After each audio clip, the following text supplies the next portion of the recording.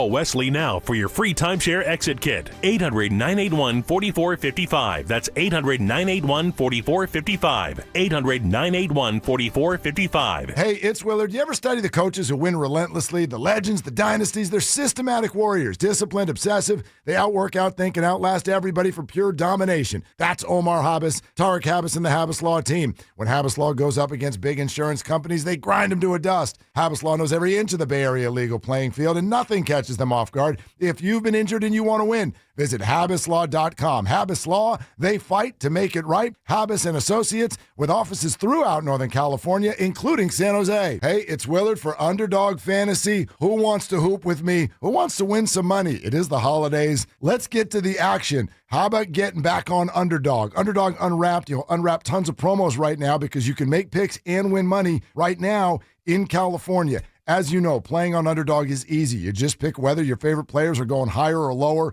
on all their stats. I've been doing higher on Jimmy Butler points as of late. We told him to get more aggressive.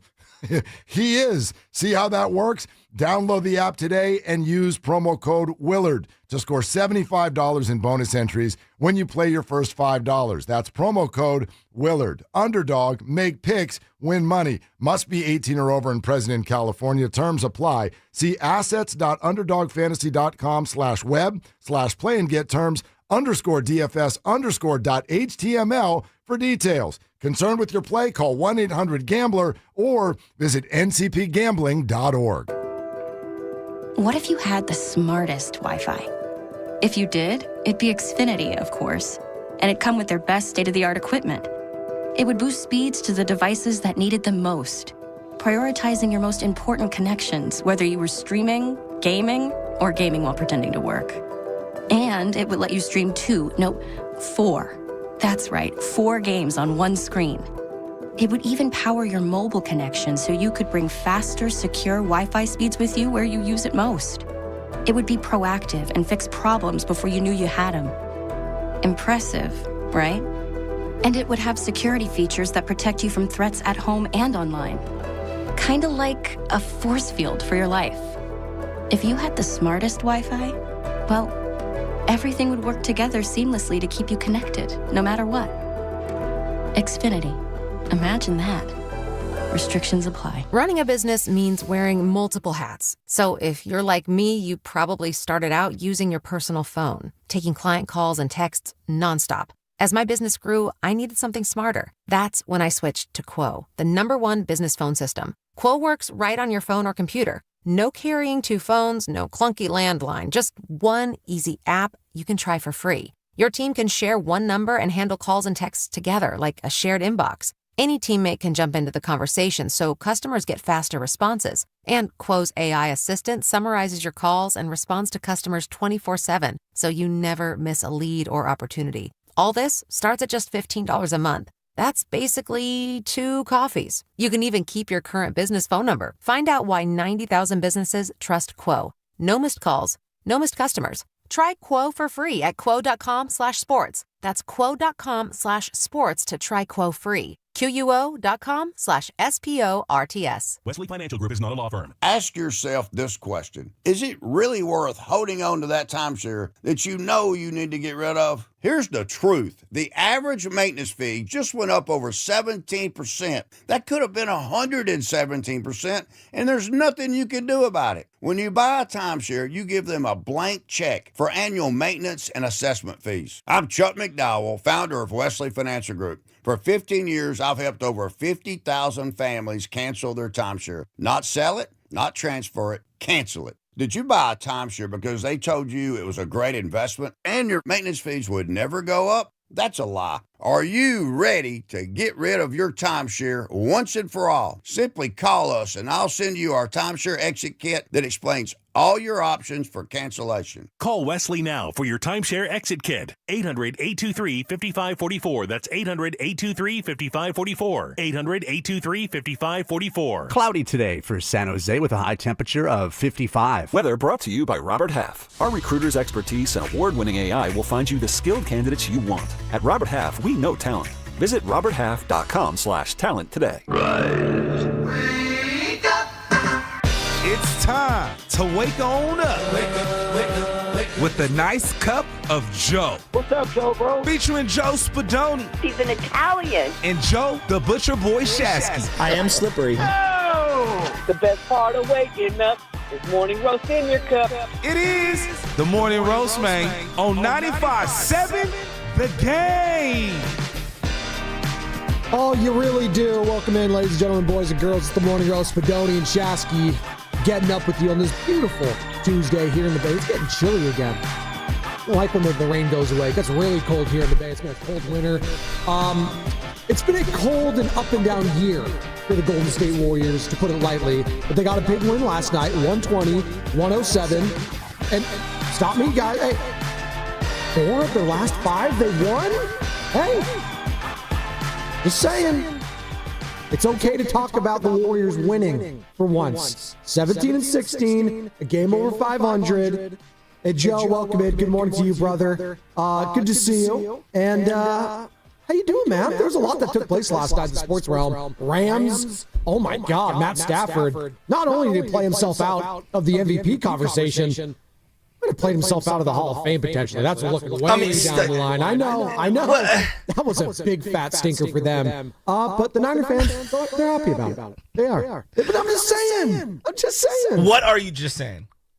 I can't hear him. Can we bottom up? It's okay. We'll figure it out. What exactly are you saying? There you go. You're back. I couldn't hear you. Sorry. Yeah, but I know you could see me because my face is so zoomed in on the YouTube chat. I mean, you could see every little freckle on my face. I mean, Sam, can you zoom the bad boy out a little? I mean, I didn't know this was you have to sit right in front of the camera like that? Oh, and then we got like an echo too. It's really cool. Yeah. So we're going through everything. So I can hear myself. I can hear Sam. I hear Joe normally. Now I no longer hear it. That's good. So maybe they're doing now. Well, Spadoni, let me explain to everyone. I'm at home today. My little guy is very sick. We went to Kaiser yesterday, and the good people at Kaiser were like, "Well, it's not RSV." I was like, "Great!" And I did not want to be that guy where I came into work and compromised everyone. We had a specific individual in my family who recklessly brought their children everywhere, knowing that they were sick, and my brother. And I feel like he is basically agent zero and patient zero in this particular instance, and I'm doing the best I can to try to mitigate the transfer of disease. I think that's the right call and right move. And you know what, Joe, I'm a good teammate, and I'm going to tell you this. I appreciate you doing that and taking one for the team and trying to mitigate all the super spreaders of the world. So I appreciate that.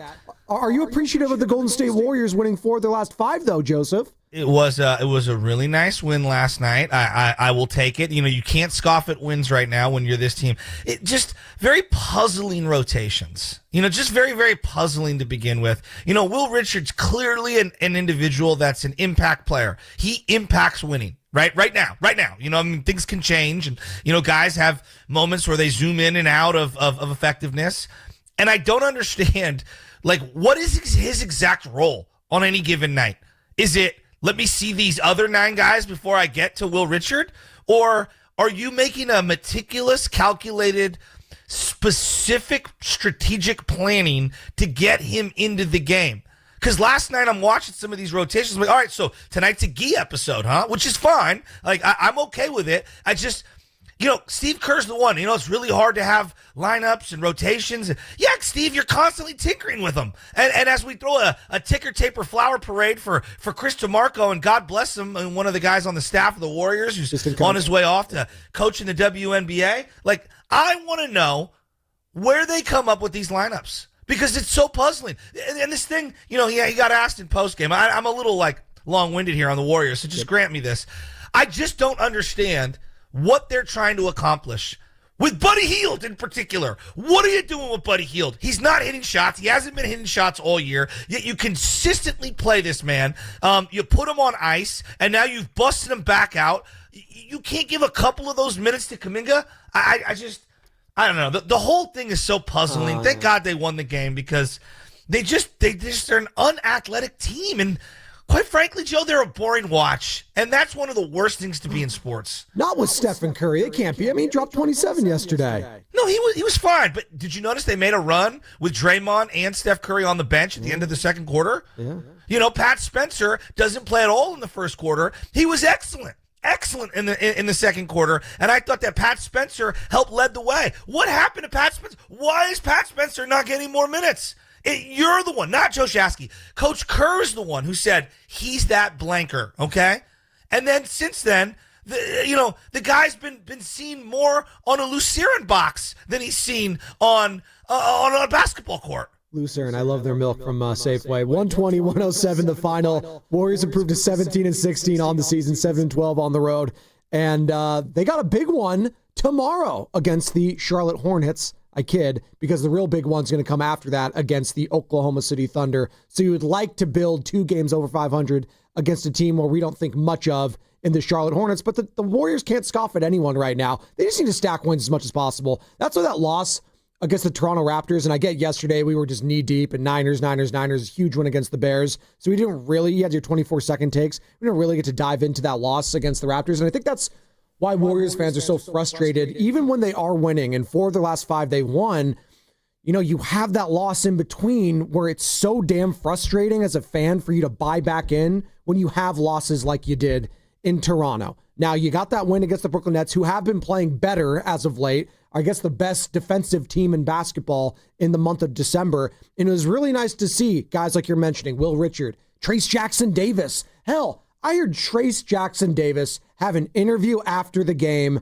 with Tim Roy. Good for Trace. And that's a guy that, as you're talking about, not knowing what his role is on a given night, he didn't bat an eye. Joe, how many times have I come into the studio? And I don't even think we brought it to air. How many times have I come into the studio and said, you know, this poor guy, Trace Jackson Davis, he's undersized. Every time he plays, he makes a lot of impact. Like, yeah. I like him. You know, he's not a starter. We all would agree, not a starter. He's a role player. He's a bench player. But he's a good player. I like him. He knows his role. He plays hard. He boxes out. He's one of the few guys that gives him size. You don't want to know what the biggest takeaway is of the last 2 days for the Warriors? What is it? Draymond Green's a 20-minute-a-night guy. That's the biggest takeaway. He's a 20-minute. Can he be impactful specifically in certain defensive important possessions? Absolutely. Can he help you, get the offense rocking and rolling with maybe 4 or 5 minutes to go? Yeah, he can do that. Do I want him slogging up and down the court, holding the ball for 31 minutes a night? No. Those days are long gone. And the better this team plays is when he is off the floor. Again, I ask everyone, and I'm not making this in a sweeping indictment of Steph Curry. Steph is amazing, and the numbers back that up. What he's doing is unprecedented at his age, quite frankly. LeBron, a handful of other guys at 37, 38 years old have the usage and the effectiveness of what he is doing currently.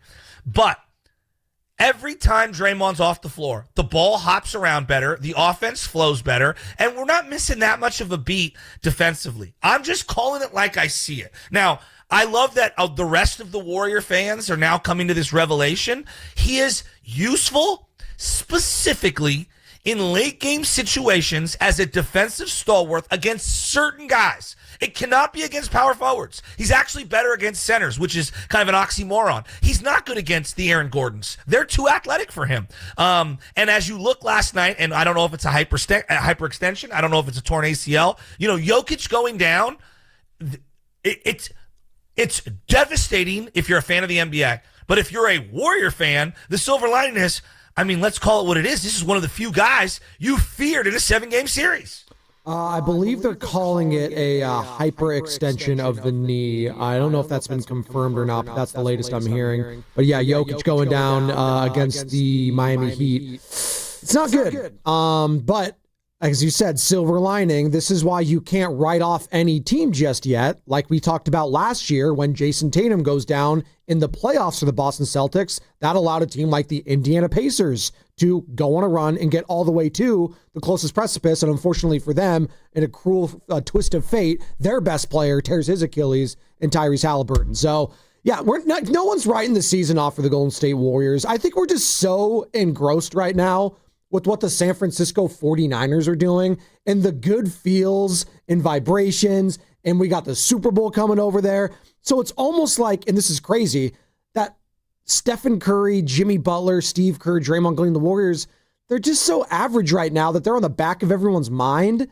And when you have performances in a style of play like they're having, it's not really like galvanating the audience and the fan base to where it's just like, I need to watch this team every single day. Because for the longest time, Joe, let's be honest, when they had their dynasty run, they were must-see TV every single night. Now, you and I are going to watch them, right? Like that's our job. Like, we are the broadcast. We're the home of the Golden State Warriors. We want you guys to watch this team, listen to this team, listen to our takes about this team. But I'm with you when I watch it, just the product itself, they need a boost somewhere. Is that boost Anthony Davis? I don't know. It would be definitely a league-changing potential type of move. But the more I watch this team, I might be under your line of thinking where maybe they do need to make a big splash. Maybe they do. Green's the third most important player on your team. That's not good enough. Yeah. Matt Steinmetz has been correct. Everyone that listens to Steiny and Guru, we can go all around in circles and circles. He cannot be your third most important player. Jimmy can. Did you see the lineup they had around Jimmy in the second quarter? They had Pods, Pat Spencer. At one point, they subbed in Quentin Post. They had Guy Santos. They had spacing and they had shooting out there. No, none of those guys is a prolific shooter, but they're a better shooter than pairing them up with, for example, Draymond Green or just Trace Jackson Davis and Draymond Green. Like, they can't do that. Like, and I'm not making this Draymond's gotta go. No, the reality is that Father Time has come for him, and he knows it. That's the irony of the whole situation. I think Draymond kind of knows it. And unfortunately, Steve Kerr's going down with the ship. You know what Steve Kerr 10 years ago would have done? Steve Kerr 10 years ago had the gall and the guts to go with Draymond Green over David Lee. Now, I think he has too much indebted with Draymond Green, and he needs, the only way for them to plow forward, he needs to be able to zoom down on Draymond. It needs to be 20 minutes a night. That is the recipe. If he's going to stay on the team, he cannot play more than that. 888-957-9570 is the number to call or text the Boxer and Gerson Work Injury Attorneys text line. Spadoni and Shasky. And it's a Tuesday on the roast, which means it's the best show of the week, bar none.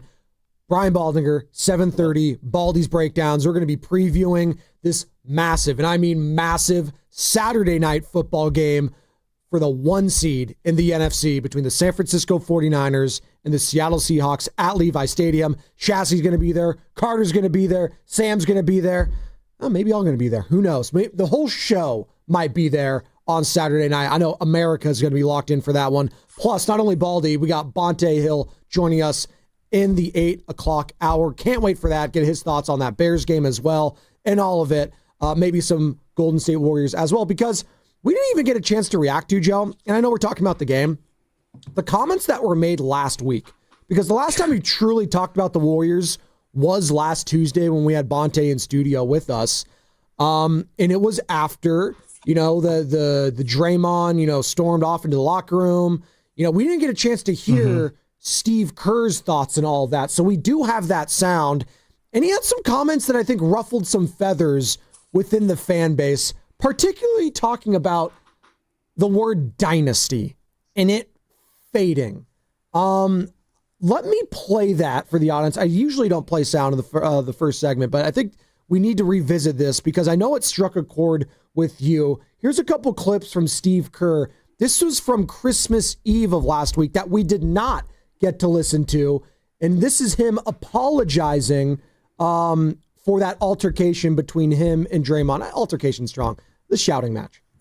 Monday night was not my finest hour, and that was a time I needed to be calm in the huddle. So I regret my actions in that exchange, and I apologized to Dre. He apologized to me. Both apologized to the team. These things, they happen, especially when you get two incredibly competitive people like Dre and me. So over the 12 years we've been together, this has happened occasionally, and I'm not proud of it. So we had a great chat. I care so much about Draymond, and the relationship we have is like family. We've been, and like family, you go through ups and downs, and My number one goal, honestly, is, for him to finish his career as a Warrior with us fighting, metaphorically, not literally, fighting and competing together until we're both gone. And I believe that's going to happen because I believe in Draymond and I believe in myself and I believe in everything we've built for 12 years. And so we had a great chat. I'm not going to share the details, but I can tell you this. I'm expecting the very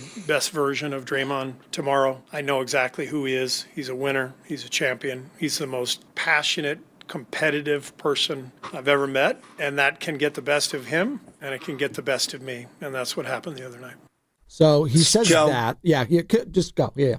Yeah, Tony Soprano had a line. The lowest form of conversation is remember when, guy. Remember when we won championships? Remember when we went out and hung out and we were good? The member berries from South Park? No. Yeah. Steve, you remember what Draymond was. And this is the problem with where they're at. They're worried about recapturing something from 5 years ago. Look, let's go back to 5 years ago. Was he their second most important player in the finals against the Celtics? No. Was he their second most important player against the Dallas Mavericks? No. And I would argue he wasn't even their third in some of those matchups. Klay Thompson was excellent. Jordan Poole off the bench in the Memphis Grizzlies series, specifically in game one. Draymond got thrown out of game one. Does anyone remember that? Cupping his ears to the crowd. He got booed off the court by the Boston Celtics fans. He was unplayable in game 3 and game 4. Now, he made a couple of plays down the stretch in game 4, which salvaged what he's got going in those finals, but he was not good. So this thing that, I know what Draymond is. Yeah, what Draymond is a fading player who is a role player who is a 20-minute-a-night guy. That's what he is. Steve, you have to go with what the league is right now. And what the league is right now is athletically kicking your butt. Nick Claxton has more, athleticism in his left pinky than their entire starting five. I don't like that he apologized. I don't think he needed to apologize. Do you? Like the fact that Steve Kerr took the time away to apologize? For what? For sticking up for yourself? Did you hear Steiny yesterday? I hear a lot of Steiny every day. Yes. What did he say? So Steiny goes, what are you apologizing for? Coaching him? Yes, seriously. It's the most ridiculous thing of all time. I'm sorry because you had a childish outburst again for the 10 millionth time and wanted out of that game. It's classic. You see this a lot with certain couples. It's usually manipulative, emotionally. You're the one that made the issue, but somehow you make the other person apologize for it. But the thing is, Draymond didn't do anything to coerce Steve Kerr to apologize. Was Steve Kerr told to apologize from someone else to do it? That's the thing. Why apologize? He's that's worried good. About Draymond liking him. Oh my! We can't be worried about hurt feelings at this stage. You're game over 500. You just scraped by against a 10-win Brooklyn Nets team. Joe, if they end up trading Jimmy Butler instead of Draymond Green at the deadline, it will tell me everything that I need to know about how much influence Draymond Green has had in the sabotage of the final 5 years of this particular run. I want to hear more from you on that. More on what Steve Kerr had to say in regards to Draymond Green. Draymond Green's response via the Draymond Green Show, Odyssey Station. All of that on the other side. Plus, did you guys watch Monday Night Football last night? Oh, thank God. Are the Rams, dare I say, are the Rams cooked? Maybe not quite yet, but Niner fans, they went to bed with a smile, a big fat smile on their face, like Shasky has right now. Looking very good. What is that hat? What do you got? Is that a Pebble Beach hat? What do you got? No, it's Olympic Club. Oh, Olympic Club. Excuse me. All right. Balling over there. Bonte Hill, Brian Baldinger. I'm just a humble man. All of that. You're just a humble man, you and Brian Palo Alto. And it's brought to you by Kalshi Trade on Anything. Make money predicting every bowl game legally nationwide with Kalshi. Today it's the Boca Raton Bowl and Frisco Bowl game. Will Toledo upset Louisville? Carter, turn me off. Upset UNLV. Use code Odyssey for $20 when you trade 100. KALSHI.com. Trading involves risk. Kalshi. I know that hiring can be challenging. You sort through tons of resumes and you get too many so-so applicants. You're just waiting for someone to match your role perfectly. Well, now there's a place where you can meet them fast. ZipRecruiter. Need to hire right away. Start your search for strong candidates. The right fit awaits. Build your team. Build it soon.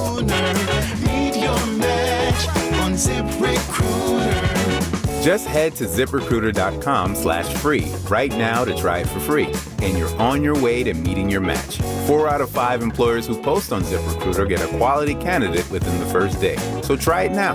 Go to ZipRecruiter.com/free. Once again, that's ZipRecruiter.com/free. Meet your match on ZipRecruiter. Try it free. We've all been there. Sleepless nights, mind racing, wondering if your business's security service is really protecting what matters. At Bay Alarm, we can put your security insecurities to bed. Video security, burglar alarms, fire alarms, access control, 24/7 monitoring, and more. Our advanced technology and personalized support ensure you can rest easy, knowing we're here for you, your people, and your business. Visit bayalarm.com to talk to a local security expert. Bay Alarm, we got you. Dan owed an unbelievable amount of money to the IRS. I got behind on my taxes. It's a horrible feeling. He was in denial. And when I got those letters from the IRS, you wanted to act like they didn't exist. Finally, Dan turned to Optima Tax Relief, the leading tax resolution firm. A+ rated by the Better Business Bureau, they've resolved over $1 billion for their clients. Optima got me a settlement with the IRS. These people are really people-friendly. It was every bit of a new lease on life for me. The fast action and the great results made Dan's head spin. I felt like I was in a dream, but it's real, and I have paperwork to prove it. They got the job done, and life is good. For tax help you can trust, call Optima now for a free consultation. If you're worried about what's going to happen with the IRS, stop worrying. Make the call now. Call 800-568-6533. 800-568-6533. 800-568-6533. Optima Tax Relief. Testimonial from an actual client. Some restrictions apply. For complete details, please visit OptimaTaxRelief.com. Elevate your kitchen at the Mila Innovation Center at Friedman's Appliance in Pleasant Hill. Out of your dreams and into your kitchen. Select the qualifying built-in kitchen appliance package that is right for you. With unrivaled technology and luxury-grade quality, when you bring home a Mila, you're bringing home true innovation. Now, for a limited time, save up to 10% with the purchase of a qualifying Mila kitchen package. Visit the Mila Innovation Center at Friedman's Appliance in Pleasant Hill or at friedmansappliance.com. Looking for the perfect venue for your next meeting or special event? Discover History San Jose. With charming indoor spaces and beautiful outdoor settings, it's the ideal spot for meetings, weddings, corporate gatherings, or private celebrations. Nestled in the heart of History Park, you'll enjoy a unique blend of historic charm and modern amenities to make your event unforgettable. Plus, our spacious grounds offer the perfect backdrop for photos, dining, and more. Reserve your day today at History San Jose. Visit historysanjose.org or call now to book your one-of-a-kind experience. Doors and loading dock equipment are a crucial part of your business, and one you probably don't think much about until they break. A broken door or dock leveler can be a real security threat, along with disturbing the flow of goods in your business. Luckily, RNS is here for all your commercial door, dock, and gate needs. From overhead doors and security shutters to fire-rated and personnel doors, RNS can provide your business with safety and security. Call 800-FIX-A-DOOR to schedule a free estimate or visit rsdoors.com. RNS Doors. Look for the red truck. We all hear the radio ads about the IRS. They tell you to be afraid, to be scared, and they try to frighten you into calling. I'm not here to do that. Tax Relief Advocates is different. TRA is here to tell you that if you owe money to the IRS, whether it's $5,000, $50,000, or $500,000, we have a solution. It doesn't matter if you're sitting in your car, at work, or with your kids. No matter where you are, call now. 800-575-9834. Don't lose hope. TRA can eliminate or reduce what you owe to the IRS. Generous programs are now available that can give you a fresh start. Our passion is taxes and helping individuals fix their IRS problems. We have over 1,000 5-star reviews on Google and an A+ with the Better Business Bureau. You don't need to be afraid of the IRS any longer. End your tax nightmare today by visiting us online at TRA.com or call 800-575-9834. That's 800-575-9834. Tax Relief Advocates. Real solutions for real people. Red and Gold Game Day starts at Laughing Monk Brewing. Park for free. Enjoy amazing food, ice-cold beer, and every game on TV. Catch 95.7 The Game's pregame show. Then hop on the free shuttle straight to the stadium. Sign up now at 957thegame.com.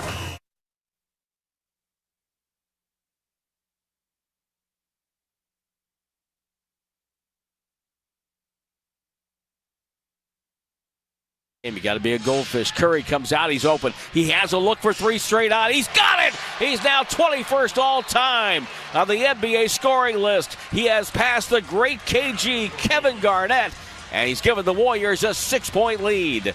This is San Jose Jazz fan, and I wake up with the Morning Joes, Spadoni and Shasky on 95.7 The Game.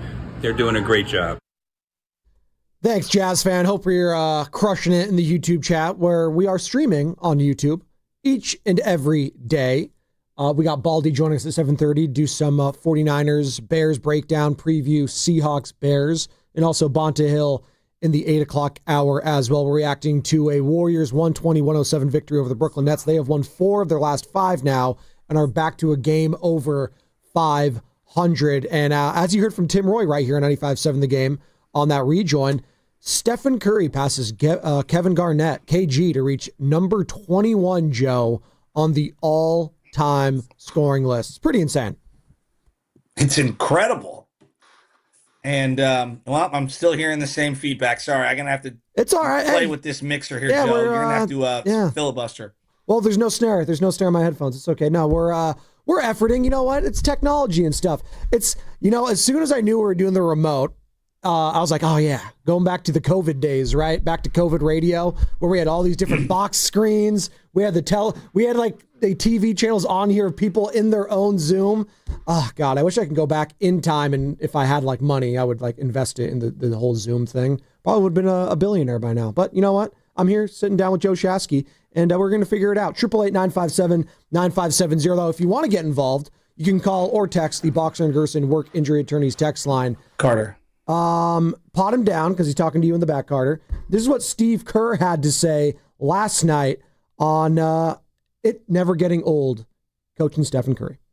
Never gets old coaching Steph Curry. I can tell you that. He's an amazing player, even better person, and team leader, and he captivates people all over the world for a reason. It's the beauty of his play and his movement and the fluidity of it all, but also just the person he is. I think, I've never met a fan who didn't like Steph. Maybe in Cleveland during the finals, he got a couple bad remarks. That's pretty good. Steve Kerr there. And we were talking about Steve Kerr last segment and the comments that were made and him and Draymond going at it. And, Steve Kerr losing Draymond. Is Draymond fed up with Steve Kerr? And we've all heard all the comments. And Steve Kerr the other day, I don't think we grabbed this clip, but we need to grab it if we can. I know we're efforting back there, boys, at some point. When Steve Kerr talked about the fading dynasty, that phrase, fading dynasty, bothered a lot of fans. And it's something where I understand where fans you just don't admit it, right? It might be happening, but you don't outwardly say it's happening. But it's also just not a dynasty anymore. It's just not. It hasn't been a dynasty in quite some time. A dynasty means there's sustained excellence year in and year out in competing for championships year in and year out. They haven't done that for 3 years in a row. They have not been able to do that. So you want to say fading dynasty? No. There's nothing fading about it. This isn't, Thanos snapping his fingers with the Infinity Gauntlet and all of us are turning into dust slowly and slowly. No. There is no dynasty right now. There's Stephen Curry, and you're trying to do everything you can to win him a championship. You have Jimmy Butler, you have Draymond Green, and you have Steve Kerr. And you've talked about a 2-year window now. Is it still a 2-year window? That's worth a conversation. I'm not sure. But this whole fading dynasty thing, I think it's not that it's much ado about nothing. I just think it's emblematic how frustrated Warriors fans are that Steve Kerr, Draymond Green, they're saying all the things that Warriors fans just don't want to hear right now, quite frankly. And this is one more to cap off what Steve Kerr had to say about, both of Draymond and him apologizing to each other about their little kerfuffle last week. I talked to the team Draymond also talked to the team. We both apologized for what transpired. It was not a good look. As I said, it was on me as the coach to recognize the circumstances, and I did not do that. I let my emotions get the best of me, and it was not my, like I said, not my finest hour. But I also know exactly who Draymond is and exactly who I am. We want the exact same thing, and that's a good thing. And I think we're going to be fine. We're going to move forward from here, and I'm excited about what's ahead. So the fact that they both had to apologize, again, they shouldn't need to apologize. And Shasky brought up, Steiny saying it yesterday. He's like, what are you apologizing for? Coaching? Like being hard on someone? Like just, it's the whole thing is maddening. The fact is they've won 4 of the last 5. I want to be positive about something. The Warriors are winning right now. It might not look sexy. They might not be, having their rotation set in stone. They might be throwing a bunch of stuff at the wall, hoping it sticks. They're winning. Just keep winning and good things will happen. Do it against the Hornets tomorrow. Then you're 2 games over 500. And wouldn't you know it? How massive of a win would it be for the feels, for the mentals, for all of it, if you take down the Oklahoma City Thunder somehow, some way at Chase Center when you come back home off this road trip Friday, January 2nd. That would be amazing. I would love to see that. 888-957-9570 is the number. You can call or text there. I heard from Trayce Jackson-Davis yesterday after the game, and I want to talk about him in particular because this is a guy that I think symbolizes a lot of what is taking place here in Golden State, where you get iced out for a given stretch, for a month, for a couple weeks. You might have some garbage time minutes. Jonathan Kaminga is the guy right now where a lot of fans are looking like, dude, why can't this guy see the court? And, Steve Kerr talked about after the game yesterday. We can get more into that. But another DNP coach's decision for Jonathan Kaminga. Trayce Jackson-Davis has had a lot of those in his career here in Golden State. Off the bench yesterday, 22 minutes. TJD had 11 points, 6 boards. He had an assist. He had a couple blocks, some big-time blocks. He had a steal. He was feisty defensively. And I loved what I saw from him. I've loved what I've seen from him. Will Richard, D'Anthony Melton as of late. Some of these guys that are called upon when they've just been on ice for so damn long. And in Melton's case, he's just been hurt and he's been rehabbing. But particularly guys like TJD, Guy Santos, Moses Moody at times.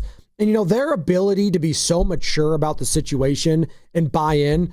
And in no way is this a shot towards any other player, because I actually think Jonathan Kaminga has been very mature in all of this as of late and buying in. And he's said all the right things. He's not made a big stink about anything. He's been fine. But TJD, I just want to highlight what he was able to do last night. And it was refreshing to see. And refreshing to see him in clutch minutes too. Towards the end of a third quarter. Him, Pat Spencer getting some more time again after being iced out when we all thought, and Shasky loves to bring this up, Steve Kerr said he's that MFer. Well, that MFer had 1 week and then he was back to being a DNP or playing 5 or 6 minutes. But he had some moments yesterday. As I mentioned, D'Anthony Melton, Gary Payton had some moments yesterday. You're going to need more of those if you're hoping to stack wins, because you can't count on Stephen Curry to give you 8 of 15 and 27 points every single night. God, the guy's going to be 38 in a couple months, which is crazy, by the way. Stephen Curry, 38, March 14th on Pi Day. Oh, my God. Jimmy Butler, solid yesterday, getting to the line. And Steph's been getting to the line a little bit more lately, which is a very welcome addition here. They were 28 of 34 overall, getting to the free throw line. And that is how you supplement. If you don't have a great transition defense, you need to slow the game down. An element that Jimmy Butler has brought and continues to bring is that ability to get to the free throw line. And it's become contagious for some of the other players. Now, Jonathan Kaminga was that other guy at times that was able to get to the line. He's been a DNP coach's decision for quite some time now, as I mentioned. But Steph going 6 of 7. Draymond Green getting to the line, going 5 of 6 was massive. Here's Steve Kerr yesterday talking about Jimmy Buckets attacking and getting to the rim.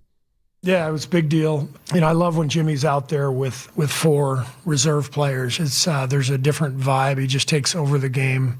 Sometimes when he's out there with Steph, he defers, which is understandable, but he's at his best when he is attacking, getting to the line like he did tonight. And I love that. Just it was so perfect for what that team needed because you saw it early.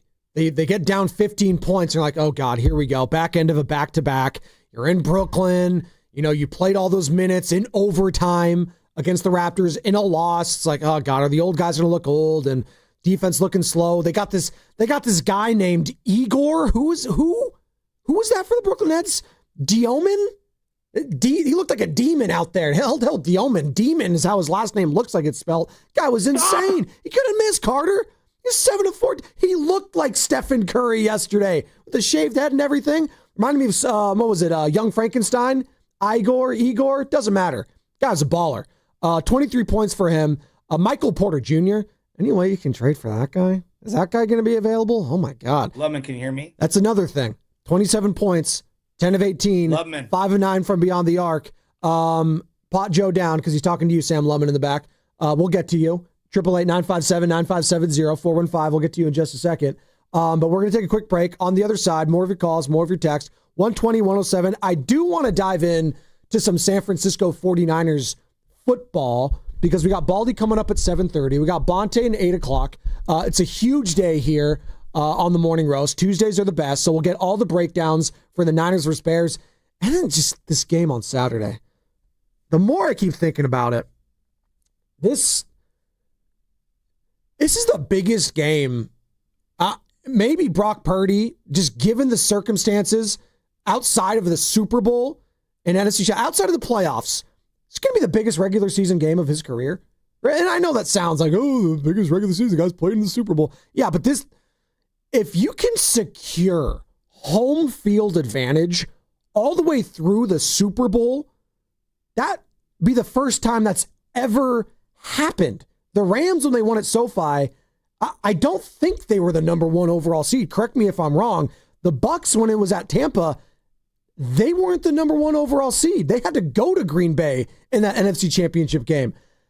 If the Niners secure this thing on Saturday, they got major action. They got to do it, though, first, and we'll get into it. Spadoni, Shasky, it's brought to you by Fremont Bank, here for you, here for good. Boxer & Gerson, Northern California's premier workers' compensation law firm, helping injured workers get their lives back for over 40 years. The Golden State Warriors are back, and there's nothing more refreshing than an ice-cold Surfside to enjoy while you cheer on your Warriors. Surfside is only 100 calories, 2 grams of sugar, and 0 bubbles. That's right, no carbonation, so it's easy to sip and enjoy. It's not a seltzer, it's Surfside, proud partner of the Golden State Warriors. Sold in arena and at bars, restaurants, and stores near you. Must be 21. Please drink responsibly.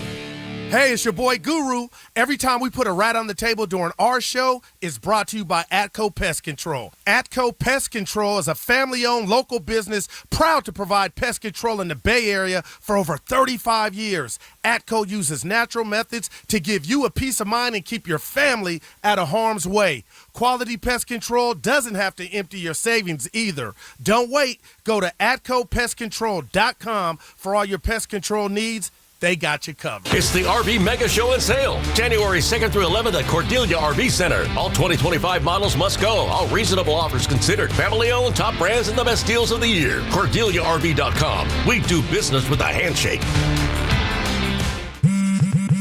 Straight Talk presents The Math of More. Here's how it works. When you say yes to more with Straight Talk, you're left with more for all the other good stuff. So getting an unlimited plan starting at just $25 a month equals more savings for your family's weekend adventures. And with a network covered by Verizon, you can share more from wherever you go. It's simple math, really. More equals more with Straight Talk. Available at straighttalk.com and Walmart.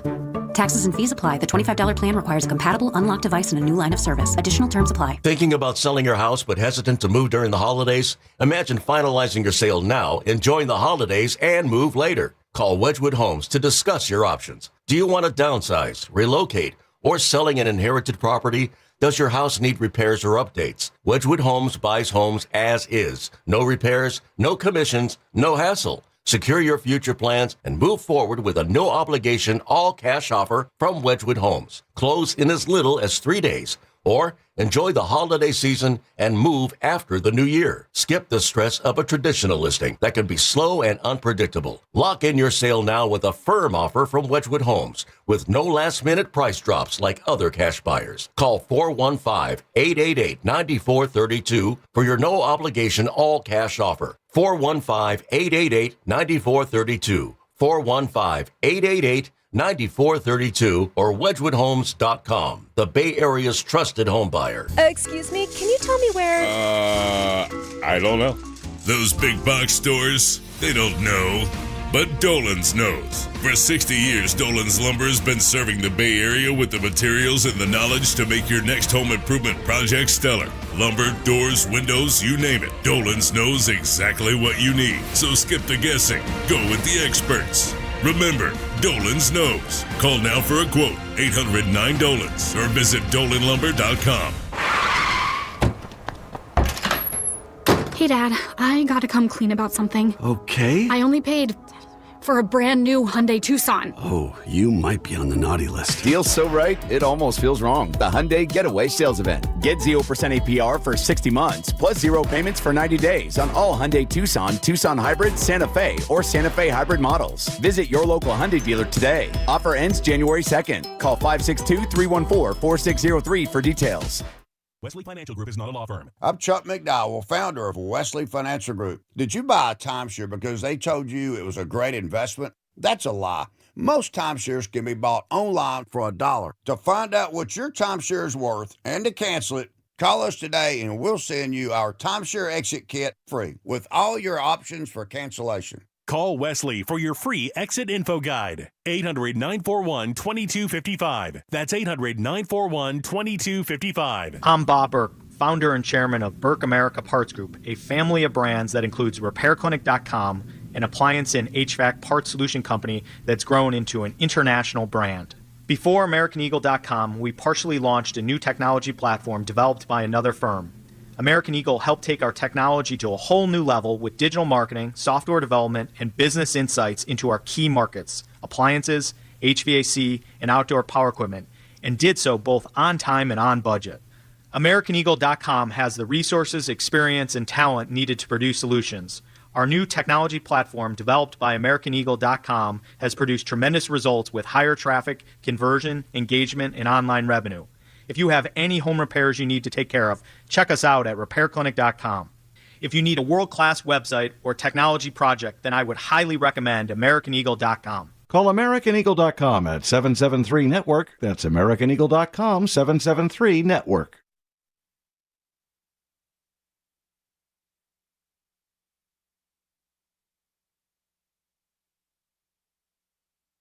What's up, Roasters? It's Sam from Laughing Monk Brewing, and you're listening to The Morning Roast with my guys, Spadoni and Shasky. Shasky, stop picking the lobster out of the linguine. Oh, he better not be, Sam, to get him on that. Did they name it the Shasky's linguine now? He got his own dish at Laughing Monk. Let's go. Spadoni, Shasky, we're could rolling. go for some right now. Dude, I could, straight up. Although, I'll say this. I saw something very unhinged this morning, and maybe you're not going to think it's unhinged. And listen, we get up very early, so, you know. Is it Sam Lubman running around going crazy because my audio and my mixers and everything's all off? No, Sam's been very tame. Him and Carter doing a great job making sure you guys sound good. We're battling through it. You're doing great. It was actually a guy that was drinking a, extra large soda at 5:30 in the morning. I was walking down the street. Matt Nahegan? No, it wasn't Nahegan. I think he's coming a little He's bit the later big today. gulp guy. Yeah, but dude, you can't be drinking like Dr. Pepper at 5:30 in the morning. You just can't be.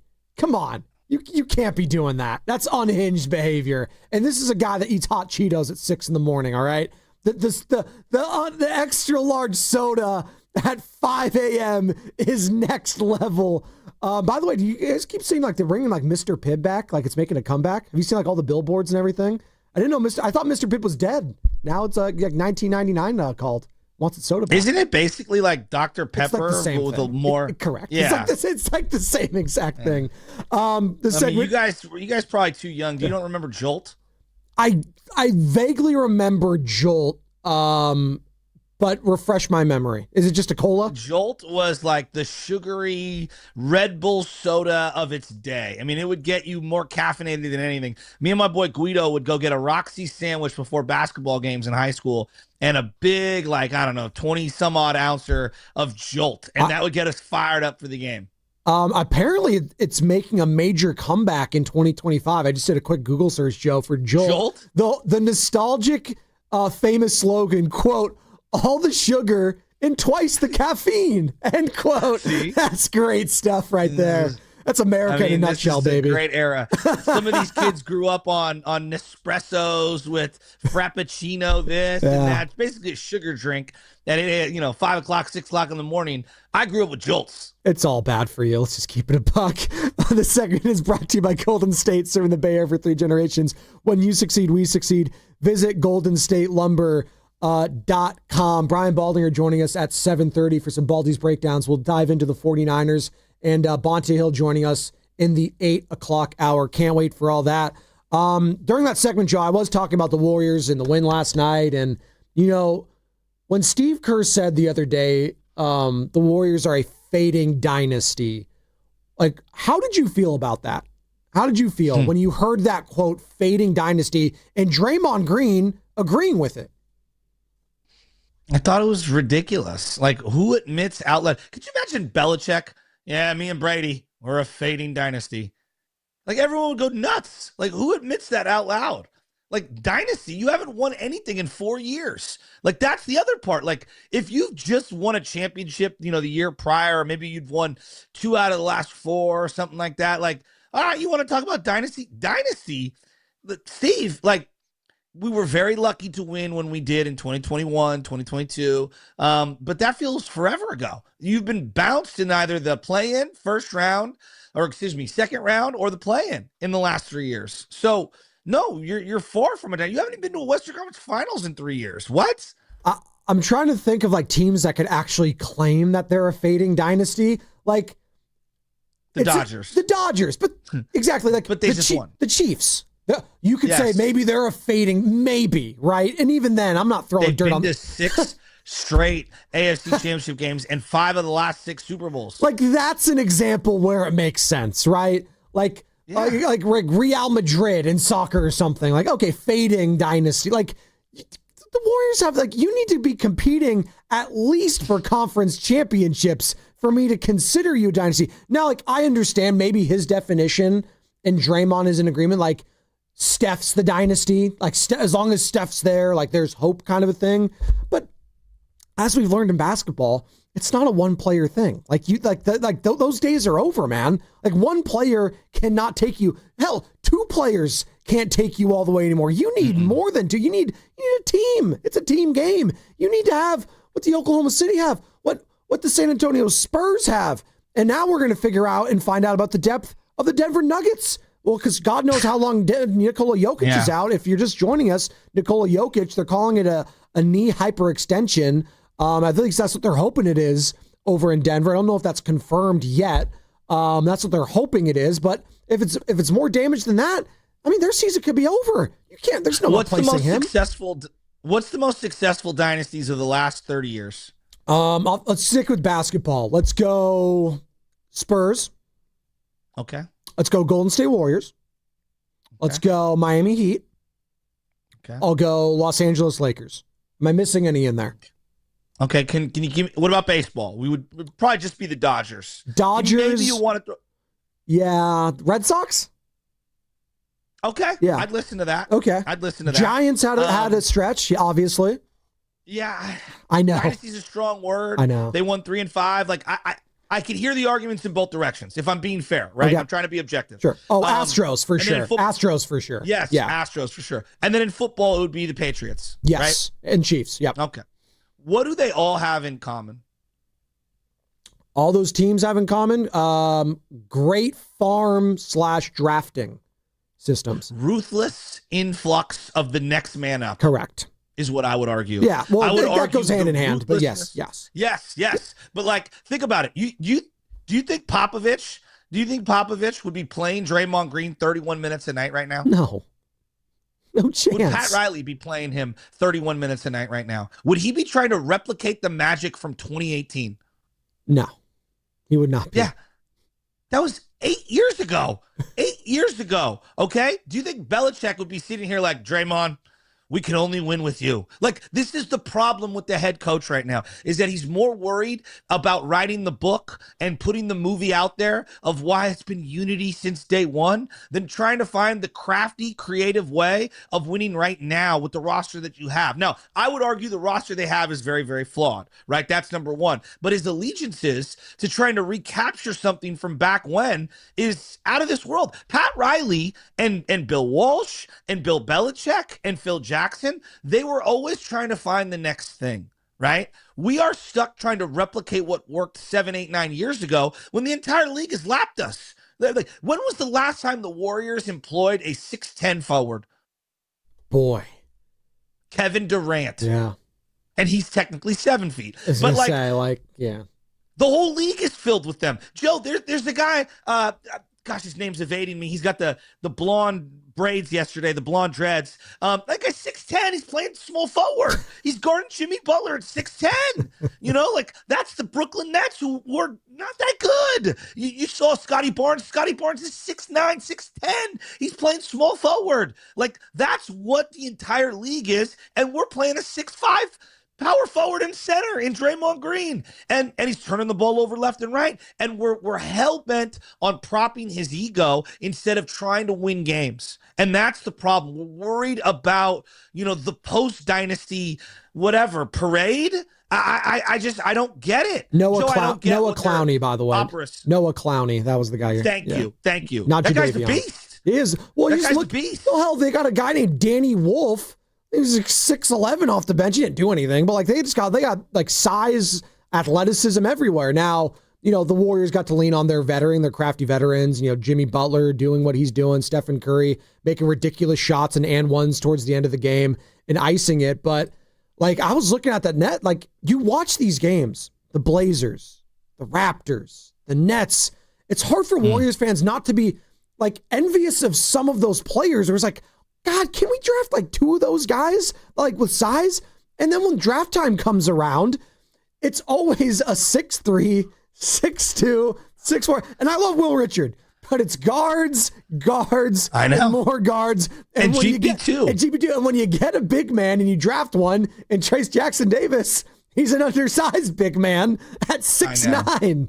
So it's I understand the frustration. And then your other legitimate 7-footer plays like he's 6'1" in Quinn Post. Exactly. It's and I like Quinn Post. Me too. He had a big 3 to stud. His only 3 was that first one that he attempted. but Joe, all of the great dynasties, the real dynasties out there, made ruthless, cutthroat decisions. And what's ironic to me is that they did this to some other guys. They did this to Klay Thompson. They did this to Jordan Poole. They made the ruthless, tough decision. Yet for some reason, it's kumbaya with the guy who's been team obliterator. I mean, we give T.O. this nickname, team obliterator. Draymond's been team obliterator for, 7 years? And now we're seeing the guy depreciate to a point where he really can't help you night to night for 30 minutes. And they're unwilling to accept the reality. This team won that game. Yeah, I know the fourth quarter is when you win games, and 5 minutes ago, they won that game with Jimmy Butler and the others in the second quarter when they didn't sub Steph Curry and Draymond Green back in. This has nothing to do with Steph. This is more about Draymond Green. Jimmy Butler plays significantly better with shooters around him and Draymond off the floor. The conundrum they're in is that it's not, can Jimmy play with Steph? Can Jimmy play with this guy? But can Draymond play with Jimmy? And the answer is situationally, maybe a little. This is the quote. We got it. Thank you, boys in the back, that we're referring to. And I want to get the audience's thoughts. 888-957-9570. Steve Kerr on the Warriors being a fading dynasty. I feel really good about where our team is on the floor, about where we're heading.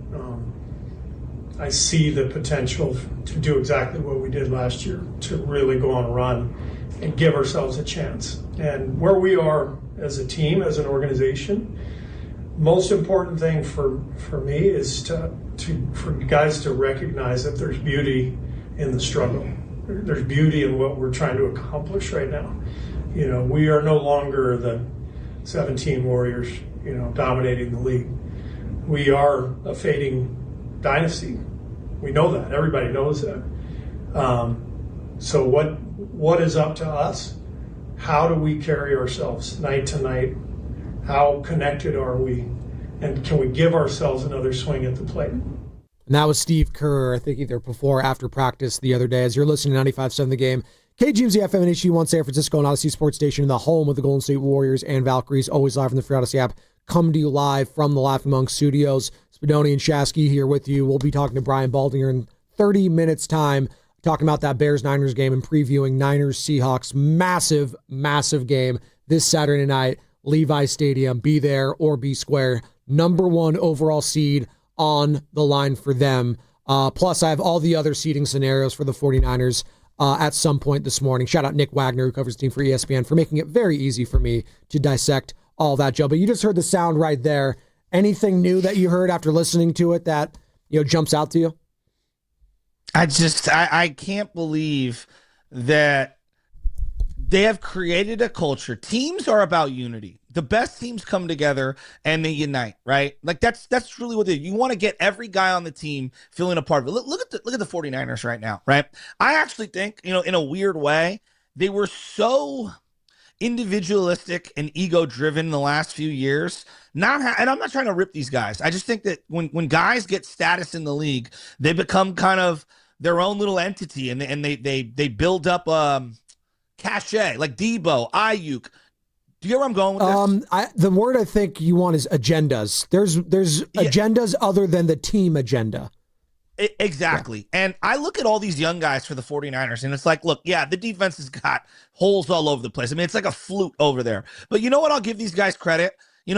Next man up, and they're playing their butts off, and they feel united. They look disjointed at times defensively, but they play united, whether it's Yetur Gross-Matos, whether it's Alfred Collins making plays, pick whoever you want on defense. And then on offense, it's kind of been like, hey, we're all in this together. It's Juwan Jennings, it's Ricky Pearsall. If he's out, it's Kendrick Bourne who's going to step up. Sky Moore will get a touch here and there. Brian Robinson hasn't complained at all. Whereas I look at the Warriors right now, and it's like, well, we're a dynasty.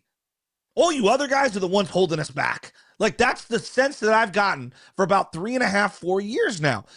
Jordan Poole, you're holding us back. Kaminga, you're holding us back. Moses Moody, your inconsistency, you're holding us back. You're not part of our team. We're a dynasty. You're not there yet. And why we're not achieving our goals is because of you.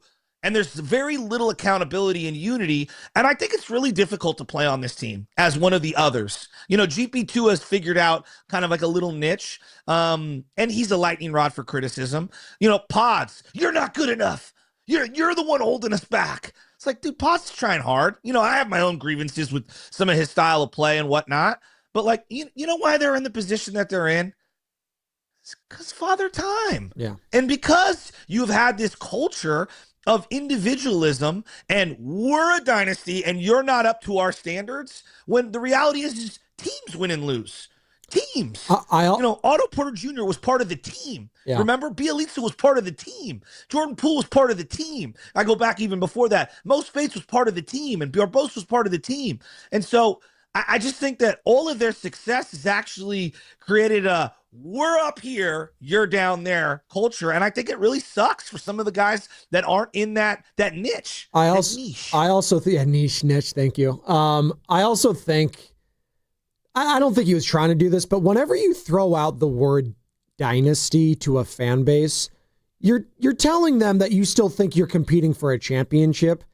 And I don't think that's what you need to be doing right now when you're struggling to beat the Brooklyn Nets. Like, it's not the messenger per se. I don't have a problem with Steve Kerr being the guy to say it. He's the head coach. He's been here.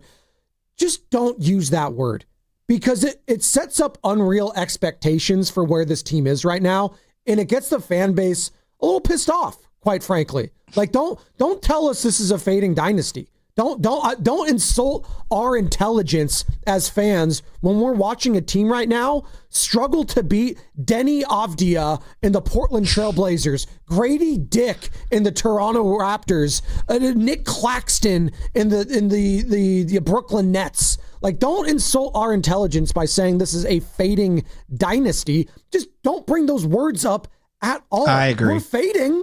That's a word actually, you can use that word. We are fading right now. We're fading into irrelevance, not a dynasty. That is gone. Don't use that word.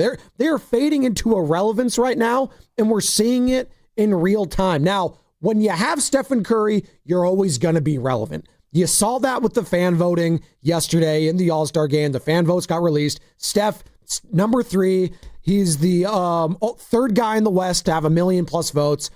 Luka, Jokic, then Steph. The guy is still box office, by the way, in that. Pretty crazy. I think this is officially a turning of the tide when it comes to LeBron and his relevancy in the NBA. Dude, he's down at number 9. He has 530,000 votes. Damn.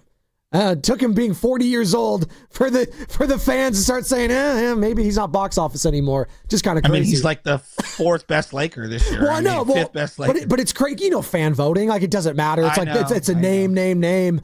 But yeah, they kind of got it right. Denny Avdia ahead of him. Like, and actually, he's been incredible. He's played better. He's played better. He's been really good. Back to this. So, like, look at Al Horford. It's a great example. They've played how many games this year? What's their record? 18. What are they? They're game over 500. The Warriors are 17-16. 17-16. Okay. How many games? I know he's missed a bunch because of specific, resting. How many games has Al Horford been good? 2? 2. Yeah, I'd say 2. 2 of 35 games, okay? Yeah. Now, he's only been available, I think, 20 or so of those 35 games. Why is he part of the core? Why is he a made man? He's been terrible. He's been terrible this year, right? But this is the problem, is that there are certain guys who are made men. Buddy Hield, no matter what he does, Buddy Hield will be a made man. I don't get it. I don't understand it. It doesn't make a lot of sense to me. But no matter what, like, he's part of that little clique and that little crew. And I look at the teams that are really good right now, and there's a sense of empowerment. If you can help us, you're in. Like, it's very simple. Can you help us? All right, let's go. Like, and I know OKC is kind of the outlier because they're so great. They've got so many great contributors. But do you see them holding back on anyone who's not part of the core? Like, they're just like, we'll play whoever can help us. Isaiah Joe on one night, Wiggins the other night. We'll go to Caruso. Yeah. Like, it doesn't matter who of their non-star guys. If you're on fire, we're rolling with you. And it doesn't matter about status within the league. And I think the problem with the Warriors is they're so worried about their status, who they are, and what they just play well. Just play the guys who play well. Right now, like Moses Moody, the guy's in an abyss. Like, Joe, I'm watching this guy and I go, the poor guy, what does he hang his hat on? Like, what's his defining skill as an NBA player right now? I mean, he's available. He's there. He's healthy right now. But there's no confidence. Just none. How could he feel confident? No, I want to defend him. I don't, like, as I say, he doesn't have a defining skill. He doesn't. Like, he's quick with the catch and shoot, I guess, but he's a streaky player. But you have to shoot the ball well to be a good, considered a good catch and shoot guy. And he just isn't. So, yeah. It just doesn't feel like he's ever been a part of the squad. Do you know what I mean? Even when he's rolling, it's like we're waiting for the other shoe to drop, And I think that he's a great example of just kind of the litmus test for how all these guys that aren't made men on the Warriors team, their existence is very fragile in terms of being in the rotation. Moses is an interesting one too, because like Steve Kerr and the vets, they always hung their hat on when Moses wasn't getting a bunch of DMPs. You know what's great about Moses? He's an old soul. Even though he was one and done, he's got like the mindset of a veteran. It's like he's been here long. I was like, no, but he's not. Like you can say that, and it's great that you feel like that way. But like the guy's he's 23. He's 23. So yeah, you can say it that he's an old soul, but he's a 23-year-old that's struggling with his confidence. No, he's not a veteran. He's not. Same with Kaminga. Same with Pod. Same with all these guys. No, Kaminga, TJD. Let's call it what it is. It's over with Kaminga. It's done. It's done. You know what? I honestly, the Kaminga thing is a joke. It really is. No, you know what's a joke? Why is he even in a uniform? Hey, Joe, remember I told you last month where I thought they should just put him on ice? They actually, I didn't think they were actually going to do it, but that was my suggestion because the trade, you don't want him to get hurt. They did it. No, I'm just Look, Steve, you've made a lot of great decisions over the years. You're an all-time legend.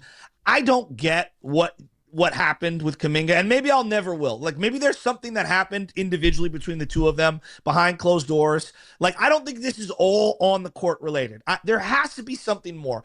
It just does not add up. Joe, why is he even in uniform? It's a great question. Why is he even in uniform? Steve Kerr, no, like, why? Yeah, well, he looks good. Is there a player in the game? Is there another player in the game who has got more DNPs making over $20 million a year than Jonathan Kaminga? Not that I could think of. How are we unaligned on this one? I'm talking about front office, player, coach, everyone. Like, how? How does that happen? Joe, how does that happen? I'll tell you on the other side, because Steve Kerr was asked if there's a path for Kaminga to play in the future. He responded to it. We'll respond to that on the other side. Spadoni, Chasky, plus Baldy on the other side. I do want to break down Monday Night Football as well last night, because it did have implications for seeding potentially for the San Francisco 49ers as the Los Angeles Rams lose to the Atlanta Falcons. The Falcons almost blew it. Almost. But they didn't. And Matt Stafford, he did blow something. His MVP chances. And it's all going to be brought to you by Kalshi Trade on Everything. You hate to see it. You really do.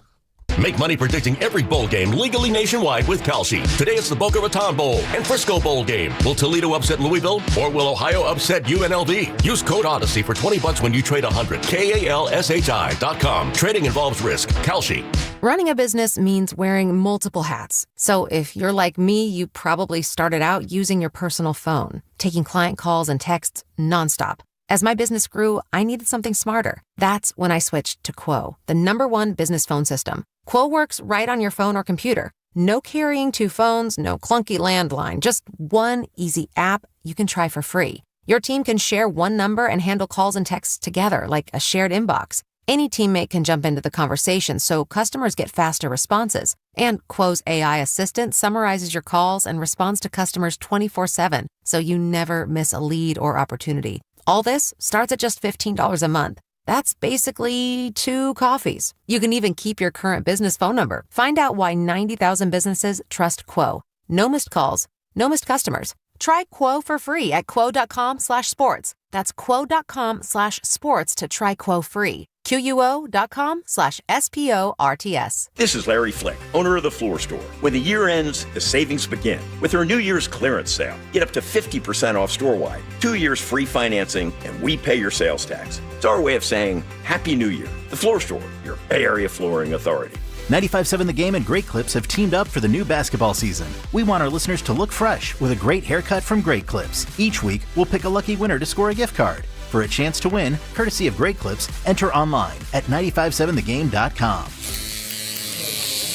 Xfinity is the network you can rely on. Like a close friend who will give it to you straight. The friend who will tell you that new haircut, it's not great. Friends make sure friends get good haircuts. And Xfinity makes sure you get a good deal on Wi-Fi. Xfinity gives you reliable fiber-powered Wi-Fi at our best price. This holiday season through January 4th, get gig speed Wi-Fi for just $50 a month for 5 whole years. No strings, no commitments. Just super fast, reliable gig speed Wi-Fi with our best equipment and unlimited data included. Save yourself from questionable decisions and save over Verizon and AT&T.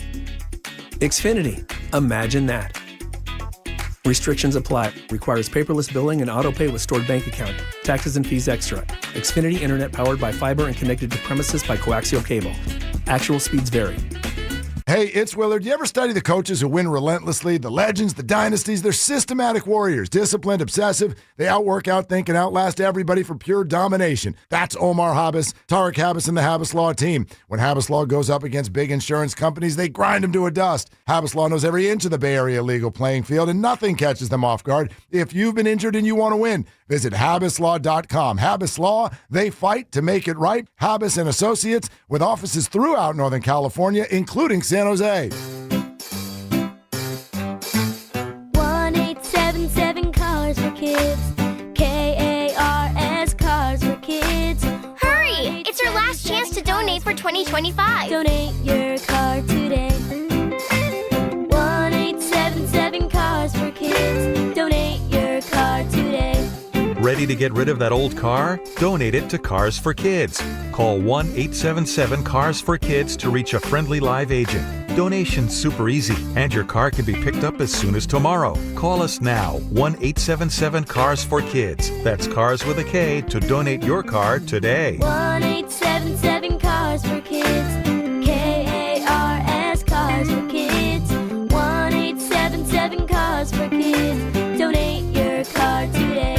Hurry! It's your last chance to donate for 2025. Last chance! Donate now for a 2025 tax deduction. My name is Whitney Allen. I am a widow. My husband Ryan died. We never thought in a million years we'd have to use life insurance. The unexpected happened. With Ethos, it is so fast and easy. It's 100% online. You can get a quote in seconds, apply in minutes, and get same-day coverage. No medical exams, and you can get up to $3 million worth of coverage through Ethos. Get your free quote at ethos.com/radio. That's ethos.com/radio.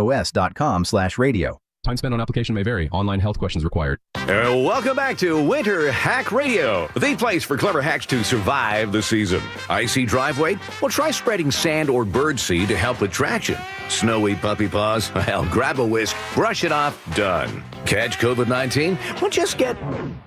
Actually, there's no hack for COVID-19. But if you test positive, prescription medications for COVID exist. Ask your doctor if they're right for you. Visit PfizerForAll.com to learn more. Sponsored by Pfizer. Pros don't just show up. They prove how it's done. With precision and without shortcuts. Makita tools are built the same way. With a dedication to lasting quality. Trusted performance, and results that reward your effort year after year. When the job calls for the best, call on Makita. Built to be the best. Available at the Home Depot.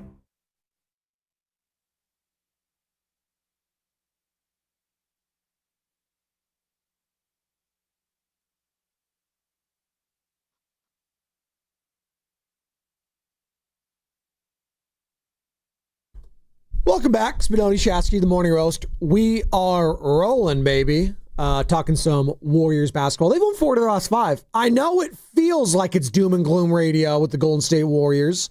A lot's been said, a lot's been happening around the team, but the fact is they are a game over 500, have a chance to go 2 games over 500 with a win tomorrow, which is, as we all know, New Year's Eve. And they have a early start here on the West Coast time, 10 a.m.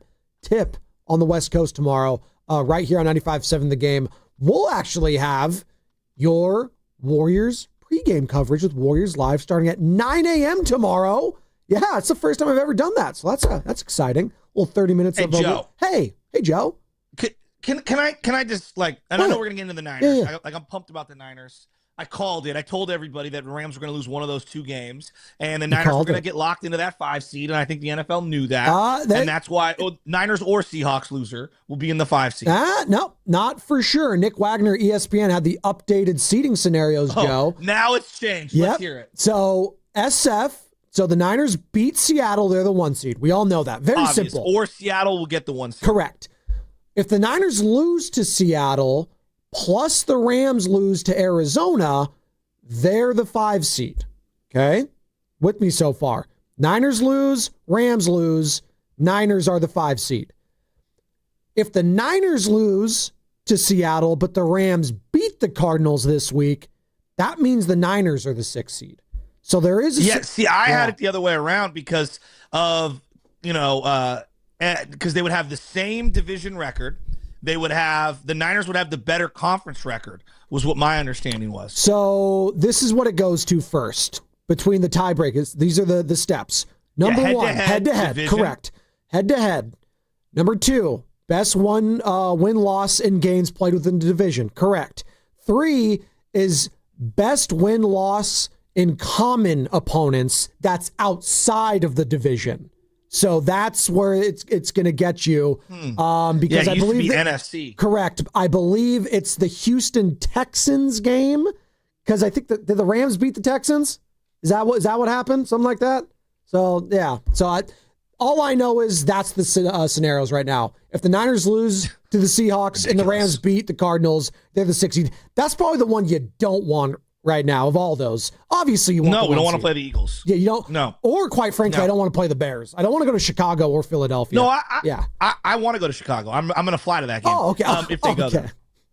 No, I'm like looking forward to that. I'd rather them go to Carolina personally. That's obviously. Back to the Warriors for a split second. Here's the hard part of being a Warrior fan right now. Yeah, they have won, what is it, 3 out of 4, 4 out of 5. They've looked good. But, Joe, this team is going to be different after January 15th, one way or the other. Whether it's an underwhelming Kaminga trade or a bigger trade involving Kaminga or multiple trades, one of them involves Kaminga, they're going to be a very different team. So it's really difficult for me to drum up excitement about the continuity or the consistency or the chemistry of what this team is building right now when I know at minimum one deal is coming that's going to upset whatever they're building right now. Like, we're in a very weird holding pattern. So I think it's really difficult to extrapolate any kind of positive vibes, feel, strategies off of what I'm seeing right now when I know that a chunk of the team is going to get uprooted. Like, for sure. This isn't like a rant. Like, it is for sure happening. So it's just hard to build up the excitement right now because you just don't know what's around the corner. I understand. You get where I'm going? No, I understand where you're at with that. And I think that's a very normal take and a take that a lot of Warriors fans share with you.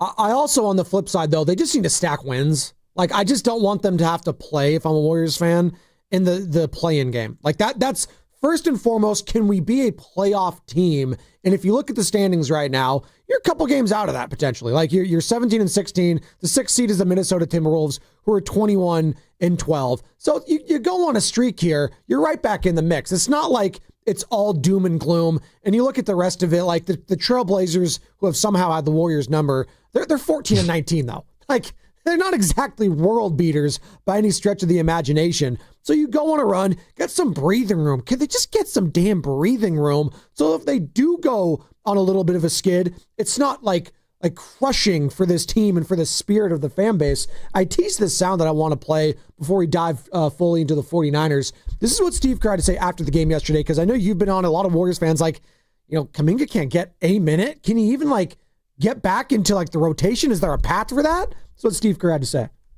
It's tough because he's not really a short minute player. I played a bunch of guys 8-10 minutes. JK's a guy who needs rhythm. He's not like a Gee who's going to come in or Pat and just fly around and play with great energy for 4 minutes and come out. He needs some rhythm. So he always has to stay ready, and there's a pathway there. But right now it's not there. But things change quickly in the NBA. It's a word salad. It means nothing to me. What are you talking about? Absolutely nothing. What? What do you mean? What? He has to play heavy minutes? Steve, in 5 years or whatever it's been that he's here, you've played him 30 minutes 6 times. I mean, what are you? What? I don't buy it. He's just at this point. Look, Kerr is going down with Draymond. That is who he sided with. He's going down with the vets. So I respect it on one level, and on the other level, good luck trying to get other young guys to buy in. Good luck. That's it. I mean, what else can I say? The Kaminga thing defies logic. If you just took him at Spadoni, if you just took him at a podium and face value, this is a man who said to our station at the end of last year, "Oh, I'm going to be committed to playing Kaminga if he comes back." He was early on. I'm going to be committed, and you held him to it. And I'm like, okay, yeah, we'll see how long that lasts. He was early on, to his credit, because he actually had an out because Moody was hurt to start the season. So he had Kaminga in there, right? At the first sign of negativity, he bailed. Yeah, but Kaminga also got hurt though too, right? That played a part in it. Yeah. No, it's never one thing. But Joe, listen. You can't find a minute for the guy? Joe, I told you a month ago, my whole plan was this whole experiment, whatever process, it's done. Put him on ice. I don't want him getting hurt. Trade him because that's clearly what you want to do. That's clearly what Kaminga wants. Put him on ice. He's been DNP. That's what they're doing. And you know what? I'm fine with it. Just trade him. Get him out of here. Yeah, but Jonathan's not. Yeah. I actually feel like, look, if he would have just played better, which is the separate conversation, he wouldn't be in the predicament he's in. So to some degree, he is guilty of not playing well enough. Okay, that's one thing. But there's something deeper here. Like, this is weird. You're just icing out $25 million. Name a spot in the NBA where they're just not playing $25 million.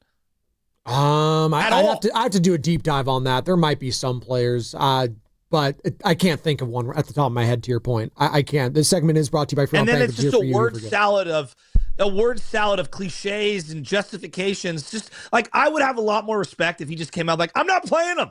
I'm done with him. We're done. We're waiting till the deadline. And I know he'll never say it. He can't say it. But this is why, like, sports, like, we know what's going on. It's just the writing's on the wall. It's like the same thing when I hear, like, Ayuk could come back for the Niners. No, he's not. What if you learn that? What if you learn it was an upper management decision and it's, it was Dunleavy, and this is all hypothetical. I'm not reporting anything. Okay. What if it was Dunleavy that said, you know what, Kerr? I think it's for the best interest for the asset that is Jonathan Kaminga that we don't play him and risk injury. And, look, just leave him as a DMP. It's inarguable. Each side of this pie, each slice, deserves blame for why we're right here right now. The Warriors have been with this guy for 5 years, with this coach, and they knew what the coach's tendencies were, and they chose to stay on this path and not trade him. They could have traded him at any point. Oh, but we got to get value back. Well, now what's the value? Like, what's the value now? I guess we'll find out in about a month, right? Not much. I don't imagine you're going to get much back for Jonathan Kaminga at this point. And you went through this entire summer stalemate. It locked up your roster. You couldn't sign Pat Spencer to more than a two-way. You couldn't bring Steph Curry in until later. You're going to have to waive him and then sign him back, and he might just be cooked. I mean, Joe, the whole thing, they've mismanaged both sides, coach and front office, and the third side, Kaminga's party, has mismanaged this. Everyone's mismanaged this. It's a nightmare. This is a bizarre nightmare. Before we get to Baldy in a couple minutes, talk some 49ers, Bears, and 49ers, Seahawks, let's get to Cameron in Antioch. Wants to talk about the Warriors looking a little bit better with Guy and Melton. What's up, Cam? You're on the roast. Good morning. And the only reason that Kaminga started to look bad was Curry was sick, and that's why we lost those games. And then he pulled the plug immediately. But that was Curry was sick, and Curry didn't look good those few games. But we cannot trade a possible star with a coach that's about to leave in a couple months. That does not make sense to me. They need to just let him go because he's still playing Gee only a couple minutes, giving Gee DMPs before this last game. Like, it just does not make sense. We got to get rid of Pods. That's his little toy. He loves Pods way too much, and it just doesn't make sense what this coach is doing. We obviously see Draymond should not be running the offense. Every time Jimmy has the offense, Jimmy looks very good. The offense is flowing. The ball is moving around, and we're winning. Draymond is a staple in this community. But when it's time to go to the bench, it's time to go to the bench. Kerr philosophy does not work. The small ball is crazy. We've seen it for the last 3-4 years that we end up playing. Why does he keep doing the same things, and why is upper management not laying the axe down? I know that's Curry boy, but Curry is not going to retire just because Steve Kerr gets fired. We got to stop playing with that narrative. Curry wants to win championships. Cam. I love the call. I love the passion. We got to stop calling Kaminga a star, even a potential star. He's not. Can he be a potential contributor? Like, that's how low the bar is right now. Correct. We have to talk about Kaminga in an appropriate way. The notion that Steve Kerr is holding Kaminga back from being a star is a little strong for me. Now, if you want to talk about, can he be a contributor? Can you help him win? Like, that's it. That's what I mean. A contributor. Can you just help us win some basketball games? And then, like, that's it. No doubt. And then Joe, like, to further on the point, like, they have no identity. This team has no identity. And when I watched yesterday's game, it was evidently clear to me in the 6 minutes to end the second quarter, Jimmy with the randoms was as good of offense as they've had all year. Curry notwithstanding. So we're still trying to wonder what the Golden State Warriors identity is. What would you say right now is the identity of the San Francisco 49ers heading into the final game of the regular season, taking on the Seattle Seahawks for a chance at the #1 overall seed. It's pretty crazy that I'm asking you at the last week of the regular season what the identity of this team is, Joe, because it truly has kind of fluctuated at times, given who the quarterback is, who are the people around him. Do we have a healthy Nick Bosa? Is he out for the season? Is Fred Warner out for the season? Like, you know what I'm saying? Like, how would you identify the identity of this 49er squad? Right now, they've got a quarterback who's absolutely in the zone, might be the most electric quarterback in the game right now for this period that he's been playing. He's got pelts on the wall and experience, huge home and road wins on his resume, played in the biggest of biggest games. They have probably the most explosive offense left in football, and a defense where you're just praying you make a couple stops and maybe a turnover. They've also got a great special teams unit.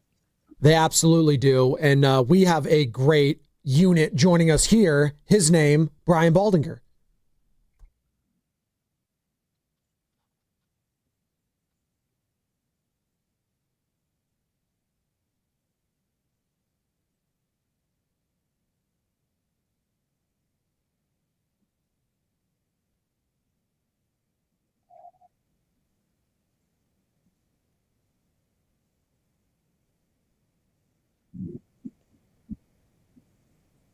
And he joins us on the River Islands guest line. Brian Baldinger, presented by our proud partner, Golden State Lumber and Showroom, serving the Bay Area for 3 generations. Building better starts with Golden State. When you succeed, we succeed. Visit goldenstatelumber.com. Baldy, good morning. Joe Spadoni alongside Joe Shasky. Hope you had a Merry Christmas watching all the football this past weekend, the college, the pros, all of it. And that Sunday night football game, I mean, Baldy, was that the game of the year? Let's just start right there. Like, yeah. I thought the Rams Seahawks one was, and I think this one might have topped it between the Bears and Niners. Well, they look like 2 playoff teams with really good offensive coaches. And anytime, the quarterbacks are playing at the level that they played in that game, it's going to be entertaining. And so, we saw everything. We saw great throws. We saw touchdown passes. We saw quarterbacks making plays, extending plays beyond the X's and O's. We kind of saw it all. And then we just didn't know how it was going to end. San Francisco gets a stop, forces a field goal. Here comes Juwan Jennings on a perfectly designed throw against predicted coverage. And, Brock, he's not missing right now. I mean, he's just razor hot, but Caleb is really good. We hope – I finished that game, Joe, thinking I hope we can save that for the playoffs too. I hope we all can sit in front of our TVs or if you're fortunate enough to get to a game and watch a game at that level, because that was fun. It feels like Brock Purdy, a month ago had just an absolute stinker against the Carolina Panthers. But since then has been lights out. Movement, anticipation, extending plays, dimes over the middle, touch throws. I mean, he's had it all in the bag. Baldy, is he the hottest quarterback in football right now? Well, Drake is really hot. Drake May is hot. They're not playing the schedule right now that the 49ers are playing, the teams that they're going through. But he's at the top of the leaderboard. But, regardless, I mean, Brock's doing it all right now. I think he's played great since he's been in the lineup, 3 years ago. But I think this is the best he's ever played. And, to think like they're still did that game without Trent and without, George. And the guys stepped in. They all stepped up. And so you didn't notice a drop-off. Tongas has been great. 5 touchdown catches right now. We didn't know who he was. Week 3 in this league. We didn't know who Jake was. But, Oh, I think he froze. We'll get him back. It's all right. We'll get Baldy back. He was on fire, too. We'll get Baldy back. Let us know, thumbs up, when he reconnects. We got him? We got you? All right. Yeah. We got you, Baldy. The Wi-Fi in NFL Films is good. I don't know why that would freeze. Must be on your end. Must be. No, but I don't know that anybody, you could say anybody. He's got 10 touchdowns. He's counted for 10 touchdowns in the last 2 games. And so, I mean, just from that standpoint, they've won 6 in a row. Like, it'd be hard to stack anybody in front of Brock right now the way he's playing. And the way that he does it, it's just, I mean, he's just a surgeon about how he's going about this right now. And what's more impressive for you right now, Baldy? Is it what he's doing with his feet or with his arm? Because a lot has been, I don't want to like sweep this under the rug. A lot was made about the turf toe. Like we talked about it for weeks and weeks and weeks, and it's not even a thing right now. Hell, the fact that he threw a pick six, Baldy, on the first play, and we didn't even bring it up basically at all yesterday, tells you just how well this guy's playing. But what's been more impressive for you watching him? Has it been the footwork and the mobility factor and rushing? Hell, I mean, Collinsworth was comparing him to Mahomes in some of his types of moves on Sunday Night Football, or has it been the arm? It's a combination of both. But, his movement is there's a purpose behind his movement. It's not move to move. Like it's there to the read, the initial read or the second read isn't there. Let me move and extend this thing and keep my eyes down the field and make something happen. And so I think his pre-snap reads are, that last touchdown, Juwan Jennings. I mean, to see T.J. Edwards, as soon as he saw T.J. Edwards turn to go clamp on Tongas, he knew it was Tampa 2, and he knew that there was going to be a hole behind him. Like just that pre-snap read like that, to read it on the move, because nobody's showing you anything in this league really until the ball is snapped for the most part. And that's what they're going to see, in this weekend against Seattle, and other defenses. But, his pre-snap and post-snap, his decisions are excellent. But his movement, even the touchdown to Juice, like I thought he could have gotten Juice on because it was a great fake. It's a wind back. They run that wind back play. Juices the eyes to the back. And, I thought he could have gotten to him in the flat right away. And for whatever reason, he didn't make that throw. And then he had to dance a little bit. And he danced, to the point where they all came after him, played point guard, and threw it to Juice, who's just standing on a postage stamp right there in the corner of the end zone. I mean, that movement is ridiculous. Like, you can't create that. You can't practice that. It's just a feel that he has. All right, so I'm looking at Kyle Shanahan and what they've done. You referenced no Trent Williams. I mean, this is remarkable. And then Jake Tonjes steps in for George Kittle, and he's just making clutch plays, especially on third down. They're now employing this kind of tail motion where they're getting Juice. I guess Navy used to run it back in the day, and Juice is kicking this angled motion, and they're running the ball between the tackles a little more right now, Baldy. What have you seen from Kyle Shanahan schematically, and do you believe this is one of his best coaching jobs overall? Because his candidacy for Coach of the Year has skyrocketed. Well, in the short history of great coaches in San Francisco, from Bill Walsh to Kyle, and I don't want to leave anybody else out, but I mean, that's basically the great history, the great tree. I mean, Bill Walsh's playbook it was never a finite playbook. It just continued to build. And Kyle has continued to build. It's not stale.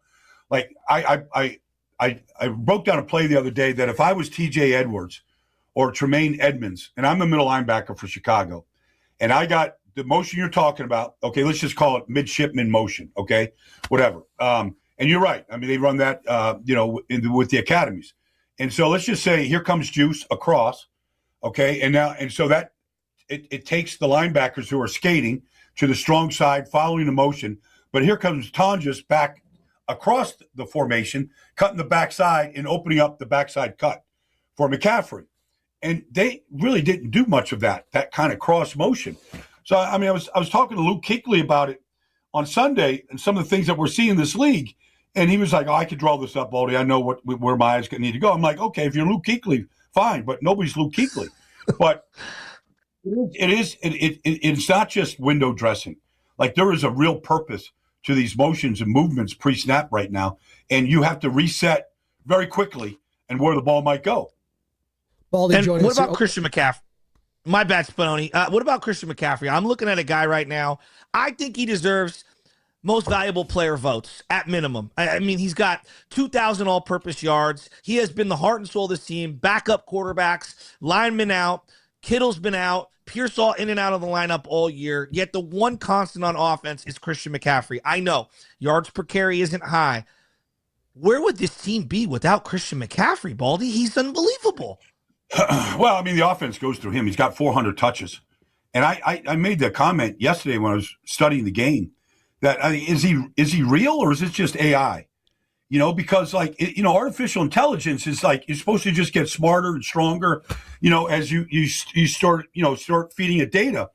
And, against Indianapolis, he had his longest run of the year, 24 yards. Last week, against Chicago, 41 yards. Like those runs that we were talking about, Joe, weeks ago, we're going to see those runs anymore. Now we're seeing them, and that was without Trent in the lineup. We're seeing these runs. Like, I think there's more. There's more coming. Like, he looks like, for some reason, and we keep saying it's too many touches, 400 touches. He might, look, if this thing goes on a deep playoff run, he could get to 500. He's over 2,000 yards. He's going to be over 100 catches this week. The offense goes through him. And I don't care whoever you see, whether it's Seattle, obviously this weekend, or, in the postseason, they're going to have to contend with him. And you're going to have to contend with 25 to 30 touches in a variety of different ways. And, if you keep feeding him enough, he's going to break through. He's going to end up in the end zone like he's been doing. Brian Baldinger joining us here on the Morning Roast, courtesy of the River Islands Guest Line, as he does each and every Tuesday at this time. Spinoni and Shasky breaking it down. Massive Saturday Night Football game for the number one seed in the NFC, Baldy. We got Seahawks, Niners, Sam Darnold. And get this, this is a crazy stat. I don't know if you saw this, Baldy. Sam Darnold is one of 5 players ever with back-to-back 13-win seasons.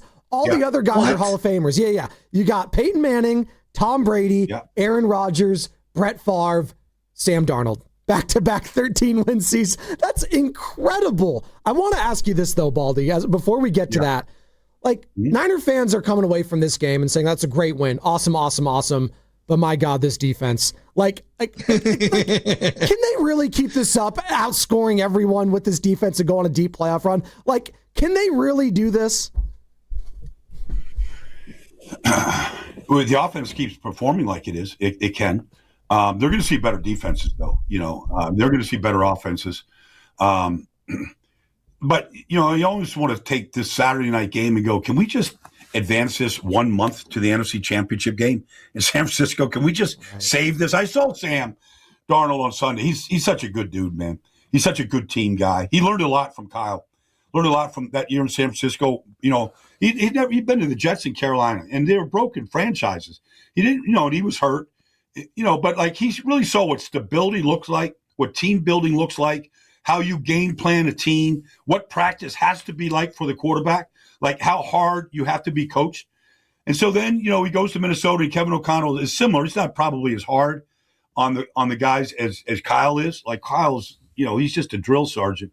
But, and then he gets this opportunity in Seattle, and they won it, and they got Clint Kubiak with him, which is basically Kyle's offense, or to a degree of it. Don't want to say that they're calling it word for word, but it's a very similar tree. But regardless, this is a cohesive team in Seattle.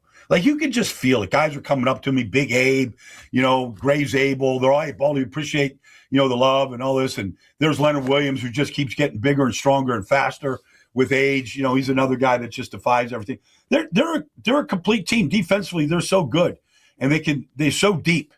But to answer your question, Joe, can they keep this going, playing defense like this? Probably not. There probably is a finite finish where you can't put up 42, and keep winning these games like this. You probably can't win big playoff games with defense that doesn't have a whole lot of bite to it, pass rush, coverage. It's just hard. It's just hard to do.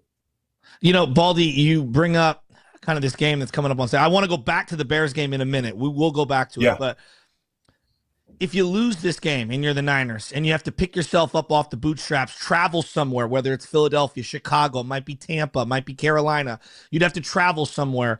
How difficult is that to get up off the mat after losing to your rival at home and having to scrape together and get ready for a wild card round game? The year that they won against the LA on the final week of the season, they went on the road to Dallas. They had all the momentum. They went on the road again to Green Bay, and they won that game on Saturday. But it felt like fourth quarter NFC Championship game against the Rams that week in the wild card round really caught up to them. Can they scrape themselves off the ground if they lose on Saturday and go out and face whoever they would have to face in the wild card round? I think it's really tough.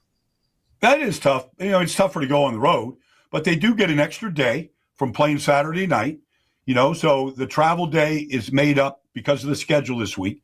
So that's an advantage if you have to go on the road right now. But I feel like that offense can go on the road. I feel like they can go into any stadium and they can operate silent count. They're going to get Trent back, and Kittle will be back in the lineup. Like, they're going to be healthy. Offensively, I would think that it shouldn't make much difference, honestly. I was talking real quick, Joe. I was just talking to Lane Johnson yesterday in his barn. He's getting ready. He's trying to come back from a Liz Frank injury. He said he'd rather go play on the road. He'd rather play on the road. He said it's less distractions. The crowd, the home field, all that kind of stuff. Philly for sure. I understand the fans. But it gets loud. You can't hear. You're not going to hear anyways in these playoff games. Whether you're home or away, you're not going to hear anything. You're the right tackle. Like, if you're McKivitz, you're not hearing any counts. Like, you're looking at the center. You're looking at the ball. You're listening to your guard tapping the center, whatever. So, I don't know. I feel like they could execute real well on the road. All right, now back to the game the other night. The final 2 minutes was it was insane. You're watching Shanahan and Ben Johnson. I'm seeing Niner fans, hey, they scored too soon. I'm like, no. You just score when you score, and you try to get a stop, right? Like, if you're down at the 1 or the 2, you can try to manipulate the clock a little, but I think you just have to score if you're the Niners. But I go to the Bears. The whole sequence, 40 seconds to go. They call the timeout. They had converted on 4th and short. It was a great play to Loveland. D. Winters kind of gets caught. They were going to blitz. They backed off, and his eyes get caught, kind of looking in the other direction. Did you like the hook and lateral, given where they were at the 13? I thought it was 4 chances at the end zone. That's the way I viewed it, considering that they didn't have a timeout. What were your thoughts on Ben Johnson running that play right there, considering the time left and getting tackled inbounds? I didn't mind the play because obviously they knew when tackled inbounds they had to get set up to kill it, and they had the first down, so they had to kill it. So they were prepared for it. Now, the thing that's interesting about the sequence is, on the final play, the play comes in late. It doesn't get called right. And the cool thing was, Ben Johnson's at the podium, and he's explaining what happened. And Caleb's at the podium, and he's explaining what happened. And nobody killed anybody. Everybody took responsibility. And the play doesn't come out right. I thought he could have got it to DeAndre Swift early on that play on the swing because he's one-on-one on the outside, and I put my chances with Swift to beat somebody to get into the end zone. But regardless, even with that, like he grounded the ball. He's got the guy there. He sees it. Come down to one play. I didn't have a problem with the hook and lateral because it's kind of like feast or famine, but you get the yards, you're down to the 4. Now you clock it, you still have another play.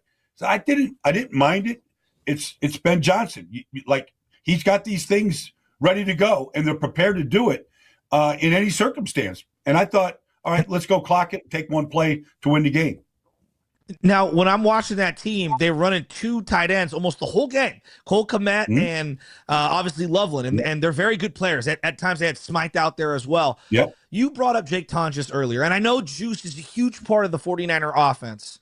I would love to see them find a way to get Kittle and Tonjes on the field simultaneously. I know Tonjes isn't the greatest blocker, but he's a good little playmaker for this team. Baldy, is there something there with the 2 tight end sets for the Niners after watching now the Rams and the Bears do it against them? Well, the reason why you don't see a lot of it is because Juice is basically their lead back, and he's their blocker, whether he's on the edge, in motion. Like, he plays a variety of roles. And so they will play some YY formations, 2 tight ends, but I think they attack better if it's either Kittle or Tonjes, honestly, because Jawan can go in the slot, and now you've got your receivers out there healthy right now, and so you've got these other elements that you can really go to, and so whether it's Bourne or whoever's out there. So I just feel like it's not a priority the way it is around this league where everybody's in 2 or 3 tight end sets for a big chunk of the game. Brian Baldinger joining us here on the Morning Roast, courtesy of the River Islands Guest Line. All right, Baldy. Saturday Night Football, Levi's Stadium for a chance for the number 1 overall seed, Seahawks Niners. What is the one matchup when you saw this thing on the schedule this week that you're intrigued by the most? Whether it's offense, defense, special teams, what are you most interested to see this Saturday night? Well, I mean, Jackson Smith-Njigba leads this league in receiving. And he hasn't had great games the last 2 weeks, but just watching how on any single play that guy can just explode. Like, I'm worried about that because he can, like last year, he was a slot receiver and you thought that's what he was. It's kind of what he was at Ohio State. But he's dangerous everywhere he goes. And I'm just worried, you're watching, these breakdowns, and not necessarily breakdowns, but, if the quarterback gets time, like, you're going to hit Luther Burden on, a deep post. You're going to hit Colston Loveland on kind of a scramble drill type throw. Like, these throws are there. And this is the best receiver in football, the most complete receiver. His route running is crazy. The things like that's, if you're asking me a matchup, Joe, like, he can change the game from anywhere on the field. And so he's an awesome, awesome player. Now, we'll see if Shaheed is healthy. He went out of the game last week. He makes a difference. A.J. Barner's a good player. The backs are, Charbonnet had an unbelievable game. They have other guys that can hurt you, but that's the matchup, I think, against 49ers corners, where I think Kubiak's going to go, here we go. Would you put Diamond or Lenore on him exclusively no matter where he is? I know that's not something that he likes to do in this defense, Robert Saleh, but Lenore was a slot guy, Stout's in concussion protocol. What would you do, Baldy? I wouldn't put one guy on him. Like, I'd cloud him. I'd have a guy over the top. I'd play a lot of, underneath coverage on him and just bracket him as much as I can. He knows how to beat everything. They put him in motion. They put him in the slot. He's out. He's just an elite player, and he's their elite chess piece in a passing game. And Sam Darnold tries to get him the ball. I mean, if he, like I said, he hasn't had, against Indianapolis, he didn't catch a ball in the first half. In the second half, he was dynamite. And same thing last week when the game got tight, like the ball went to Njigba. And so he's just that type of player right now. Baldy, what would be a bigger loss this week if one of these guys can't go? Would it be Trent Williams or George Kittle? I thought Austin played pretty good last week myself, but I would not feel great against Boye Mafe and Tank Lawrence and some of the guys who are going to come off the edge in Seattle right now. I think they're better than what Chicago provided last week. I'd be a little worried. I'm always worried because Trent's just such a difference maker in every phase of the game. And, I feel like what Tonjes we saw him did a lot of the stuff that Kittle does last week. I'd feel a little bit better if Trent was in the lineup right now. Baldy, New Year's is coming up here. You have got to have a New Year's story, right? Like, you've got to have a New Year's Eve party story at some point. Give me the greatest Baldy New Year's Eve party story. I think it was a Springsteen concert I went to see. I want to say it might have been at it might have been Philly. It was either Philly or New York. Maybe it was Madison Square Garden. And I got these. I traveled with the band, so I knew the guys. So I got these stage passes on New Year's Eve. Like, Bruce didn't want to stop. Like, he was going to play to midnight because it was New Year's Eve. And I think it was, it started at 8:20. It's at midnight, and we're ringing in the new year. And the boss he's like just beginning, the encores. He's just beginning the encores at midnight. And so we just partied deep into the night, man. It was just, the boss was loose, man. Did you see the new movie? Did you like it? Did you see the one with Jeremy Allen White? I didn't see it. Okay. I didn't get a chance I want to see it. I haven't had a chance yet.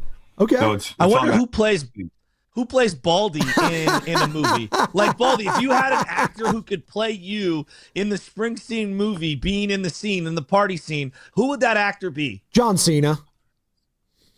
John Cena would be pretty good. Yeah, right, he's got to have a bandana on. He's got to be wearing a bandana, and he's got to have a cold beverage in the other hand because the beer's going to go down the whole show. Like, they're not going to. I'm not going down at all. I love it. Hey, Baldy, what game you calling this week? So we were tossing around all day yesterday. I wanted to do this game Saturday night, and that was a Westwood 1 game. But I'm staying in Philly because they still have a chance to be the number 2 seed. So everybody will be scoreboard watching in those 4 o'clock window. So the Eagles, they're going to play their guys. I don't know for how long, but they're going to play their guys. So they play Washington. So I get a home game this weekend. If the Niners don't get the number 1 seed, who is the team they should want to see, and who's the team they should not want to see in wild card round? I feel like Philadelphia's defense could be a problem. And I think that, the Eagles' offense is basically stuck in the mud for long stretches of games. But the 49ers don't really challenge the Eagles in ways that other teams can. And so I feel like that would be a tough matchup. I think the Eagles, just because of the way that they can defend right now, they just shut down the leading rusher in James Cook on Sunday. And, they're healthy too. Jalen Carter's all the way back. Jalen Phillips was the steal of the trading deadline. Like, I don't know, like if the 49ers were in on that deal or not, but that guy's just such a difference maker. Baldy, what's going on with the Rams? Like for as hot as the Seahawks and Niners are heading into the playoffs, like these are two bad losses in a row. I mean, Stafford played himself out of the MVP, it feels like. I think that's going to be for Drake May now. What is going on in L.A.? Well, I mean, they spotted Atlanta 21 points and they had a chance to win the game. So like that's just how explosive they can be. And they're playing without, Devontae and some of these other Higbee, Alaric Jackson. I mean, they're a little shorthanded.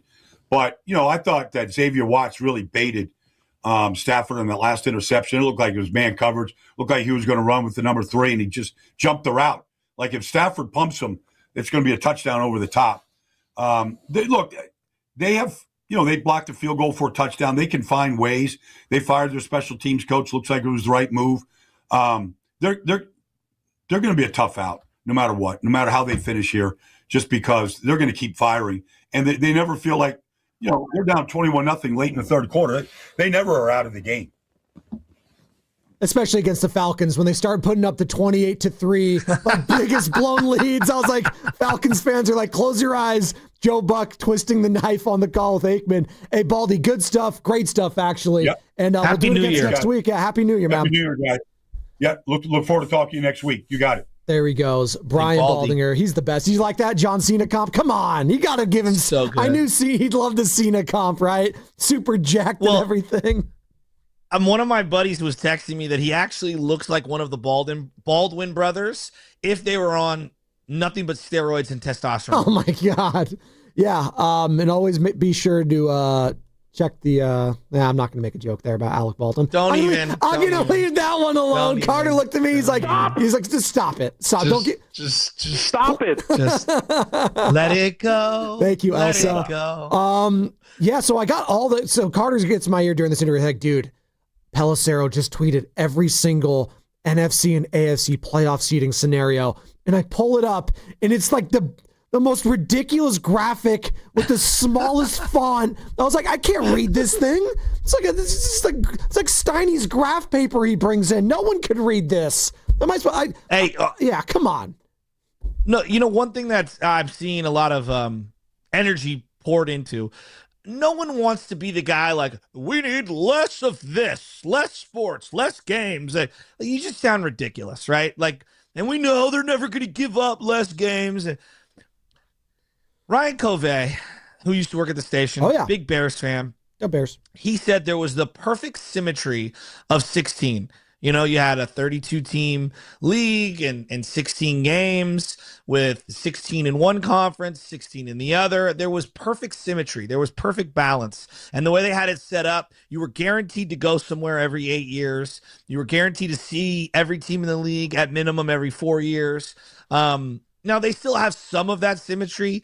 The 17th game has kind of knocked it off a little of its axis. I am definitely going to plant my flag in, and I can't believe I'm this dude. 17 does feel like one game too many, and 18 feels ridiculous. I'm not going to be like losing my mind and going crazy over 17 games, but 18 does feel absurd. Every division is pretty much wrapped up. Every, spot is at least the playoff spots are all wrapped up. I hate being that guy, Joe. I hate being we need less games. But, it does feel like, dude, 17 is a lot. 18 is absurd. It's not Regular absurd. Season? It's not absurd, though, Joe? The injury report. What? Well, this is why. All the injuries.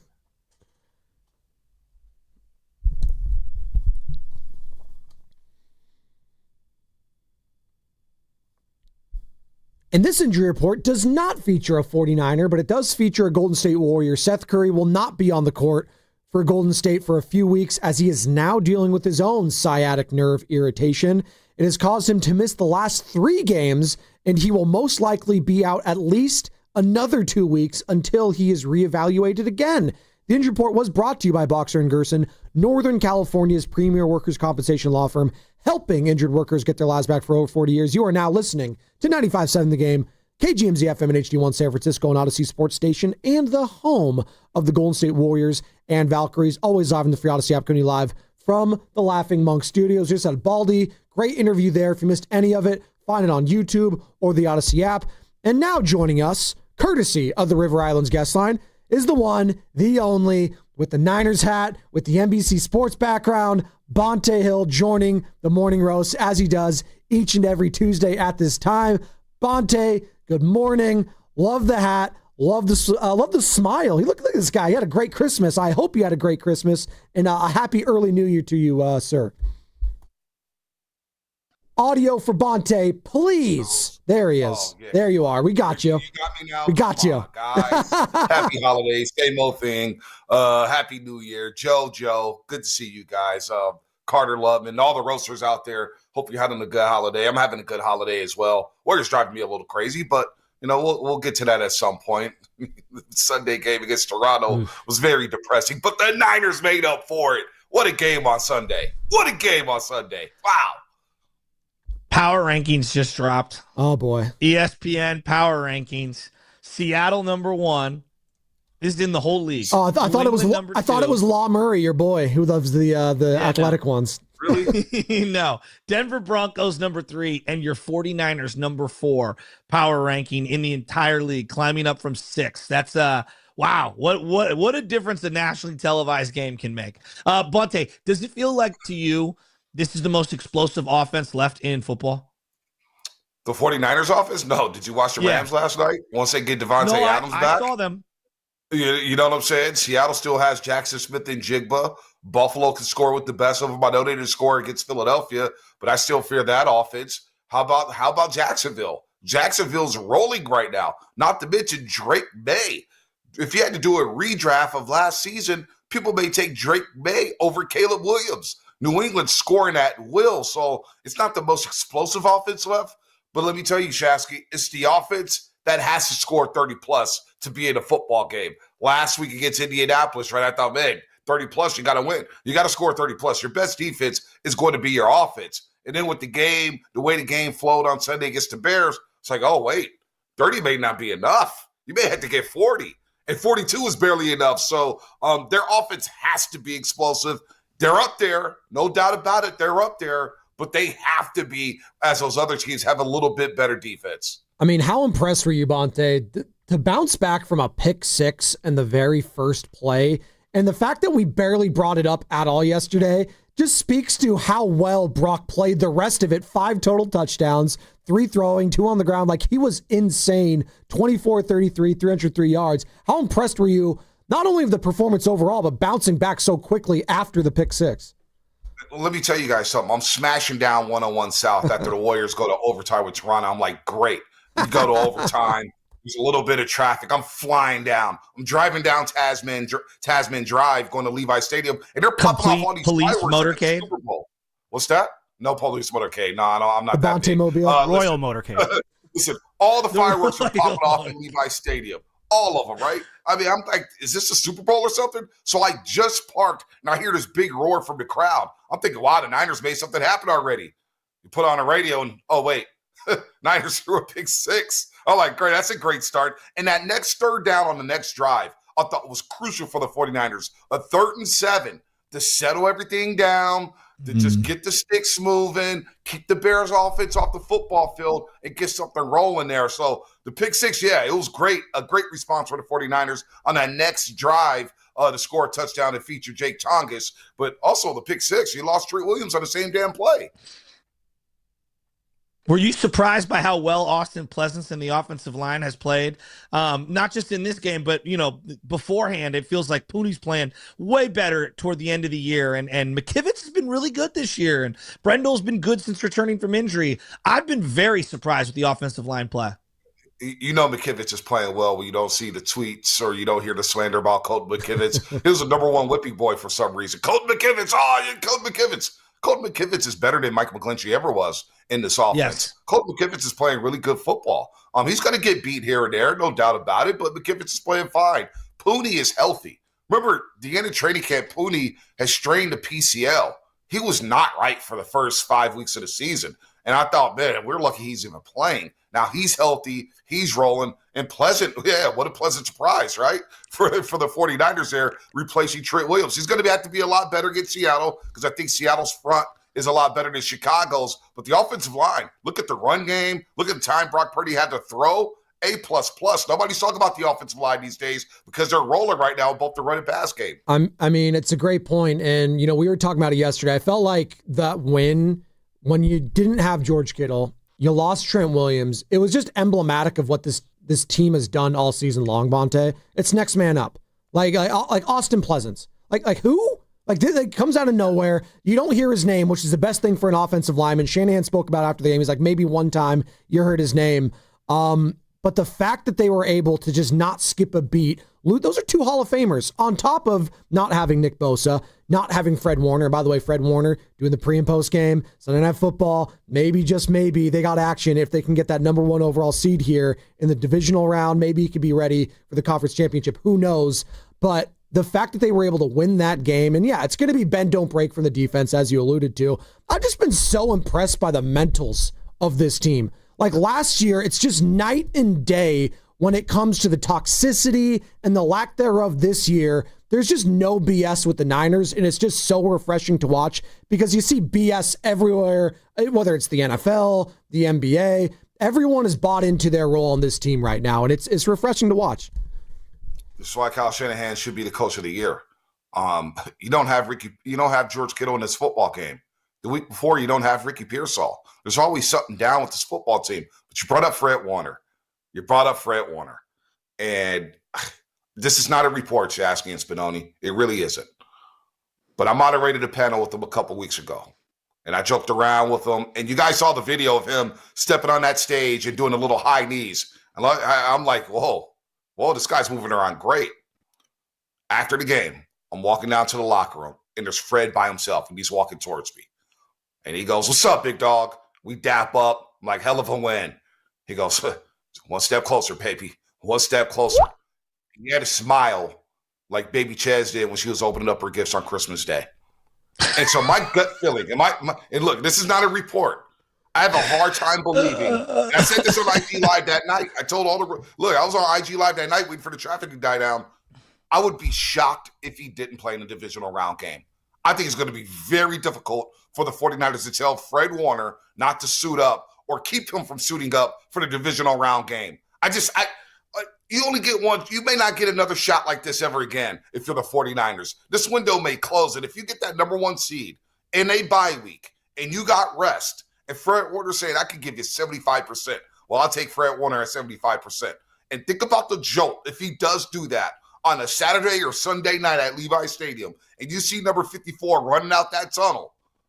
Oh, my Lord. So the way he's moving, the way he's running around before the game, fellas, I would actually be shocked if he didn't play the divisional round game. That's just me, though. That's no report. I have no intel on the situation. Just by watching him move over the last 3 weeks and my interactions with Fred Warner, I would be shocked if he didn't play that divisional round game if the Niners make it that far. What if I gave you, God, it's very different because it's two different sports. Remember when Marco Scudero got blown out by Matt Holliday and then ended up playing in the very next game when we thought like he might have tore his, like whatever it is, the ligament on the hip or whatever. That's the kind of jolt I truly believe that the team would get from Fred Warner running out of the tunnel, Bonte. Like, honest to God. And probably even more so because clearly, and Scudero was excellent in those playoffs and in the World Series and everything. But I mean, Fred means so much more to the team than Scudero. And I mean that in no disrespect to Marco Scudero, but I'm talking about the emotional lift would be very, very similar. Listen, I wasn't around for Willis Reed and the New York Knicks, but I keep hearing about it. And the fact that he just scored 4 points in that game 7 against the LA Lakers back in the early 70s for the New York Knicks. But the jolt he gave Madison Square Garden and his team to win that championship over the LA Lakers, I believe it'll be like that. Maybe not quite that moment because it wouldn't be a game 7, a winner-take-all game for a championship. But if he does do that, and I'm telling you, I think he's aiming. He's rehabbing 6-7 hours a day. He's walking around. He's running around. He's showing everybody. He's smiling left and right. I joked with him a few weeks ago, the week of the Titans game. I say, hey, man, my first question to you is, when you coming back? And he goes, oh, come on, big dog. And he had a smile, and he's nodding his head. I'm like, this guy is really going to try to come back for the playoffs. I mean, for crying out loud, he played with a fractured ankle last year in a meaningless season.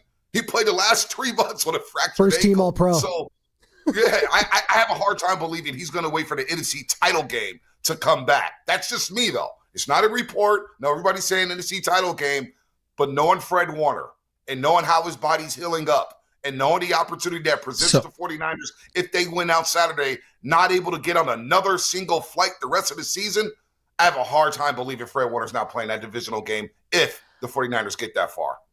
Is there any way Trent Williams suits up Saturday? Normal hamstring injuries in the NFL, when you don't know the severity of it, you just go hamstring injury. It's a 3-week injury. That's what they say. That's the average time missed from a hamstring injury. I don't know the severity of it. What, guys, if you had to guess? I have a hard time believing he's going to turn around Spadoni on a Saturday, short week against Seattle. I just don't see it. It's a hammy. Like, and especially because you already have, and I get it, the goal is the 1 seed. You're already a playoff team. Like, you don't need to make this even worse for this guy. His age, his size, all of it on top of it. I don't think he's going to play, but all the more reason why you got to get this number 1 overall seed, to get him another week of rest and to potentially get him back for that divisional round. That would be, no, that's what I'm saying. If you would miss this week, that would be 1, the wild card 2, and then the third full week would be that divisional round if you get the 1 seed. Exactly. And we'll pick this up on the other side. Like this Saturday night game, man, just absolutely massive. Get Bonte's thoughts on it. He's joining us courtesy of River Island, Spadoni, Shasky, all that and more, brought to you by Fremont Bank, which is here for you and here for good. Injured at work? Don't wait. Every day you delay can mean lost wages, delayed medical care, and more stress for your family. At Boxer & Gerson, we fight for people just like you. Construction workers, delivery drivers, factory workers, restaurant staff, hardworking folks who get hurt just trying to earn a living. We won't back down. We get results. You work hard, you deserve real help. Call Boxer & Gerson now at 510-835-8870 or visit boxerlaw.com. The consultation is free, but waiting could cost you. Boxer & Gerson, justice for workers. Running a business means wearing multiple hats. So if you're like me, you probably started out using your personal phone, taking client calls and texts nonstop.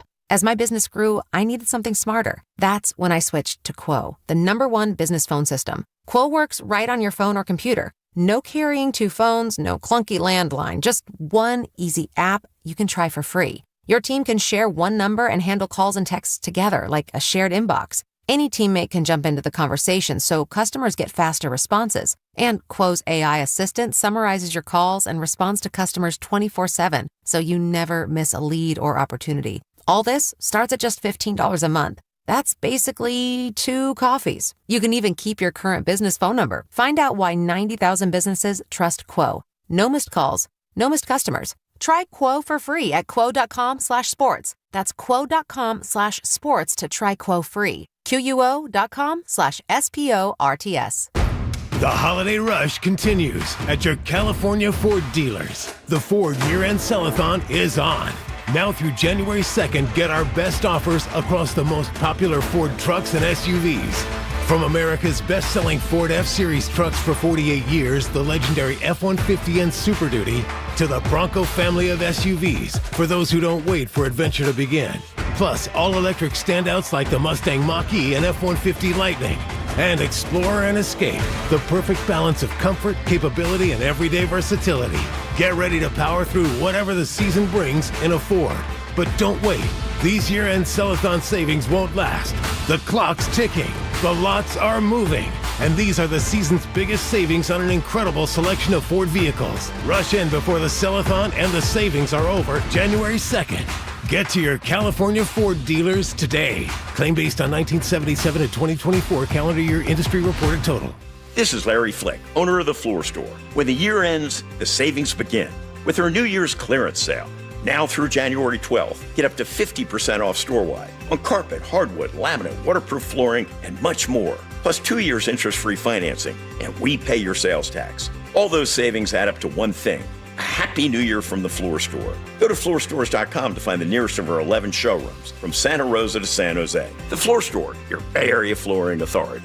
If you're one of the millions of Americans behind on your taxes, if you're afraid to open your mail because IRS collection letters could be coming, listen carefully. The IRS is cracking down, taking paychecks, freezing bank accounts, revoking passports. That's a fact. But here's what most people don't know. There are official tax relief programs designed to help struggling taxpayers. Programs that could save you thousands if you qualify. No one knows these programs better than the experts at Optima Tax Relief. Optima's award-winning team will fight to protect your paycheck, your passport, and your property. Their tax attorneys and licensed tax professionals will work tirelessly to get you the best deal possible with the IRS. Every day, penalties and interest keep piling up, so don't wait. Call Optima now for a free consultation. Call 800-568-6533. 800-568-6533. 800-568-6533.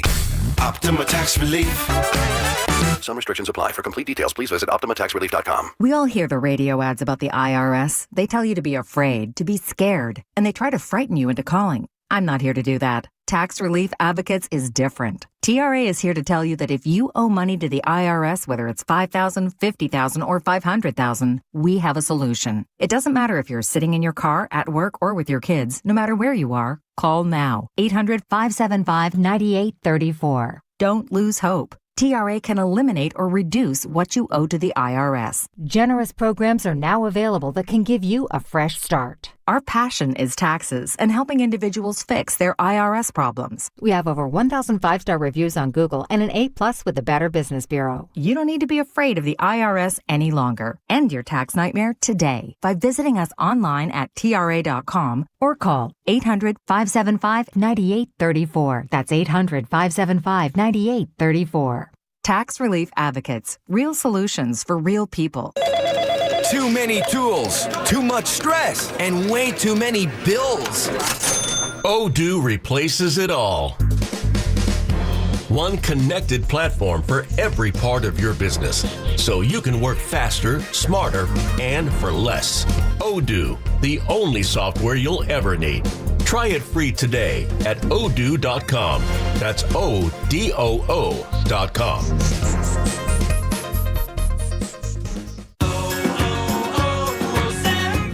Hi, I'm Chef Franklin Becker. You know the jingle. Now discover the facts about Ozempic, a GLP-1. There's only one FDA-approved Ozempic made by Novo Nordisk. Learn about the real thing. Talk to your healthcare professional today. Call 1-833-OZEMPIC or visit Ozempic.com to view the medication guide and to learn more about Ozempic. Semaglutide injection 0.5, 1, and 2 milligrams.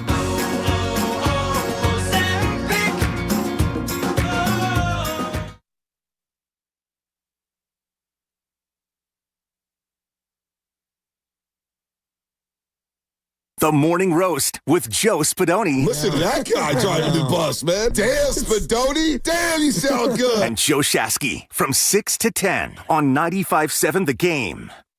We're rolling, baby. Bonte Hill joining us, courtesy of the River Islands guest line, as he does each and every Tuesday at this time. We're talking Niners, Bears, and we're talking Niners, Seahawks this Saturday night, Levi's Stadium, with the number 1 overall seed in the NFC on the line. And boys, let me just break it down for you real quick. All right? Make it simple. Shout out Nick Wagner, ESPN. You made it very easy for me to relay it to you and the audience. All right.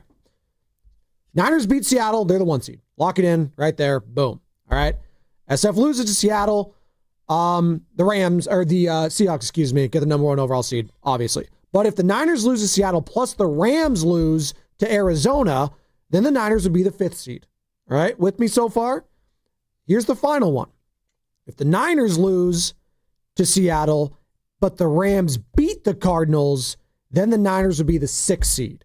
So there it is. Oh, no. Well, let's just make it easy. Just win on Saturday night. Then you don't have to worry, and then just do that, right? I would agree. Handle your business.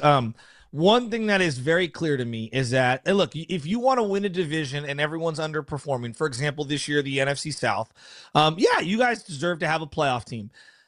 Deserve to have a home playoff game and then be a top 4 seed? That's a little strong for me. I'm not trying to be the fair police. That's not, because Sports is never going to be fair. But there is something that's frustrating when you see the Rams, Seahawks, and Niners, and only one team's going to get a home game in their first playoff game, and everyone else is going to go on the road. And this has been the best division in football, and all these teams had a playoff spot clinched with 2 full weeks to go. That part does bug me because, you have a great year. You handle your business. All you could do is play who's on your schedule. And one of these teams is probably going to have to go to Philadelphia. Wow, that sucks. I mean, that really sucks. It's like in the NFL when you do the realignment, right? I mean, we can't complain because sometimes the NFC West is down. We know about Beastquake, right? When the Seattle Seahawks were 7-9, and everybody said, "Man, it's not fair they get a home game." Then they beat the Saints in Seattle. There's always going to be flaws in these sports leagues. There's flaws in college football with the playoff system. There's flaws in the NFL.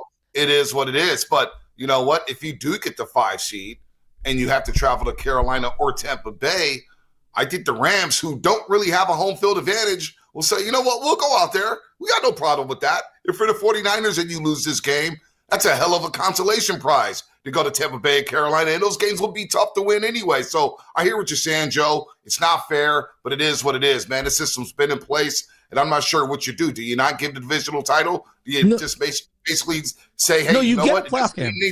Just seed the top 7 teams by record and say the hell with the division titles? Mm-hmm. Yeah, that's what I would do. Well, no, a division title gets you a playoff berth, but then it is the playoff berths are then said ranked, not by the first 4 seeds or the divisions. It's just best overall record. Right. I wouldn't be opposed to that, Spadoni. Well, it's funny you guys bring that up because remember back during the owners' meetings, the Detroit Lions brought this up. They wanted to have a reseeding done with all the teams because they were pissed off because of everything that took place last year. Obviously, same thing kind of happened in the NFC North in Minnesota. And then obviously they ended up having to play like a neutral site game because the fires was going on in Los Angeles. So they had to move that game, all of that.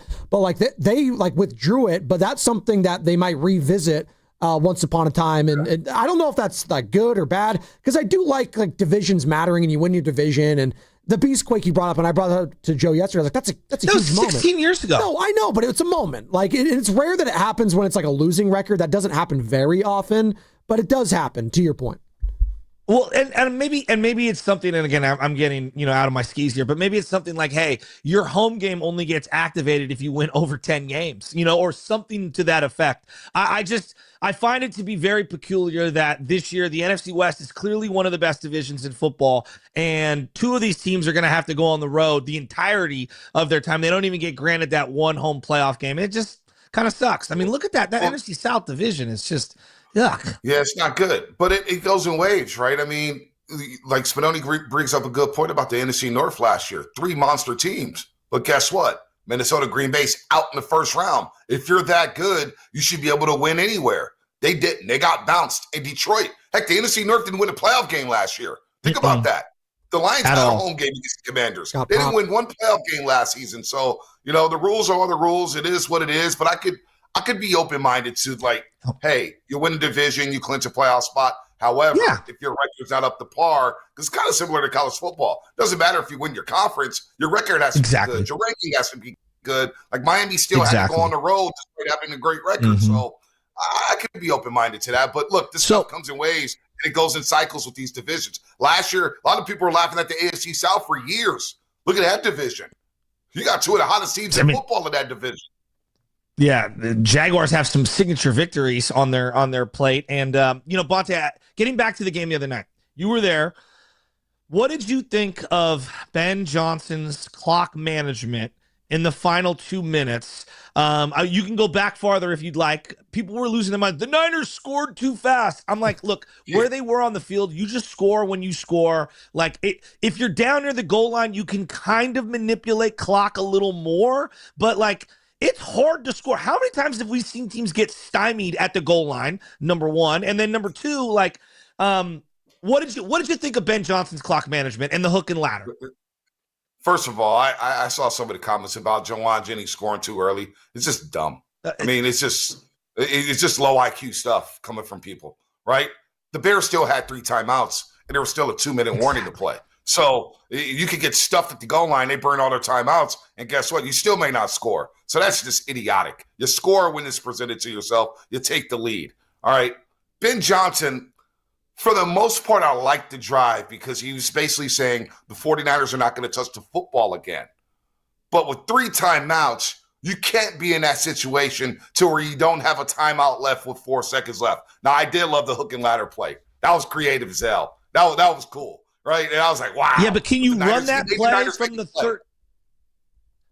Okay, yeah. So like I was very in the middle of it. Like you're at the 13. I saw it as 4 chances at the end zone. You like that with 24 seconds left, knowing you're going to have to spike the ball if you get tackled in bounds? Yeah, I didn't mind that. He made the 49ers make a play. They were not making tackles. You know, the Niners were missing a lot of tackles, so he forced the Niners to make a play. I thought it was creative because you're not going to score a touchdown. What are the odds to score a touchdown from that point with the Niners dropping so many guys back in zone trying to defend that goal line? So it was a creative play. Now, the play that Shanahan made, I watched him the entire time with 4 seconds left. He's slowly creeping down the sideline, slowly creeping. I'm watching him. And I noticed the Bears are a little discombobulated. They're frantic, right? They don't have the right play in place. And Shanahan's looking at the referee. And he's looking at the play clock. And he says, you know what? I'm going to let it ride. I'm going to let it ride. How many coaches do we see in that situation burn the timeout, which gives an opportunity for the offense to set up a play and maybe score a touchdown? Yeah. He did not allow Ben Johnson to set his team up and relax a little bit because Caleb was hurried. They're running on and off the field. They seem to be a bit discombobulated. Shanahan not calling timeout, but Ben Johnson on that drive, you can't be in a situation where you're at the 24-yard line and you don't have a timeout left. That was, you didn't use your timeouts wisely. Short passes there. So it wasn't the best clock management, but I didn't really have a problem with some of the plays that he called on that drive. And you mentioned so Shanahan. Real quick, Joe, you mentioned Coach of the Year. I just want to update the odds for the people because, for the last couple of weeks, he's been rising the rankings, Kyle Shanahan. That is, if you just go to Vegas, DraftKings has him as the second favorite to get the Coach of the Year. He's a plus 180. Mike Vrabel, the current favorite, head coach of the New England Patriots, at minus 140. There's a big possibility, though. You win this game and get the number 1 overall seed, it would be the first ever award, Coach of the Year award, I should say, for Kyle Shanahan. That would be incredible, man. And he's been, I think he'd rather have the Super Bowl. Well, absolutely. But I hear you. But there's no doubt. For the fans, they would love that for him, for sure. Yeah.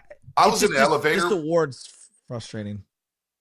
No, yeah, he should be the Coach of the Year. I mean, it's probably going to go to Mike Vrabel because everybody in the East Coast bias or whatnot, but he deserves it. When you don't have your franchise quarterback for how many games? 7, 8 games? Yeah. George Kittle has missed half the season. Ricky Pearsall's missed, so it's whatever. If for whatever reason, there's this stigma against Kyle Shanahan, whatever.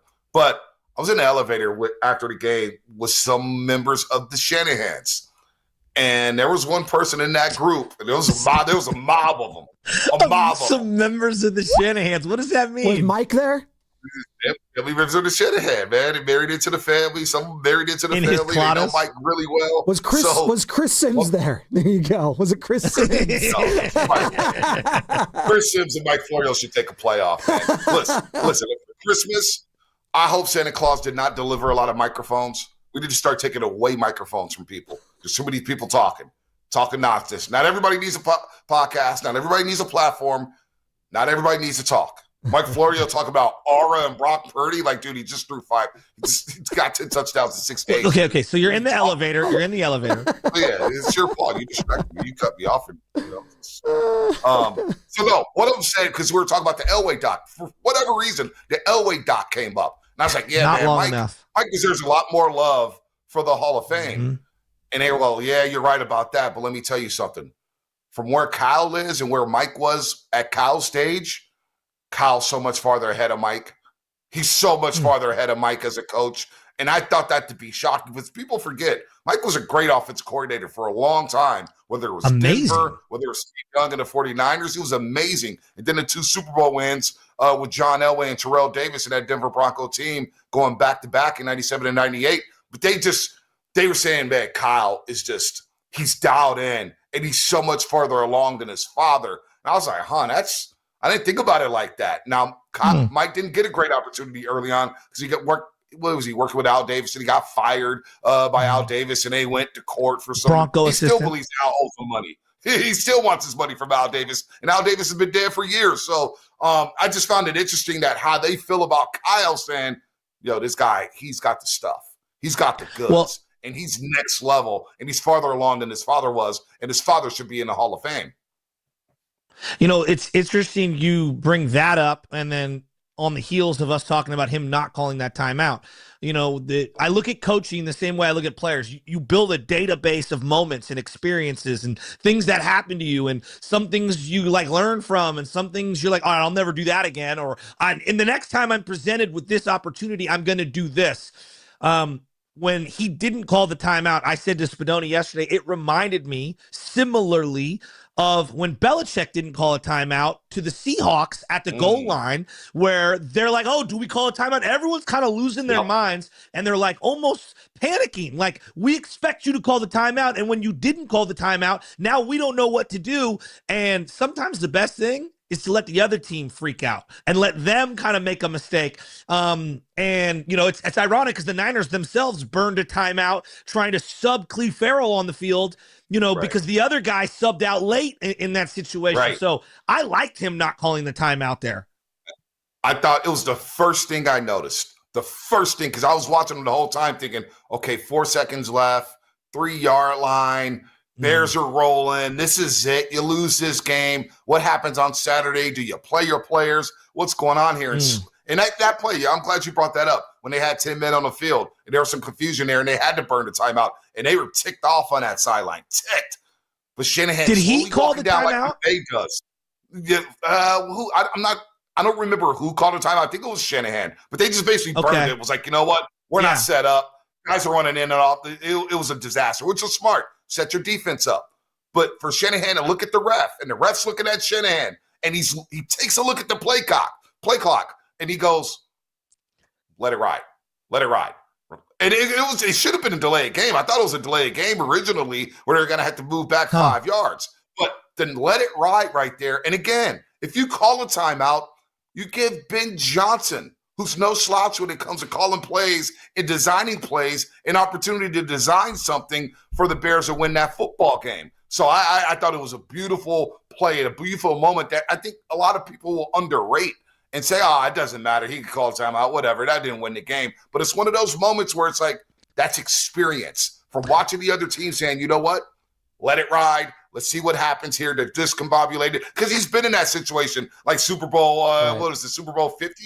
No, not Super Bowl 50, or the Super Bowl against the Chiefs on 4th and 10, where they couldn't even line up and they get smacked, and Garoppolo throws it away. So, well, no, I'm glad you brought up because I thought it was a delay of game 2, and that would have been a 10-second runoff. They would have lost, correct? If it's inside, the game would have been over. The game would have been over. But they didn't. They had another delay of game. I don't know if it was on the same drive or earlier on. Yeah, he didn't burn the timeout. Didn't burn the timeout, which was smart for Ben Johnson to do that. But it was smart. But the fact that they were in that position and still almost did it, they were so discombobulated. And it's funny how, that last play, it almost mirrored Purdy when he had that amazing scramble, Bonte. That Collinsworth called Mahomes-esque, and the internet went crazy. The guy can't help himself mentioning Patrick Mahomes no matter what. But, Purdy had that scramble early on, and I was like, oh, God, is Caleb going to have the same kind of Purdy moment, but on the flip side and throw a dagger? They didn't have it. Ben held it too long. Yeah, held it too long. You're right.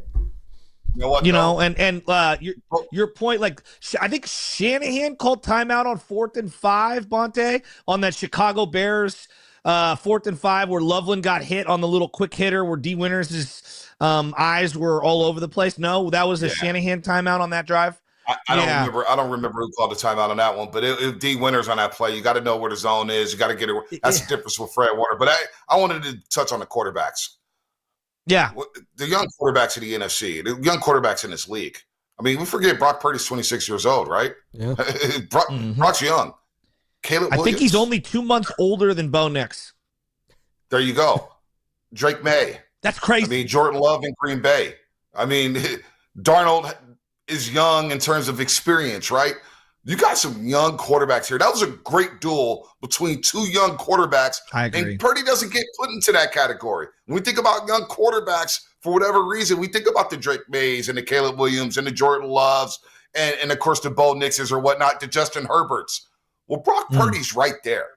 And I just, on that stage, to do it on Monday Night Football against the Colts and to do it on Sunday Night Football against Chicago, and now you get another opportunity at Saturday Night Football in front of Buck and Aikman again. I mean, what a show he's putting on. But you got Brock Purdy in the mix with these other quarterbacks who we think very highly of. We think like if you polled Niner fans right now, I guarantee you 7 out of 10 would say I'd rather have Caleb than Brock Purdy. And that's fair. Really? The throws Caleb Williams was making up, I think so. The throws Caleb Williams was incredible. making, oh my God. But he's still got a long way to go. He's a very, I'm a big Caleb Williams fan. I am. Like I still feel like he has a lot of seasoning to go. He has Brock's played in a lot of big games. He just has. He's played in a lot of big games. And Caleb coming around to Brock. And I think with that experience, what?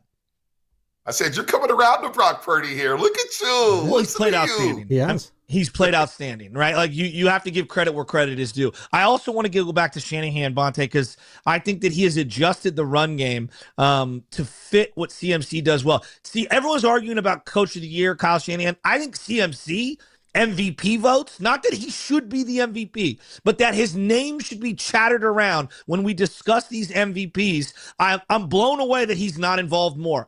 This thing that it has to be a quarterback drives me nuts. Barkley should have had more votes last year. No, it really, JSN deserves votes this year. Just because you don't play quarterback does not mean you should be disqualified from being in the MVP race. And them ditching the wide zone and going more power football and counters in between the tackles, I think McCaffrey in the run game has taken off in the last month. They have, but it's part of the problem with the way we cover football. Think about what we lead with after a football game. Quarterback. Always. Think about what we lead with after a win or loss. Quarterback. When we do the matchups and previewing games, we talk quarterback. So it's kind of on us as media members, if we want to stop giving MVP votes to quarterbacks and start giving them to guys like Saquon Barkley and Christian McCaffrey or Jackson Smith and Jigba, then we need to lead with something else and can't give all the credit to quarterbacks when they win and rip quarterbacks when they lose. It's a 53-man roster for a reason. And there's more value. Like Saquon Barkley last year was the most valuable Philadelphia Eagle. There's no doubt in my mind. Hands the down. most valuable Philadelphia Eagle. Thank you. In 2023, I thought the most valuable 49er was Christian McCaffrey. There's like Eric Dickerson. We runs for over 2. You're telling me he's not the most valuable Ram? Derrick Henry. Bonte. How long was he the most valuable Tennessee Titan? Yeah. You know what I'm saying? And not getting MVP forever votes. So, I mean, look, it's an argument. I hear it. Quarterbacks get all the love. They get all the big money contracts. They get their highest paid players on the team. It is what it is, but you got to start to separate categories now. You got to have running back of the year. You got to have offensive player of the year. I would love that. You got to then you have your MVPs or whatnot. Because what about a defensive player? Right? I agree. LT won the MVP award back in the late 80s, but it's never going to happen defensive again. players any credit for MVP awards. If Myles Garrett breaks the record, that's the greatest, defensive edge season ever. I get it. There's less Reggie White did in a strike short season. Team that doesn't win a lot of games. I know. I hear you, but in baseball, again, cross-sport analogy, Mike Trout's never won crap. He's got a bunch of MVPs. That's true. Like Myles Garrett has an argument, in my opinion, is what I'm saying. Yeah, I mean, you got to win games. To me, there's not his an fault they're element losing, of your team though. has to win. But it's not his fault they're losing games, is what I'm saying. I didn't say it was, but that's part of having a magical season and being the most valuable player in the league is there is an element of your team has to win. Baseball does this. Andre Dawson was on a team that didn't make the playoffs, and he won an MVP. This is not Mike Trout exclusive. That sport is very different. I look at the NFL. Like right now, CMC. As you go baseball on me, Shohei Ohtani. We did this exercise yesterday. He's the, 4th best hitter and the 7th best pitcher. He's 7th in receiving catches, the amount of catches in the league, CMC. 7th, okay? He is a top 12 runner in the game right now. You can give me all the yards per carry BS you want. I think there's something to the consistency of I get the ball 30 times a game from my team all year. He's at 399 touches right now. He leads the league. He should be in the mix. Well, does it bother you that much? Yeah. Yeah, because I feel like your point about quarterback thing, it does drive me nuts. It does. Like, I'm not saying quarterbacks aren't important. They don't win the Super Bowl without Jalen Hurts playing really well in all the playoff games. But that offensive line, Jalen Carter, Saquon Barkley, like that team was special. And Barkley had one of the greatest seasons of all time. I'll go radical on you. What about Lane Johnson? Without Lane Johnson, that Philadelphia Eagles offensive line is a shell of itself. Should offensive linemen get MVP votes? We can go down the list. We can go down the rabbit hole, and it's never going to happen because what do we see every play? The quarterback has the ball in his hands, whether he's handing it off or throwing a pass. But the quarterback. Would you give me this year being an open window? Would you give me this year being an open window where there really isn't a clear-cut guy? Like now Drake May has stepped to the forefront. Like if there ever was a year where the second, third, and fourth place guys would be non-quarterbacks, this would be the year. I would think so. I mean, this would be the year. Chris McCaffrey would have her argument. You look at what's happened in Chicago. Who would you give it in Chicago with the way they're playing? What about Trevor Lawrence? Trevor Lawrence has come off for that Jacksonville Jaguar team. Does he get love? The Houston Texans. Would you give Will Anderson? Yeah. Will Anderson. Or somebody off of that defense club. You know what I'm saying? So it is wide open, but it doesn't bother me as much if so-and-so's not getting credit and love. I think the league knows how good Chris McCaffrey is. And the media members may not talk about him, but I guarantee you every single team in this league, every single player on these rosters, they know how valuable Chris McCaffrey is. Except PFF, who ranked him the 18th best running back in the game. I've been told you about PFF. They're fraudulent over there. Drake May's the heavy favorite right now, minus 400. Matt Stafford just basically lost the award last night with some of just the worst interceptions I've ever seen. Xavier Watts, give him credit, and they almost came back and still won it because that's the Falcons and that's what they do. They almost blow games. Raheem Morris. Hey, thank you, Falcons. Raheem Morris has got it. Well, thank you, Falcons. Remember, that was one of my draft crushes. You did. Bonte Hill, you got this is hilarious though because the NFL hated that win from the Atlanta Falcons because had the Falcons lost, it would have been a win and in scenario for both the Bucs and the Carolina Panthers in that early window game. Now, if the Bucs win, they still have to wait to see if the Falcons win or lose on Sundays. So it's not win and in scenario for them. Yeah, now, if the Falcons win on Sunday, if they all tie with 8-9, then Carolina goes Correct, which is hilarious. Crazy. It is crazy. Bonte, you're like, wow, are you serious? Like, it's crazy. So the NFL is hoping. So break that down again. One more time. So if Atlanta wins, they're in? No. If Tampa Bay wins and Atlanta loses, Tampa's in. If Tampa Bay wins and Atlanta wins, they're all with 8-9 records. And then the clincher goes to Carolina. So Carolina would get in at an 8-9 spot. Sunday Night Football did a huge breakdown on it. And I can't wait for Sunday Night Football after Saturday Night Football. I think a lot of people are pissed. It's like it should have been the number one overall seed in the NFC. I would have liked to see that on Sunday Night Football. But hey, you want to have, Tomlin v. Harbaugh one more time, Old Man Rodgers. Is it going to be Lamar? Is it going to be Snoop Hundley? Who knows? I'll still be watching. And let's break down that Saturday Night Football matchup on the other side. Bonte Hill in studio, courtesy of River Islands. It's going to be brought to you by Kalshi. Trade on anything. Make money predicting every bowl game legally nationwide with Kalshi. Today it's the Boca Raton Bowl and Frisco Bowl game. Will Toledo upset Louisville or will Ohio upset UNLV? Use code Odyssey for $20 when you trade 100. KALSHI.com. Trading involves risk. Kalshi. Ready for the ultimate red and gold game day? Laughing Monk Brewing is the place to park, party, and ride. Skip the traffic. Forget the expensive parking. Park for free and dive into an epic tailgate with mouth-watering food, ice-cold Laughing Monk beer, and every game on TV. Catch 95.7 The Game's pregame show with Lorenzo Neal and Evan Giddings. Then hop on the free shuttle minutes away from the stadium. Shuttles are first come, first served. So head to 957thegame.com to sign up and join the party. I know that hiring can be challenging. You sort through tons of resumes and you get too many so-so applicants. You're just waiting for someone to match your role perfectly. Well, now, there's a place where you can meet them fast. ZipRecruiter. Need to hire right away. Start your search for strong candidates. The right fit awaits. Build your team. Build it sooner. Meet your match on ZipRecruiter. Just head to ZipRecruiter.com/free right now to try it for free. And you're on your way to meeting your match. 4 out of 5 employers who post on ZipRecruiter get a quality candidate within the first day. So try it now. Go to ZipRecruiter.com/free. Once again, that's ZipRecruiter.com/free. Meet your match on ZipRecruiter. Try it free.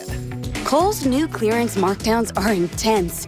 Up to 70% off is the kind of deal that'll leave you feeling stunned and make you whisper things like, "Where have you been my whole life?" to a cardigan. Just take a deep breath, steady your cart, and try to act normal. But it's not possible. The savings are just too good. Shop new clearance markdowns now in-store and online at Kohl's. Select styles, some exclusions apply. See store or kohls.com for details.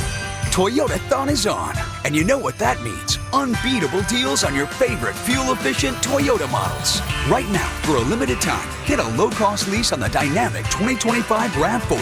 Or shop the industry's best lineup of hybrid and electrified vehicles with 19 models to choose from, including the 36 MPG Grand Highlander Hybrid.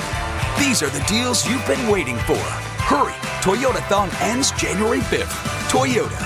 Let's go places. We've all been there, sleepless nights, wondering if your business's security service is really protecting what matters. At Bay Alarm, we can put your security insecurities to bed. Our advanced technology and personalized support ensure you can rest easy knowing we're here for you. BayAlarm.com. Xfinity is the network you can rely on. Like a close friend who will give it to you straight. The friend who will tell you that new haircut? It's not great. Friends make sure friends get good haircuts. And Xfinity makes sure you get a good deal on Wi-Fi. Xfinity gives you reliable fiber-powered Wi-Fi at our best price. This holiday season through January 4th, get gig speed Wi-Fi for just $50 a month for 5 whole years. No strings, no commitments.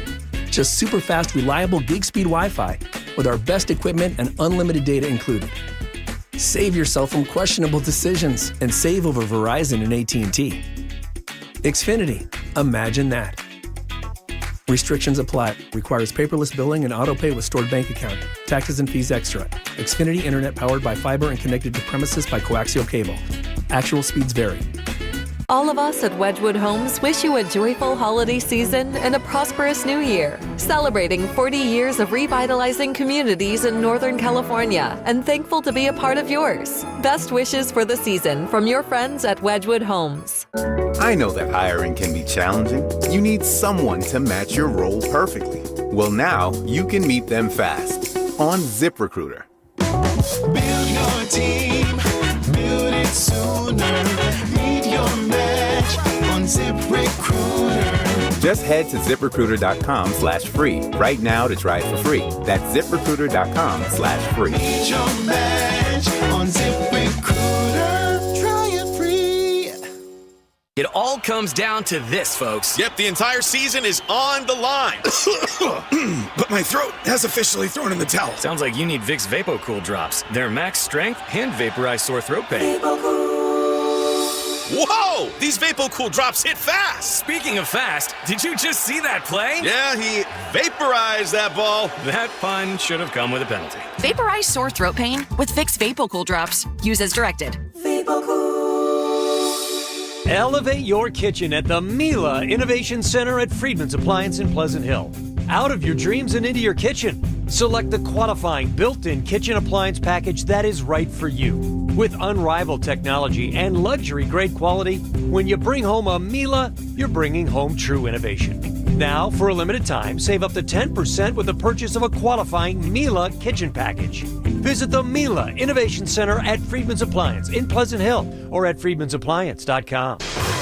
Red and Gold Game Day starts at Laughing Monk Brewing. Park for free. Enjoy amazing food, ice-cold beer, and every game on TV. Catch 95.7 The Game's pregame show. Then hop on the free shuttle straight to the stadium. Sign up now at 957thegame.com.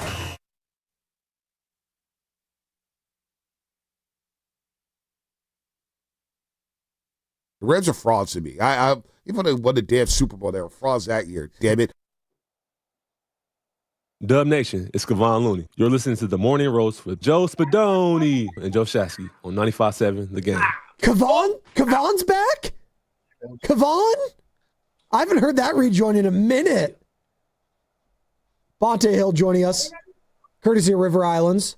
Spinelli, Shasky. We're rolling. Chaz? We got everyone. We got LJ on there. We got Chaz. We're chilling. Look at that. We got a lot of boogies. I don't have Benny or Nora with me, so. Hey, Carter, you want to come sit on my lap so I could join in the fun? I love it. We're hot. The kids. That's great. We're hot. We're hot. Yeah, we're hot. We're hot. You're hot. You're exclusive. Hot. You're hot. I'm hot.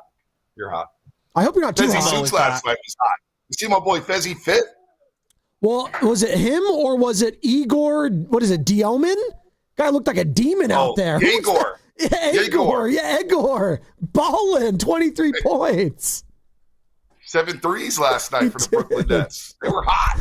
They were. Big win, though. Hey, the Warriors won 4 of their last 5. Big win was. I'm not scoffing at any win for the Warriors. Take what you can get. The last 5. I still can't get the taste out of my mouth from Sunday against Toronto. I mean, from the 5:05 mark in the third quarter, they got outscored 63-36. They're up 7 with 1:43 left in the game. And then they got outscored 26-7 the rest of the way. So that one hurt. They were up 7 with 1:30 to go. Yeah, I just said that, Shasta. Scotty Barnes turned into Hassan Whiteside and got every single offensive rebound that was available. No. He turned into Bill Russell. Bill Russell? Yeah, that's what he turned into. Yeah. I was going to say, wow. Okay, Will Chamberlain. Sure, yeah. Bonte, I was just telling Joe that it's very difficult for me to drum up excitement over wins with the Warriors right now. Not that, like, the overall landscape, like, you got to stack as many wins as possible, right? But I'm talking about in terms of, like, lineups and chemistry and all the.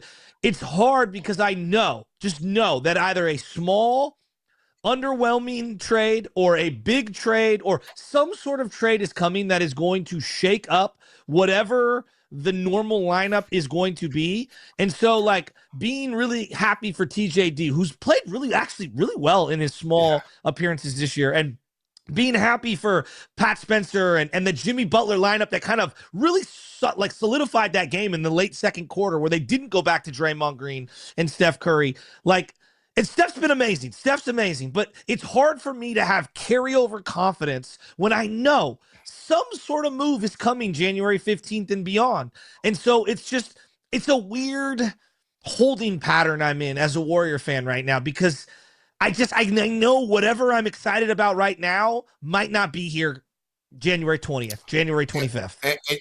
Well, you get a Brooklyn Nets team, too, that has a good starting 5, but they don't have a bench, right? And so even their starting 5 took it to the Warriors last night. They're up 28-13, and the Warriors have committed 5 turnovers. But if you notice what's going on with the Dubs, and I know we're going to get back to Niners, but you notice what's going on.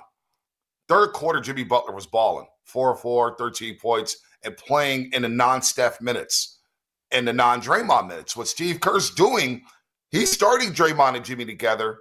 And then if you look at the rest of the rotations, the rest of the half, they may close together, but a big chunk of that first half and the big chunk of the second half, Jimmy and Draymond are not on the floor together because it becomes redundant. Jimmy needs the ball in his hands. Well, he's going to be a threat offensively. Draymond needs the ball in his hands. He was a threat offensively Sunday, but more times than not, he's not going to be an offensive threat. And it really bogs the offense down when he's just looking for Steph and Curry.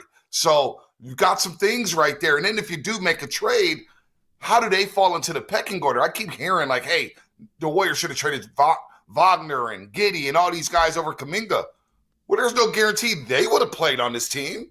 The reason why they are who they are is because they got to play in Oklahoma City. They got to play in Orlando. Cade got to play through Detroit. And I'm not saying Kaminga's one of those guys because we just don't know. But they wouldn't have gotten the opportunity probably on this team with the Steph, Draymond, and Klay Thompson, and later on Jordan Poole. So, yeah, I hear you on that. They're 17-16. It's tough to get excited right now because they're in the box, right? And if you go in the box and you're a 7 or 8 seed, you're probably going to play San Antonio, OKC, or Houston in the first round. And how's that going to go for this team? Yeah. I don't think it's going to go well. So, something shake. And this is your stretch right here. Charlotte, 10 in the morning tomorrow, and then you got 10 of the next 11 at Chase Center. To me, over the next 12, Shasky and Spinoni, Warriors got to go 9-3. get people excited again, they got to go 9-3 over the next 12. Why is Jonathan? I'm dead serious on this. Why is he even suiting up at this point? Yeah, I don't. I had the same. No, I mean it. Like if they're. I swear to God, no. I swear to God, I was having I said at this point, and Steve Kerr had a comment yesterday. I'll pull it up in a second. We have it. You want to hear it? Yeah. Let me play it. Kerr was asked if there's a path for Kaminga to play. This is Steve Kerr after the game. It's tough because he's not really a short minute player. You know, I played a bunch of guys 8-10 minutes. JK's a guy who needs rhythm. He's not like a Gee who's going to come in or Pat and just fly around and, you know, play with great energy for 4 minutes and come out. He needs some rhythm. So he always has to stay ready, and there's a pathway there. But you know, right now it's not there. But things change quickly in the NBA. That was Steve Kerr after the game yesterday in a Warriors 120-107 win over the Brooklyn Nets. They're 17-16. A pathway for Kaminga to play, but he's a rhythm player. It's kind of like counterintuitive, and Bonte. How do you get in a rhythm if you're not playing at all? You're going to be ice cold when you go out there. So the whole thing is like, and Shasky said it perfect, it's like a word salad to me, and I think to fans. Yeah, I just honestly, there's a pathway, but there's not a pathway. I had this conversation with somebody the other day, and I was like, at this point, you may just want to send them home. Just say, hey, we're going to keep them healthy until we're able to trade them or whatnot. He can't play. Like, you look at Toronto, right? And they outscored the Warriors in the paint 70-40 in that basketball game. Scotty Barnes, 25 rebounds. You know, Brendan Ingram, who I've seen Jonathan Kaminga has success against when he was with the Pelicans, defending him at the point of attack. The tape don't lie. So people say, oh, Kaminga's never been good. That's a flat-out lie. You're fibbing, all right, to fit your narrative. He can't play on this team that's 17-16. Not a sniff. Not a sniff. So is he the greatest player in the world? No. No. But you're telling me what happened against Minnesota is a fluke? You're telling me what happened the first couple of weeks of the season is a fluke? And he's the guy who's getting punished to not play? When I see the veterans, they committed 11 of the 21 turnovers Sunday against Toronto. Steph, Jimmy, and Draymond Green. Draymond Green's averaging a career high in turnovers per game. Well, Jonathan Kaminga can't help at all on his team. So it sucks. It really does stink for the young man to sit there at the end of the bench and be told, hey, there's a pathway. He's practicing hard. We're going to reward him. And then he gets 9 minutes in Phoenix, and we haven't seen him since. What are they, 6-12, 6-11 in clutch games? What's the record, Bonte? Six. Now it's 7-12. I don't know if yesterday qualifies as a clutch game, but they were 6-12 entering last night in Brooklyn. How many of those clutch games, wins and losses, was Kaminga even a part of? Yeah, I know. Right. Not a lot. Not a lot. So like they're in the spot they're in, and I don't think it has a lot to do with him. You know what I mean? And I think that I just look around the league and I ask this question. How many other $24, $25 million a year players are getting this many DNPs? Not even like a couple minutes. DNPs. Yeah, I mean, forget the money for a second. Forget the money for a second. This goes back to the year after the championship, the season after the championship. And they had that road trip where they went 0-5. They had lost to Detroit, Charlotte, Orlando, Miami, and I think New Orleans.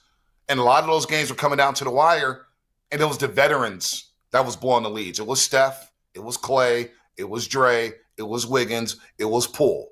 They were in those lineups down the stretch, and everybody was blaming the youngsters. Oh, it's the youngsters' fault, this and that. They don't fit, blah, blah, blah, blah, blah, blah, blah, blah, blah. Kaminga is blameless right now because he's not even playing. He's out of sight, out of mind. But it's just very strange that, look, every player needs a rhythm. Steph needs a rhythm. Draymond needs a rhythm. All these players need a rhythm, of course. But give them give them 20 minutes of runway. Moody's struggling right now. You telling me you can't use Kaminga's athleticism? And by the way, he started out playing at the point of attack defensively.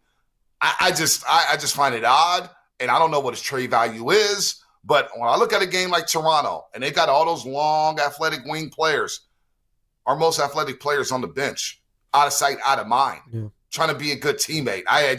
It's just a very odd situation. And it's like, why do just you might as well have traded him for Malik Monk in the offseason. If this is what was going to happen, I would have rather traded the young man for somebody from Sacramento if you're going to do this to him. It's just bizarre to me. Very bizarre. Can I ask the sincere question?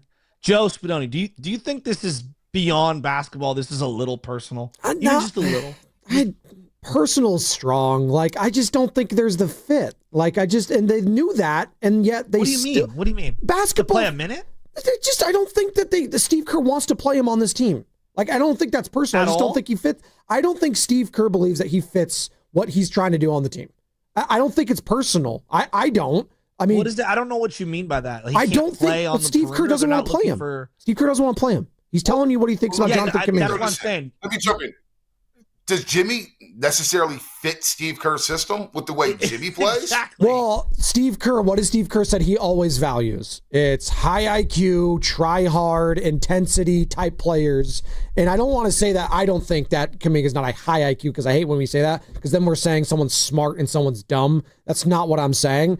But clearly, if you read between what he's let me play this one more time. He's telling you what he thinks about Jonathan Kaminga. Yeah, but Jimmy's Kaminga. a ball stopper by nature. One more time, Joe. I think that's what Bonte is getting at. But this is what Steve Kerr loves 0.5 basketball. Jimmy doesn't play 0.5 basketball, which is why we're starting to see Jimmy lead other lineups within the game. And Steph and Draymond do their thing with 3 other players, and Jimmy's now doing his thing with 4 other players like last night. Steve Kerr is telling you how he feels about Jonathan Kaminga, the player, after these comments last night. It's tough because he's not really a short minute player. You know, I played a bunch of guys 8-10 minutes. JK's a guy who needs rhythm. He's not like a Gee who's going to come in or Pat and just fly around and, you know, play with great energy for 4 minutes and come out. He needs some rhythm. So he always has to stay ready, and there's a pathway there. But you know, right now it's not there. But things change quickly in the NBA. He basically just told you that he doesn't think he tries hard early on in games. That's basically what he just said.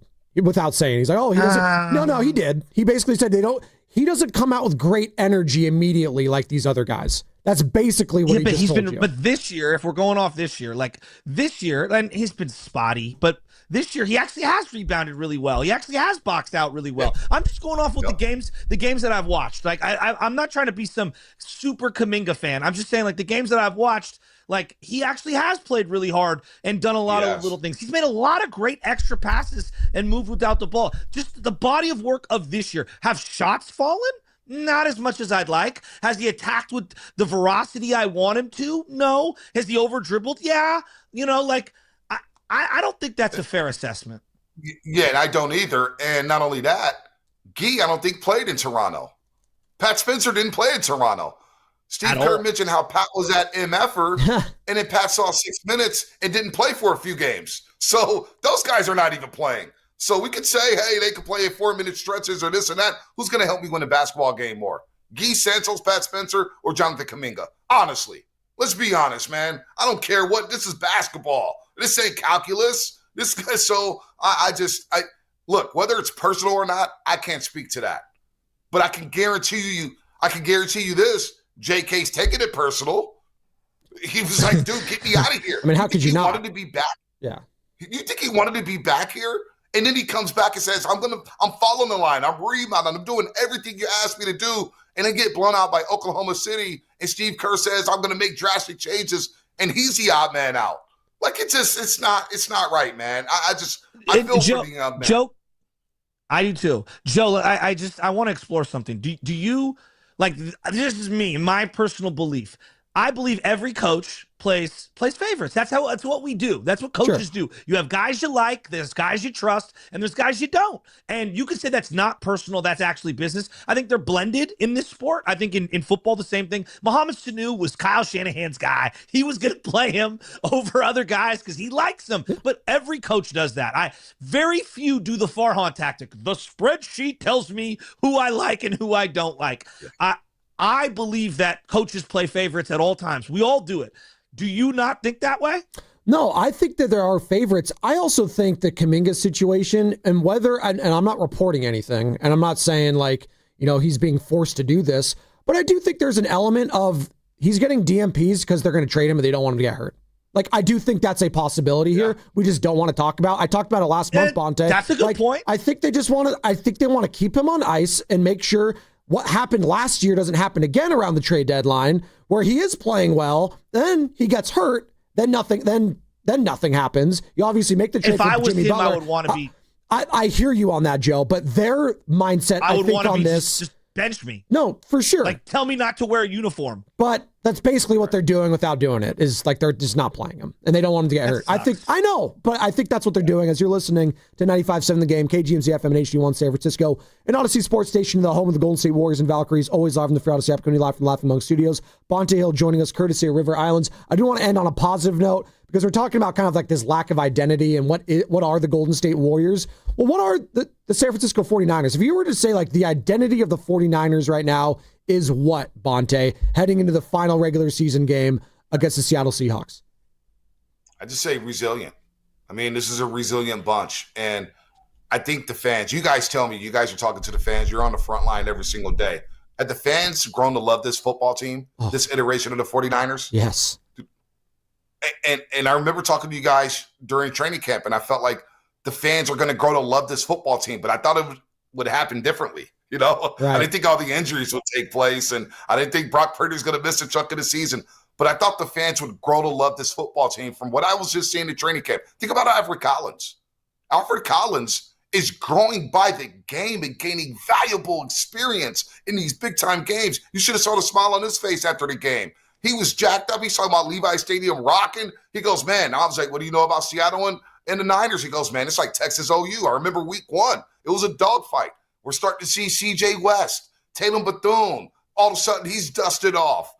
D. Winters getting valuable experience, although he doesn't make every play. He missed tackles. He blows assignments, but he's going to be better for it in the future.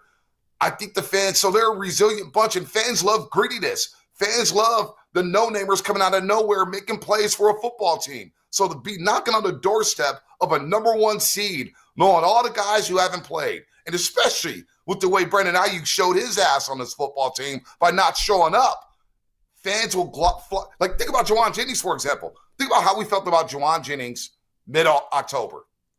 Talking, injuries, looked like he wanted out. We're talking about trading young men. Now look at Juwan Jennings. I mean, I'm like, I kind of want to roll back with him next year in 2026. So, I mean, I think resilient to me, Shasky, is the identity of this football team. They're just a resilient bunch, man. They just find a way to do things. They find a way to win football games. And, you know, I keep looking at this quarterback matchup because that's what you do, right? But I'm looking at what Caleb Williams was able to do last week. He didn't throw a pick. He didn't fumble the ball. I'm telling you this Saturday night, Sam Darnold's going to throw you the ball a couple times. Take advantage of those situations, because when push comes, Bonte, you're with me on this. When push comes to shove, this is the biggest game of Sam Darnold's life right now. What's going to happen with him? It's going to come down. And no, I'm serious. It's going to come down to Sam Darnold. I truly believe that. And whether I or hope not he doesn't do it. No, but whether or not he throws picks and you capitalize on them, he's going to throw it to you. You got to capitalize. That's what I'm looking at in this game. That's the biggest question mark for me, is what Sam Darnold are we getting? Did you see this stat, Shasky and Spinoni? Bears are the first team in NFL history to score 35-plus points, score a defensive touchdown, have no turnovers, allow no sacks, and lose a football game. That is crazy. That is crazy. But to your point about Sam Darnold, yeah, he had this game last year. Remember, Sasky, from Minnesota? Yeah. He had the same game against Detroit for the number 1 seed, and he gagged. So I expect him to gag again on Saturday night. I'm going to stick with he's a great player and pray that he has some, because every time I dog him, be real. Like every time I dog him, which was the Minnesota Viking game against the Niners last year, you know, he came out and had one of the best throws I've ever seen in my entire life in the end zone, 60-yard bomb to Justin Jefferson. Who was the safety? Was it Odom? George Odom. Yeah. He took the worst angle I've ever seen. Oh, man, that was a bomb. That was a pretty pass, man. He can do that. Right in with these safeties. His stat line in week 1 was very mid, 16 to 23, $150, 0 touchdowns, 0 interceptions, and he had the game-losing fumble. He finds a way. Like, even even when they won a couple weeks ago, that overturned 2-point conversion BS. Like, Insane. Are you kidding me? He got so lucky that happened because they would have lost. Well, I'm seeing a lot of people rip Brock Purdy and call. It's so funny. They're like, he's the luckiest quarterback ever. And there's like a montage of all of these, it should have been intercepted, but someone catches it. And then one of them was the hands to the face where he threw the interception to CJ Gardner. And I'm just like, every quarterback benefits. Tom Brady against Patrick Mahomes, D Ford lined up offsides. Yeah. I mean, Mahomes and them might have won that game if it weren't for D Ford's lining up offsides. It's funny you bring that up. Isn't this cool, though? Yeah, go ahead, Bonte. Oh, go ahead. No, you're the guest. No, you're the guest. You're good. I was going to go off that hands to the face. I was going to go to the hands to the face penalty thing that was called and ticky-tack, but you never apologize for that if you're a Niner fan, right? So no. Yeah, I thought it was questionable, and a lot of people came down my road. Even the broadcaster said it was valid. I just thought it was a ticky-tack call. That's just my opinion. It's hard to play DB. It is. Right. I just think it's really hard to play defensive back. The fact that they have a opportunity to beat Seattle. Same situation in 2019, but they were in Seattle, right? And Darnold's going to want to shred the Niners. And the defense does worry me. Then you get Jackson Smith and Jigba, who Lenore wants to shadow. JSN is nasty. He's a problem. And that defense is going to be flying around.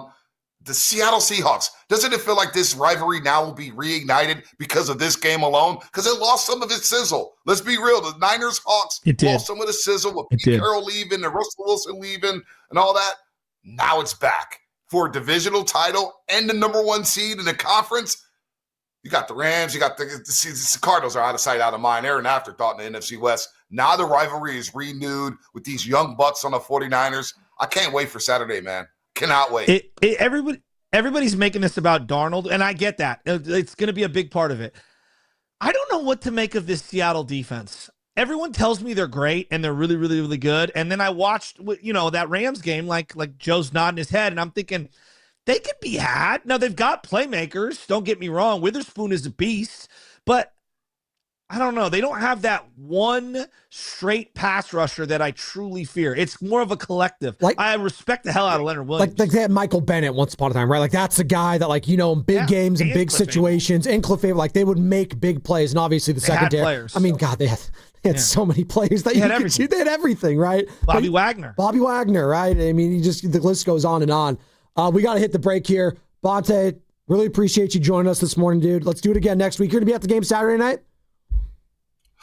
Well, don't bring that up. Don't bring it up. Did I put you in a bad spot? I put you in a bad spot. I'm sorry. We're supposed to Utah Jazz 7 p.m. Yeah. Danny Ainge. Fighting Danny Ainge. Hey, we'll be tuning in. We'll be tuning in on Keontae George, baby. Keontae George. The game starts at 7. Yeah, thanks for the reminder. I'm saying, Bonte, we'll be locked into you, though. I'll be watching you, too. Don't worry. And Buck and Aikman. And Buck and Aikman. I'm sure you will. It's going to be Buck. I'm sure you will. Buck, Aikman, Bonte, Saturday night. Can't wait. With Carlos Ramirez in the other studio watching the game the way Bonte watches the game. And it's going to be brought to you by Bay Area Fast Track. On January 1st, tolls will go up on all bridges except the Golden Gate. These funds will be used to maintain and rehabilitate the Bay Area's 7 state-owned bridges. Learn more at bayareafasttrack.org.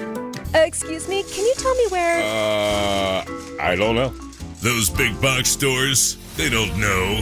But Dolan's knows. For 60 years, Dolan's Lumber has been serving the Bay Area with the materials and the knowledge to make your next home improvement project stellar. Lumber, doors, windows, you name it. Dolan's knows exactly what you need. So skip the guessing. Go with the experts. Remember, Dolan's knows. Call now for a quote. 800-9-DOLANS or visit dolanlumber.com.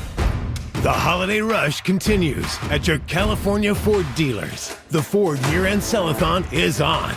Now through January 2nd, get our best offers across the most popular Ford trucks and SUVs.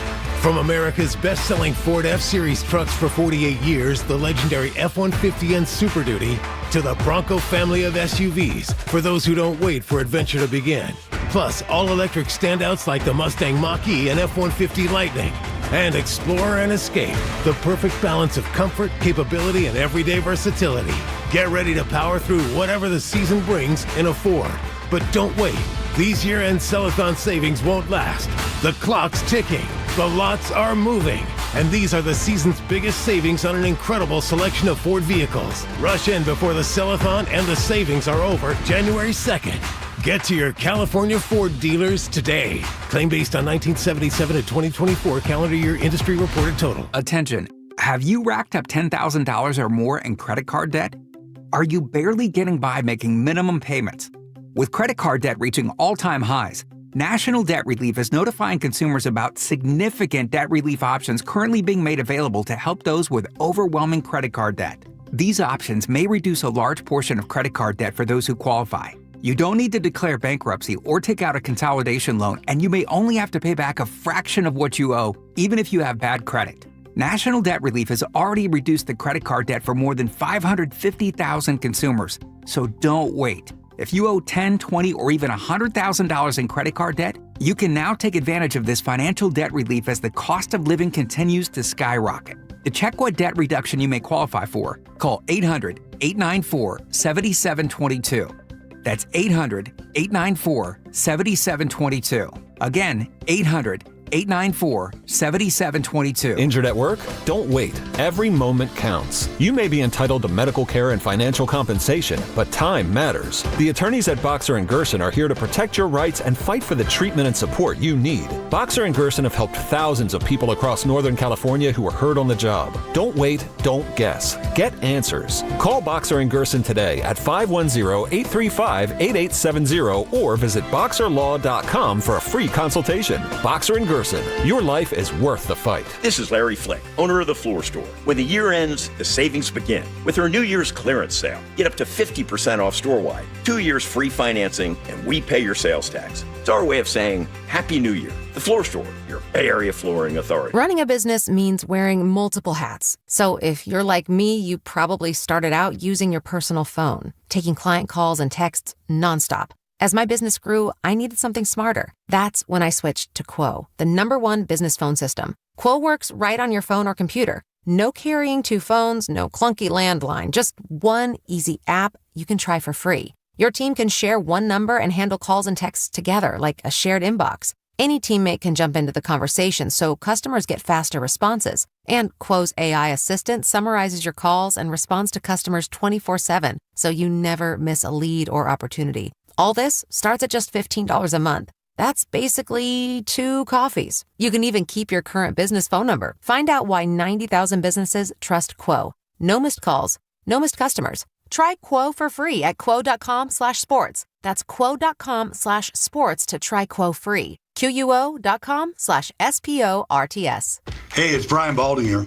Pros don't just show up. They prove how it's done. Makita tools at the Home Depot are built with precision. Without shortcuts, Makita delivers results that reward hard work.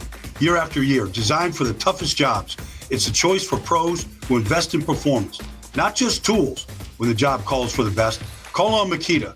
Built to be the best, available at the Home Depot. How pros get more done.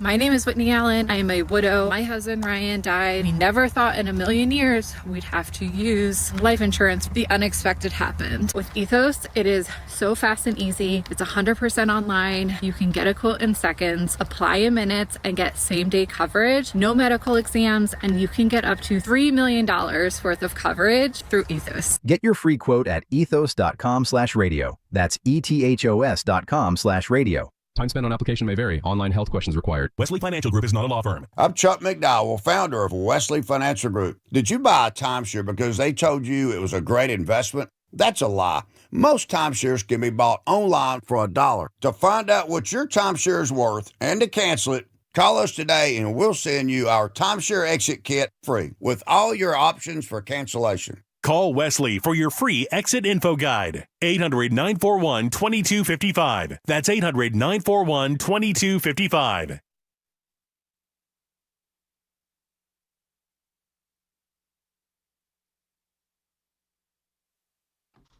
Dub Nation, this is Jimmy Butler. You're listening to The Morning Roast with Joe Spadoni and Joe Shasky, coming to you live from the Laughing Monk Studios on 95.7 The Game. Jimmy Buckets. He had a good game last night. Getting to the line. Need more of that. 21 points, 5 of 9 from the field, but 11 of 12 at the free throw line. 4 assists, 5 boards. Dude, just give me more Jimmy Buckets. If he has to run everything, Joe, so be it. That's what I want. Spadoni and Shasky, we're rolling. One more segment before handing it off to Steiny and Guru. Do you know what today is? Tuesday, I think. The 30th. What is today? What is it? Tiger Woods' birthday. Is it really? He's 50. No. 50? Yes. That's actually insane. Wow. I mean, is it? Like, it's not, but like it sneaks up on you that he was the young guy for so long and now he's 50. Like that is kind of like a wow that I've been watching him for my entire life and he was always the young. When I was young, he was still considered young. And that means I'm also getting older now that he's 50 years old. That's why I'm kind of like, oh my God, my own mortality, if you will. I mean, I'm 32. I'm not like going on 50, but that's incredible. God, 50 years old. He still hasn't officially retired. He still hasn't. I'm still waiting for that day to come. And it's probably coming sooner rather than later, right? So he's won 82 total tournaments worldwide, and he's won 15 majors. Jack is the all-time leader in 18 major wins. Also has the most second place finishes, meaning runner-up finishes in majors. In our lifetime, where do you put him? Where do you put Tiger Woods? I mean, we got Steph Curry here, who's part of the intro video that Golf Channel did, congratulating him on his 50th birthday. In our lifetime, let's just say the last 40 years, give or take. Top 5 athlete ever? I think sport? He is on the Mount. Let's just stick with North American sports. Okay, that's fine, because if you go Messi and Ronaldo, that's global. It's too much. Blurs the lines. Yes. Tiger Woods is on the list of greatest North American athletes of all time, and in his era has an argument to be the greatest. He does. He can make the argument he is the greatest athlete of his generation. Joe, the guy had his own Gatorade, okay? As a golfer, he has his own Gatorade. That doesn't happen. It's Serena, right? It's Tiger. I'm just trying to think of like individuals. I think Bonds, but Bonds is in such a unique category. Tom Brady, last for 4 sure. years, Jerry Rice played, but I'm gonna put Brady in that category. We're going since 2000, you said, right? Give or take, yeah. Okay, sure. We'll just do that because he started dominating like before that. LeBron, Steph, Kobe, Steph. I'd put in there. I don't think you can have 3 basketball players. I think you got to narrow it down to 2. That's okay. Well, then we'll probably put LeBron and Steph. Can you? I mean, could 3 be in your top 5? Yes, because I think Kobe from 2000 to 2010 was that dude.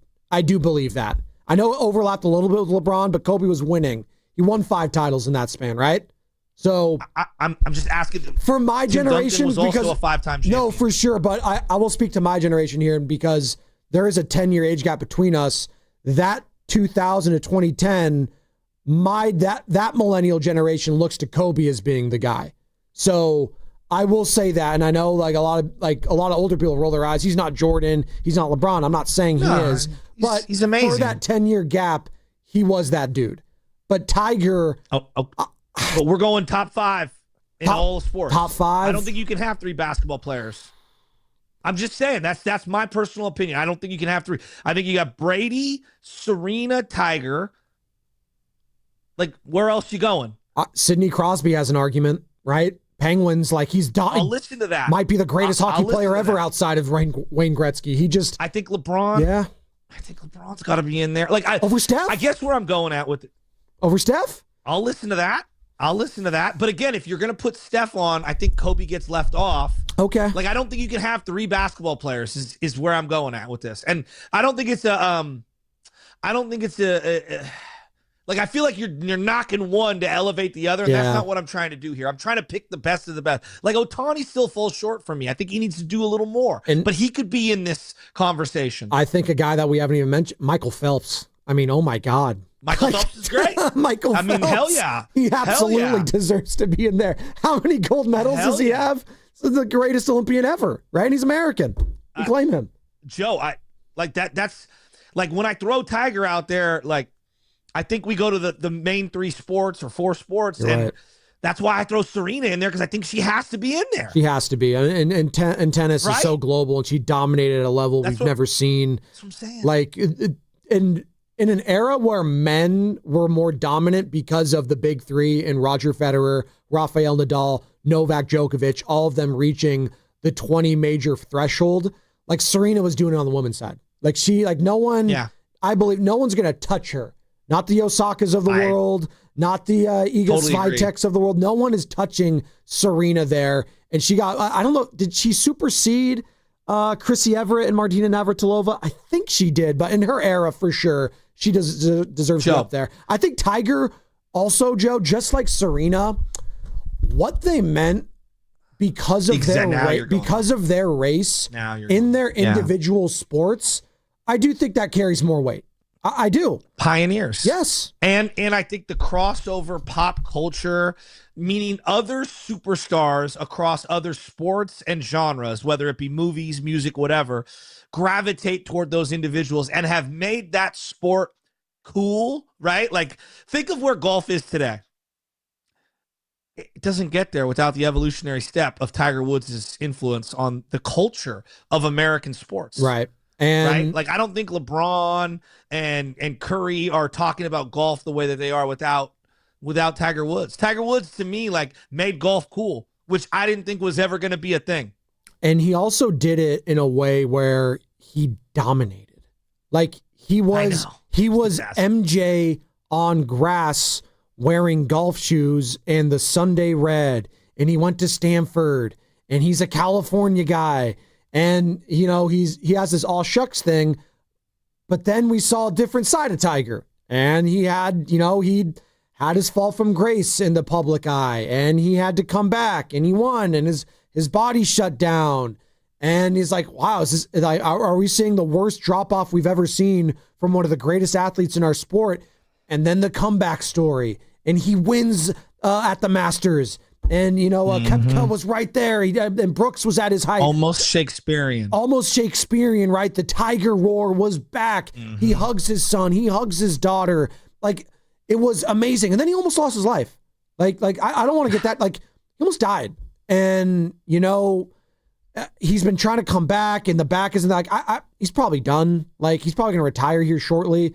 The fact that he hasn't is, I think, a testament to his heart, his will, and he still wants to keep going. But, God, he's 50 years old. Today's his birthday, and Tiger Woods has an argument to be the greatest athlete of my lifetime. And I think that, like, as a golfer, he had 2 separate 5-year stints as the number 1 player in the world.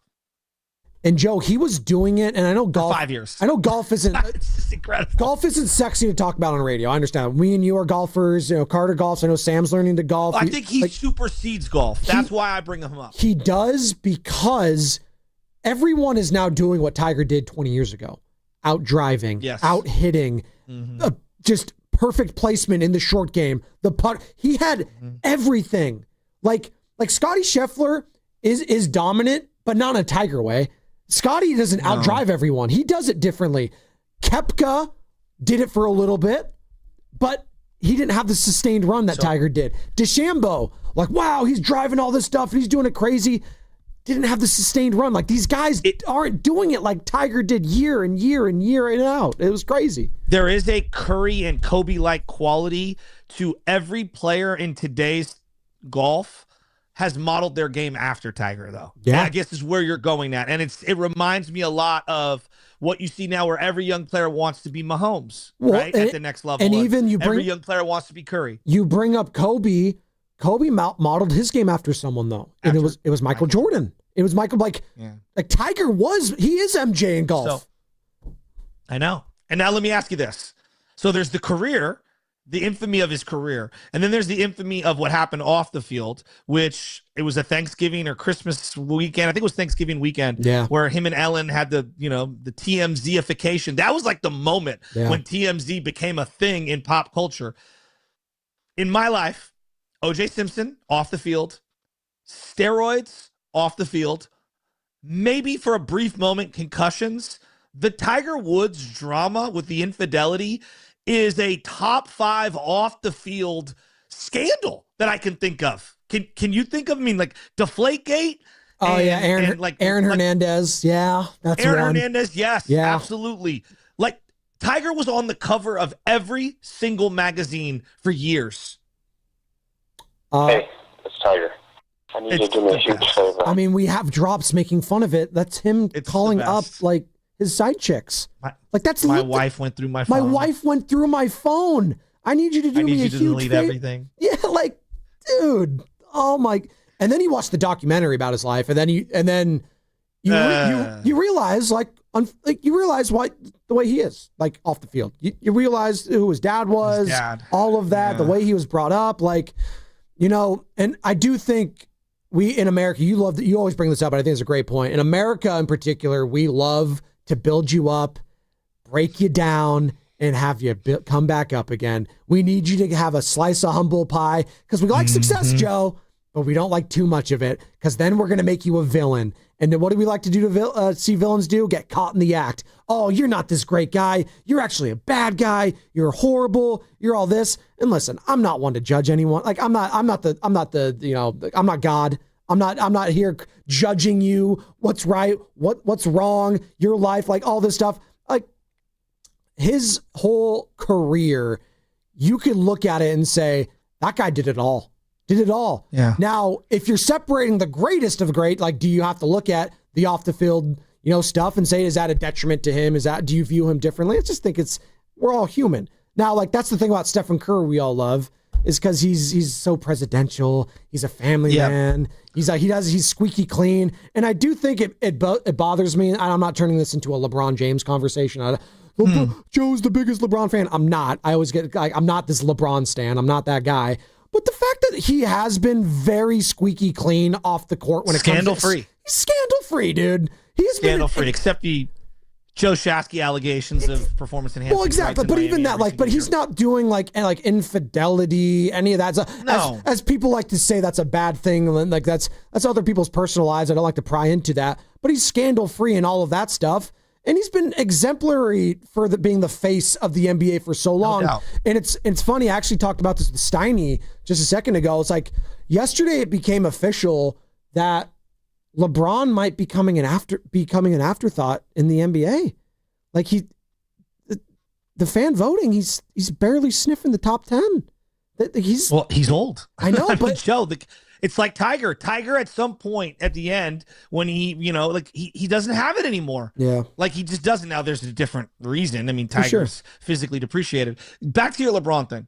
If Steph Curry didn't exist, LeBron might have 8 or 9 titles. He might. It's a good point. Yeah. And I think that speaks to the greatness of both players, that one was able to stymie the other. If Tiger Woods doesn't exist, Phil Mickelson is one of the greatest golfers of all time. Yeah. And no one ever talks about that. And Phil still put together accolades of one of the greatest careers of all time. That is during the height of the Tiger era.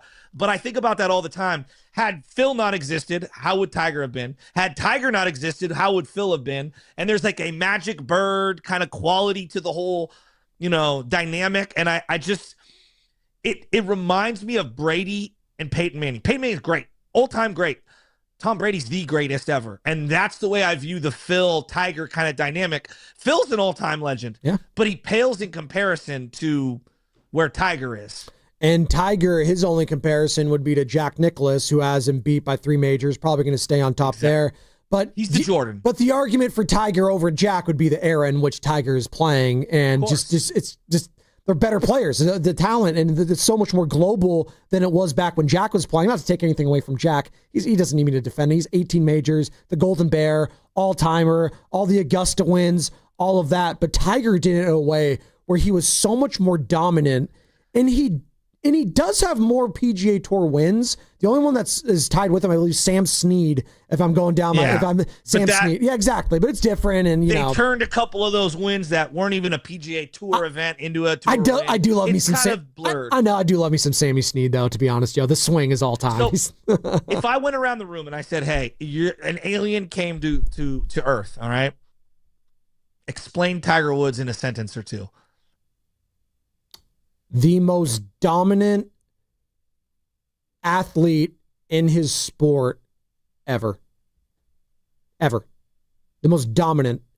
He is. He was more dominant than Jack Nicklaus. He's more dominant. He was a psychopathic killer too, in terms of like competitive freak. He wanted it way more. We talk about Tom Brady and the guy that he's like, totally agree. He ruined his marriage for this game. I was like, well, so did Tiger Woods. Like you have to have, and his body. You kind of have to have a screw loose. I think Tom might have learned from, how everything went down with Tiger. He needed to prioritize his body later on. And that's what he did. And he did the TB12 method, whether we laugh about it or not. Like that was a real thing. Tiger working out with the Navy SEALs, doing all that extra work. He overworked. He did too much, and his body broke down because of it. The back, his glutes couldn't activate. We had that funny drop for a long time. Like he couldn't. It's the best. And then he had the accident, man. Such a dork. We're happy he's alive. Joe, I know. We were doing a show together. Remember that morning where it's like, dude, we didn't know if he was alive or not. Yeah, we did. We didn't know. And what's crazy is I'm seeing now the media circle around his son, and anytime his son is entered in any of these junior competitions, it's like over the top obsession about him. There's like a brawny quality to the whole thing, and I'm like, everyone, pump the brakes, relax. And I think Tiger's done a great job as a father from afar in terms of navigating his son's golfing career. It's really hard to be Tiger's kid. I mean, God, I couldn't imagine. So, I know I brought it up. He's 50 years old. I love it. It's just something that I think about, and because he's had a big influence on my life. And like when I think of Nike, like it's Jordan. Tiger's right there. Like he's right behind Jordan. Like the whole brand of Nike was we get the best of the best who are, Serena as well. Like they're cutting edge pop culture icons. And he made Nike golf. Like Nike wasn't doing 100%. Golf before Tiger Woods. Now, they don't really make clubs anymore. I don't believe. You can correct me if I'm wrong with there. They stopped doing that a while ago. Shoes. But they were doing it for a long time because of Tiger Woods. He was that much. Dude, I brought it up earlier. He had a Gatorade after him. You only get Steph doesn't have a Gatorade. I don't think LeBron's got video a Gatorade. Game. He had a video game. He had Tiger Woods video game. Best game ever. Come on. It's one of the best games ever. He's like John Madden meets Jordan meets LeBron. Yes. Like I don't know. It's wild. Tiger's one of my favorite athletes ever, even though I know he's extremely flawed. And that's part of what draws me to him is he's so flawed. And for me, one last thing, like my favorite moment of his, Joe, and I'll never forget it. There's two. The first one is being at a bar when he chipped in that shot at Augusta where the Nike swoosh was just perfectly zoomed in on by the camera. And he's like, like that on the fringe as he's chipping in. And the second one was him with the busted knee birdieing, the 18th at Torrey Pines to go in the U.S. Open against Rocco Mediate in the 18-hole playoff the next day. That was, those are all-time moments. And it's like everyone was pulling for him. And I always remember the Rocco Mediate. He's watching to see if he's going to make it or not and see if Rocco's going to win his first ever major slam. And Rocco's like, yeah, I knew he was going to make it. I just knew. Rocco, poor guy. There's so many Rocco Mediates that were so close to winning over, and then Tiger just denied him. He's the John Stockton to his Jordan. And there's a couple of them that did overcome it. Y.E. Yang being one of them. There you go. Chill. Think about this. I watched Tiger Woods' final round at Augusta in a bar, and everyone was pulling for him. Again, say that out loud. Golf in a bar? I know. Where everyone in the entire crowd is like cheering and going ballistic. That's insane. He made golf cool. He did. He made golf cool when it was the most. And some people might still scoff their eye, and it's just it's dumb. But dude, he made golf cool, and now guys like Steph, like Tony Romo, once upon a time, all the other athletes playing at Pebble Beach. See, I grew up, and you did too, but I grew up like down like literally in golf, like heaven they call it. Down in Pacific Grove, right near Pebble Beach, right near all those iconic courses. I was going to the Pro-Am as a kid, seeing all the celebrities, because they do it every year, the AT&T Pro-Am. So like I was more engrossed with it than others in the area I grew up. My dad loved golf, and we golfed a bunch. But I truly saw the difference because I'm white. Like, so like what he meant for people of color and black men and women when they were young, it was, you can't quantify something like that. Now, like, I also can't speak on, did he embrace his race enough? Like, I don't know anything about, like, I don't feel like I can speak to that as much as someone, or someone like Bonte could maybe speak to more about it. Or like, I know Bomani Jones, so like people like that could speak more to it, but I just do know what he represented. And I do think he has an argument in my lifetime as the greatest athlete, all encompassing from what he went to a given sport. Carter, did you have something that you want to chime in on? Yeah, Carter, get in because you're a big golf guy. Yeah, I and did I want actually. To hear from Sam, who's not a golf guy. I actually did because I just want to say to Sam back here is like Tiger actually is different than all of those athletes we named because Tiger, maybe Serena Williams would fall in this category, was a prodigy. And if you guys remember, he was on the Johnny Carson show at the age of 2, 4 years old. hitting golf balls with a driver. I mean, it was just unbelievable. So, the guy was just different, period. And it's a great point because there's one thing about being a prodigy and living up to it. There's the dark side of that. And, there's the Todd Marinovich doc, I think, is a perfect example of that. Sebastian Telfair. Yeah, Sebastian, like just all these players. Who just got out of jail. There you go. Like the overbearing parent ruining a kid's life, right? And then you see it, and then they spiral and spiral and spiral. Like Tiger, and of course Tiger still continues to battle his own demons, I'm sure, but he lived up to the hype. Bryce Harper, I think of as another example, a guy that he's lived up to it. He has lived up to it, but not to the level of obviously Tiger and what he's done in his sport. But Bryce has lived up to all of it. LeBron, Serena, absolutely has lived up to it. Serena is a great example, and maybe the only one that could compare to Tiger. Few, and I think her and her sister, quite frankly, a great example, Freddie Adu. Remember? Yeah. I mean, he's I do a great remember example. Freddie Adu. Wow. What a great call. He's going to change American soccer. The guy that, again, globally, we didn't bring up this guy because we took the North American. Lionel Messi was a prodigy, lived up to it. There's a lot of those more in the soccer academies around the world because we're not really there yet with the individual academies in soccer. But we're better with certain like basketball. We're better at that with the academies and all that stuff. Hey, Joe, the other element that I think Carter is kind of alluding to, it is all him. Now you have a caddy, right? And I'm sure they have different coaches. And Hank Haney ruined his swing. That's a whole separate. Yeah. You don't even start me with that guy. But when you're by yourself and you are it. It's not teammate dependent. There is something very unique about those individual sports. As you bring up Michael Phelps and Serena and Tiger. I look at someone like Rory McIlroy, and he was a prodigy, kind of like Tiger, in Ireland, and has lived his entire life in the social media era after the Tiger Woods fall from grace. Yeah. And I think a lot of the way he is guarded, and I don't like Rory. You know me, I'm not a big Rory guy. My brother loves him. I'm not a big Rory guy. I do believe he is the way he is, similar to the way Bonds is, because of what he saw Tiger go through, in the way Bonds saw his father go through certain things. And I'm not going to make those same mistakes. I get why Rory is the way he is. I'm just not a big Rory guy. For sure. And I think another guy that was, he's lived up to the hype. Now, whether he's left a lot of majors on the table, absolutely, but he's won every single one. He's done, once he got that Masters one. Rory? Yeah, Rory. I think he's one of the greatest golfers ever. Exactly. But when you put him up against Tiger, his shadow is significantly smaller. It's the levels of this, as we're talking about. There's levels to this of greatness in Tiger. And why are we talking about Tiger Woods? He turns 50 today. And I love the conversation. And you know what? I think we should talk about it because, his best is behind him, and we're probably never going to talk about him again until he retires again. But he has an argument in my lifetime to be the greatest of all time, athlete-wise. And it just, golf, I get it. It's you can be, it's like a pitcher, right? Where you look at a pitcher, it's you don't have to be the most athletic and anything. No, but he changed why being athletic and being the guns, the Brooks Koepkas, the DeChambos, Rory, these guys getting all buff and chiseled because of Tiger.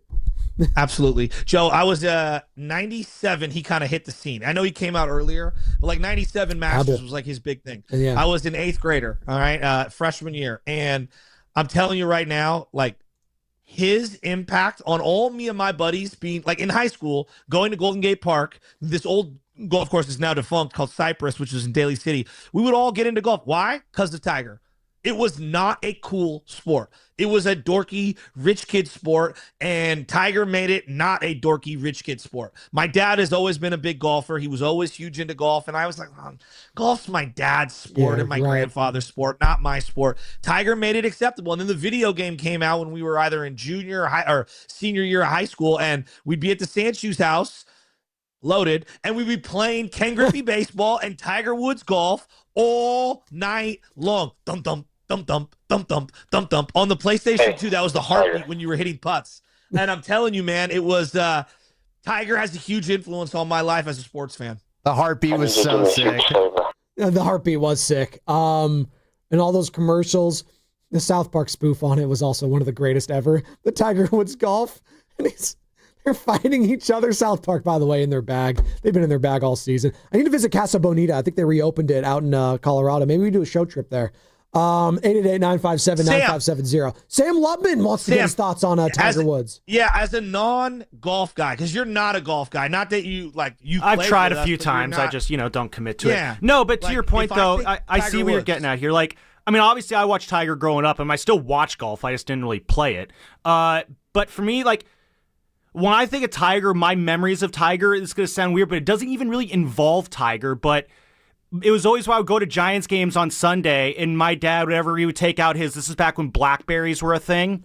He'd take out his Blackberry, and immediately all the other dads in the area would turn to him and be like, oh, what's Tiger doing? What's Tiger doing? How's Tiger doing? And that was just like almost like a routine every Sunday game when Tiger was playing.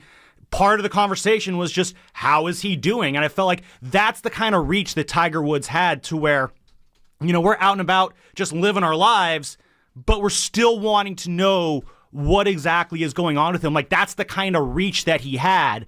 And then obviously, again, watching him, the dominance of it, it was so automatic seeing him on Sunday. I'll never forget, I want to say the 2009 championship against Y.E. Yang, where everyone was expecting him to make his move and just actually end up winning that one. He ended up falling short, and it was so shocking that he didn't make his move. And then, of course, everything else happened afterwards that winter. But no, his reach was incredible. I remember when SportsCenter did that in 2007, they did that Who's Now bracket of who's the most now athlete of the time, and he absolutely ran away with it. And that just felt like time. Like, Tiger Woods, a golfer, is the king of the sports world, and no one doubted it. Like, that's the reach that he had. And I don't think it's almost kind of, in a sense, maybe ruin golf long term, because no golfer is ever going to have that kind of influence for a very, very long time. And I feel like there's always going to be this sense of every great golfer is going to be viewed through that very unfair lens of, you're not going to be a true great in the sport unless you're transcending the sport in the way that Tiger did, which, again, a very unfair standard, but that's the standard that Tiger Woods set. And think of the money that he generated for all of the other players in the windfall. Like, you're not in the position financially to be throwing around the money that they do now because of all the sponsors that have hopped on board since Tiger. I think he is the last pre-internet superstar in sports that is left in the game. He's still kind of playing, but he's not. LeBron, his whole career has been in the internet era, like the social media era. Sure. It's been under that white, like, microscope, if you will. Tiger came before all of that, before Twitter, before Instagram, before Facebook, before all that. And so, like, his level of TV fame and newspaper fame was through the roof before the internet even started. Name another athlete who's still relevant today that can make that claim. Yeah, I can't. They're not, because they're too old. Right? And so, like, his level of fame is just on a whole nother level than all these other guys. I'll say this too. Like, you don't get the Masters the first 2 days on ESPN without Tiger. They're not doing that. Like, you're not doing that. You're not getting, Fox trying to haggle for getting over. I mean, the US forget Open the Masters, just the sport of golf in general. If Tiger never existed, but Sam, I bring up the Masters because that's the mecca of the sport, and ESPN getting involved in it was only because of Tiger and people wanting to see him. Literally had his own separate Tiger Watch group. The Tiger How many people took up golf because of Tiger? I'm raising my hand. Yeah, the millennials, literally the millennial generation. Like, if Tiger Woods did not exist, I mean, this would be a fun thing to talk about someday. Like, if this athlete didn't exist, what would the sport look like? If Tiger Woods never existed, there's probably like golf, the sport on TV isn't what it is, but just the people playing it is probably not what it is. I'll tell you what it might be. It might be boxing. No, seriously. It might be. That's a good point. Yeah. Tennis, they say that tennis and golf are the only two sports where more people play the sport around the world than actually watch. And that's the there's the professional level. Every other sport around the world is more watched than played by the general public. Tennis and golf are the two sports where more people are actually playing it that don't really even watch it. And I can make an argument. Isn't that kind of crazy? It is crazy. And those, I got to be honest, probably the two hardest sports individually to ever play, in my opinion. So not saying that football, basketball are, but tennis is so, like when I see Alcaraz, when I see Sinner, when I see Djokovic, when I see Nadal, when I see Federer, it's insane. And when I see Fast Five, I say, hit it, Carter.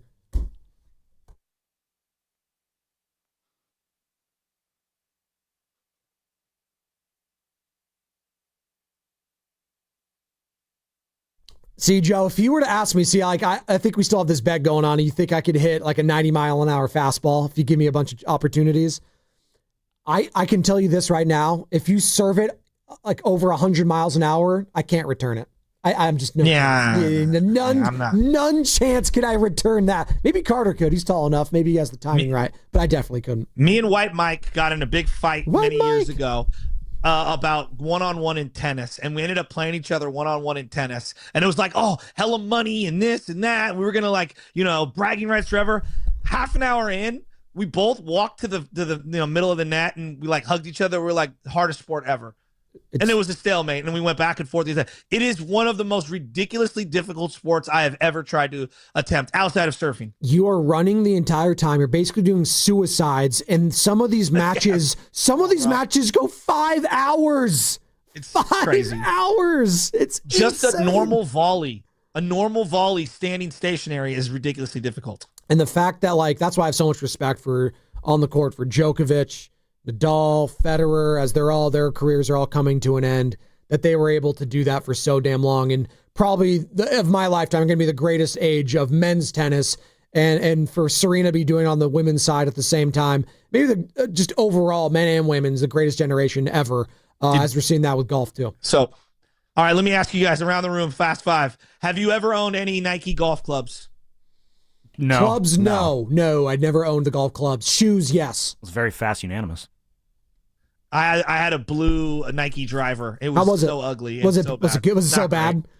Not great. Well, because I used to play the Mojo golf balls. I was always told that Mojo. the clubs were very not terrible. Not good. Yeah, I was always told that. But the swag, Carter, I'm sure you have a set of Nike Tiger Wood, just straight victory red blades. No, he's got Cleveland golf Nike written all stuff over. sucked. He's got Cleveland golf bags everywhere. I would never. I'm a PXG guy. Come on. Mizuno.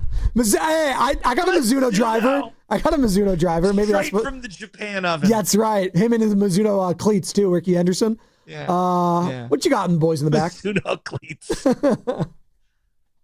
My thought was just, you're talking about, how long tennis matches can go, and I immediately thought of the John Isner-Nicholas Mahut match from 2010 at Wimbledon. I think I watched the last day of it. When I say day, that match, first off, the match in total took 11 hours and 5 minutes, spread out over 3 days. And obviously it's making a lot of news on that second day, so I remember watching the end of it.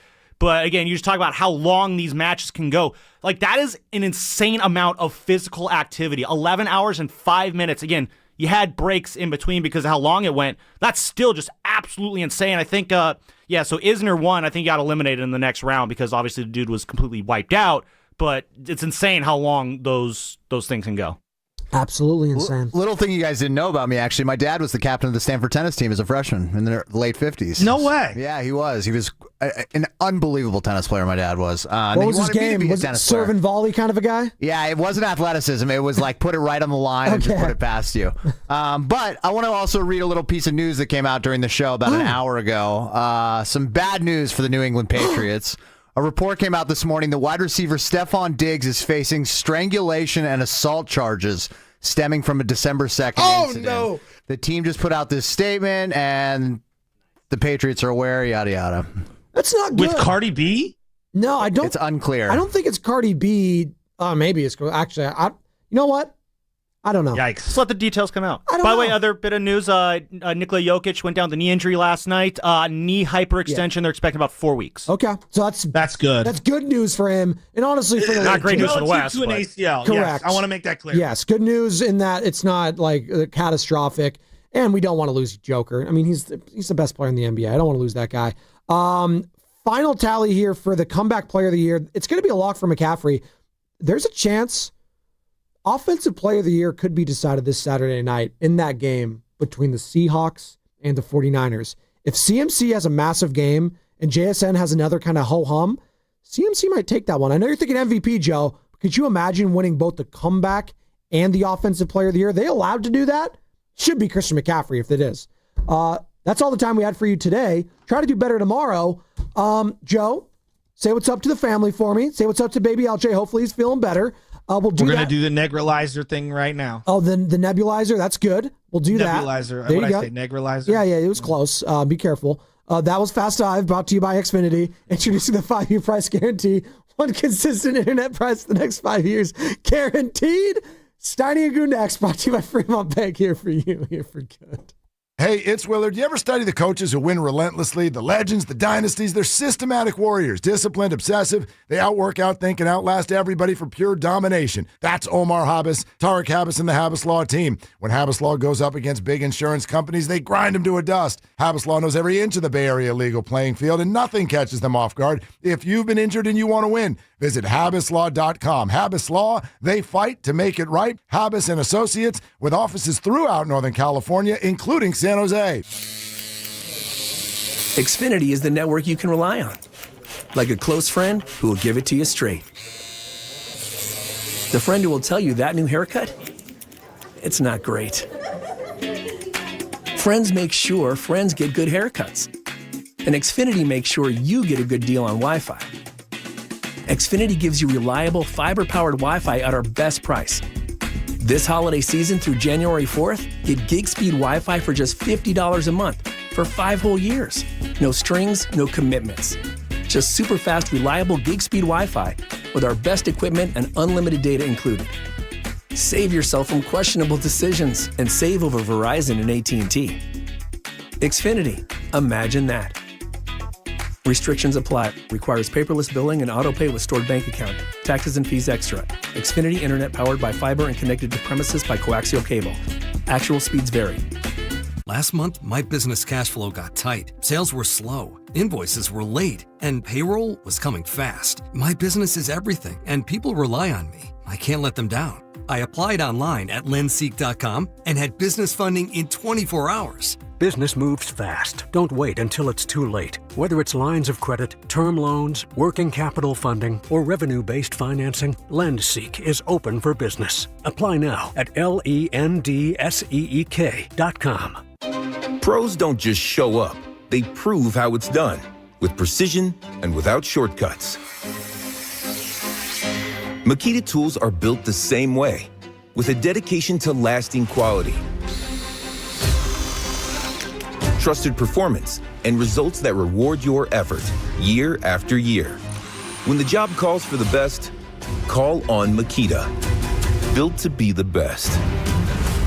Available at the Home Depot. Dan owed an unbelievable amount of money to the IRS. I got behind on my taxes. It's a horrible feeling. He was in denial. And when I got those letters from the IRS, you wanted to act like they didn't exist. Finally, Dan turned to Optima Tax Relief, the leading tax resolution firm. A+ rated by the Better Business Bureau, they've resolved over $1 billion for their clients. Optima got me a settlement with the IRS. These people are really people-friendly. It was every bit of a new lease on life for me. The fast action and the great results made Dan's head spin. I felt like I was in a dream, but it's real, and I have paperwork to prove it. They got the job done, and life is good. For tax help you can trust, call Optima now for a free consultation. If you're worried about what's going to happen with the IRS, stop worrying. Make the call now. Call 800-568-6533. 800-568-6533. 800-568-6533. Optima Tax Relief. Testimonial from an actual client. Some restrictions apply. For complete details, please visit OptimaTaxRelief.com. Thinking about selling your house but hesitant to move during the holidays? Imagine finalizing your sale now, enjoying the holidays, and move later. Call Wedgwood Homes to discuss your options. Do you want to downsize, relocate, or selling an inherited property? Does your house need repairs or updates? Wedgwood Homes buys homes as is. No repairs, no commissions, no hassle. Secure your future plans and move forward with a no-obligation, all-cash offer from Wedgwood Homes. Close in as little as 3 days. Or enjoy the holiday season and move after the new year. Skip the stress of a traditional listing that can be slow and unpredictable. Lock in your sale now with a firm offer from Wedgwood Homes with no last-minute price drops like other cash buyers. Call 415-888-9432 for your no-obligation all-cash offer. 415-888-9432. 415-888-9432 or wedgwoodhomes.com, the Bay Area's trusted home buyer. Looking for something smart, soulful, and full of heart? I'm Jen Hatmaker, host of For the Love, the podcast where we talk about what really matters. Love and family, faith and purpose. Every week, I'm joined by incredible guests for honest conversations that invite all of us to live with more intention, more laughter, and more connection. Join us on For the Love wherever you get your podcasts. I'm Piera Palazzolo, VP of Digital Marketing for the American Management Association, a company focused on the management training skills needed to enhance the careers of business professionals. We did our research when it came to the best companies for website development and chose AmericanEagle.com. And we couldn't be happier. AmericanEagle.com worked closely with us to understand the front and back end requirements needed to launch an e-commerce website that could handle the complexities of running thousands of seminars nationwide. Our robust new website and improved SEO saw immediate increases in site traffic and web revenue. If you're in need of managerial effectiveness and success, visit our website at amanet.org. If you're in need of a website that provides an unparalleled consumer experience, I highly recommend AmericanEagle.com. Transform your business today.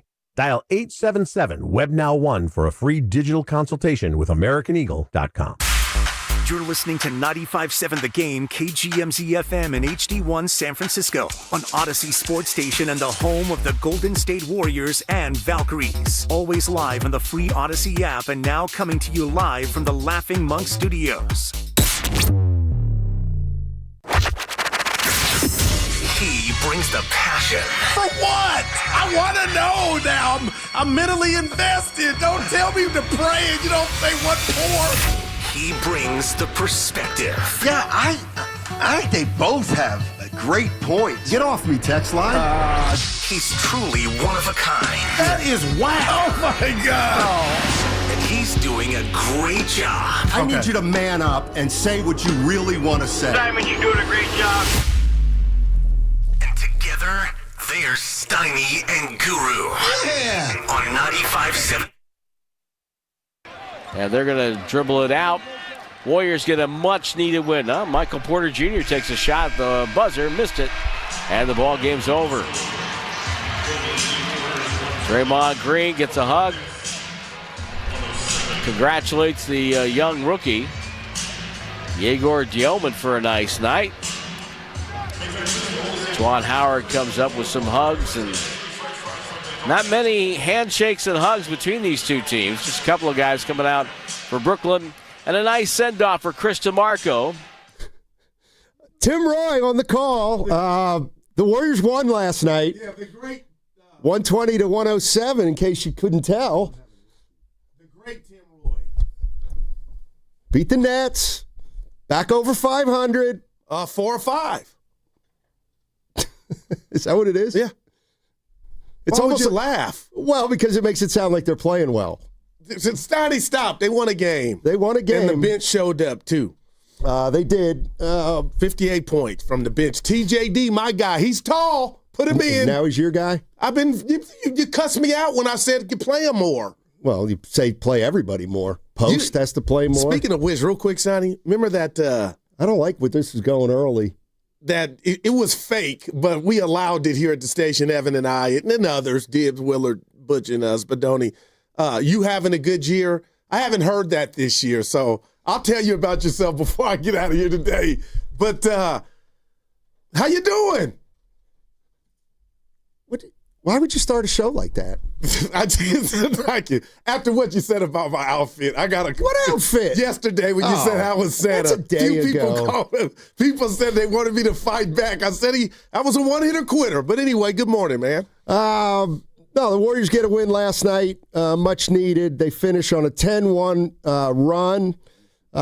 To me, one of the biggest shots of the game, believe it or not, was with 7 minutes to go. Pods makes a 3. Yeah. They had cut it to 3 with 7 minutes left, and Pods came back and knocked down a 3 to put it to 6, and they didn't get it within 4 after that. Closing lineup, kind of interesting. Curry, Melton, Will Richard, Butler, and Green. Interesting. And Draymond Green under 25 minutes. We're getting there. We're getting there. You know why that's not a big deal to me, Steiny, is because it was the night before or the day before. Yeah. But I will say this. Did you see Post not in the starting lineup the second half? Yeah. Yeah. Little adjustment. The bottom line, though, is Steve Kerr played 13 guys. Yeah. And 12 of them played more than 10 minutes.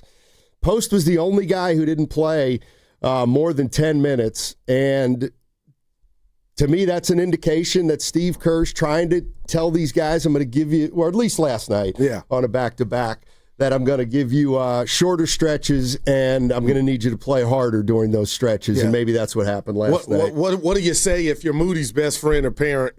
He starts the game 12 minutes on the whole night. You tell him to make a shot. Yeah, and him putting the ball on the floor, you could just see how hesitant he is to do it these days.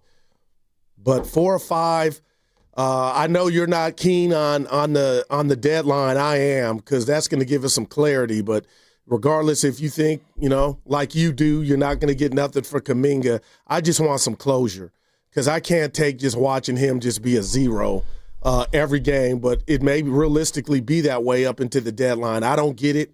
I won't start the show with that, but that's something I'm definitely watching, and I can't wait till the 15th has come and gone, because then we know this team, what it's going to look like in totality, right? We should, but, they can make a move on January 15th and then maybe make another one at the deadline. Remember that Kaminga can't be traded until the 15th. I got to tell you, I'm convinced. I'm kind of convinced something happened. No, give it to me. I don't know what it is. Behind the scenes. Yeah. They've like a blow up? Something's going on. Like maybe they've agreed not to play him. Okay. Or that's wow. Or maybe they're just told him he's not in the rotation right now, which I guess they have. But I think something more is going on, and there has to be more going on. Did you get I'm doing this, but this is the world we live in. I sent you a video from one of my followers on IG, and it was the IG account or Twitter account of Jimmy Butler's supposedly best friend. So they put it in my thing, and I went and looked at his timeline, and in the Toronto game, the supposed best friend of Jimmy Butler is saying, how do you have a $25 million athletic stud, and I'm paraphrasing, and Kaminga on the bench, but you can't get a rebound?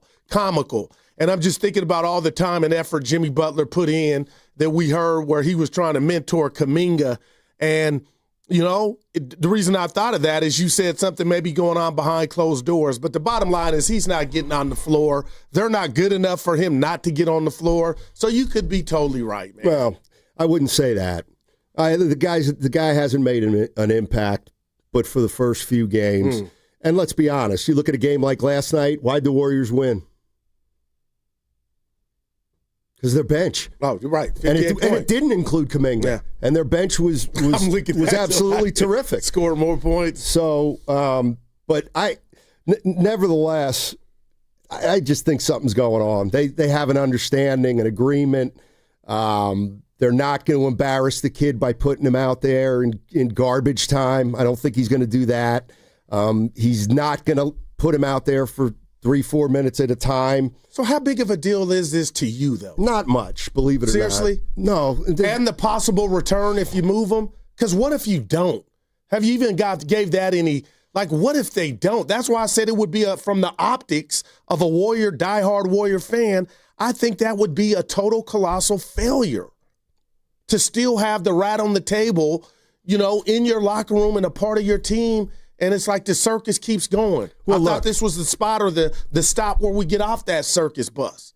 No, they can't get off it. The minute they signed him, they knew they were stuck with him until the 15th. Now, this is where we get into I think the Warriors probably thought, it'll be fine. He'll be fine. Right. Well, he's not. And they're not. And, your spidey senses are going off, though, when you say you think something happened. That, you know what I mean? He doesn't want to play here, and I think it's obvious. I just don't think he can convince himself. I think the whole team knows he's checked out, probably, and they understand it. But what I'm getting, what's most interesting to me is that the Warriors put themselves in this position and knowingly have been doing it for years now. And you know what? I'm assuming he's going to get traded after mid-January. You would think. But I don't know. Yeah. Apollo Cruz is in the chat saying you knew this in the summer. Exactly. And the funny thing is people, I said, okay, so you pay him and you bring him back. How's he going to play? Where's he playing? They still have Butler. They still have Green. Where's he going to play? Kerr's going to make a commitment. Okay, Kerr says he makes a commitment. Did he? I don't know how much of a commitment it was. Did you hear Kerr after the game? He brought Kaminga up. Yeah.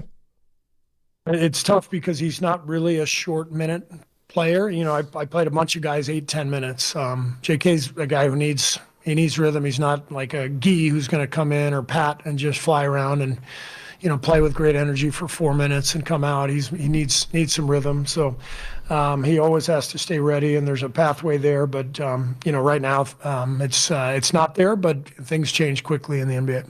Now, I like Steve Kerr, and so do I. This is so old. It's all just gotten so old. It's something new every day. Yeah, it's basketball, coach.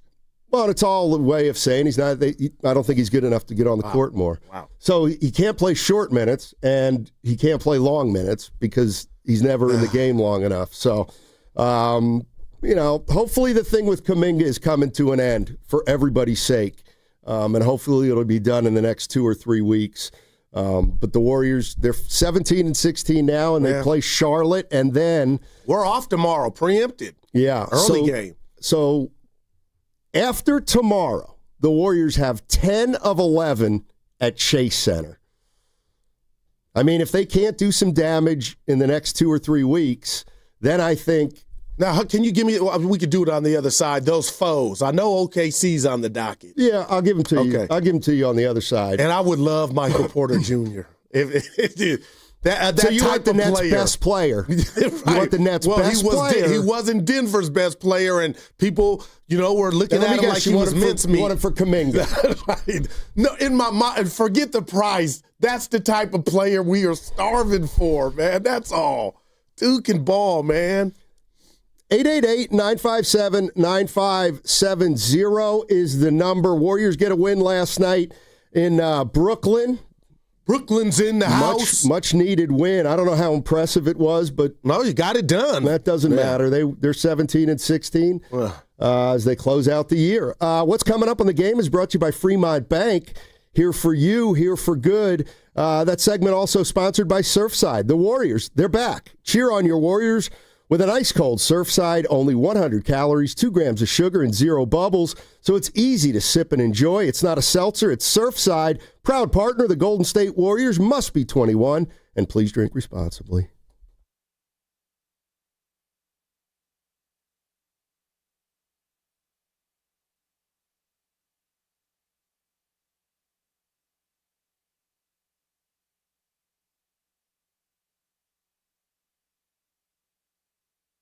We handpick each one for its unique fire, brilliance, and scintillation. Diamond buying is an art. Of course, we look at cut, color, clarity, and carat, known as the 4 C's, but that's not all. We also look at how each diamond looks on a hand, where it will be worn, how it makes you feel, and if it's worthy of a Shane Company customer.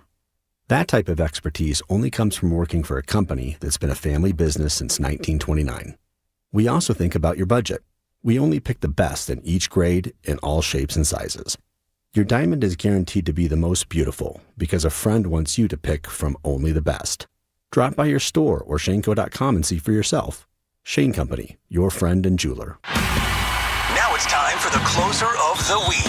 Presented by LiftMaster and RNS Doors. Turn your garage into the envy of the neighborhood. Visit rnsdoors.com. This week's closer comes from Jay from San Rafael. Hector came out and fixed my garage door and was super courteous, informative, and did a fantastic job. He explained everything clearly and made sure everything worked perfectly before leaving. Couldn't be happier. Definitely recommend. Recently, my garage door opener was not working. I was in need of a closer. I was put in touch with RNS Doors, and they hooked me up with a brand new garage door opener from LiftMaster. With LiftMaster's MyQ connectivity, my garage door opener can be controlled right from my smartphone. You'll know when a door or gate has been left open and can close it with a tap, no matter where I am. Be one of the first 10 callers and receive 20% off a LiftMaster garage door opener. Call 1-800-FIX-A-DOOR. That's 800-FIX-A-DOOR. Or visit rsdoors.com. R&S Doors. Look for the red truck. In sports, success is about team effort, and the same is true for your hair. At Great Clips, we save your haircut details in clip notes, so every member of the highly skilled team knows exactly how to create your signature look. And with our easy-to-use app, you can check in from anywhere and get a ready next text when you're up next for a cut. It's the confidence of a great haircut delivered by a team you trust. Download our app today. Great Clips. It's gonna be great. Join History San Jose for South Bay Flashback, Riffs, Rhythms, and Revolution. This new exhibit celebrates San Jose's forgotten music scene of the 1960s through over 200 show posters, artifacts, and stories. Whether you danced to these beats the first time around or you're discovering the roots of rock history, this free exhibit will take you back to this psychedelic moment. Now open select weekends at the Paseta House in History Park. Visit historysanjose.org or 408-287-2290 to plan your visit. Hey, it's your boy Guru. Every time we put a rat on the table during our show, it's brought to you by Atco Pest Control. Atco Pest Control is a family-owned local business proud to provide pest control in the Bay Area for over 35 years. Atco uses natural methods to give you a peace of mind and keep your family out of harm's way. Quality pest control doesn't have to empty your savings either. Don't wait. Go to atcopestcontrol.com for all your pest control needs. They got you covered. Hey, Jeff, looks like your business is really booming, even in a tough time for businesses like ours. Hey, Mike. Yeah, thanks to LendSeek, our business was able to take care of some outstanding bills and taxes and to purchase inventory and expand our product lines.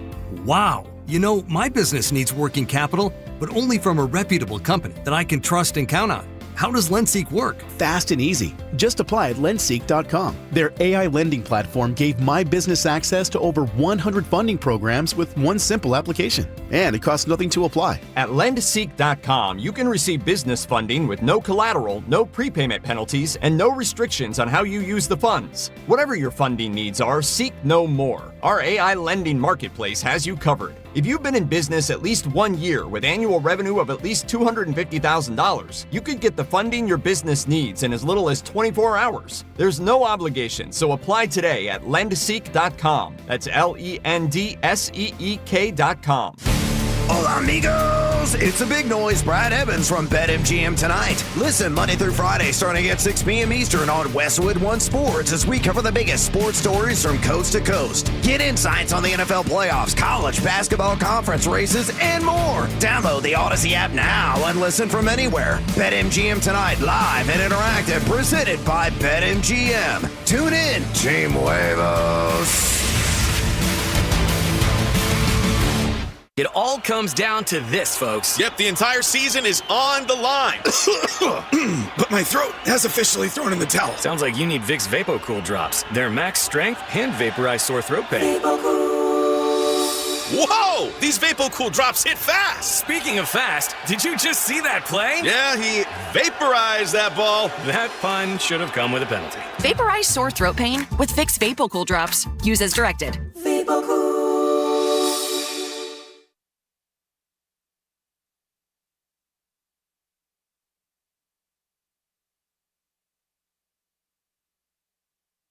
To go back to our keys to the game, you got to be a goldfish. Curry comes out, he's open. He has a look for three straight on. He's got it! He's now 21st all-time on the NBA scoring list. He has passed the great KG, Kevin Garnett, and he's given the Warriors a 6-point lead. Now back to Steiny and Guru. Take it away, Steiny. Congrats, Steph. 26,071 points. So he passed Kevin Garnett, a defensive specialist. Anything's possible. I mean, I haven't looked at the numbers, but he's probably going to go up to the top 10, I would think, at some point. Might get higher. Well, LeBron's still playing. Is he? You been watching lately? He said he's kicking Father Time's ass. Well, he was. He's catching up. Okay. Warriors, they won last night. They beat the Nets 120-107. Yeah. Let me tell you who stuck out to me last night. And then it got me to thinking about other guys.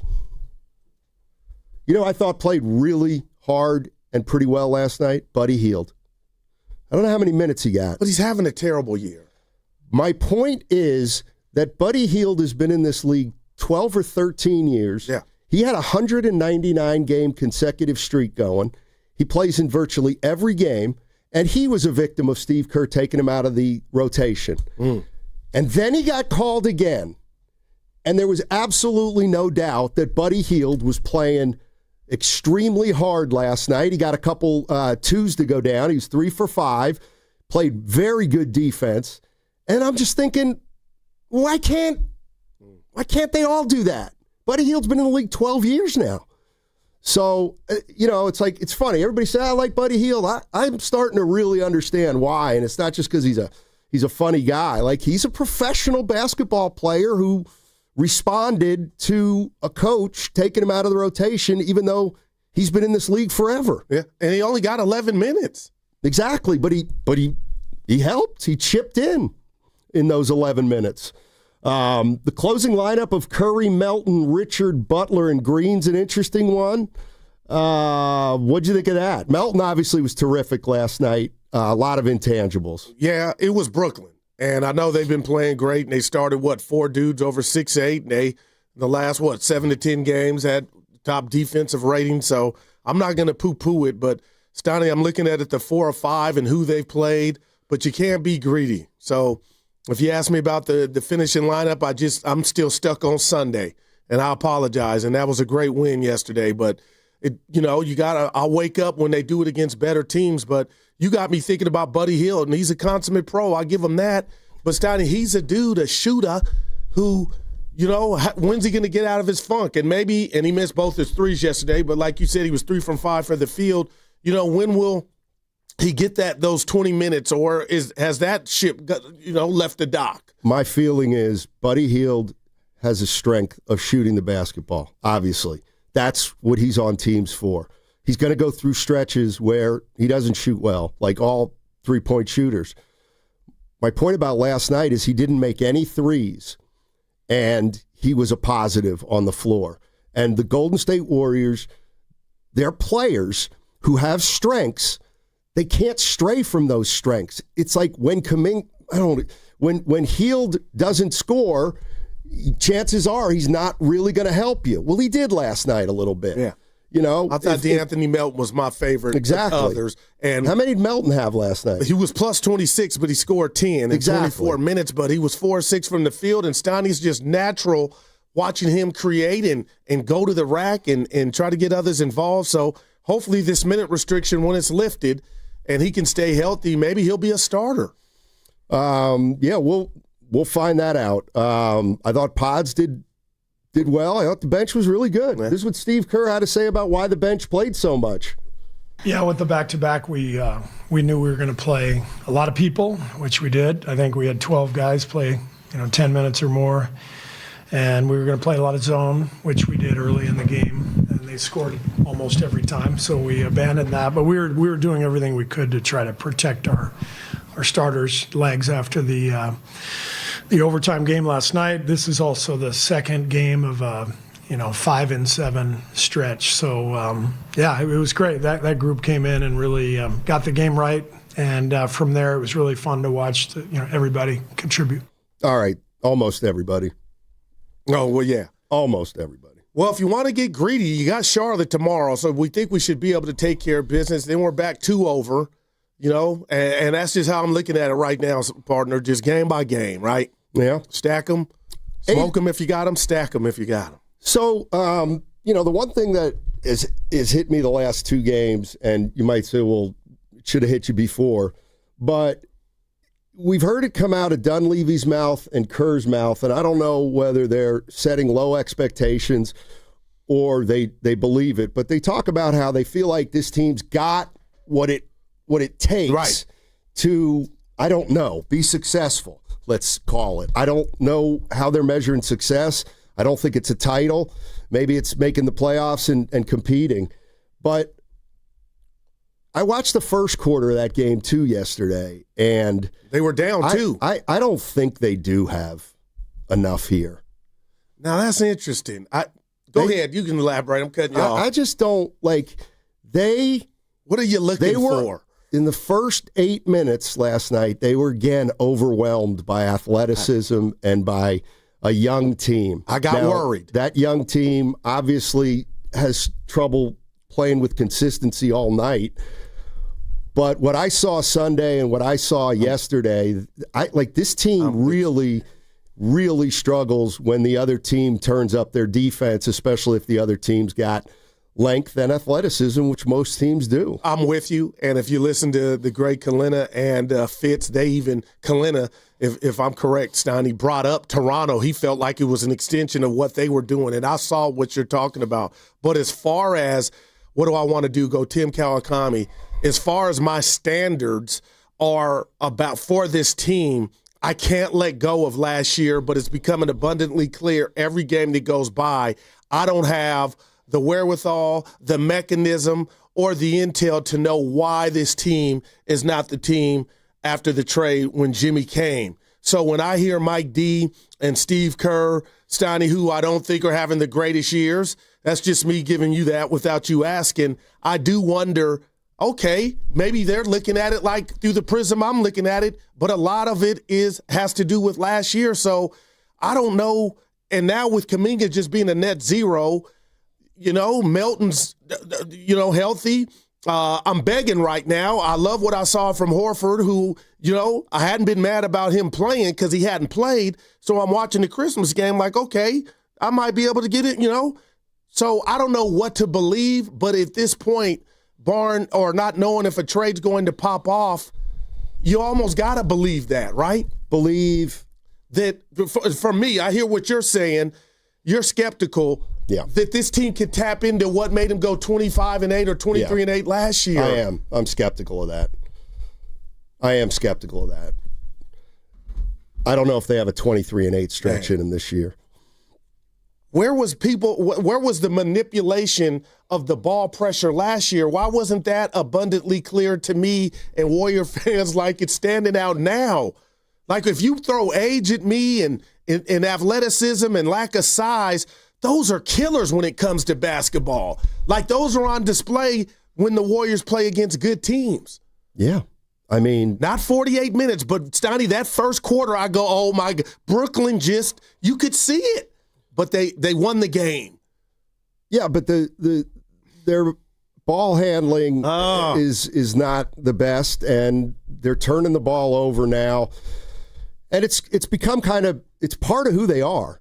It's always been part of who they are, but there have been reasons for that. They throw more passes than any other team. They have more assists than any other team, at least back in their heyday. That's not even close to the case anymore with these turnovers. And I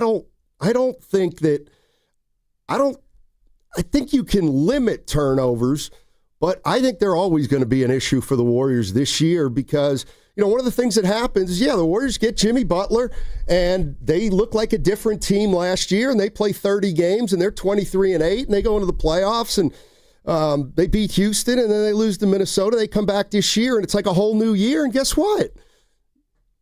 Teams are figuring them out. And teams have figured out that, Draymond doesn't want to shoot the ball. Teams have figured out that as great as Steph Curry is, if you hound him, you have a better chance now than ever before of, having him have a subpar game, which is normal for guys getting up there. We've got Jimmy Butler, who we all know tends to float. And I just think you look at this roster, and if you look at Steph Curry and say, okay, he's the point guard. Well, he's not. He turns the ball over under pressure. Right. Okay, so who's their two guard? Melton. All right. I got to see Melton more to talk about how much he turns the ball over. But Draymond certainly turns it over a boatload. So I think they got to live with this. They just got to try to limit them to 16 a game. This is what 15 or 16. And I hear you. But this is what's shocking me about the Warriors. And I'll use last night as an example. They played 13 guys. Stoney, never in a million years would I think this team would be third in defensive rating. I got to give kudos to the Warriors, the players, lack of size and all. They fight. All of them, they fight. It's not an effort issue with the Dubs. So as much as I get fixated, and a lot of people with our lack of size, we are playing hellified defense. Not the best, but for our size, these dudes are, the tenacity is on 1,000. I never thought the problem would be offensively. And that's what's shocking to me. And you talk about the turnovers, and Steph's best day, he turned it over. But they were so good, they could overcome it. So now I look at this team, and Stoney, I know you're going to be like, come on, Goo. But I'm more concerned about the offense than the defense.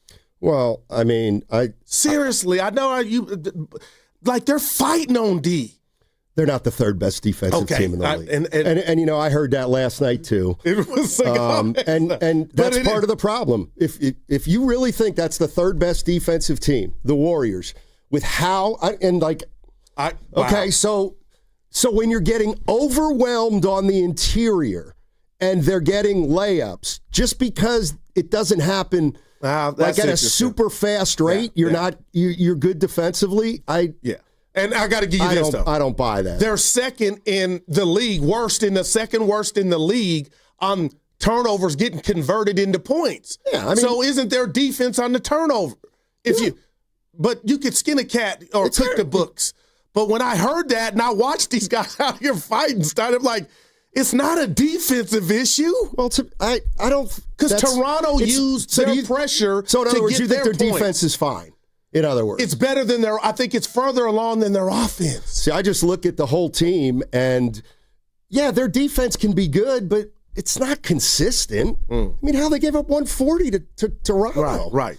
But a lot of that was given to Toronto by your offense being inept in regard to handling the pressure. So what good's having a good half-court defense if you can't keep teams in the half-court because you're sloppy? It all kind of works hand in hand, and I don't look at the Warriors as we are a really good defensive team and, we got to get the offense clicking. I think it all kind of intertangles and interweaves.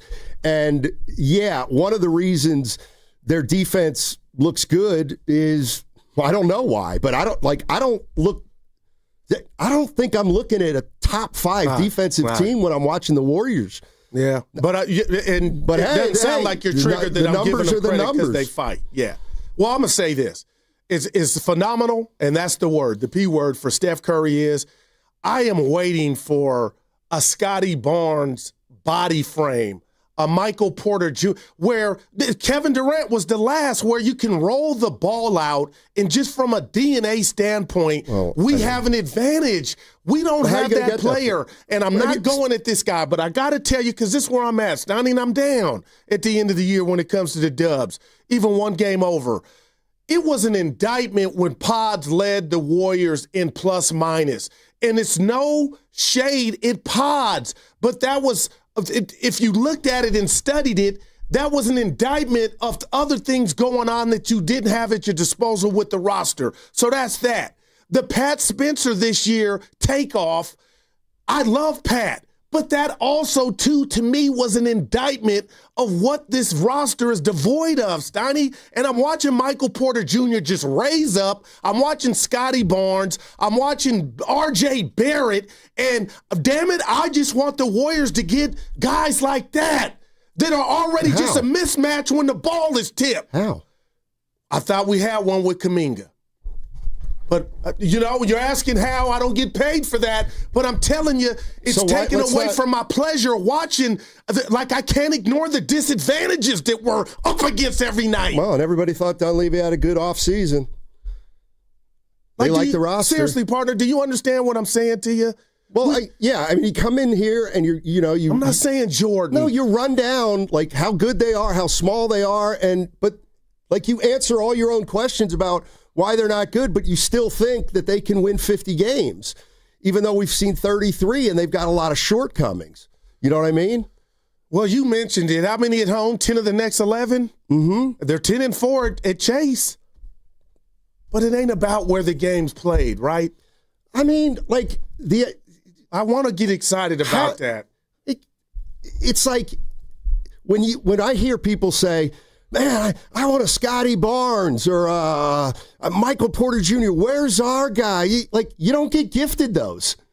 You got to go get them. You got to earn them. You got to develop them. Wow. And the Warriors don't have those guys, and they aren't going to be able to get those guys because the players they have aren't like that. Wow. Oh, boy. Prev is Daniel TV, $5. Are we going to talk about the coaching stuff? Kerr needs to adapt and keep playing big with TJD, Post, and Horford. The small ball is when we lose more. Look, I'm not telling you TJD is Lou Alcindor, but when I watch these games and we're getting out rebounded and pounded, I just think, like, can he do any worse? So I'd like to see more of him. So we'll see. Let's go start out today with Big Smooth. Our man. Big Smooth's in Oakland. What's up, Big Smooth? Man, I'm in a car wash right now. Hopefully you guys can hear me. Yeah, I can hear you loud and clear. Okay, perfect. Well, listen, man, I'm not – Steiny, you said I'm skeptical of that. And I thought to myself, well, gee, Steiny, that's your middle name. I'm skeptical of that. And here's the thing. The Warriors right now – I see an uptick, and I'll tell you why. I think that Toronto game kind of jolted. You got to remember, Toronto is fourth in the East. They're not slouching. They're number 4 right now in the East, and they're trending up. So they had them guys handled, man. It's a minute left. The Warriors, that play was unexcusable. It's almost like one of those games where you throw the tape out. Okay, guys, come on. I don't think you need to beat them over the head with that game. Sorry, guys.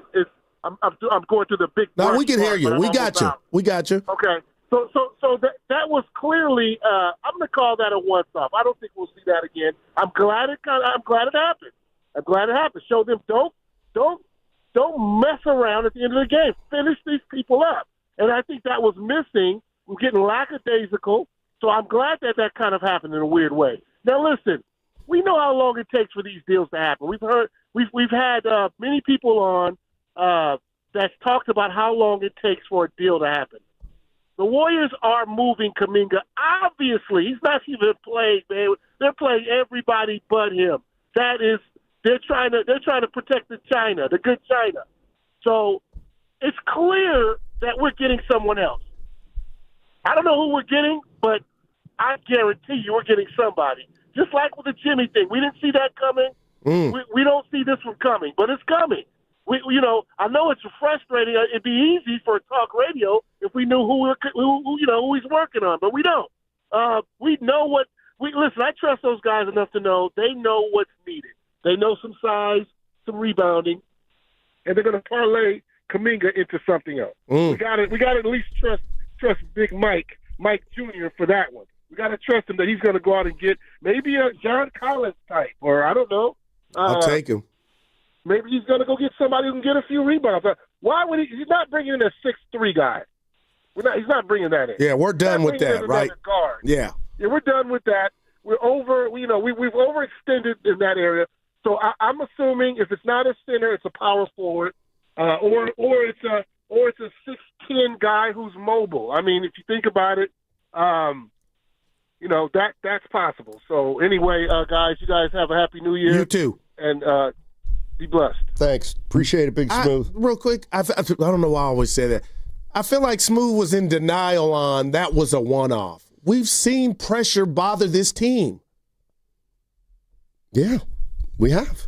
And you know, it's his prerogative, Bobby Brown, but I just, like, I love you, Smooth, but nah, this is DNA of this team. And you said it yesterday and it hit me. I was in the caddy driving home. They made that run, Toronto did, Sunday, filed it in their back pocket like your pops always said, when you could do something, you save it, and then they used it to win the game. Not how they drew it up, but I can't ignore that, Smoothie, and say that was just a one-off. You know, when you look at what the Warriors need on this roster, I know they got a lot of guards. What they don't need is a center. If they got to trade a center before they get a center. They have 3 centers. Yeah. Well, what if TJD or one of the other 2 were involved in it? Yeah, that's what I mean. Yeah. I mean, the only way they need a center is if they're going to have to give one up. But I actually think they need 4s and 5. Like, they need 5-4-ish type guys who can play more of the 4, because Draymond's not really cutting it there and Kaminga's not playing. Is Post really that more than a 5, Snotty? Because I love him, but I know his shooting is impacted. He made the first one of the game yesterday, but is impacted with his growing pains of fighting down there, and he's fighting, and he's losing some battles, but I just feel like other things are on his mind affecting or impacting his shooting. Well, I don't like... And you know what I mean? Like, he's fighting. I like it. I'm not giving up on him. But it's like, man, to ask him to go bang right now and then shoot. Well, he's 25. Yeah, no. Well, I mean, he's 25 years old. He's 7 feet. If he can't do that he now... might need my diet, though. You got to put some on. I mean, I think in terms of what they ask Post to do, it's pretty simple. Ask him to set screens, take the open 3, and clog the lane. But when he's not making shots, then you see some of his limitations defensively. Yeah. And then when you bring Trace Jackson-Davis in, you know, he gives you athleticism and some defense, but he's only going to finish right at the rim. He's not going to give you any stretching capability. Let's go to Devin. Devin's in an Uber. D. Hey, Dev. Hey, what's good, gentlemen? How y'all doing? Good. How are you? I'm good, man. Happy holidays. Real quick, I wanted to say that I think that the war. Let's put the rat on the table, man. Brought to you by ADCO, man. My man. I think that the Warriors have run out of pretty privilege. You feel me? Like when we had KD and Steph and Clay, it was like we could do anything we wanted, right? And in the dating world, you can get whoever it is you wanted, but now we got to rely on qualities. And I'm wondering if we have what it takes. We have so many specialists, but we need versatility on the team. You know, that's what my eyes tell me. We have a guy on the team that has great defense, can't shoot for nothing. We got a guy that can shoot, can't play D, but hopefully, man, through the draft and through free agency, we can get some guys that can do both. We need 3-and-D players. We need length. We need the athleticism. We need guys that aren't liabilities elsewhere, right? That's why there's no consistency. That's why one day we were good on offense, one day we're good on defense, and we can't depend on players. So we just lost that pretty privilege, man. I just wanted to see how you guys felt about that. Yeah, I mean, I think that goes for teams being afraid of the Warriors. I don't think that's the case anymore. I don't think teams are intimidated by the Warriors. I mean, the paint's wide open. Why would you be? But then I'm referencing the 3rd in defensive rating. And I'm talking mostly about their reputation. Yeah. I mean, the Warriors are a team that they can be beaten, and other teams around the league know it. Another $5 chat from Prev. We already see what Jimmy is capable of when he got space to work and the ball is more in his hands. We need another shooter and a wing. Okay, that's 2 separate type players. I welcome them both. All right, 888-957-9570 is the number. I got some names of some guys who are said to be available. I'll go down the list. Tell me if you like them, if you don't like them. But does this team have what it takes to fix this thing on the roster already? And then we'll go over the schedule coming up, because this is the time for the Warriors to make some hay. That segment, ladies and gentlemen, was sponsored by California Office of Traffic Safety and Caltrans. In 2023, 1,355 people were killed in alcohol-related crashes throughout California. Driving under the influence of anything is dangerous, illegal, and has serious consequences. Don't be the I in DUI. Go safely, California. Ready for the ultimate red and gold game day? Laughing Monk Brewing is the place to park, party, and ride. Skip the traffic. Forget the expensive parking. Park for free and dive into an epic tailgate with mouth-watering food, ice-cold Laughing Monk beer, and every game on TV. Catch 95.7 The Game's pregame show with Lorenzo Neal and Evan Giddings. Then hop on the free shuttle minutes away from the stadium. Shuttles are first come, first serve. So head to 957thegame.com to sign up and join the party.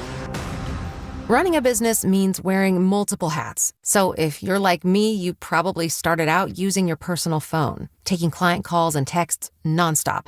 As my business grew, I needed something smarter. That's when I switched to Quo, the #1 business phone system. Quo works right on your phone or computer. No carrying 2 phones, no clunky landline, just one easy app you can try for free. Your team can share one number and handle calls and texts together like a shared inbox. Any teammate can jump into the conversation, so customers get faster responses. And Quo's AI assistant summarizes your calls and responds to customers 24/7, so you never miss a lead or opportunity. All this starts at just $15 a month. That's basically 2 coffees. You can even keep your current business phone number. Find out why 90,000 businesses trust Quo. No missed calls, no missed customers. Try Quo for free at quo.com/sports. That's quo.com/sports to try Quo free. QUO.com/SPORTS. We've all been there. Sleepless nights, wondering if your business's security service is really protecting what matters. At Bay Alarm, we can put your security insecurities to bed. Our advanced technology and personalized support ensure you can rest easy knowing we're here for you.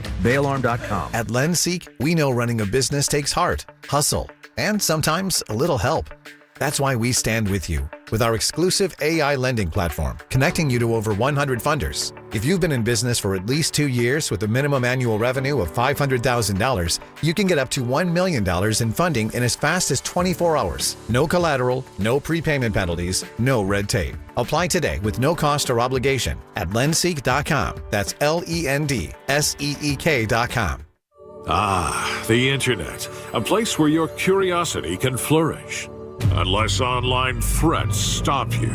The internet is wonderful, but you need to protect yourself online. Protect yourself online with NordVPN. NordVPN encrypts your browsing. Its Threat Protection Pro feature helps you block malware, avoid phishing, and stop digital trackers. Get the best deal at NordVPN.com.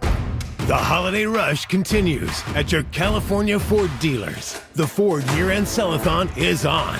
Now through January 2nd, get our best offers across the most popular Ford trucks and SUVs. From America's best-selling Ford F-Series trucks for 48 years, the legendary F-150 and Super Duty, to the Bronco family of SUVs for those who don't wait for adventure to begin. Plus, all-electric standouts like the Mustang Mach-E and F-150 Lightning. And Explorer and Escape, the perfect balance of comfort, capability, and everyday versatility. Get ready to power through whatever the season brings in a Ford. But don't wait. These year-end sell-a-thon savings won't last. The clock's ticking. The lots are moving. And these are the season's biggest savings on an incredible selection of Ford vehicles. Rush in before the sell-a-thon and the savings are over January 2nd. Get to your California Ford dealers today. Claim based on 1977 and 2024 calendar year industry reported total. Tune in to 95.7 The Game for Warriors Live, 60 minutes before tip-off. Every Warriors game throughout the season as we get ready for the action. Presented by Xfinity, your home court advantage. Brought to you by Xfinity. Watch all your favorite teams all in one place. Xfinity, imagine that. You know your customers. Ralph likes his coffee black on Fridays, but Mondays he takes a little cream. Jennifer comes in every 3 years when her lease is up to get the newer and better model. And for some reason, pepperoni pizza sells like crazy on Friday nights. Who knew? At Odyssey, we have the expertise to get your media plan done right. With ads like you're hearing right now, to targeted social media campaigns, search engine optimization, and location-based advertising. Advertise with Odyssey and help us grow your business. Visit ads.odyssey.com. Attention. Have you racked up $10,000 or more in credit card debt? Are you barely getting by making minimum payments? With credit card debt reaching all-time highs, National Debt Relief is notifying consumers about significant debt relief options currently being made available to help those with overwhelming credit card debt. These options may reduce a large portion of credit card debt for those who qualify. You don't need to declare bankruptcy or take out a consolidation loan, and you may only have to pay back a fraction of what you owe, even if you have bad credit. National Debt Relief has already reduced the credit card debt for more than 550,000 consumers, so don't wait. If you owe $10,000, $20,000, or even $100,000 in credit card debt, you can now take advantage of this financial debt relief as the cost of living continues to skyrocket. To check what debt reduction you may qualify for, call 800-358-6868. That's 800-358-6868. Again, 800-358-6868. Red and Gold Game Day starts at Laughing Monk Brewing. Park for free. Enjoy amazing food, ice-cold beer, and every game on TV. Catch 95.7 The Game's pregame show. Then hop on the free shuttle straight to the stadium. Sign up now at 957thegame.com.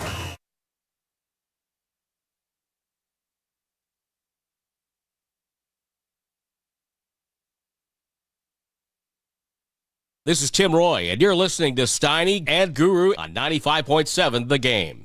Oh, thank you, Tim. Appreciate it. Later on, we're definitely going to get into the Niners. Their game coming up against Seattle, tie up some loose ends against the Chicago Bears. We got a little exercise I came up with. We're going to have a draft of teams we think can get it done, see where the Niners are slotted.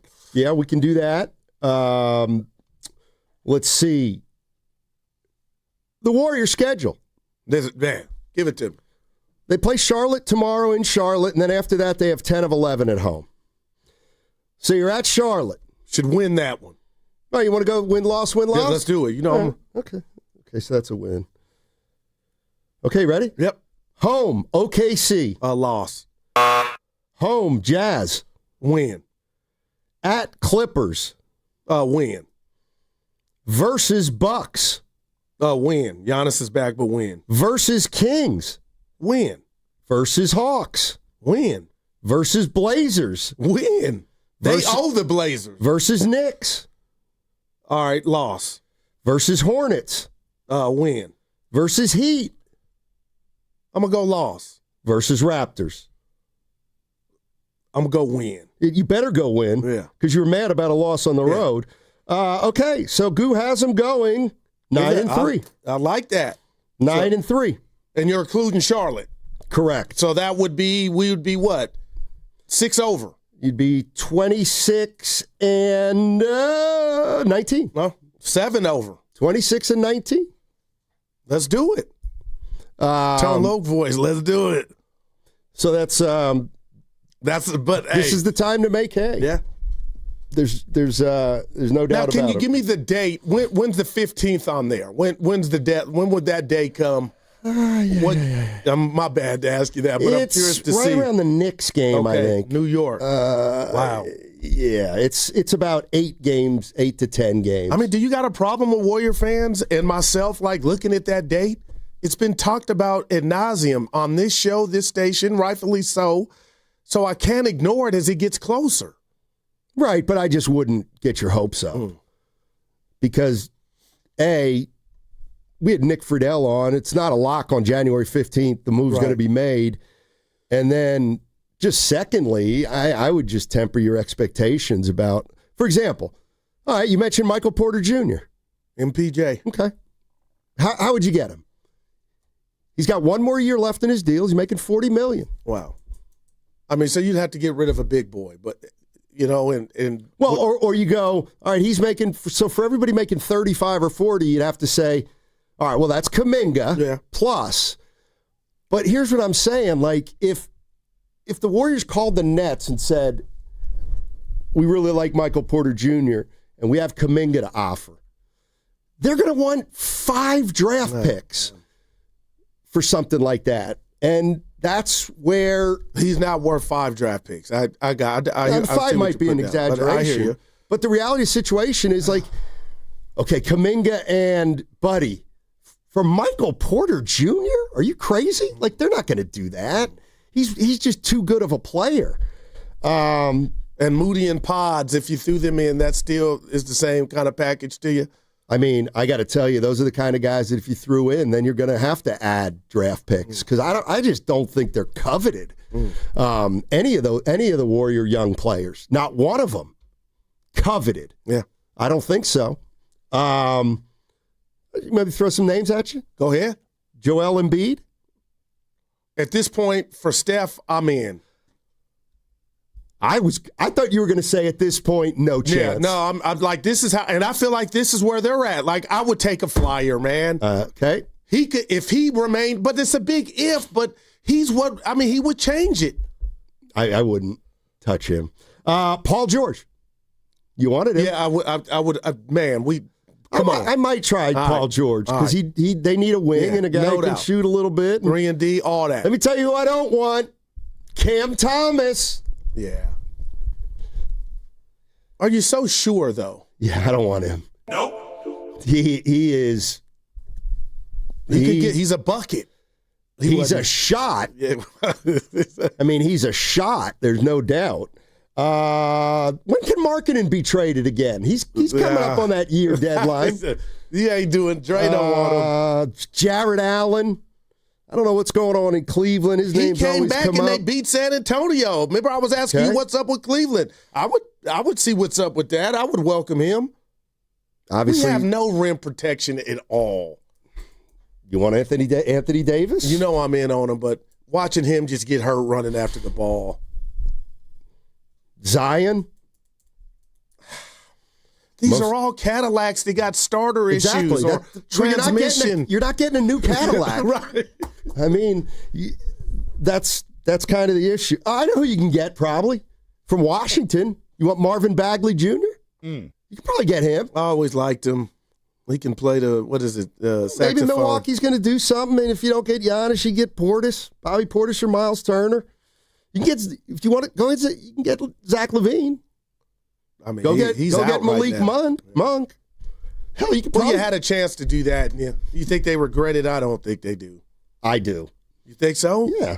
I would much rather, right now, have Malik Monk on this team with a what? Protected first? Hell yeah. But they didn't think the year was going to go like this with Kaminga.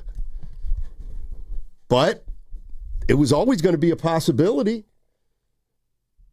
Coach, does it ever get old coaching Steph Curry? Never gets old coaching Steph Curry. I can tell you that. He's an amazing player, even better person, and team leader, and he captivates people all over the world for a reason. It's the beauty of his play and his movement and the fluidity of it all, but also just the person he is. I think, I've never met a fan who didn't like Steph. Maybe in Cleveland during the finals, you got a couple bad remarks. Steve Kerr on Steph Curry. He's playing at the MVP level, man. And I mean that. And I know you talked about he's played, 24 games, 47% from the field, 39 from deep, 92 from the free throw stripe. But just the gravity of who he is, man. And, they're one game over. Not exactly how I saw it at this juncture of the season. But the thing is, he's not the reason. He's not showing signs. Again, he's not what he was at 27. He'll tell you that. But this league has not figured him out. And right now, he's been on heaters. And it's just about what can you get around him to make the game easier. And I was going to test you. I was hiding this from you. And I'm with Fitz. And I know a lot of people call us homers or say, anybody in the Warrior uniform was done wrong. But if you watched that game, which I know you did last night, Stoney, there were 3 times Steph got 3-and-1s, and they said he was on the floor, and then Jimmy goes and does it. Nothing against Jimmy, and it's continuation. It's like, are you noticing that now? Yesterday was like highway robbery. What's the dude got to do to get fouled or continuation? And there was 3 separate instances yesterday. Neither of those were a natural shooting motion. Dude, man. Can you elaborate on natural? Yeah, did it look like Steph Curry's normal shot? No, he was leaning in and he shot it one-handed. But see, I wouldn't. Why don't I look at it like, is this your natural shot? It was a shot, and it went in, and the whistle blew. But the rule is the rule. It's got to be a natural shooting motion in order to draw a foul. I mean, listen, here's the other thing. These damn guys get every break in the book offensively, and now Steph can just throw his body right to the right and get a three-point play? It's a joke. He's been mastering it here lately, but they've been taking it away. Fitz was hot. I mean, yeah, you know what? What's new? My man. I'll tell you what, there was a play involving Cam Thomas where it was in front of the Warriors bench, and Kerr cried too. He wanted a walk, and Fitz is apoplectic. And I'm thinking, but the play was obscured on TV. Right. And I'm thinking, oh boy, Cam Thomas must have got away with one there. They show the replay. I'm like, that's not a walk. You sound like Kalina. It's not a walk. He'll be like, oh boy. So yeah. I'm just something I noticed I'm like, man, this dude, he can't, I don't understand it. Yeah. You're listening to 95.7 The Game, KGMZ FM and HD1 San Francisco, an Odyssey sports station, always live on the free Odyssey app, and now broadcasting from the Laughing Monk studio. Draymond Green, under 25 minutes. Well, 1-0. Well, it's not, but talk to me tomorrow. But I guess we got some, Pasta said we got some Tim Roy sound on one of these Curry calls. Let's hear it. Curry dribbles and takes the three. That's up. It's good. And a foul. No, they're going to wipe that one away. Yep. The second and one, and a technical foul is being called on GP2. And the Nets will walk down and take a technical free throw. I'm telling you. And I know, yes, I do work for the Golden State Warriors. Let's establish that fact just in case. But there is no superstar in sports that does not get calls like Steph Curry. The free throw by Porter Jr. is no good. So those of you who are regular listeners and devotees of the First Church of Rasheed Wallace, please join me. Ball don't lie. I mean, you missed the I love Tim, and I'm sure saying that was a Timmy study. Yeah, you know what? And if Warrior employees say it enough, people will believe it. Oh, man. If they say it enough, people will believe it. Timmy was hot, too. Okay. I'm just like, damn. Carter says the first one wasn't continuation. I don't know if you remember that. But you got me with the natural. I'm just like, a shot's a shot, And if I'm fouled, call it what you did, and the bucket goes in, the ball goes in, give me 3. Yeah, I don't think the NBA is in trouble when it comes to, taking privileges away from the offense. Well, so now you can't touch them. Now you can throw your body into a defender. Everything's going to be a shooting foul. It's kind of one of the reasons the game itself isn't. Yeah, it's suffering. Can't play defense in this league. Mm-hmm. Steve Kerr. He loves the artificial walk call. How about Melton? Yeah, 24 is now the new limit. I talked to him yesterday in Toronto. He said his body's feeling really good, so it's a good sign. And hopefully we'll get to a point this season where he's able to play back-to-backs. But for now, we're being cautious. All right, 24 is probably enough. All right, right now for Melton. How about, I like what I see, and I'm sure they do. So if he can get up and running, man, I feel like maybe after All-Star break or what have you, before the season ends, he could be in the starting lineup. Yeah, 888-957-9570 is the number. Warriors win last night. They put that Sunday loss to Toronto behind them, and as Guru pointed out, and I didn't even realize, they've won 4 or 5. Yeah. Now, I got a skeptical Warrior fan. Our boy Brian used to work with us, Dottie. He would say they hadn't beaten anybody. Well, here's the thing. But you gotta play who's on the schedule, right? Right, but this is how you get fooled. This is how you get fooled into thinking that they're doing something here.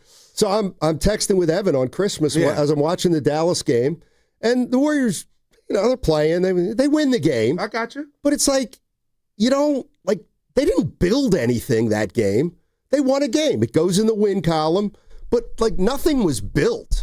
Nothing was forged. They didn't play well. They happened to beat a team that's worse than them, and But the most important thing was adding that one to the column. If you think it was, then that's the most important thing. But I said to Evan, don't try to tell me that this means anything, this win over Dallas. Well, you're kicking the can down the road until hopefully one of those victories does spark something. But it's better than losing. No, what I'm saying is manifesting anything. You didn't play well enough in that game to like build off anything. Well, they lost Davis and still were within the game. I'm damn, it's 8.5. So, at this point, Stoney, I almost want to say you're being greedy.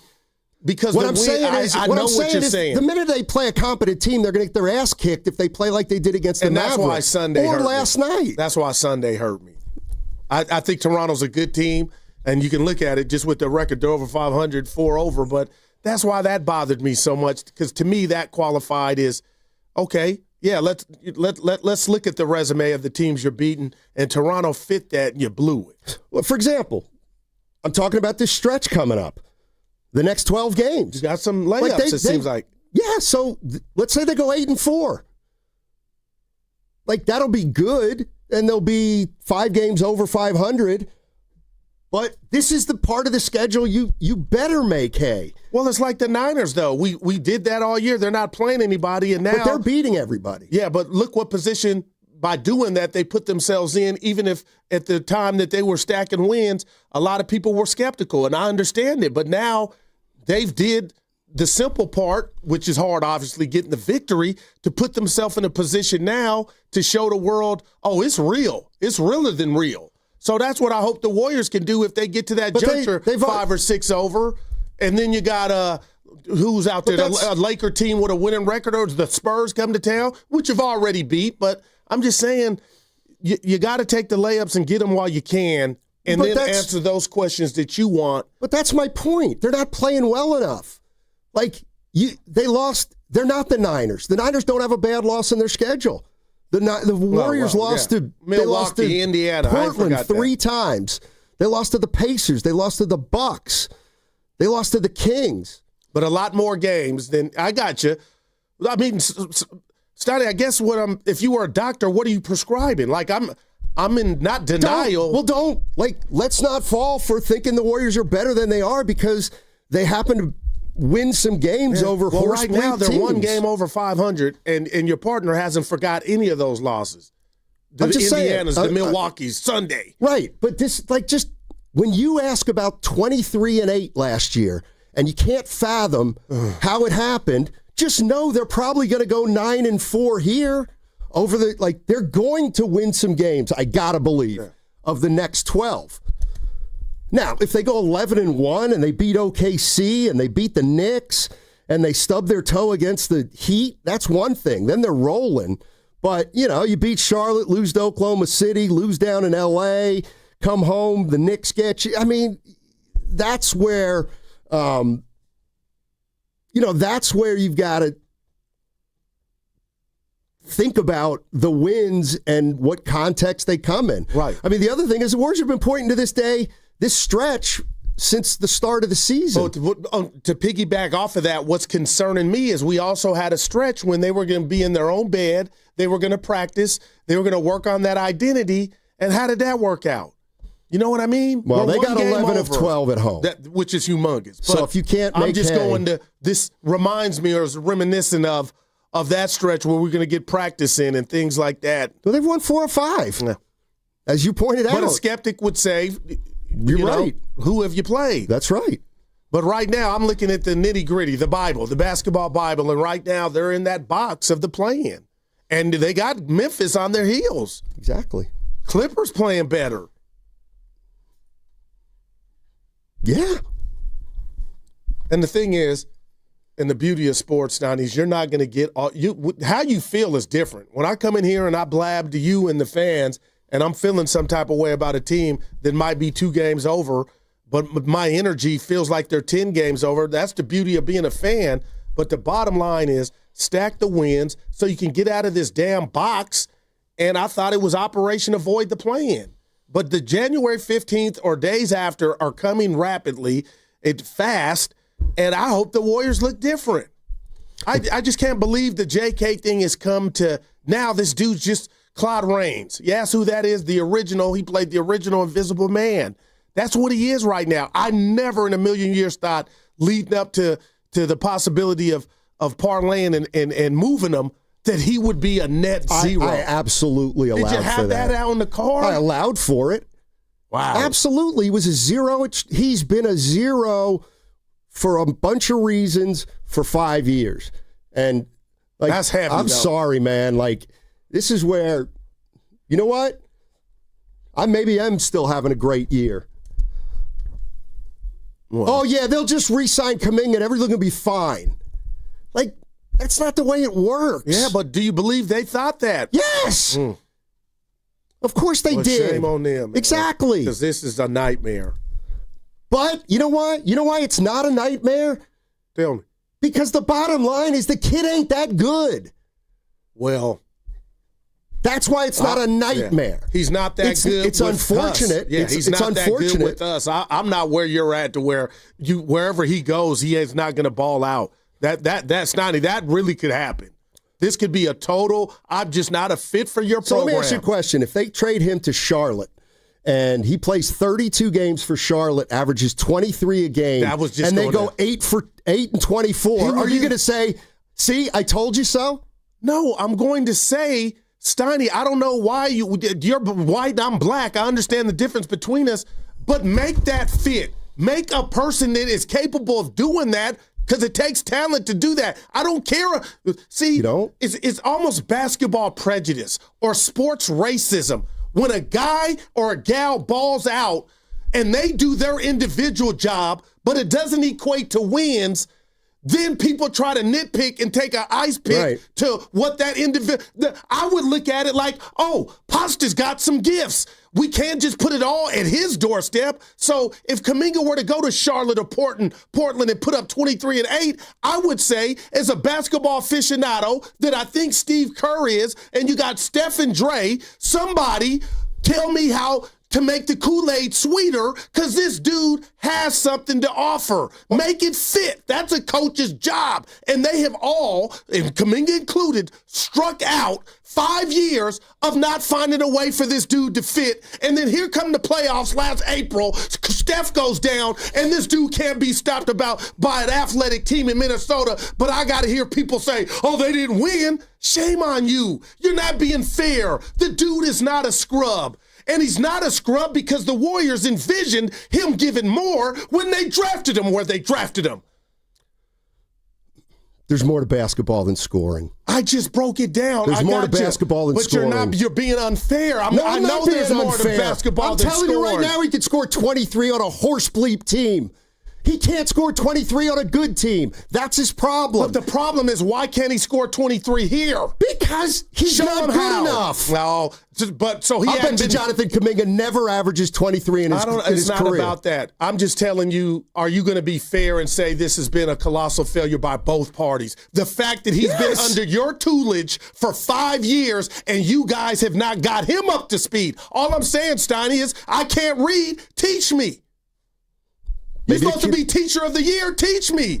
You got Hall of Famers everywhere. Teach me. And Jimmy's trying to teach him. Now he can't even play.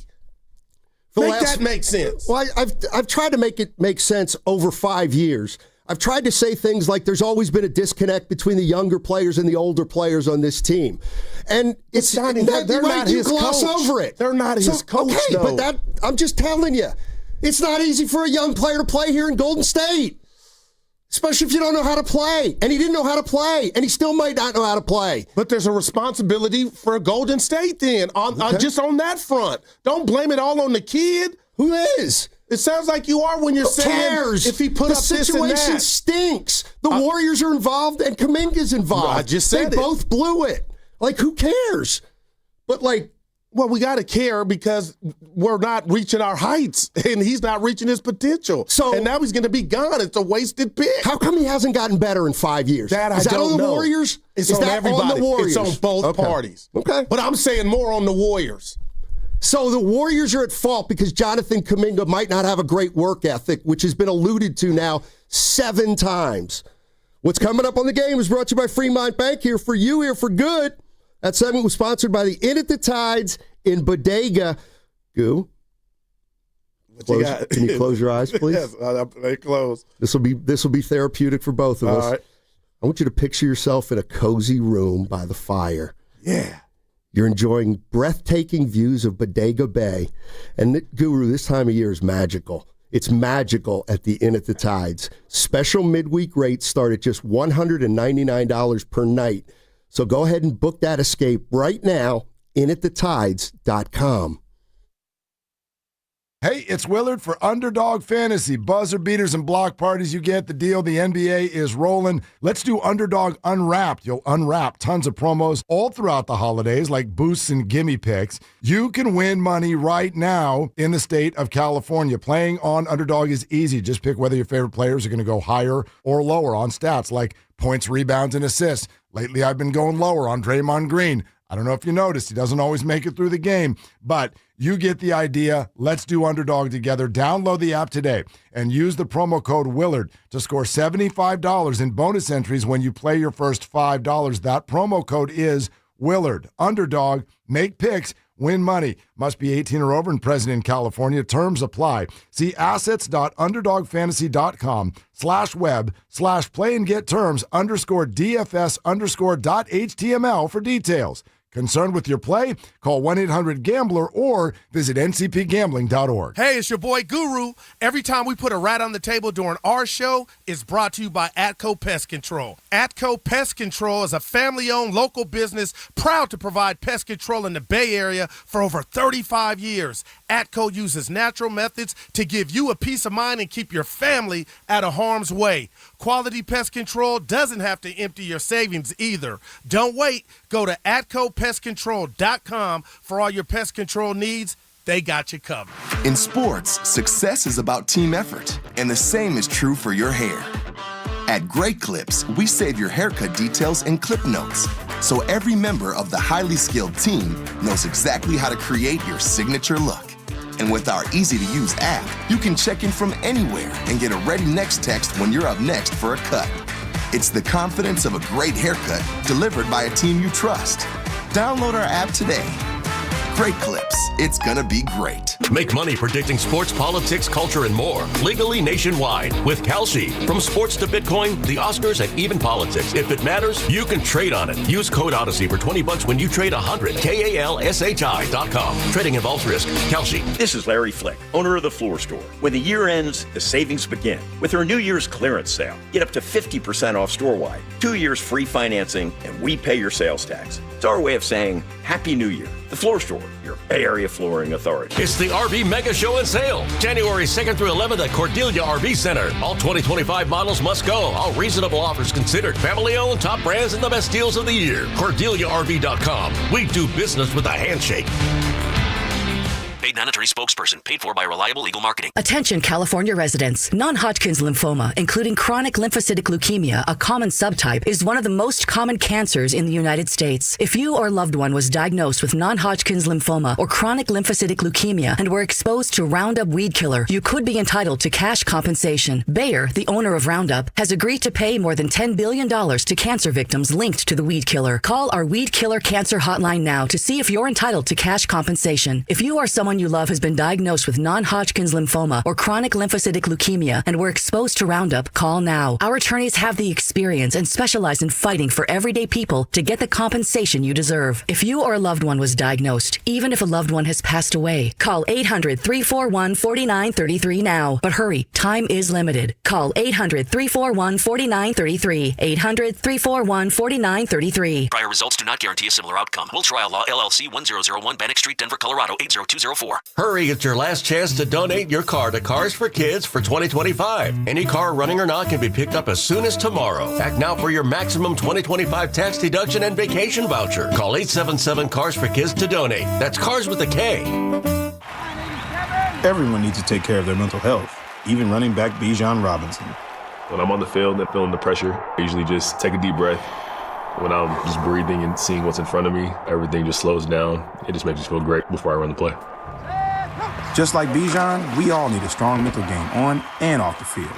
Make a game plan for your mental health at loveyourmindplaybook.org. Love your mind. Brought to you by the Huntsman Mental Health Foundation, the Arthur M. Blank Family Foundation, and the Ad Council. I'm Piera Palazzolo, VP of Digital Marketing for the American Management Association, a company focused on the management training skills needed to enhance the careers of business professionals. We did our research when it came to the best companies for website development and chose AmericanEagle.com. And we couldn't be happier. AmericanEagle.com worked closely with us to understand the front and back end requirements needed to launch an e-commerce website that could handle the complexities of running thousands of seminars nationwide. Our robust new website and improved SEO saw immediate increases in site traffic and web revenue. If you're in need of managerial effectiveness and success, visit our website at amanet.org. If you're in need of a website that provides an unparalleled consumer experience, I highly recommend AmericanEagle.com.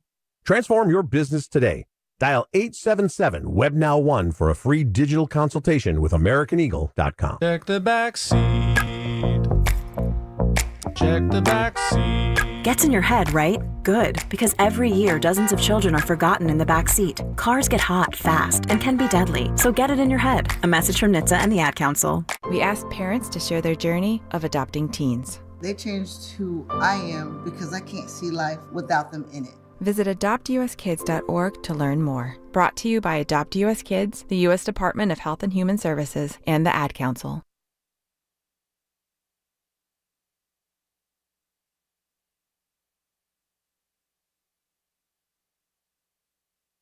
Now, back to Steiny and Guru on 95.7 The Game. Happy holidays. Yeah. From 95.7 The Game. I've had better ones, partner. How about that? Yeah. And I did an exercise I was going to share with you all. I'm 50, Steiny, and well, you're older than that, aren't you? Early 50, and I did a list of New Year's resolutions, and the list is longer when you get older. It's supposed to get shorter, right? Mine's getting longer. What's on it? I couldn't resolutions. Yeah, that's too personal. Oh, a lot of people share them. No, I'm gonna read more. I tried that last year. I'm gonna read more. Not sports, though. No. Read some stuff about the Arctic. No, that's too. I don't listen with. Like, where do you go share that? Like, you're broadening right your here horizon. On 95.7 The Game. But where do you go to a party like Arctic New Year's Eve? Leader. Hey, everybody, pull up a chair. Let me tell you about the art. I want to do something where I can share. If it comes up, I'm all over it. Can I say something? You want to talk about the Northwest Passage? I'll take over the discussion. Can I say something to you Facts. personal? I'm going to. Yeah. My late great mother-in-law, Mary Brown, said I was meant to be a pastor. And the first book I'm going to pick up this year is the Bible. Oh. And no, seriously, Pastor, don't. First of all, you'll never finish it. It's too big. No, Proverbs set you and you won't understand it. Steiny, stop. It's hard to understand. The New Testament, man. I didn't been up and down the Bible, but that's where I'm starting, the Bible. You can't get mad at me for that. That's where I'm starting. I'm mad at you for lying about it. No, I'm That's not. all. You sound like Miss Basie. Stop. You're not going to be reading the Steiny, Bible. I am, and I want to be a person. Now, I'm a father 3 times over. There's somebody, even friends, you come to me, and I can just be a light and tell you the truth. Because my friend the other day that gave me that real about me, I'm still spinning. So I got some resolutions. I got something up my sleeve. For you. No, for you, too. You may get it from me. Well, that sounds like tricks. It sounds to me like Tricks you are for really kids. respect your friend and think he's a true friend for bringing it to you hard. Yeah, no doubt. Well, I'm going to have to do that, too. But he brought it when I didn't ask. That's why it was so powerful. Even better. Now, what could you say? I got some stuff for you in the tank. You just can't take it. Please. What you doing after? Whatever I want. I'm an empty nester. They're good. All right. Well, no, I got some time. Yeah, all I got to do. Oh, my God. Did you go to the bank? I went to the bank. I called you. Hey, check this out, man. How cool is this? Did you get a Tulane ATM card? Because they can give these you cards. cards. Look, I can show the card on the screen. Look at that. Look at that. You can't see the number. Yeah, it's on the back. No. The number's on the back now. I understand. No, it's on the back. Pops, is he really excited? Dude, I get that. So you can't read it from the front. Hello, you don't have Steiny. one of those. Dude, I got no, one you don't. right now. You still have the number on the front. I got it on the back. I'm all you showing chumps the out YouTube. there still have the number on the front. Yeah. That's a Destiny card, though. No. That's always been on the back on those credit cards. Honey, stop. The stuff that gets you happy. Shoot, everybody's got numbers on the back now? This man's been in the Stone Age. Dang. How long did it take you, seriously, though? In and out? I called you, and I go, about 20 minutes. Yeah. About 20 minutes. Okay, I got to set this call up. Yeah. Our good buddy Tim in Raleigh, North Carolina My says, man. Steiny, you're being unfair. Yeah. Okay, listen, I've talked about Kaminga for 5 years. There's probably been times that I've been unfair. There's probably been times I've been overly fair. But your last segment, you were unfair. No, I wasn't. Tim will tell you. That's why he's on the bat phone, Steiny. I'm being real with you. I admit he's at fault, but he is not Han Solo. It doesn't matter who's at fault. It doesn't matter. It's a failure. Like, I don't care if it's Dunleavy, Myers, Lacob, Kaminga. It's been butchered by both sides. So, like... No, I'm with you on that. But why does it feel like you're giving Kaminga I don't think he's a great player. But I don't think he's a very good player. And he's Michael Jordan. He's only 23. So I guess why I'm saying you're being unfair is now you're judging him. If he goes and does something he hasn't done in his career and finds a home, and I'm just saying 23-8, you won't look at that and give him any credit. I know he can do that. I know he can do that. You never said that. I know he can score 22 on a bad team. That hits different. And it ain't going to change Tim, but I didn't know you would even give him that. But I think you're going to be like, well, did they win a chip? And that's where I was saying that's unfair. But if you say on this day you know he's capable of that, then you're giving him his credit. Yeah, that's what he is. He's a scorer on a bad team. But he's not even a scorer on your team. That's because we're not bad. Well, we're not bad. We've won 44, 48, and 46. You're not good enough to play on that team. You might be able to be good enough to play on a 30-win team. But on this team, he's good enough to play, Steiny. And that's what makes this. Not according to the only guy who matters. Just smile. All right, Tim, what's up? Tim in North Carolina, Raleigh to be specific. Tobacco Road. Happy holiday, baby. What's up, fellas? Hey, I apologize. I'm letting myself down for even calling right now and talking about it. So I want to apologize. You're all good. I promised myself I wouldn't, but I'm in the car. I got an hour to drive to get where I got to go, so I called. And Steiny knows how to do it, get you wound up. Yeah, so you're right. This is the thing. So, and Guru, I appreciate you, but it's real. Because a guy doesn't fit on this team and doesn't go exactly the way the coach wants you to go on this team, to say he's not good and to kind of take away.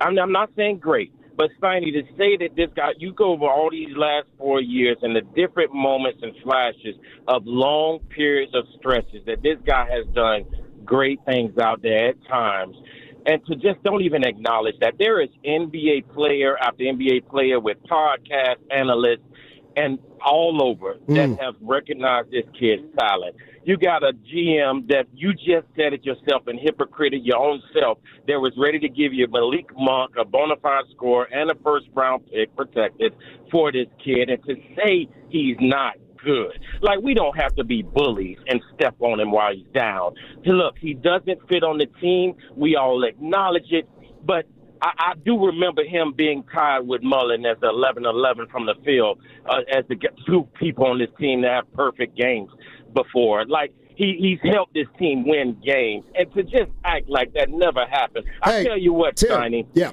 Jimmy Butler's best friend tweeted over the weekend about this guy rotting on the bench and he's being super athletic. Why don't we talk about that? I brought it up early, Tim. I brought it up early. Good. Yeah.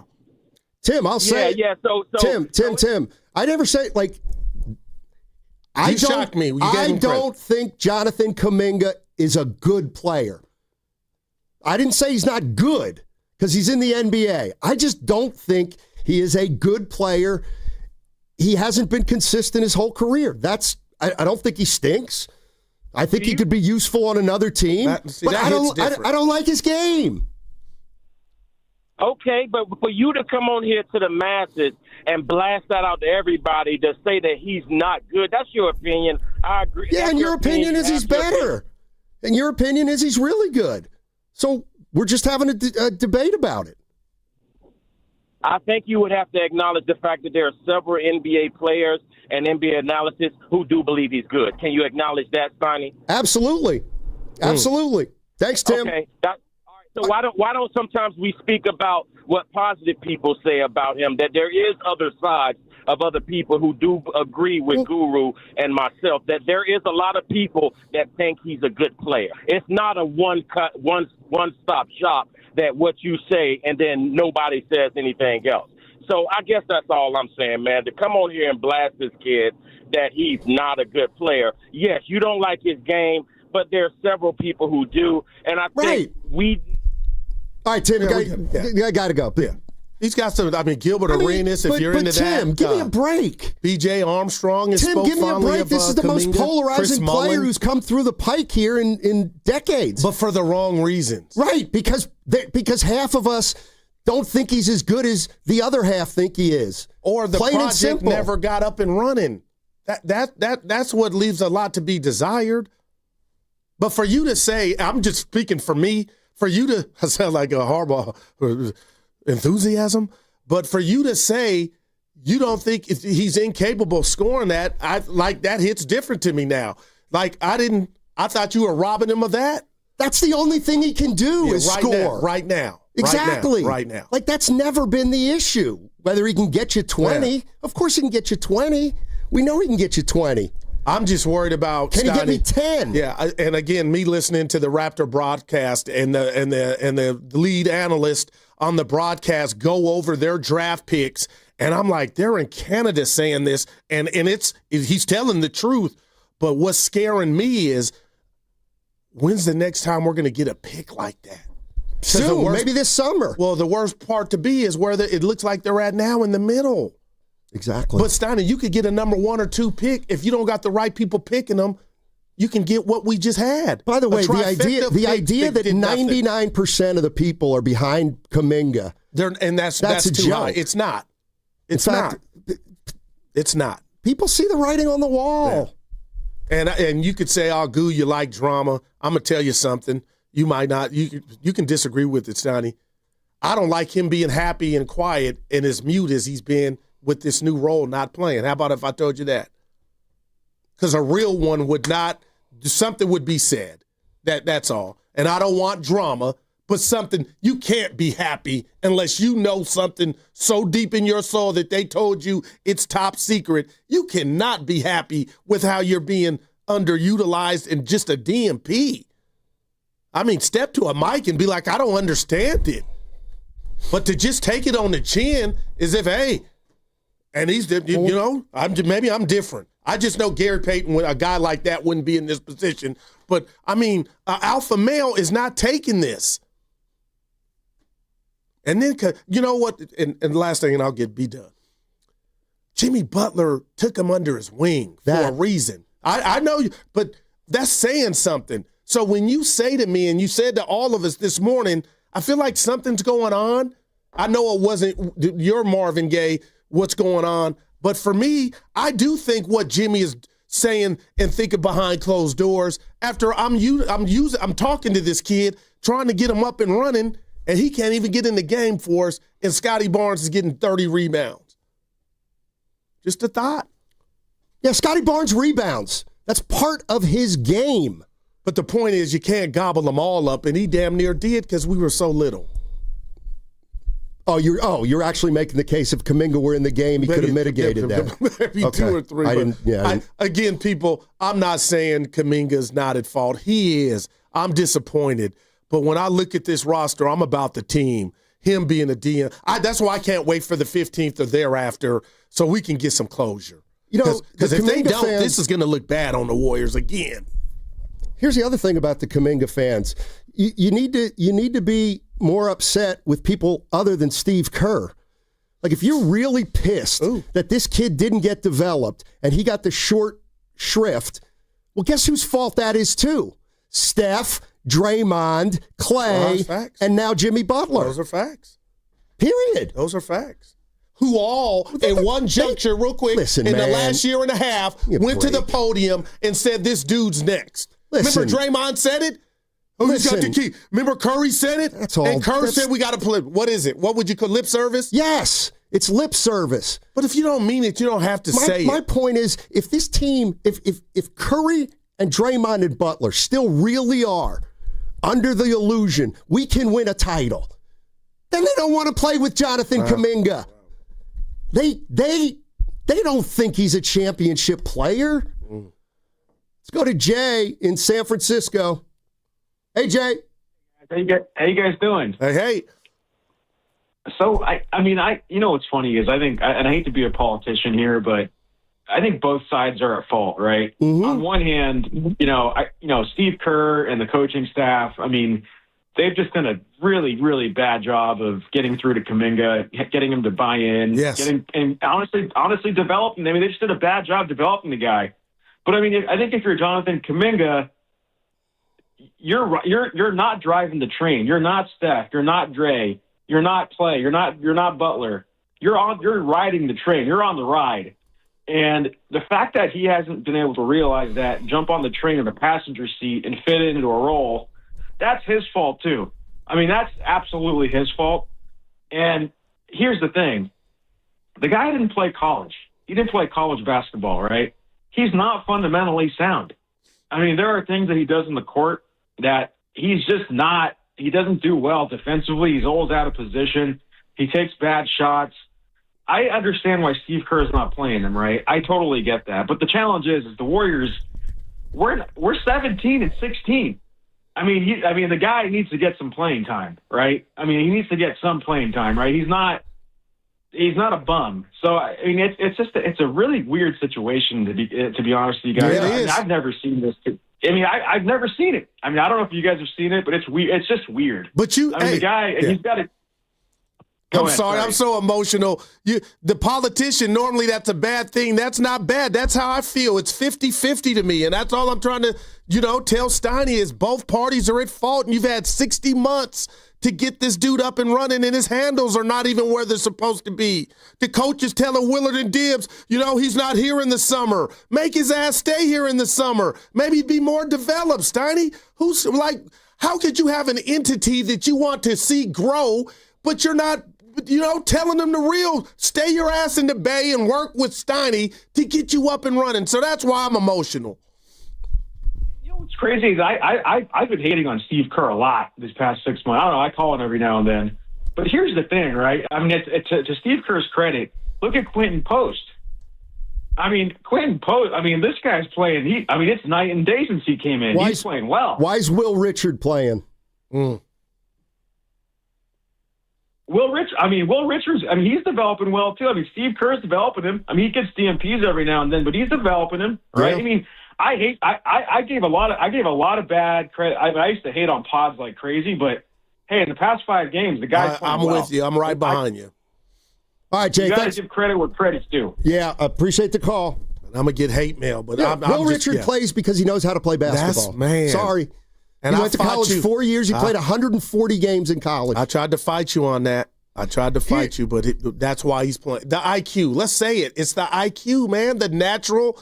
Just what's more than that? He doesn't have. He's not a. What does he excel at? J.K. or Whit Richards? Jonathan Kaminga. Right. Jumping. Attacking the rim. Yeah. The league's full of those. Yeah. But here's the thing, and I don't know what the percentage is. Whose fault it's Kaminga, whose fault it's Kerr, whose fault it is the organization. But this is the price you pay when you win a title in 22, and at that point, once the Warriors said we're trying to go back-to-back, it was over for Kaminga. It just was. In what way, though? Because you can't grow? Exactly. They couldn't figure out a way to have a window open for Kaminga and still at the same time think they're a title team. It was either one or the other. But how did that work out? What do you mean? Like you haven't got it sniffed a title since you won it. That's so right. How they missed their window to develop Kaminga while they were pursuing these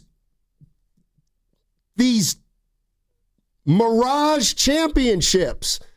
Like, that's what happens. When you win in 2022, and then you say, we're doing everything and anything for Steph Curry to get his fifth. What do you mean? Anything. What do you mean anything? Anything. Guess what? Kaminga's just a casualty then. Was there a way to fit him in over the last 3 years? Absolutely, positively, and the Warriors blew it. They blew it because they were under this illusion that if Kaminga played, they were in a development phase, and if he didn't play, it was because, well, we're a championship team. So it was going to be like one or the other, and they've never been able to say, we're not really either right now. Because they're not. They're not a developing team, but they're not a title contender either. Yeah, but it's up upon, hey, I hear you. I'm right here. But the bottom line is, and now I'm coming at Kaminga, Tim, because the onus is on him in the offseason to go to the lab and work on his repertoire and his skill set. And he has not done that. And he tricked me after the first 5 games this year where I'm thinking that handle's tight, it's gotten better, the free throws, those are the things he can Janet Jackson. He can control those, and he hasn't done that. So from that perspective, he's let me down and let himself down. Like, okay, yeah, you're getting jobbed or it's not going your way. But you, like, when he joined us and the agent joined us for an hour and I'm looking in the background, like, who are you working out with? And I thought, okay, that's nothing. I can laugh and scoff at that because I know and trust that he's working the right way. And then he comes out and his handles are no better than they were 2 or 3 years ago. And if you can't navigate, you can't be a 1 or a 2. And he can't navigate with his handles as loose as they are. And that's shame on him and everybody watching him and allowing that. You want to be a Durant. You want to be a scorer and your handles are as loosey-goosey in year 5. Make that make sense. That's shame on everybody. You got to have a handle to navigate the floor. Well, you got to work on it. And that's what I believe he hasn't, or he thought he was. Think about Steph Curry when he came into the league and what he does with the ball before every game. It's incredible. Every single game. It's incredible. And I'm sure he does in practice, too. Deborah, you know what? I'm going to push Deborah to the other side because we're kind of up against it a little bit. But 888-957-9570 is the number. Warriors are always entertaining. They're 17-16, but there's so much going on. And Jonathan Kaminga still going on. I'm telling you, it's time to lose this guy. Hey. And if they don't, then what are we going to say? I don't want to put it like that. That's the ultimate chicken coming home to roost. It's time for the Warriors and Kaminga to go separate ways. But give this kid a chance somewhere else. But it was supposed to happen in the summer. Well, they didn't like the deals. All right. Now, like if you were a bet man, would you say he'll be gone by the 15th or soon after? I don't. Soon after. Oh, I think he's going to get traded. I want that for him, man. He can't even play in the game. I got news for you. If he doesn't get traded, what do you do with him? You pick up his $25 million option for next year? Wow. I mean, I think they're more likely to let him walk. Seriously. Wow. Because at least they'd save the $25 million off their cap. I don't know that they can get anywhere with it, but no, this has not been handled well. Right. And the Warriors absolutely have a part in it. They absolutely have a part in it. But the one thing I could never get past last year and this summer when we were talking about Kaminga and what they were going to do with him, the one thing, I swear to God, I must have asked this 50 times, but where's he going to play? Wow. Like where? They were either going to have to sign him and then just clear a space for him. Maybe they think they tried to do it. I don't know. All right, 888-957-9570 is the number. That segment was sponsored by Surfside. The Golden State Warriors are back, and you can cheer on your Warriors with an ice-cold Surfside. Only 100 calories, 2 grams of sugar, and 0 bubbles. so it's easy to sip and enjoy. It's not a seltzer. It's Surfside, proud partner of the Warriors. Must be 21. Please drink responsibly. If you're one of the millions of Americans behind on your taxes, if you're afraid to open your mail because IRS collection letters could be coming, listen carefully. The IRS is cracking down, taking paychecks, freezing bank accounts, revoking passports. That's a fact. But here's what most people don't know. There are official tax relief programs designed to help struggling taxpayers. Programs that could save you thousands if you qualify. No one knows these programs better than the experts at Optima Tax Relief. Optima's award-winning team will fight to protect your paycheck, your passport, and your property. Their tax attorneys and licensed tax professionals will work tirelessly to get you the best deal possible with the IRS. Every day, penalties and interest keep piling up, so don't wait. Call Optima now for a free consultation. Call 800-568-6533. 800-568-6533. 800-568-6533. Optima Tax Relief. Some restrictions apply. For complete details, please visit OptimaTaxRelief.com. Ready for the ultimate red and gold game day? Laughing Monk Brewing is the place to park, party, and ride. Skip the traffic. Forget the expensive parking. Park for free and dive into an epic tailgate with mouth-watering food, ice-cold Laughing Monk beer, and every game on TV. Catch 95.7 The Game's pregame show with Lorenzo Neal and Evan Giddings. Then hop on the free shuttle minutes away from the stadium. Shuttles are first come, first served. So head to 957thegame.com to sign up and join the party. Elevate your kitchen at the Mila Innovation Center at Friedman's Appliance in Pleasant Hill. Out of your dreams and into your kitchen. Select the qualifying built-in kitchen appliance package that is right for you. With unrivaled technology and luxury-grade quality, when you bring home a Mila, you're bringing home true innovation. Now, for a limited time, save up to 10% with the purchase of a qualifying Mila kitchen package. Visit the Mila Innovation Center at Friedman's Appliance in Pleasant Hill or at friedmansappliance.com. Xfinity is the network you can rely on. Like a close friend who will give it to you straight. The friend who will tell you that new haircut, it's not great. Friends make sure friends get good haircuts. And Xfinity makes sure you get a good deal on Wi-Fi. Xfinity gives you reliable fiber-powered Wi-Fi at our best price. This holiday season through January 4th, get gig speed Wi-Fi for just $50 a month for 5 whole years. No strings, no commitments. Just super fast, reliable gig speed Wi-Fi with our best equipment and unlimited data included. Save yourself from questionable decisions and save over Verizon and AT&T. Xfinity. Imagine that. Restrictions apply. Requires paperless billing and auto pay with stored bank account. Taxes and fees extra. Xfinity Internet powered by fiber and connected to premises by coaxial cable. Actual speeds vary. Now it's time for the closer of the week. Presented by LiftMaster and RNS Doors. Turn your garage into the envy of the neighborhood. Visit rnsdoors.com. This week's closer comes from Valerie from Fremont. Upon calling RNS, the receptionist was able to schedule a service technician for the next day. Edgar showed up in a timely manner, assessed the problem, had all the parts and new openers with him.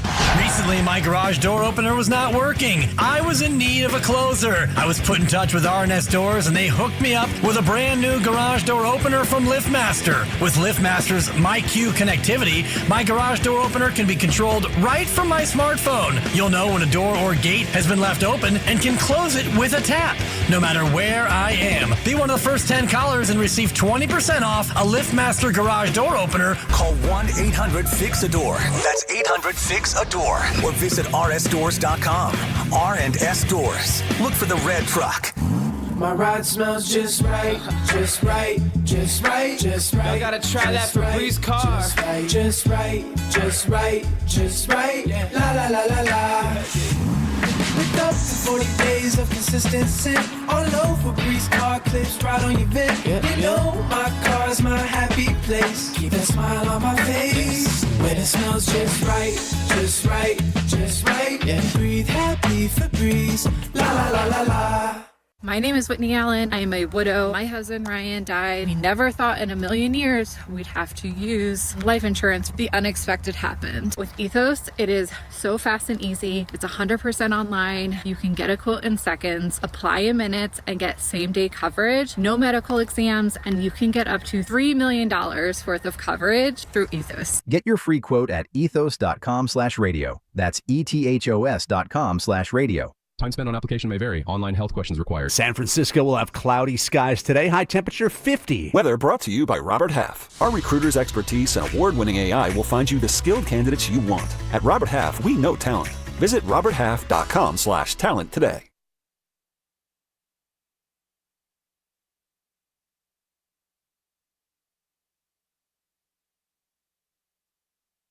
This is Moses Moody, and you're listening to Steiny and Guru on 95.7 The Game.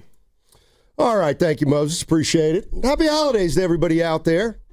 Got 2 hours, 15 minutes, and then Happy New Year. I'm a little irritated. Can I share with you? Of course. So your daughter's in Mexico on her vacation. One of them, yeah. TMI, I didn't get that cleared. One of them. And she's coming back. So my daughter's getting ready to leave. And the missus and her are going to New York thinking I could just come to work and say, hey, I need a week off. You coming with us? So I got to say bye to my daughter while they go to New York and have fun. Right. And I don't feel like I'm robbed of days. Those were going to be days with my daughter. But now we'll go to New York with them. No, I can't. It's start of the new month. So what? See, that's the difference. You talk about Kaminga. You are... Dude, no, I can't. It's the start of the new year. I can't. No, I can't. So, yeah, I just, that's unthoughtful. Well, Mike. Ask me a month ago. I could have told the boss, hey, I don't want to take nothing off in December because I got this. But now they're going to be in New York, and then she'll go to college. Well, my kids are in Tahoe starting tomorrow. But they're coming. You'll see them again. Briefly. But you'll see for a few again. days. Yeah. My hug's going to be. You're done. Yeah, exactly. With Milan. Right. Oh, come Monday. Come next Monday. And I'm kind of irritated. Those goodbyes are tough. I hate those, actually. Man, Steiny. A lot going on, man. Where are they staying in New York? I was so kind of mad. I don't know. I'll find out tonight. Manhattan? Yeah, probably. Gotcha. Yeah. Boy. Yeah. What are we going to do about our Warriors? Well, I like what you did, the schedule game. What did you have them, 9-3? The next. No, you had them. I didn't do it. Heartbreak, but man, oh man, oh man. But I'll say this, and your friend, personal friend, BJ Armstrong, is fond of Jonathan Kaminga. He's got on YouTube, now he's working with the Kings, and said he is curious on how they use him and why he's not more productive. And there are Gilbert Arenas, guys that have played, say what you want about Gil and his whole circle. So I am excited, and I expect Kaminga to be gone because I'm also disappointed that he's taken what's happening here unless they went broke bread and said, hey, you're out of the partner, I just need you to do this.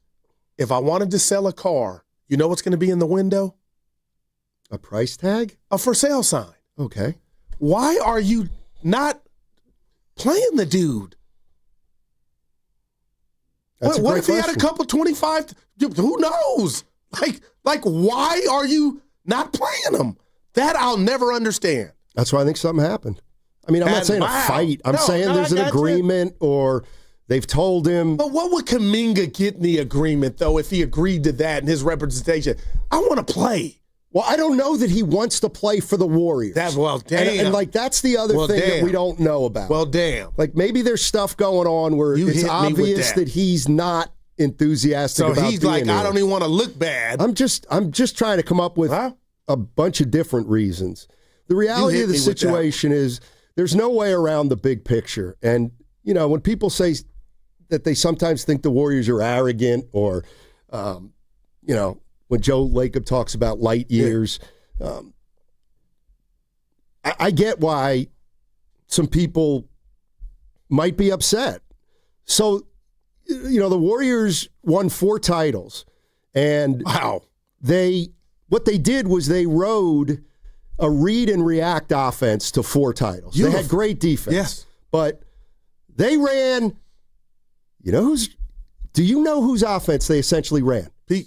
Princeton's. Yeah, Pete Carrillo. Princeton's offense. Yeah. Okay, couple things. One, it's hard to run. They're playing Vermont right now, but go ahead. It's really hard to run. You've got to have eye contact with all your teammates. You got to be smart, Steiny. Basketball smart. The only thing harder than running the Princeton offense is defending it. It's like impossible to defend if guys are cutting. And that's what the Warriors do. Right. So the Warriors have rewritten the rules to the league. They're now running a Princeton/motion offense. It's complicated, and they drafted 2 players with no basketball foundation. Period. End of story. So the idea that you were going to get Jonathan Kaminga and James Wiseman, who had no organized basketball between them, essentially, and bring them into, hey guys, we're running the Princeton offense here. We need you to get it and get it in a hurt. That's crazy. If I could the smartest player in that draft probably would have had trouble. If I could bottle up the last 50 seconds of what you just said and went into the boardroom the night or the day of the draft and played your sound that you just poetically laid out, I think that could have changed them from drafting both of the guys. No chance. Then shame on them for not knowing knowing that you are running a calculus type of offense and you were drafting guys that went no further than general math in regard to their basketball pedigree. Shame on you for you thinking they could get it that fast. Well, this is where I think that they might have been on the verge of changing the way they played, and they won it in 2022. And then they had to go all in, which was more bad news for the young guys. What did that cost you? Your 2 picks. Them fitting in or getting any contribution. Yeah. Or being part of the future. Yeah, usually when you draft a project, you need to wait 4 to 5 years. I mean, when they drafted Wiseman, I'm thinking, I hope people realize, like Jermaine O'Neal, took him 4 years. But he panned out, but it was somewhere else, but still. Oh, my gosh, man. I need a cocktail. Let's go to Deborah in San Leandro. Hey, D. Hey, Deborah, how you doing? Hey, Deborah, San Leandro. Sorry. Let's go to Rob in Port Costa. You ever been to Port Costa? And I don't know where it's a good spot. I'm going to say Oregon. No, it's in California. It's in the Bay. Oh, all right. Right on the A. Right Where? Up near Benicia. What? It's on the water. It's really nice. What? They got a great restaurant bar out there with the picnic tables. Goo, I said the same thing. Had no idea where it was. Port Costa. Benicia? It's near Benicia. Yeah, let's get to Rob. All right. Rob's in Port Costa. Rob, I love where you live, man. Oh, it's a great little town. Yeah, that restaurant is great. That's a good little spot. Little secret. Right Port Costa. Yeah, it's right in between Martinez and Crockett. Yeah. But it's away, like it's kind of desolated from everything. You got to take a country road into it. So. Yep. What do you got, buddy? Yeah, but hey, thank you guys for taking my call. I just wanted to say that the Kaminga thing was destined to fail from draft day. And the reason is Steve Kerr never wanted him. Joe Lacob wanted him and kind of forced their hand to take him. And if you're going to take a project, the coach has to be on board with it. He was never on board. He's coached him like he's never been on board with him being there. And it was just destined to fail. The blame should go to Lacob for forcing him to make that pick instead of letting those guys pick who they wanted to in that spot. Wow. Hey, thanks, Rob. Appreciate the call. And Bob Myers was on the call doing the Wiseman thing. So, I mean, that statement, people referred to it, him saying, hey, I can draft whoever we want, but if the coach don't play him, that was a lot. He was saying a lot, but man, I can't stop thinking about watching the Spurs when I see, and I'm not comparing Kaminga. I am, as far as the future, when I see a Castle and Vassell and those young dudes are part of the Wemby clique in the future, I'm like, that's what Wiseman and Kaminga were supposed to be for Steph. And it was striking, they didn't work. Yeah, I think if you go back. And if I throw Moody in there as much as I love, that was too high.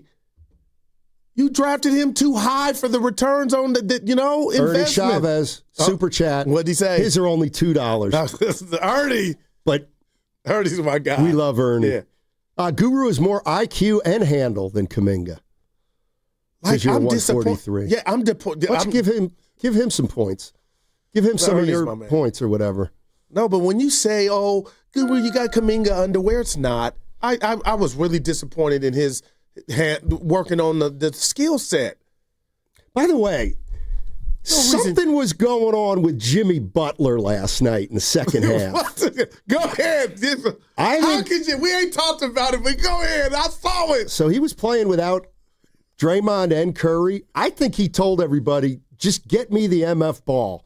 Like he was, and he had something going in with somebody in the fan. What's his name? Mr.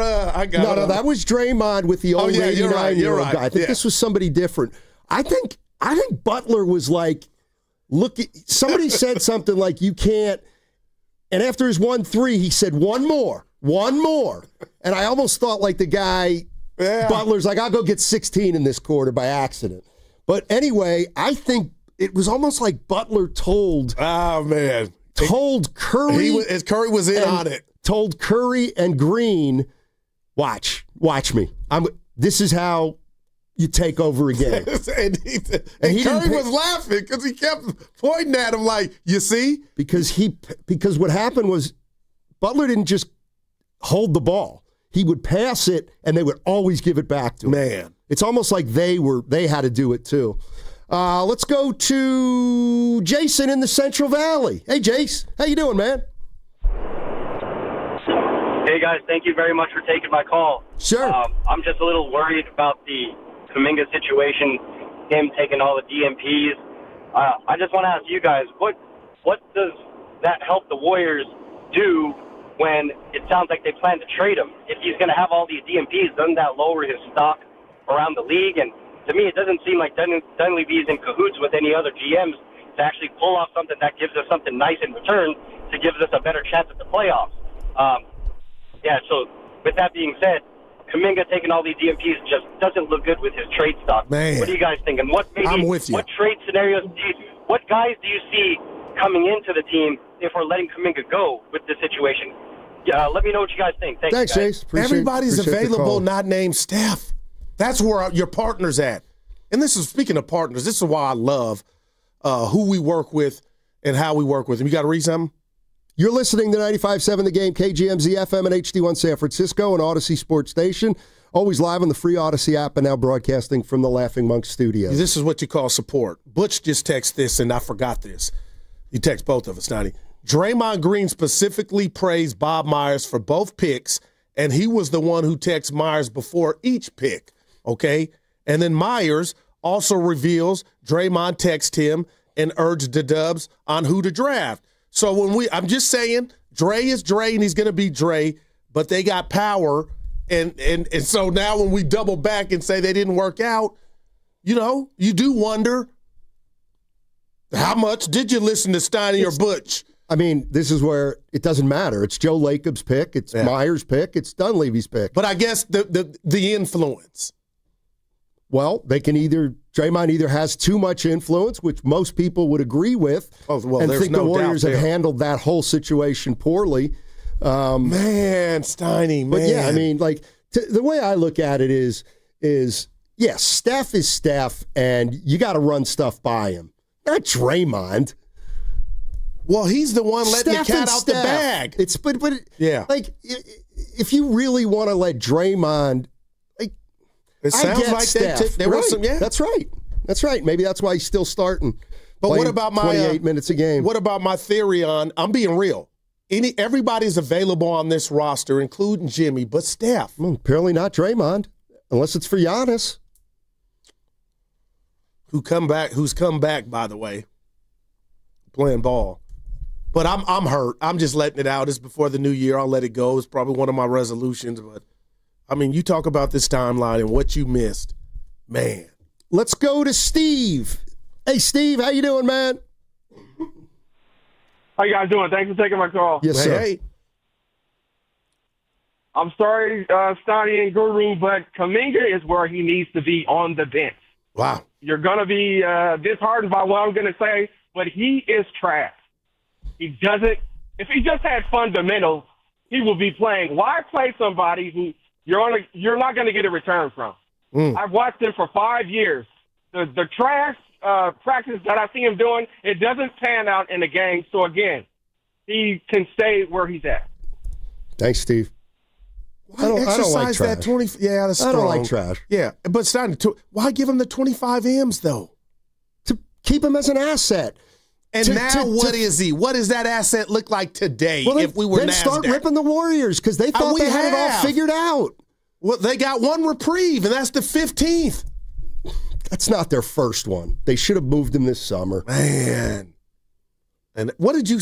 Or somebody call. What did I ask you yesterday? Can you have a negative asset? Yeah, that's an oxymoron.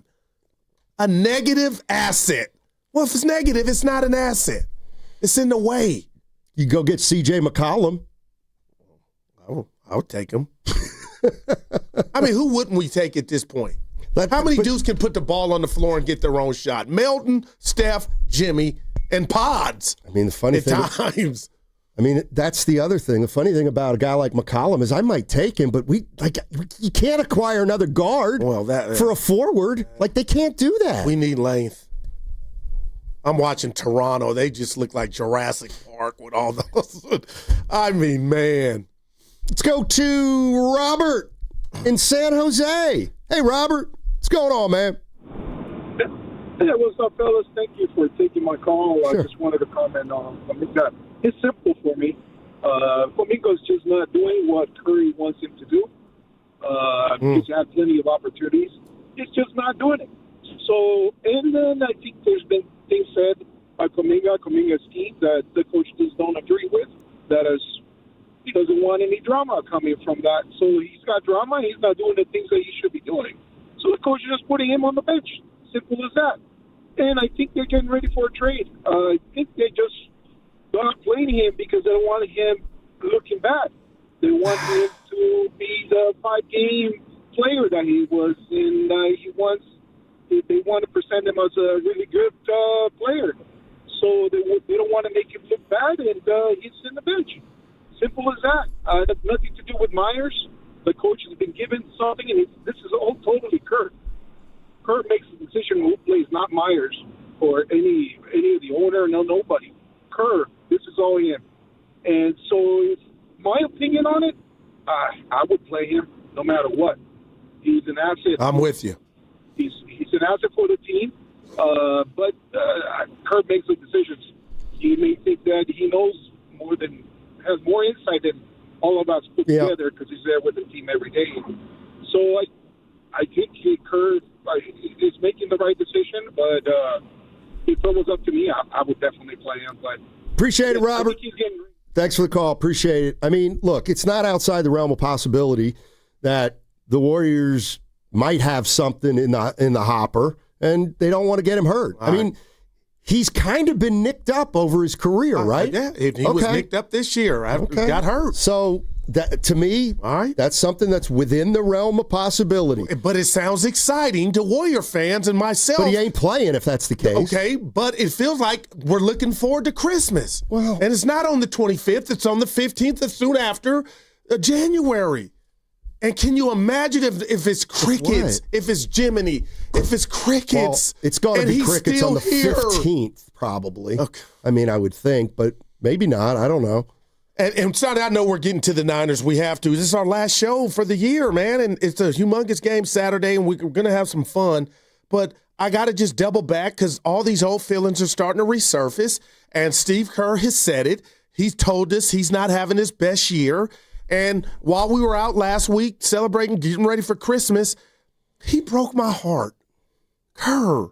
What happened? When he said the Draymond thing wasn't his finest hour. Oh. Okay? Then after the Toronto loss, he gets up there and says, it's my fault. And Steiny, I was throwing stuff. It really, literally wasn't nothing on the wall. But in my mind, I'm throwing the iron and the phone against the wall, shattering glass. Like, what part of the coach playbook are you on? So call these dudes out and say you got to protect the ball better. You're OGs, but don't come up there and CYO. Shout out St. Anne's in the Hune, and I can't remember Shasky's one he coaches, and say it's your fault. What are you talking about? That's 14, 15-year-old stuff. Guru. Call these dudes out. Okay, so let me get this straight. Broke my heart. Okay, let me get this straight. The number one complaint about Steve Kerr this year has been he hasn't found the right combinations, and he hasn't found the rotations. We've taken calls for 6 weeks on that. How can you not know? How can you still be holding tryouts? Okay, now we're 33 games into the season, and he says, yeah, I didn't do a good job. I haven't done a good job with the rotations. He's not supposed to say that? No, I'm saying the Frankenstein part of this when Draymond walked off and left the team for dead. And then everything went viral, and people couldn't believe that he did it. People that played in this game, blood, sweat, and tears, and then my 2 cents. And then 48 hours later, Coach Kerr, after practice, is saying it was his fault. Taking the onus off of Dre. That disappointed me. Okay, they're 4-1 since. All right, okay. Hey, I got to give Ken Luttrell, who filled in last week, he said, could this be a good thing? But then Toronto happened, and after Toronto, where everybody named Curry could not take care of the ball, he says it was my fault because I didn't have them ready for that debacle. Like, Steiny, I'm just I don't agree with. So a coach shouldn't take responsibility for mistakes? You know what? Just say, hey, we got to take care of them. I'm disappointed. We all, including Jimmy Butler, dribbling the ball out. Everybody was flustered. But that's not a time to me, and I'm not an NBA coach. But that just crushed me. How many swords are you going to fall on, dude? Well, some people think he hasn't fallen on any. Whoa, I'm just telling you. No, I thought he stood up to Dre, and then he takes that away, and that's only lived for 48 hours because he's saying it's his fault. So you're mad because he stood up to Draymond Green to Steve Kerr is like me to Willard. Dude, I'm hugging you from home. I can jump to you right now. I'm in your lap right now. Deal with it. It's not even exactly. Deal with it. But it looked like the optics where you dealt with it. And Dre looked like an infant and walked to the locker room. And you only let that breathe for a day to double back and say it was your fault? Oh, my. So Frankenstein lives. Let me ask you a question. Frankenstein lives. So when I came in a day or two after Draymond walked off, and I said, you know what? You did. I heard you with Evan. I started to rethink this, and I don't think it was that big a deal. I heard you. In fact, da-da-da-da-da. It was before Kerr did this. What are you supposed to do if you feel yourself starting to get into a rage? He extricated himself from the situation. There had to be ramifications, or at least a discussion. There was.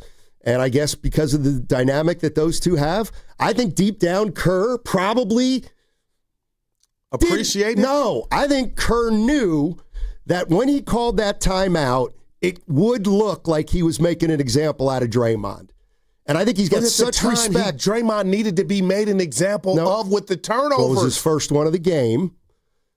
And I'm just I'm not saying anybody's right or wrong. I'm saying I do think Kerr got mad at that turnover, called a quick timeout. Okay. Draymond said, what the hell, man? That's my first turnover of the game.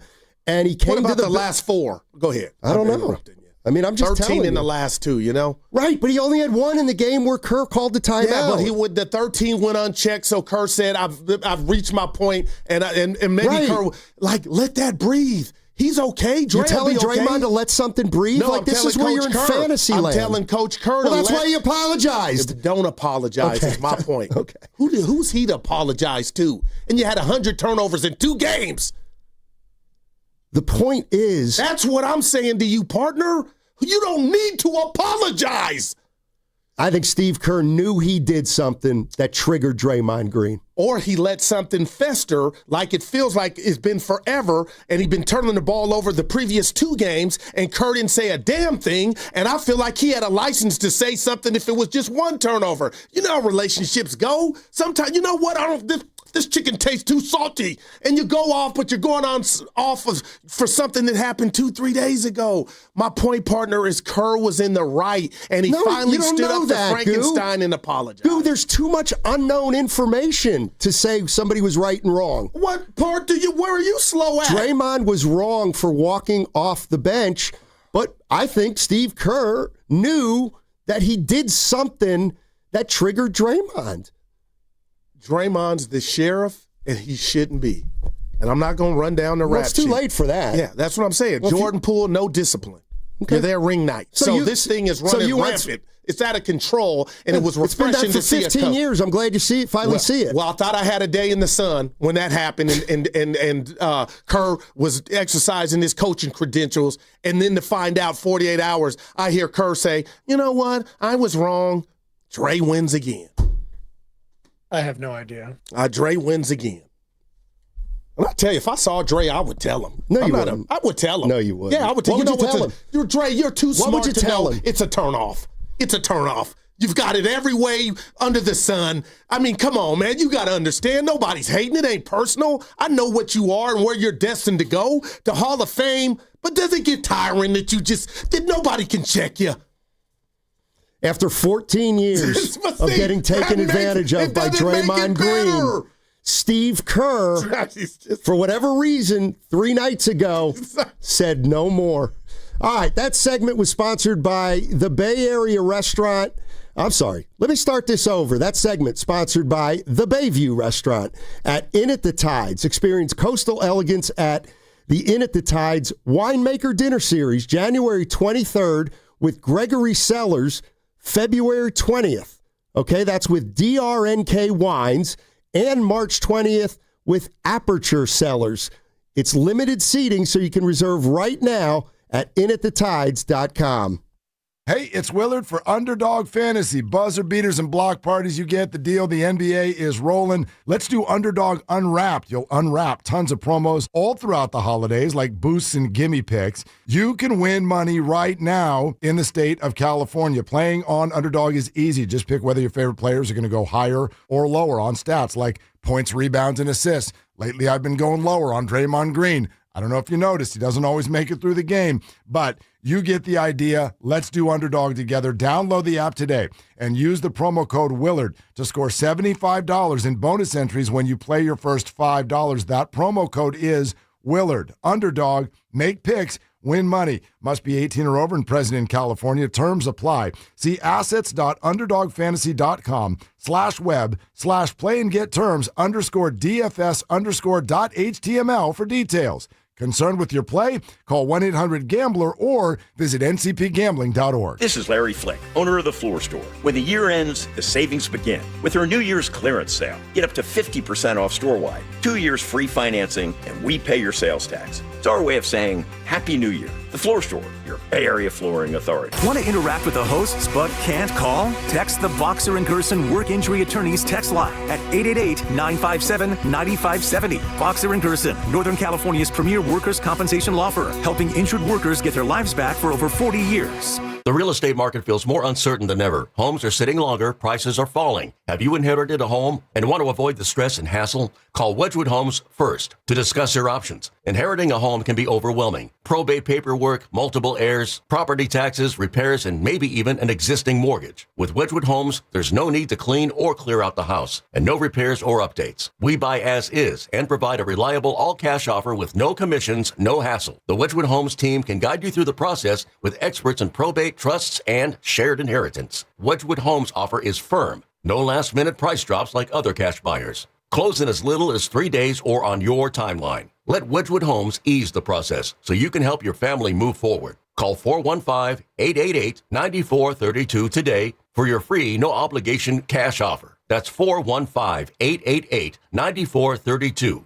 415-888-9432 or wedgwoodhomes.com. The Bay Area's trusted home buyer. Wesley Financial Group is not a law firm. Do you feel embarrassed, trapped, maybe even ashamed just because you own a timeshare? Well, I'm here to tell you you're not alone. Chuck McDowell here, the timeshare cancellation guy. I get over 3,000 complaints a week from all kinds of folks that feel the same way you do. Honest people, teachers, veterans, grandparents, all losing sleep over a timeshare they can't get rid of. That's why 15 years ago, I founded Wesley Financial Group to help people take their lives back. Today, I run Wesley with my 2 sons, a real family business, treating every client and every employee like we would want our own family to be treated. That mindset has helped us cancel over 50,000 timeshares from people just like you. So if you're stuck in a timeshare, give us a call. Let our family help your family. Call Wesley now for your free timeshare exit kit. 800-981-4455. That's 800-981-4455. 800-981-4455. The chase starts here. To make moments you'll never forget. Chase Center is rocking. Historic ones. For 4,000 for Steph Curry. Joyful ones. My joy back, as some would say. Winning ones. The moment needs you. To manifest it, to chase it, and put the opponent to sleep. All the way down the floor. Chase the moment.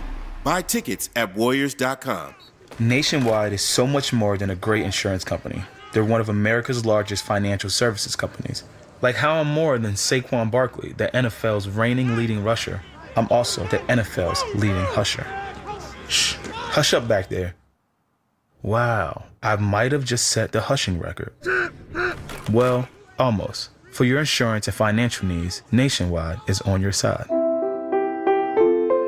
Nationwide Investment Services Corporation, member FINRA, Columbus, Ohio.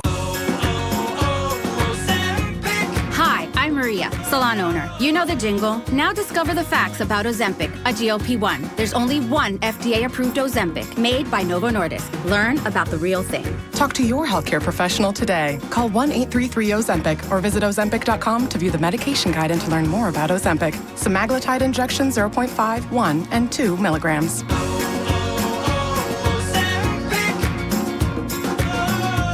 Wesley Financial Group is not a law firm. Ask yourself this question. Is it really worth holding on to that timeshare that you know you need to get rid of? Here's the truth. The average maintenance fee just went up over 17%. That could have been 117%, and there's nothing you can do about it. When you buy a timeshare, you give them a blank check for annual maintenance and assessment fees. I'm Chuck McDowell, founder of Wesley Financial Group. For 15 years, I've helped over 50,000 families cancel their timeshare. Not sell it, not transfer it, cancel it. Did you buy a timeshare because they told you it was a great investment and your maintenance fees would never go up? That's a lie. Are you ready to get rid of your timeshare once and for all? Simply call us and I'll send you our timeshare exit kit that explains all your options for cancellation. Call Wesley now for your timeshare exit kit. 800-823-5544. That's 800-823-5544. 800-823-5544.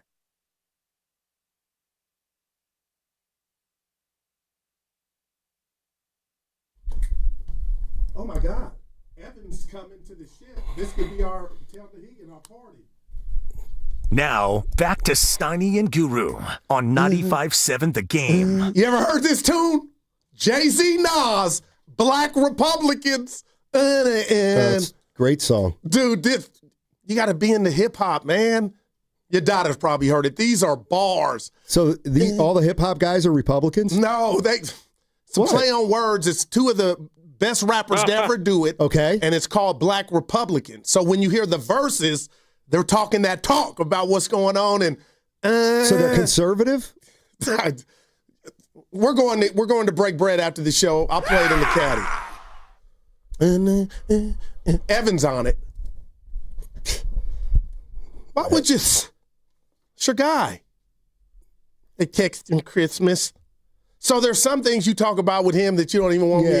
I mean, usually I save my real basketball takes for Evan. Well, I'm going to take this time. I don't need the receipts because I do the same. Let's see. Oh, of course the Warriors are going to miss Knipple tomorrow. Hey, he's right now. He's better than Edgecombe. But they're going to look at LaMelo Ball is the one that got away because he's playing. By the way, okay, here. Evan texted me at 4:16 on Christmas. Well, he called me. That's Dallas. Yeah. He said, awful game. I said, yeah, they'll likely win, but don't tell me they were good today. And then I said, how done is Kaminga? And he said, Steph and Dre stat line, yuck. Remember the Have goal? you got this okayed Remember by the goal? I don't need it okayed by him. He's half my age. Dude, it don't matter. So remember the goaltend remember the goaltend that TJD had on Cooper Flag? It was blatant. It was a foul. He got fouled on that. Because Cooper was bald. Go ahead. So I texted him, Flag got fouled on that goaltend. They just didn't call it. So no harm, no foul.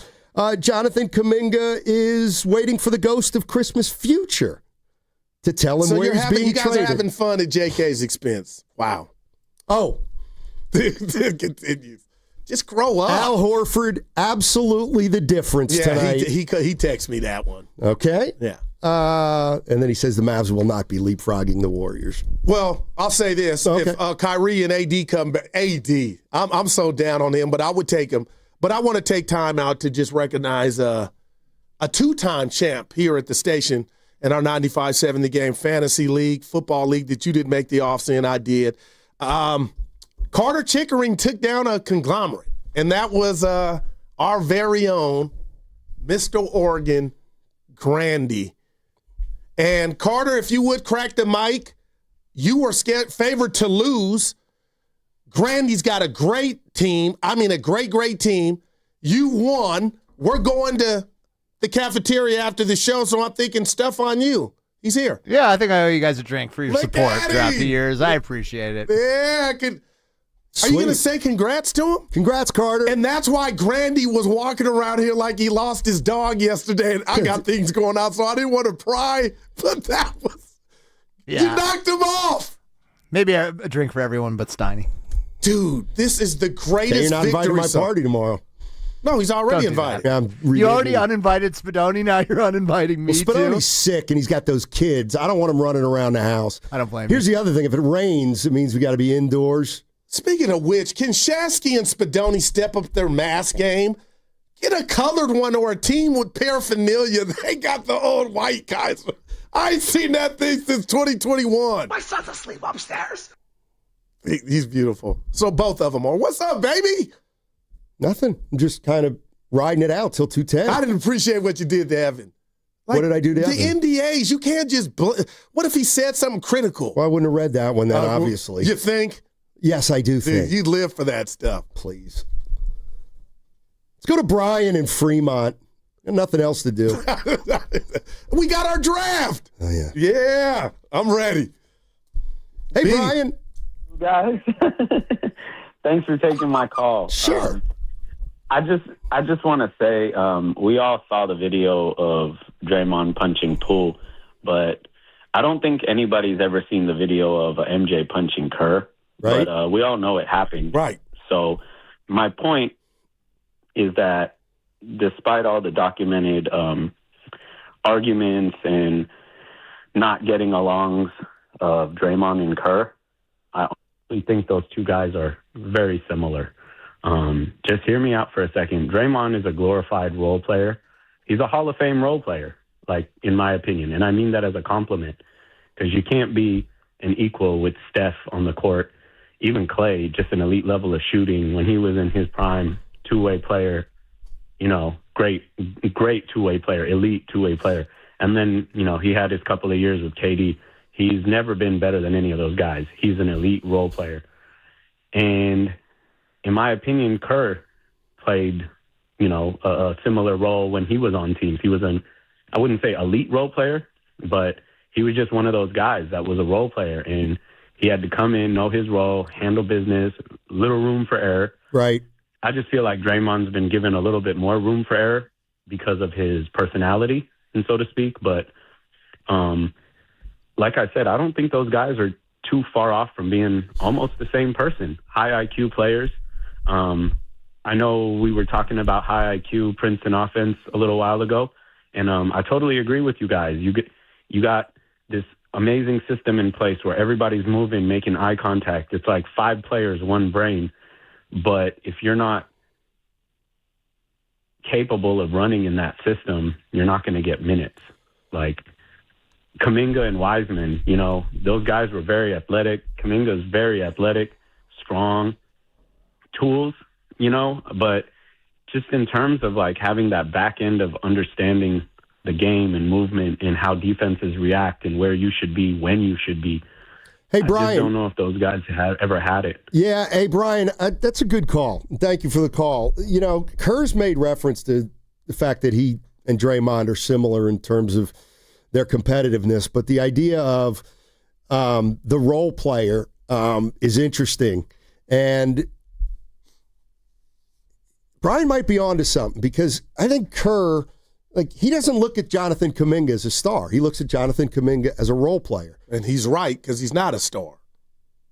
That's right. And I think Steve Kerr will tell you the only way I was in the league was I had to be ready every night, and I'd get 8 DNPs, but I'd be ready. And like that's what he had to do to stay in the league. And I think he looks at Kaminga and he's just like, he's a role player and he's not preparing like I prepared. Or, you know, not necessarily that, but you can always show him, partner. Show him what? How to do it. I think it's naive that we don't think he's been coached. No, I'm just telling you, but, you know, that quote was telling that he told, and I'm going to say it again, I said it a couple hours ago. He told Willard and Dibbs, and, you know, it's my 2 ears, Mickey Mouse, but he said he hadn't been around here, and he said it in a way that was like maybe impeding his progress, or Kaminga was doing his own thing, and he's got the license to do that. But when I heard that, I said, how is an entity that you want to be part of the future, how do you not demand him be here in the Bay or work with the field handies of the Warriors or whoever you want him to work with? How, like, my antennas went up on that. So now when you look at the totality of the 5 years and what's not happening and what he hadn't worked on because the handles are not there, I'm just using that as another example, it does make you scratch your head as to, yeah, you're right, Stoney. He's been around Steph, Dre, and now Jimmy, and Jimmy's taking him under his wing, but it looks like it's too late. It's definitely too late, I think. I mean, I'd be shocked if he's And when we on say the too team late, next what's year. too late for what? For him to be a Warrior for any extended period of time. You know, it's like Bob Dylan said. It's too much water under the bridge. Too much other stuff, too. Yes, sir. So I think we got to do the right thing now. And Spike Lee. And find him a new home? Yes. What's the return going to be? And at this point, you'll take anything. Deborah San Leandro. Hey. She stiffed us the first time. Let's Hey, see D. if she's there this time. Hey, Deborah. Hey, Merry Christmas, Happy New Year. Same to you. Happy holidays. Same Hey, to you. I just want to say a couple of things. Bear with me on Jonathan Kaminga. First of all, I think that he's getting very bad guidance, starting with his agent. I think his agent hasn't really represented anybody. If you go back and you look at who he's represented, basically nobody. Kaminga might be the biggest person that he's ever represented. And for him to say, compare Kaminga to Scotty Barnes is ludicrous. Because Scotty Barnes produces, he hustles every night, right? Yeah. Kaminga just doesn't understand that you have to play hard whenever you get in the game. It's no way, because nobody can dispute his athletic ability, right? The guy has talent. Right. But he can't put it together. Somebody else came on earlier and they were laying the blame 50-50. I'm going to say 90-10, and I'm giving 90% of it to Kaminga because he doesn't do what he needs to do to develop himself because he thinks he's better than he is. And people say, well, Kerr won't play rookies. He's played rookies. Look at Will Richards. That's a prime. Look at Pods. He's over the years, he'll give you a chance. And when you get on the court, if you produce and you're playing winning basketball, you get a chance. You get an opportunity to play. Kaminga just can't grasp it, guys, just like Wiseman couldn't grasp it. Yeah. I would listen to one last point that I kind of put Wiseman and Kaminga in the same bowl. I was listening to a gentleman that was part of the Detroit organization because Wiseman went there, right? Yeah.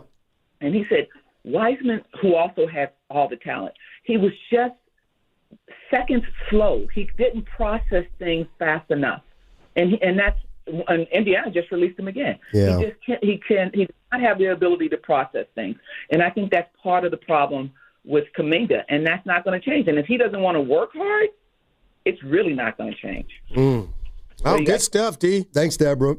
She said 90-10. That's she came down your road. No, that's my girl, our girl. But 90-10 is a bit too strong for me. Okay. I'd go because Kaminga's more. I'd go 60-40 Kaminga. But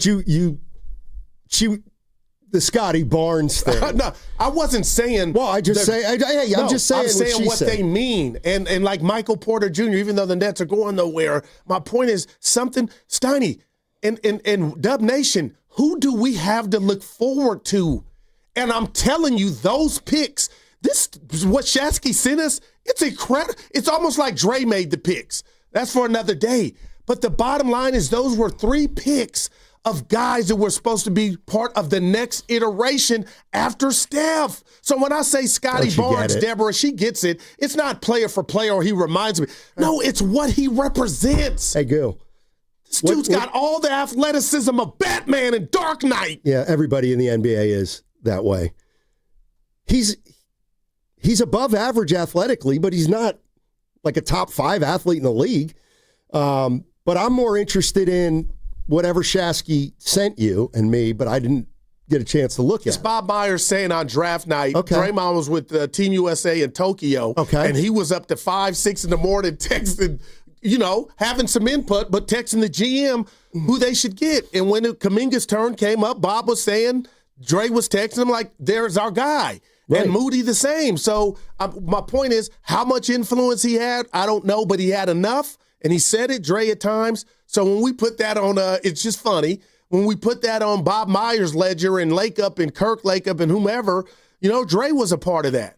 Yeah, I'm not. It's still Lakeup's. I mean, this is in print. It's still Lakeup's decision. Oh, right, no doubt. And here's the other thing. And we've learned this, and I'll hammer this till the cows come home.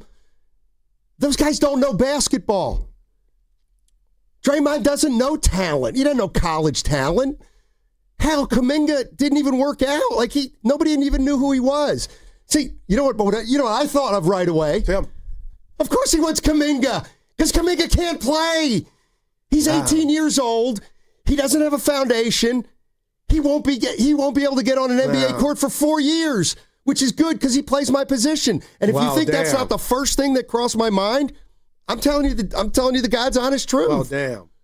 That's deep right there. And I just thought about Dennis Quaid Green wants any given Sunday with Al Pacino at the quarterback trying to stave off Jamie Foxx, Willie Beeman. But, no, that's natural. He would have been talking the Warriors out of drafting Cooper Flag. Wow. Because he would have been a threat. Wow, that's interesting. But that's heavy, interesting. But we are where we are, partner. And right now they're 17-16. And they're small. They do play defense, and if I hear you, and I appreciate you saying those defensive ratings, and Fitz hammers at home every broadcast, they're third. Yeah. I got you. But, man, you got to hang your hat on something. And right now I'm just hoping DeAnthony Melton and Horford can have the next 33 games, outside of back-to-backs, they can give more. But, Steiny, I'm telling you, Christmas just was last week, but I really believe – what they do with Kaminga, and who knows if they're frisky. I told you that yesterday. That was my word. What are some other guys that we don't even think are even part of a package? That's what adds excitement to the possibility of, something being done, and maybe you got something or some players that you didn't see coming. Yeah, I'd be surprised. The names are the names. Wow. Hey, by the way, I was just thinking about this, too, as it relates to Kaminga. And I know there's a lot of people out there that like Kaminga and think he's better than what the Warriors think of him, and all those things. And they think that the people that criticize Kaminga can't stand him and they kill him and they're unfair to him. I got news for you. You ain't seen nothing yet. If Jonathan Kaminga gets traded, let me tell you what's going to happen. That's when everybody in the organization will start to go, well, you know what's really going on. Oh, wow. You know what's really going on. I've seen it happen with every But where does player. that get you?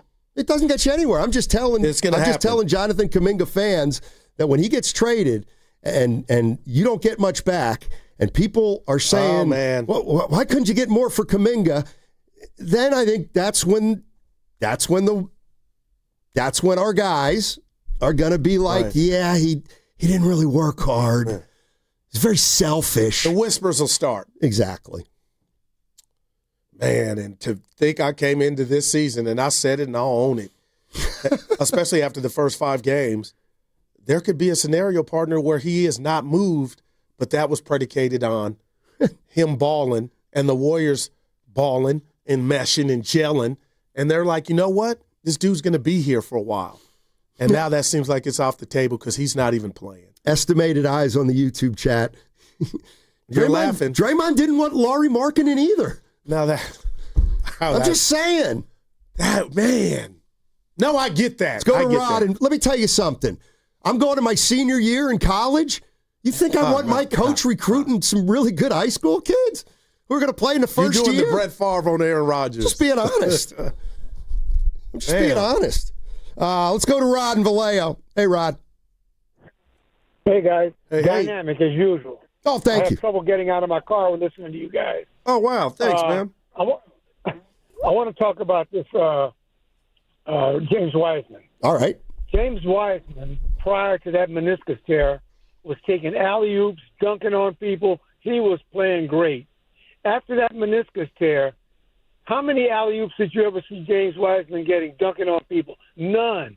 That meniscus tear is a bad injury for a basketball player. You lose anywhere from 5 to 6 inches on your vertical. Look at Robert Williams of the Celtics, meniscus tear.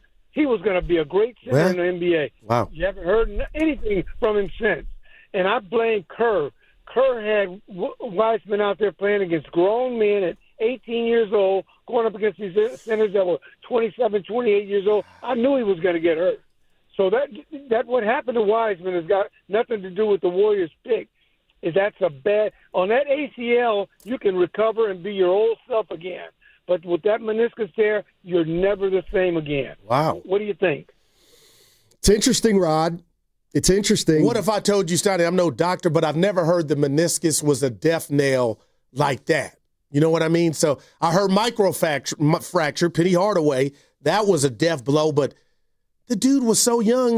He healed, and he went other places and had other opportunities. What do you say to that? But the meniscus is not the death nail that caller was. It sounds like he thinks it is. No, it might be for Wiseman because they're all different and he's big. Bigger guys maybe have more trouble with that. But I'm just interested. I just think it's fascinating that, if there's one thing that Steve Kerr has been hammered on is not playing young players. And my guy Rod said, I blame Kerr for playing Wiseman against grown men. And I'm not saying you're wrong, Rod. I'm not saying you're wrong. It's just interesting. Well, Moses Malone did it, and your guy, I got you. Okay. Kevin Gard, and who was and the Amari other? Stoudemire did too. Yeah, and Jermaine O'Neal. Right, and you, so. No, Stoney, it was a choice they made thinking he could handle it, is what Amari I'm saying. Stoudemire came into the league along with Moses Malone with NBA-ready bodies. Not defend. You are correct. Jermaine O'Neal didn't. James Wiseman didn't. So you got to wait. But they didn't. Who? The Warriors. They thought he could hit the ground running. He only played because they had everybody hurt that year. And they figured we're not going anywhere. Let's throw him out there. I mean, I don't blame him for throwing him out there. But what I do think is interesting is after he 12-6, I was like, he's not very good. It was 8, but yeah. It was 6. Let me prove you wrong. Want to bet? It was like 12-6 and 1.3 blocks. And I'm going to wait here. Yeah. I think it was 8. It wasn't. All right, here we go. Just give me a second. It wasn't. These are the kind of numbers that stick in my head. It's really weird. Hold on. 12-6, Goo. You got it. Well, 12-6. All right, 2 off. Yep, 12-6. You never liked him. No kidding. Dude, let me make sure. Hold on, Steiny. Yeah, 5. Yeah, 12-6. How many blocks? Blocks, 0.5. He didn't even average a block a game. Oh, James. Deborah was right. He just got released, too. That stings. Yeah, I mean, I don't wish any. Yeah. But the point is, he would have been the next. Curry would have been Bird, and he would have been our version of Len Bias. Yeah.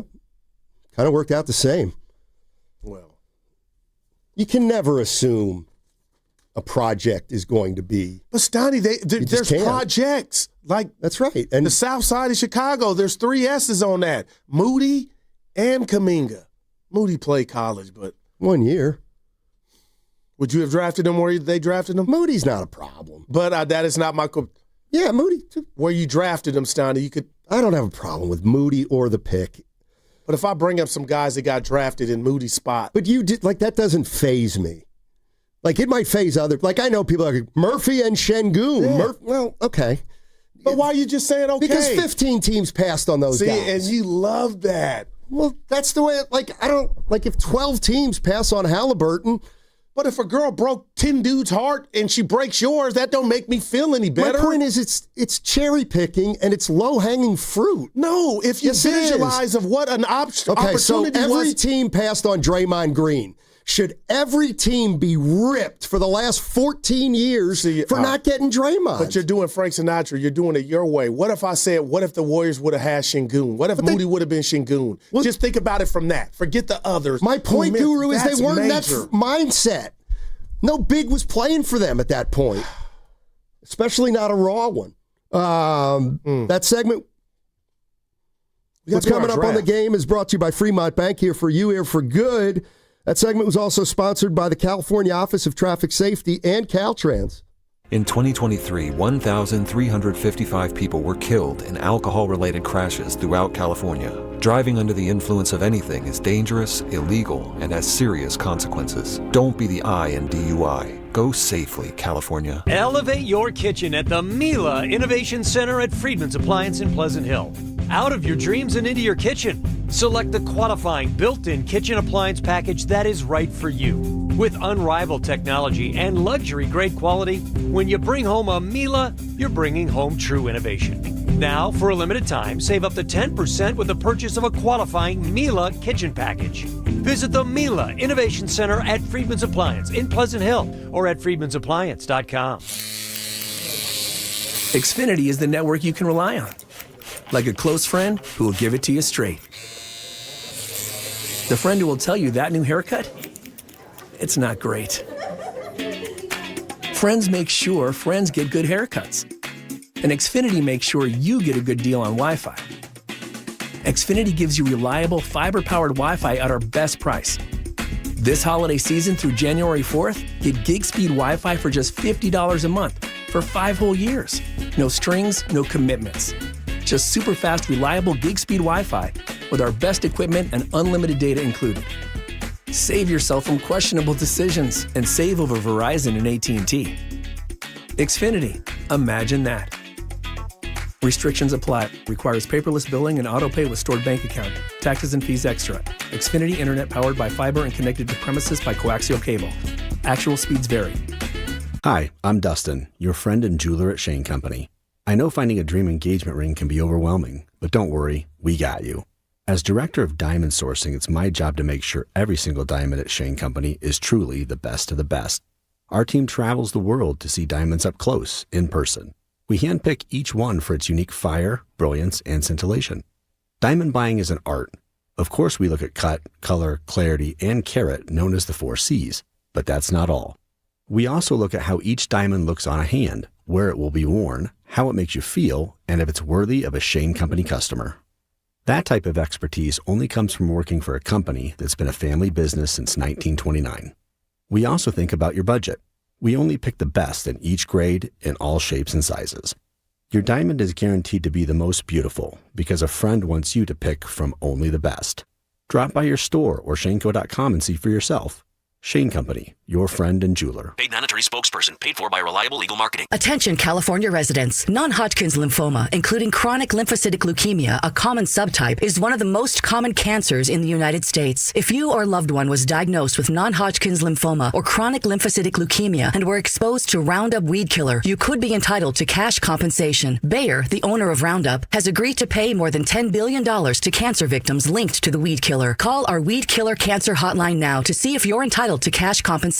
If you or someone you love has been diagnosed with non-Hodgkin's lymphoma or chronic lymphocytic leukemia and were exposed to Roundup, call now. Our attorneys have the experience and specialize in fighting for everyday people to get the compensation you deserve. If you or a loved one was diagnosed, even if a loved one has passed away, call 800-341-4933 now. But hurry, time is limited. Call 800-341-4933. 800-341-4933. Prior results do not guarantee a similar outcome. Will Trial Law, LLC, 1001 Bannock Street, Denver, Colorado, 80204. Hurry, it's your last chance to donate your car to Cars for Kids for 2025. Any car, running or not, can be picked up as soon as tomorrow. Act now for your maximum 2025 tax deduction and vacation voucher. Call 877 Cars for Kids to donate. That's Cars with a K. At Straight Talk, we get it. You say no a lot. Mom, can I get a tarantula? No. Coffee? No. So we're giving you more reasons to say yes, like a free 5G phone with real unlimited data with select plan activation. Can I use the free phone? Yes. See? Doesn't it feel good to say yes to more? Absolutely. Face tattoo? Absolutely not. Available at straighttalk.com and Walmart. Taxes and fees apply. In-store activation of Gold Unlimited plan or higher required. For network management practices, visit straighttalk.com. Welcome back to Winter Hack Radio, the place for clever hacks to survive the season. Icy driveway? Well, try spreading sand or birdseed to help with traction.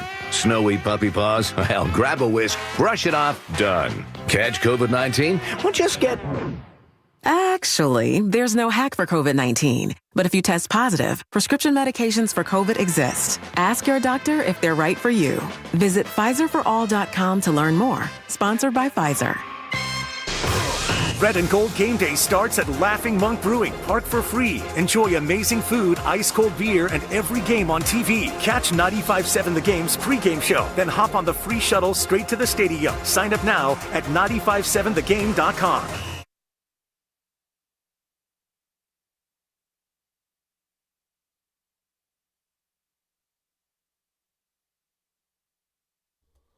This is James Wiseman, and y'all listening to Steiny and Guru on 95.7 The Game. That's our boy Fabby, too. This is his beat. Put that on something, Steiny. Oh, that's tight. That's a banger. They don't even say tight anymore. Don't they? You know what? My man, but we're all. That does sound good. You know what? That sounds... That's mid. Mid's good, right? Where you get that? No, mid is bad. Yeah. I know mid is bad. I was thinking about something the other day. Now I can't remember what it was. Fabby! Don't worry, we'll talk football, Goo. Dude, I want to do the draft. We got packed lines. Okay, I got you. We started it. Although, but you know what? This is a big-ass game, man. The possibilities. There's only one. They're going to win, lose, or tie. Or it could be 6 or 1. Right. Dude, wow. Okay, so we're talking about it. If the 49ers win, they have the number 1 seed in the NFC. Scotty, you ever see the episode of Cheers with Sam Malone? Diane finally agreed to smooch with him, and she just goes, all right. And it was a turnoff to Sam. She was just like, and that's how you said, let's talk about it. That's not what I want, man. Come on, give me something. I'll appease you. All right. We got to do the draft. We'll do that. Who you think can win it all? All right. Where the Niners are. Austin and San Jose. Our man. I think I know what he's going to say. Happy holidays, And you know baby. what, Austin? Address it to Guru. I don't want to hear it. I don't want to be misquoted, Austin. Go ahead. No, happy holidays to both of y'all. I'm going to kind of agree and disagree with both of you. Okay. Guru, your rant early was right on, actually, with respect to how the organization, and whether you like, I've gotten over the JK, whether you like him or not. I think we're past that. Obviously, I like the kid, and it has nothing to do with Kerr's system. I think we got to be careful about judging this kid's future based on what's not happening with Kerr's system. Remembering there's 30 other teams out there, and he's not the only coach that's been successful in the NBA. So I think we should pause on saying we know for sure he's not going to be blah, blah, blah. I don't know that, Steiny, you can sit here and say that. and I'm not saying you're the only one saying it, but I'm saying that I hear you kind of suggest that you know that he's not this, he's not that. I don't know how you would know that. Well, okay. At this point. Well, okay. I know he's not. He'll never be a 1. How about that? But can you say that? Hold on. Yeah. Okay. Go ahead. Like, would that be something that I would say that you would? No. I'm saying, is that something I would say that you're talking about? Yeah, I think he would be a number. I'm going to agree that he might not be a 1. I think the problem is suggesting that, going further and saying he's really not this, he's not that, he's not very good. I even heard you say that he's not good enough to play, and I disagree with that. They're a mediocre 500 team. What are we worried about? Well, we act like Kerr talks like his team is in 4th or 5th spot. I mean, the dudes are struggling to win games. They only won last night, but come on. I think you said earlier, Stein, let's not act like this team is a juggernaut. The guys they're playing, the young guys that they have, there's nobody special in the young core. They're basically a bunch of hustlers. They hustle, they play hard, but there's no impactful future players. You could do what LeBron did a couple years ago, guys. I think I said this before. Go ahead and trade half of the role players. I mean, I think you probably end up where you were if you traded half of them and bought in new guys. So I don't know what we're worried about. J.K. is not disrupting the organization. He may not be the solution, but I don't think he's the problem. So I think we've gone overboard with saying, let's just wait till the 15th and J.K. will be gone. Well, that's not going to fix it. And then the final thing I wanted to say was, Guru, who are we bringing in on the 15th? Because I'm worried that anybody that's looking at the Warriors in the way that Kerr coaches, who's going to come in here and want to play, in a platoon situation where he's running 10 guys out there every night? What player that's really good is going to want to come and play in this situation? So I just say that, guys. Happy New Year. Back to you. We'll talk next year. Thank you. And you know what, Steiny, you might be proud of me. And Austin, I'm not looking in the star aisle. I'm not looking for Michael Jackson. But give me a James Ingram. Give me that's an R&B singer. Give me an Andre Iguodala. Who's at that you know he's what I mean? He's a Hall of Fame player. Yeah, type. But when he got to the Warriors, you know what I mean? He was the grown up in the room. So somebody like that's in the spot and they could come help immediately with what's upstairs in regard to the mentals and the physical on the court. So it's that, and I'm not thinking Kobe's coming. I get that. But what if the bottom line is you're right. He's not Kobe. And he doesn't stink. But right now for this team, he doesn't impact winning or losing. And that's why he's not playing, according to Kerr. Yeah. Let's go to Tom in Concord. Hey, Tom, how you doing? Hey, doing well. Thanks for taking my call. Sure. So I just wanted to, first of all, I'm a big fan of the show. I do kind of want to call out Steiny on something from... Oh, go ahead, baby. Go ahead. Look at him. I mean, you guys were talking about Kaminga and Draymond, and I think Steiny, correct me if I'm wrong, if I didn't hear correctly, but it just kind of sounded like you were accusing him for sabotaging the team. Kind of. It was tongue-in-cheek, but of course. But there's some truth to that, too. Wow. But yes, it was tongue-in-cheek. I think I think you could be right. I don't know the guy, but I would bet that that's not true. I don't think that he convinced the team to draft Kaminga just so he could secure some tenure. And I agree. And I don't think that. And you said, he could have potentially convinced them not to draft Cooper Flagg if that was the case. And I think that and lowering marketing, and that could be true, but again, I would bet that that's not true, and I think it's borderline disrespectful to accuse the man of that. Everything that the organization has given him, that's kind of out of pocket. I feel like maybe that's something you might do, but Draymond Green, I don't think he's going to intentionally sabotage the organization, his team, the fans to do that. You know what I mean? But that's just my opinion. But I still love your guy. Yeah, I know. I like you too. And I thought you were playing with that. I was. All right. I was. Yeah. It's like my buddy Dane Ali. The man. He's got a, it's kind of his sense of humor. It's like, no, of course he wanted Kaminga because he knew Kaminga was terrible. Can I bring something personal? Okay. Yeah, because you brought up Dana. I'm going into if I'm going into my senior year in college and my coach goes, hey, let's go see a couple point guards in high school. We got Ken, and we got risotto. Yeah. Okay, and risotto's worse. I like risotto, Coach. Let's get risotto in here. I'm inexperienced. No, but I understand that. That's what it's all about. They're a family. They're a dynasty. The input. I mean, when you read it, it's like, damn, how much sway did they really have? On Bob in regard to that being the final pick. But it is what it is. I mean, that's the one where, if Draymond talked them into it, then it's their fault anyway. Or encourage them, and it's the general manager and the president and the owner are the guys who make the pick and have the final decision. So whether Draymond has influence or not, I don't take any of the onus off the organization for their picks just because Draymond might have wanted a guy or didn't want a guy. Yeah. I'm over here battling, Stoney. About what? How bad? You invited me and the station to your house for New Year's Eve. Mm-hmm. So I just got a text about an hour ago that my family made a decision without me to where they're going to TT's for New Year's Eve. I don't want to go to TT's on New Year's Eve. And as a father, I'm offended that you guys made that decision. Oh. So now I'm double backing because Willard hit me about your spot. Sure. How bad of a look do you think it is?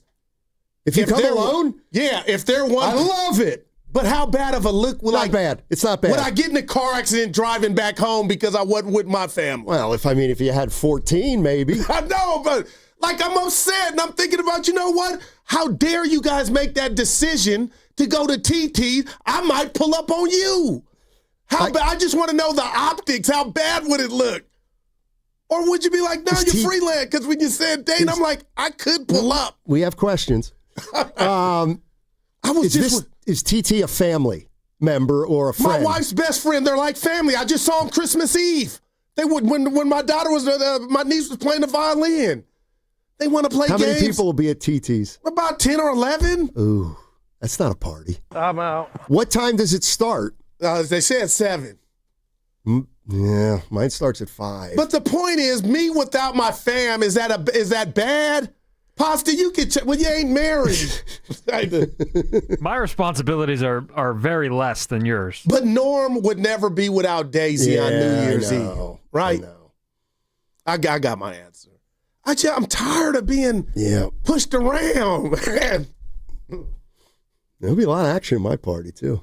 Dude, Willard's coming. Christy, Div's not making it. Shasky not feeling well. He wasn't making it anyway. Spadoni, 0 for 2. He ain't feeling well either. What did the boss say? What was his excuse? Because I know he got out of our show party. We won't talk about that. I don't know if he's coming or not. I don't honestly. Now, why would you not solidify? Is my boss coming or not? Go ask him. I have no idea. I mean, I swear to God, once I turned red. I gave Ken his invite today. Well, he looked perplexed. And he's like, well, I'm not sure if I'm going to. I'm like, I don't care if you come or not. Okay. I really don't. I swear to God, I do not care. Popster brought up everybody that said yes. You go, let me look at that thing. That's something out of Larry David. Oh. You're listening to 95.7 The Game, KGMZ FM and HD1 San Francisco and Odyssey Sports Station. Always live on the free Odyssey app, now broadcasting from the Laughing Monk Studios. A lot of people saying that's a bad look, Goo. I think it might Posse got in my ear. He said, you do care who shows up. When you say you do, my mom said, what you confess is what you possess. So if you're saying you don't care, you do. Goo. I don't care how many people. I actually, you know what? I hear you. You're right. I do care because I'm the guy I'm the worrier. Oh, okay, wow. I'm the worrier. So we're going to have too many people at the house. My one daughter's 20 years old. Her friends are coming. I don't like that already. I'm going to be tense. You can't enjoy it. Is anybody else like this? Anybody else like this? Hey, let's have a party. Okay, let's have a party. Saturday at 6 o'clock. Let's go. Great idea. Yes, sir. Let's have a party. And then it's 5:30 and you're like, why are we having a party? I have no idea why we're having a party. The party, we're juiced, but I hear you. All right, who's going to win the Super Bowl? Okay, here. Well, no, can we get some music results? Any NFL thing you got on hand? We're doing a draft. Can I set it up? Nobody even knows what we're doing. It took me 4 hours to get this thing out. We got 2 minutes, but go ahead. All right, so what's the bet on this? Well, there's no bet. No, there is a bet. You pay. Oh, wow. We're going through a draft. Okay. And we're going to draft teams. If one of your teams wins, I'll buy you a drink if one of my team wins. All right, and I'm recording it. I got my pen. All right, let's do it. Okay, you want the first pick? No, I'm going to give you first pick.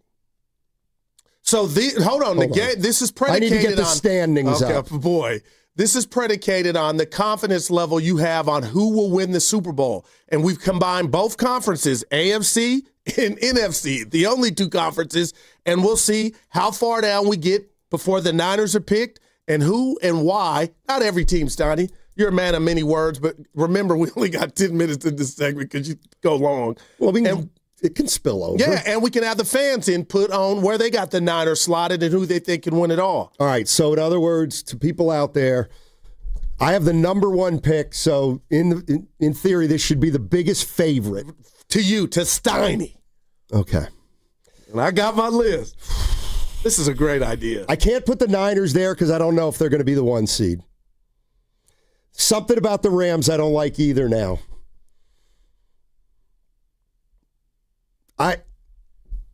We got 10 minutes. I know. I'm just thinking if I should take one of those 2 AFC teams, but I can get the one. Believe it or not. What do you feel? Okay, I'm going to tell you exactly what I'm going to do, but it's not. I think I'm taking the Eagles. Wow. The Philadelphia Eagles. Wow, that's your one. But it's because I don't like the NFC. The Eagles have all the talent. Okay. And if you're right, nothing's going on behind closed doors. This your pick, and I'm like, they scare me because they got it done. Okay. What if their offense looks like it did in the Super Bowl against Kansas City, week 1 against whoever they play, or if they get it? Well, they're not getting a bye. Okay, Steiner, right, so you took Philly. They were number 2 on my list. Okay. I'm going Rams. I got them number 1. I know last night they know they're going to be 5 or 6. They weren't getting the 1 seed. So I got the Rams I just feel like Matt Stafford and McVay in that defense. I got the Rams. All right. Okay. Here we go. So Rams and Philly off the board. I wonder if there's an advantage of going to the AFC here. Advantage. I'm going to take. This is really fun. Yeah, this is the playoffs. This is not easy. Right. We got 8 minutes now. Look at Pasta. I'm going to take the Patriots. Dude, I had them 8th on my list. Wow. Can I ask why? Oh, wait. Do they have the number 1 seed? No, yeah. They're tied with the Broncos, but the Broncos are. Anyway, I'll take the Pats. All right. I'm going to surprise people with this.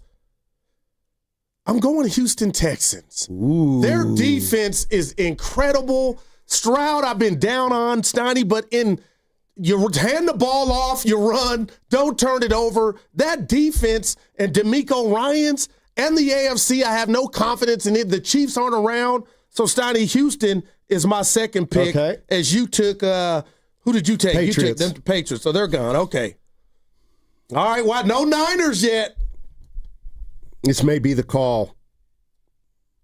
I can't take Seattle. It's something about Seattle. What is it? They got a chance to be the 1 seed. And they come in with 1 more win than the Niners. You don't like Darnold? Not really. I'm going to take the Denver Broncos. Yeah. The Denver Broncos. I had them at 6 for me. Okay. Do you really believe they got action? Yes, I do. I mean, look at that. Somebody crazy is going to win it. Well, you think Jacksonville's going to win it? You're on to something. Houston? All right. Here I go. I mean this. I'm going Seattle. It was going to be San Francisco. I'm going Steiny. That defense is stellar. That offense, they got one of the best receivers, if not the best receiver in the game. They can run the ball. So until I see Darnold see ghost, and again, they're going to be in the tournament. I got to go with Seattle, man. I just do. Okay. I'll take the Niners. And they were my next one.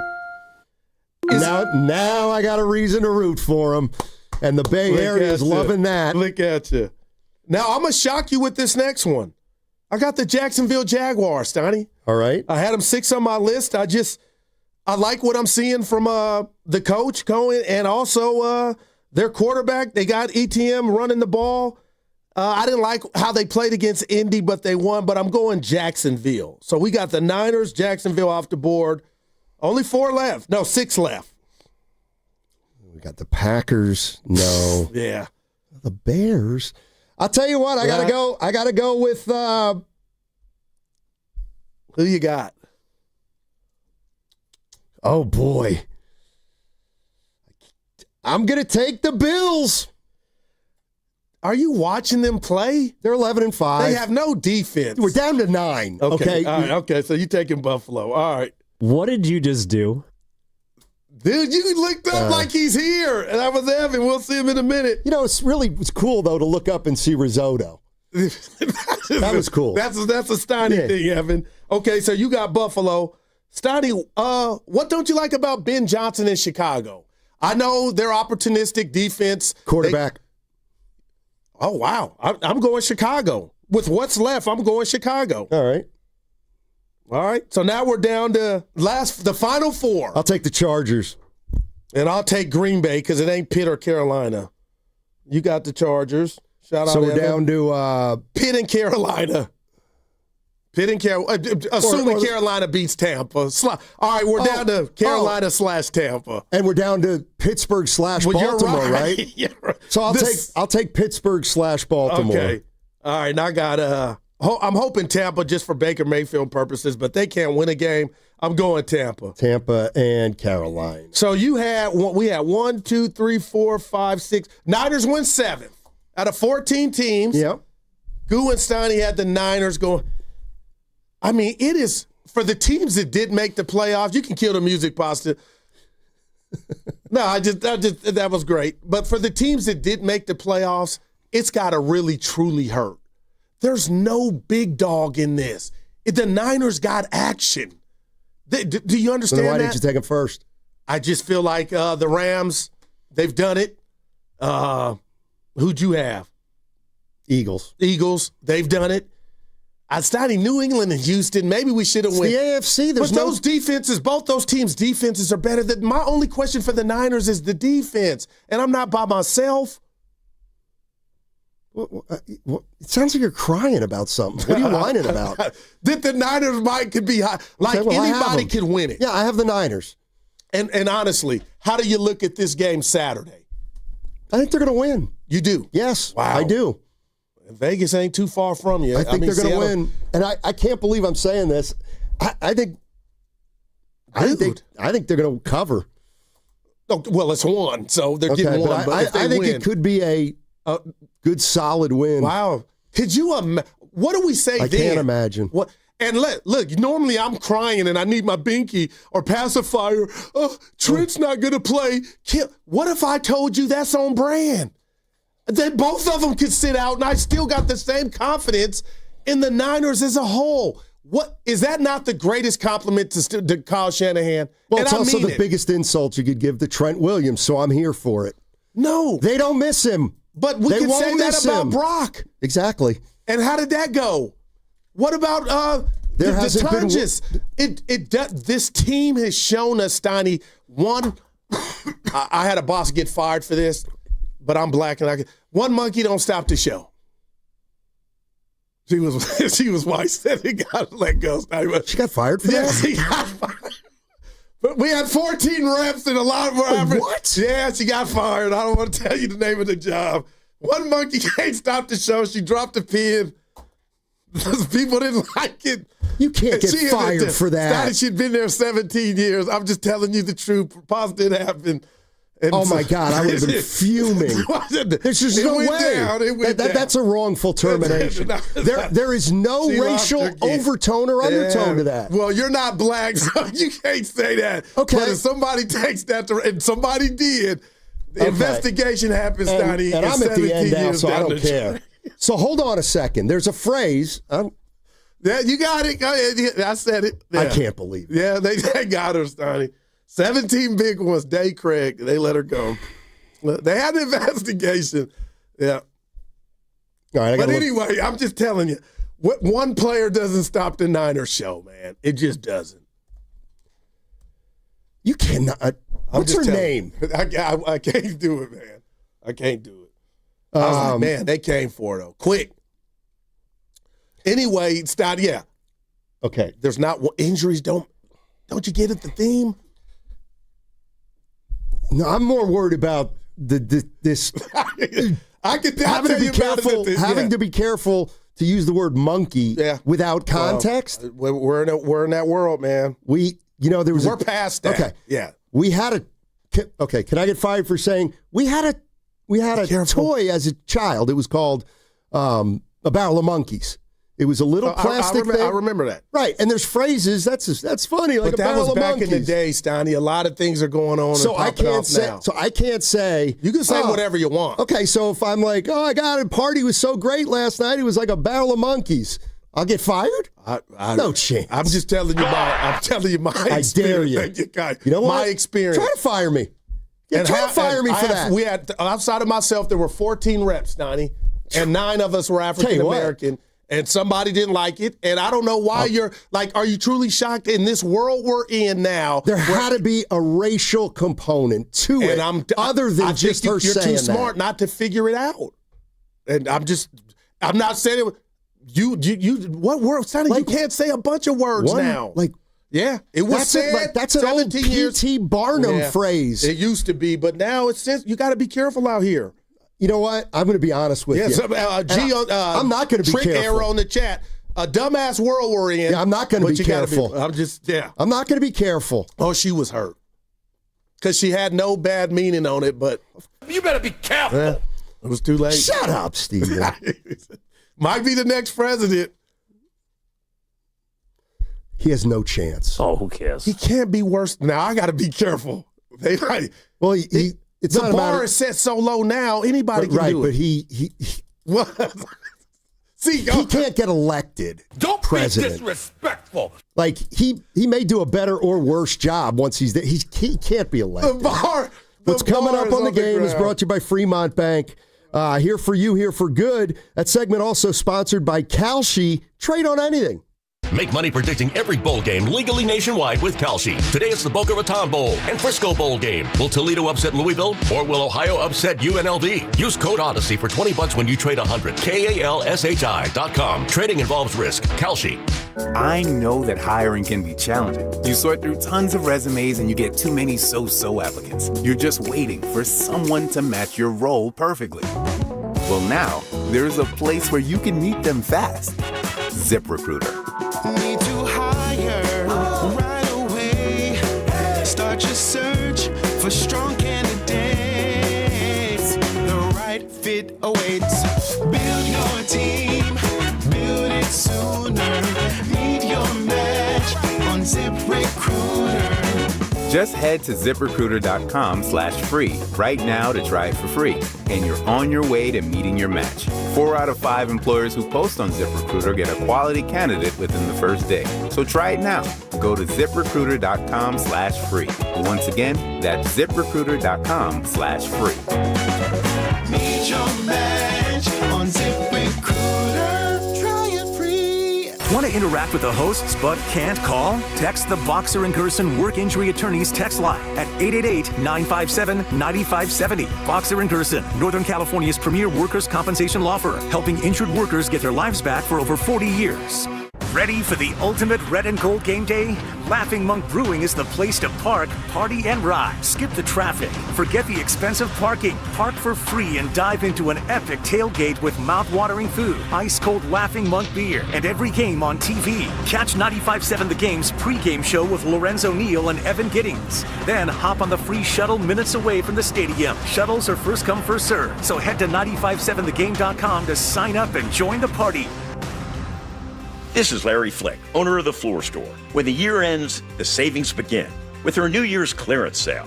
Now through January 12th, get up to 50% off store-wide on carpet, hardwood, laminate, waterproof flooring, and much more. Plus 2 years interest-free financing, and we pay your sales tax. All those savings add up to one thing, a Happy New Year from the Floor Store. Go to floorstores.com to find the nearest of our 11 showrooms, from Santa Rosa to San Jose. The Floor Store, your Bay Area flooring authority. 95.7 The Game and Great Clips have teamed up for the new basketball season. We want our listeners to look fresh with a great haircut from Great Clips. Each week, we'll pick a lucky winner to score a gift card. For a chance to win, courtesy of Great Clips, enter online at 957thegame.com. Dan owed an unbelievable amount of money to the IRS. I got behind on my taxes. It's a horrible feeling. He was in denial. And when I got those letters from the IRS, you wanted to act like they didn't exist. Finally, Dan turned to Optima Tax Relief, the leading tax resolution firm. A-plus rated by the Better Business Bureau, they've resolved over $1 billion for their clients. Optima got me a settlement with the IRS. These people are really people-friendly. It was every bit of a new lease on life for me. The fast action and the great results made Dan's head spin. I felt like I was in a dream, but it's real, and I have paperwork to prove it. They got the job done, and life is good. For tax help you can trust, call Optima now for a free consultation. If you're worried about what's going to happen with the IRS, stop worrying. Make the call now. Call 800-568-6533. 800-568-6533. 800-568-6533. Optima Tax Relief. Testimonial from an actual client. Some restrictions apply. For complete details, please visit OptimaTaxRelief.com. What if you had the smartest Wi-Fi? If you did, it'd be Xfinity, of course, and it'd come with their best state-of-the-art equipment. It would boost speeds to the devices that needed them most, prioritizing your most important connections, whether you were streaming, gaming, or gaming while pretending to work. And it would let you stream 4. That's right, 4 games on one screen. It would even power your mobile connection so you could bring faster, secure Wi-Fi speeds with you where you use it most. It would be proactive and fix problems before you knew you had them. Impressive, right? And it would have security features that protect you from threats at home and online. Kinda like a force field for your life. If you had the smartest Wi-Fi, well, everything would work together seamlessly to keep you connected, no matter what. Xfinity. Imagine that. Restrictions apply. Everyone needs to take care of their mental health, even running back Bijan Robinson. When I'm on the field and feeling the pressure, I usually just take a deep breath. When I'm just breathing and seeing what's in front of me, everything just slows down. It just makes me feel great before I run the play. Just like Bijan, we all need a strong mental game on and off the field. Make a game plan for your mental health at loveyourmindplaybook.org. Love your mind. Brought to you by the Huntsman Mental Health Foundation, the Arthur M. Blank Family Foundation, and the Ad Council. The magic isn't over yet. Target's clearance event is happening now with savings of up to 50%. It's the perfect time to get set for the year with great deals on clothing and shoes for the whole family, beauty faves for every style, toys that keep the fun going, and so much more. Don't miss out because these deals go fast. Score incredible savings and keep the magic going during the clearance event, now in stores, only at Target. Restrictions apply. I know that hiring can be challenging. You need someone to match your role perfectly. Well, now you can meet them fast on ZipRecruiter. Build your team, build it sooner. Meet your match on ZipRecruiter. Just head to ZipRecruiter.com/free right now to try it for free. That's ZipRecruiter.com/free. Meet your match on ZipRecruiter. Try it free.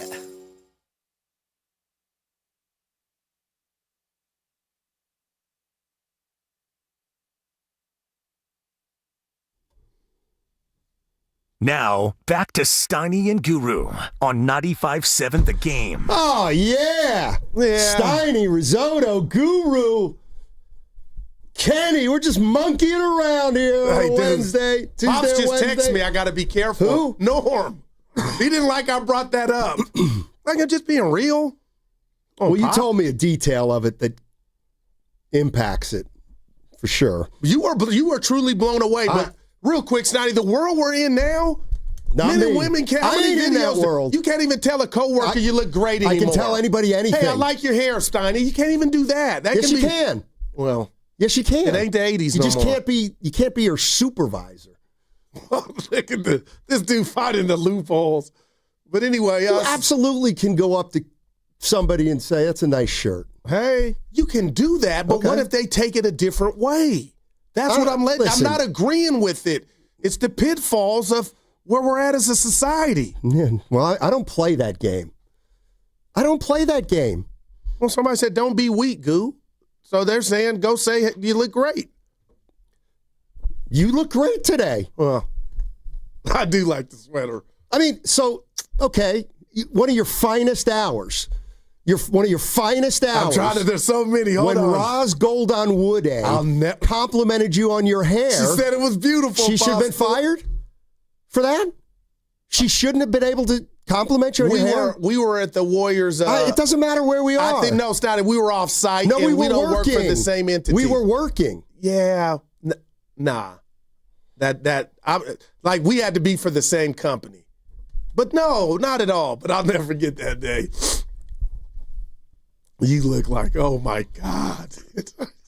I've never seen Guru so happy. Oh boy. She's doing well. You and her have the same job. She's doing I haven't seen her in 3 years. Oh, you ain't watching the WNBA. That's right. She's doing it, but she's big time. Okay, you know what? As long as I don't like the WNBA. Oh, look at Kenny. See, this is the stuff you're playing. Like, God. I'm going to be honest with you. I'm going to be honest with you. I like women's basketball. Okay. I do not like the WNBA. I just watched Oregon's women last night. It went overtime. It was great. What don't you like? Because the WNBA you don't like the ball. Is taking all the bad things about the NBA and trying to make their league like the NBA. Well, that's different. You appreciate the hooping, though, and the effort. You're talking about the politics of it. Like the league itself, what they're trying to do. I'm talking about the garbage of the marketing of these players and just. Well, they're just taking advantage of the players. Not pay them. Well, they're going to get paid. It's not about and that. And the NBA should be paying them. All that money they're making. I love the WNBA. I'm sorry, my boys, Pops, we love it. Good for you. I'm glad, but I am sick. I don't like you ain't watching it like that. No. Huh? Not the WNBA. Sonny, I'm in, man. Give me Pasta, you watching? Sometimes. I think they're fun. It's entertaining, Stoney. Seriously. That's great. I just think I don't know why they're taking. I don't know why they want to be the NBA. Model, okay. Why do they want to be the NBA? The NBA isn't popular now. The way the game's played, not very popular. All these high ego. Well, you don't get that in the WNBA. Yes, you do. That's what they're trying to build up. They're like using Angel Reese and Caitlin Clark. Yeah, they're like Purdy and Magic. Exactly. You don't like that? No. But they're worthy because they're two stars that came out of college. You know, Listen, they're marketing players over teams. I've always hated that. Always hated that. You talked about when you go to they're look marketing players who might not be among the best players in the league. I just don't. But you got to sell something, Steiny, no matter what entity you are, right? Again, I love women's basketball. I don't like how the WNBA seemingly is patterning themselves. So you're right definitely after down the on the NBA. commissioner right now, the WNBA, because that's who's trying to follow the conglomerate, which is the NBA, even with its warts. Steiny, the checks are cashing in the NBA. But they're not. I want the women's to get more pay. You're right. Okay. Yeah. Like, let me be clear. The pay issue, it's irrelevant to me. Like, yeah, pay them. Go ahead, pay them. Give them what they deserve. That's fine. All right. But the whole impetus behind the league, I question their goals. Quite frankly, I question what kind of league they want to make it. That's all. Now, how would you respond to one saying?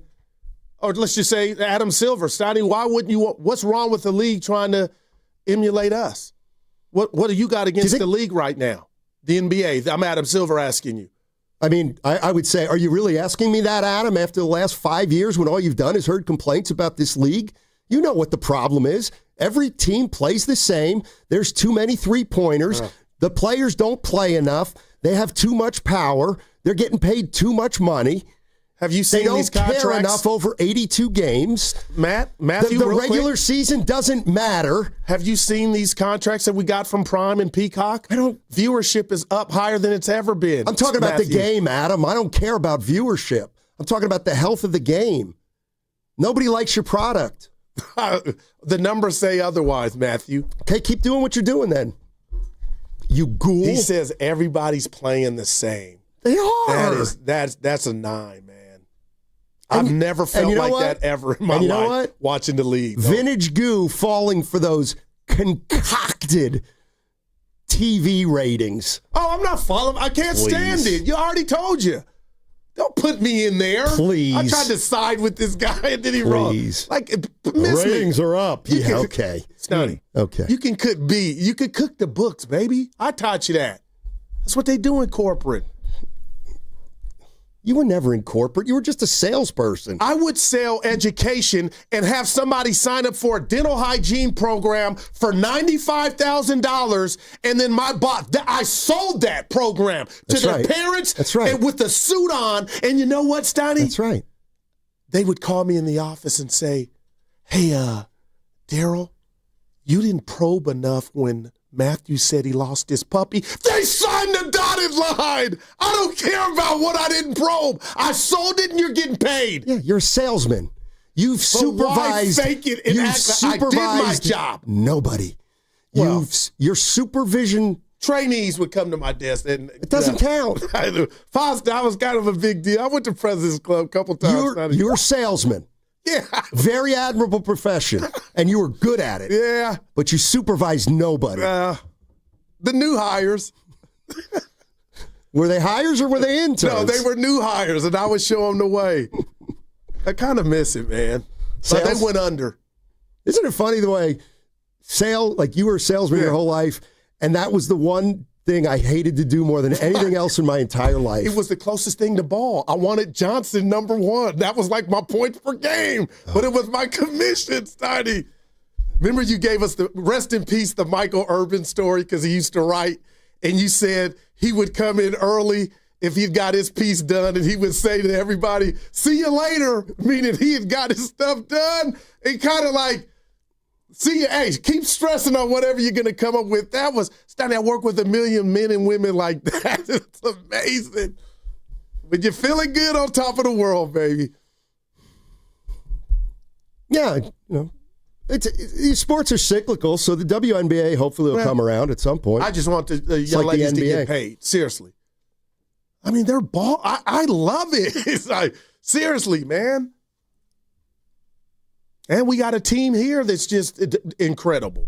But you're not talking about the play in the women. You're talking about the politics of it. Yeah, I'm talking about the selling of the sport. But that's preventing you from locking in, watching, let's say the Valkyries aren't playing. You ain't watching Fever Lynx. Sorry. That's where I just have to tell the truth. Wow, man. It's like, this is where, and that's why, somebody's saying, boy, you're the Valkyries flagship. And like Steiny's saying, he's not crazy about the WNBA. Yeah. That's why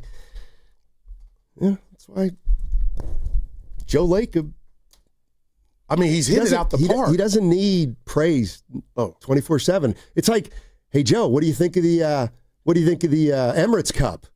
That's stupid. Yeah, which that is. Okay, he thinks it's dumb. Yeah, it is. The league is telling everybody to not say it's dumb. Hello. Well, he said it's dumb. Well, he's got bigger fish to fry. Like what? The fixing his team. They're 17 and 16. Steiny, stop. That's a D-. By the way, I haven't heard a lot from him.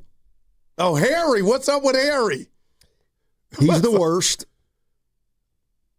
He said, he is just... And he's not you. I said, hey, Bears are 12-4. They just beat the Bears, blah, blah, blah. What's it? And then he reluctantly was like, it was a very good game, and I must say the Niners did enough to win. But I'm telling you, they're going nowhere. And I'm like, that's so unfair. They got the number 1 seed, Harry, within their grasp.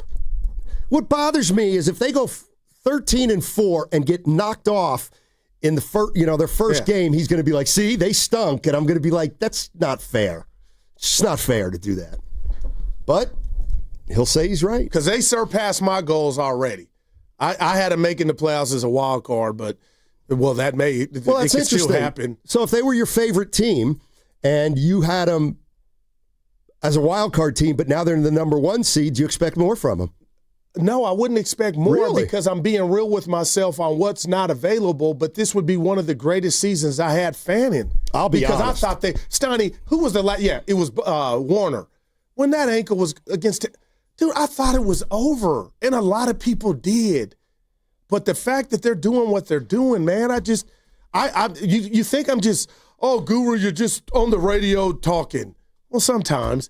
But the we believe came out of nowhere, and I really mean this and if they somehow beat Seattle and you're right and have the number 1 seed, do a case study on this season, man. And it looks like Trent Williams not playing. They're talking about, Steiny, this is first hammy issue. Big deal. This is, but if the 49ers win on Saturday, they're the number 1 seed in the National I'm sorry, Football they are the Conference. favorites to come out of the NFC. At But that point, they're the favorite. Yeah. See, this is what But a guy like you, I think you would can not look beyond that. No, look beyond what? Because they're the hottest team in football. They'd have all their games not only at home. But what about their defense having to go through 3 won 7 in a row. top-tier quarterbacks? They're the best team in football right now. But how many good quarterbacks have they gone through? This is what I mean. You want it both ways. You want it. Oh, they made the playoffs, but now you want all the pressure to be off them. Now, it's not the way it works. What about me just being realistic about, this is a great running story, and I'm rooting for them. But I do know they're probably going to get slayed by a great quarterback, a top-tier Give me a great quarterback. Matt Stafford. Who already, you know? Well, they might not even play them. No. This is what I mean about Baker Mayfield don't scare me. Jordan Love doesn't scare me. The Niners are the number 1 seed, 13-4. Okay. They have a week off. They play 2 games. Tell me where I'm going wrong. And they're not the favorites? Okay.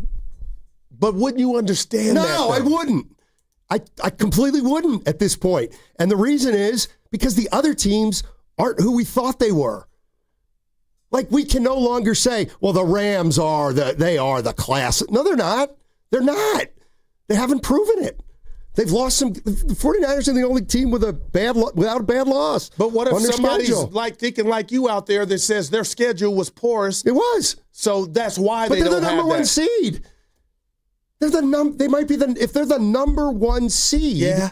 To me, they become the favorites. You know I'm cuckoo for Cocoa Puffs. But I remember Budenholzer was the coach of Atlanta one year, and they got the number 1 seed, and they got knocked off in the first round. They did not lose in the first. See, you told me that. When they lose? Probably the second.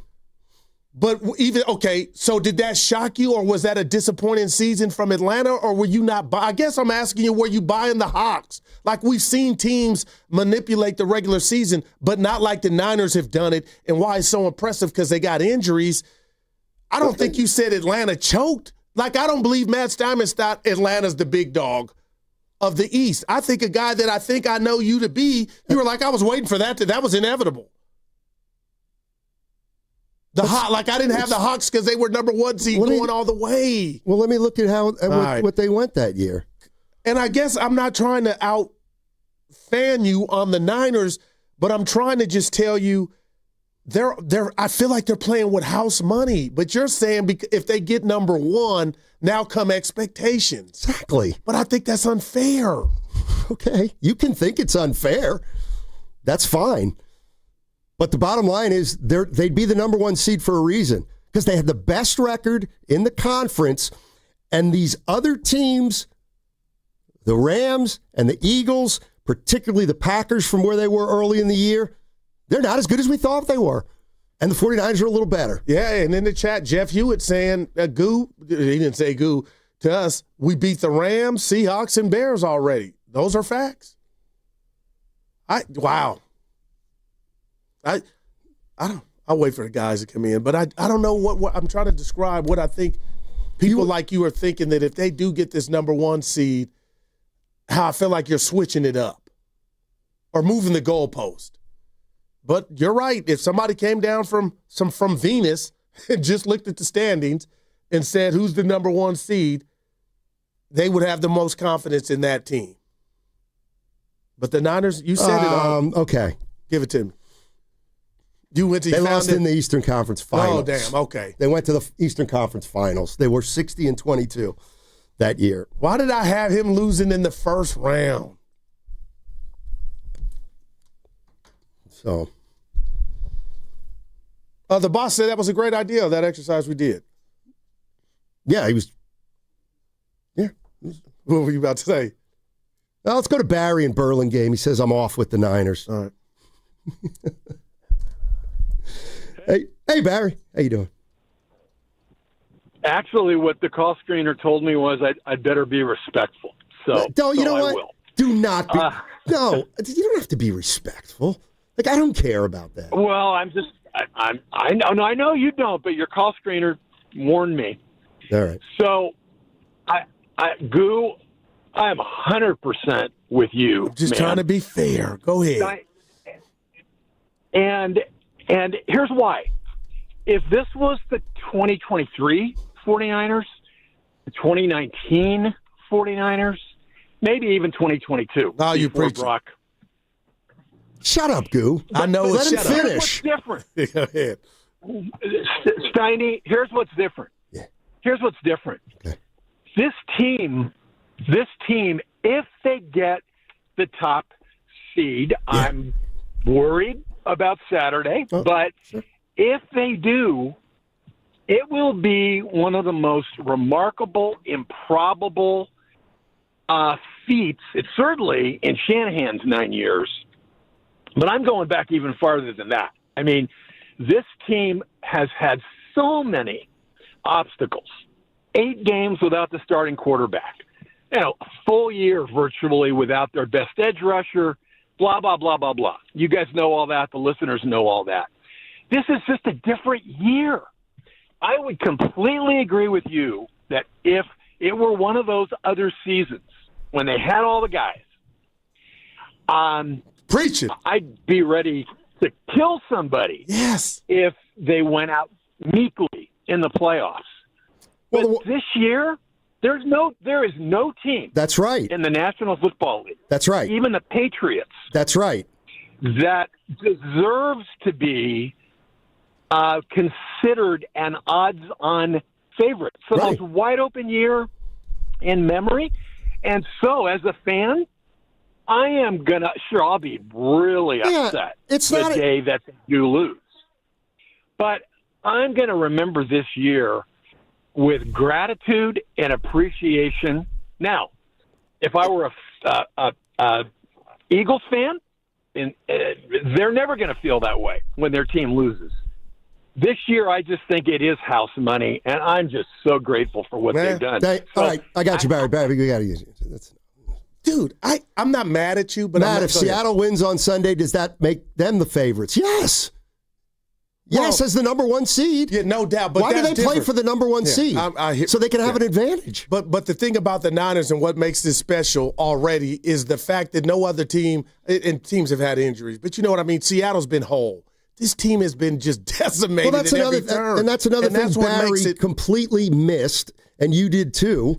And I'm going to tell you something you missed. And that's the teams now aren't as good as the teams that the 49ers had to beat on the road to, like, there's not a good team. Yes. The field is beatable, and they're included in the field. Yeah. But they will have the inside track because they're the number 1 seed. Listen, I'm not even mad at you. I got to double back. I knew what I was talking about earlier with the Hawks.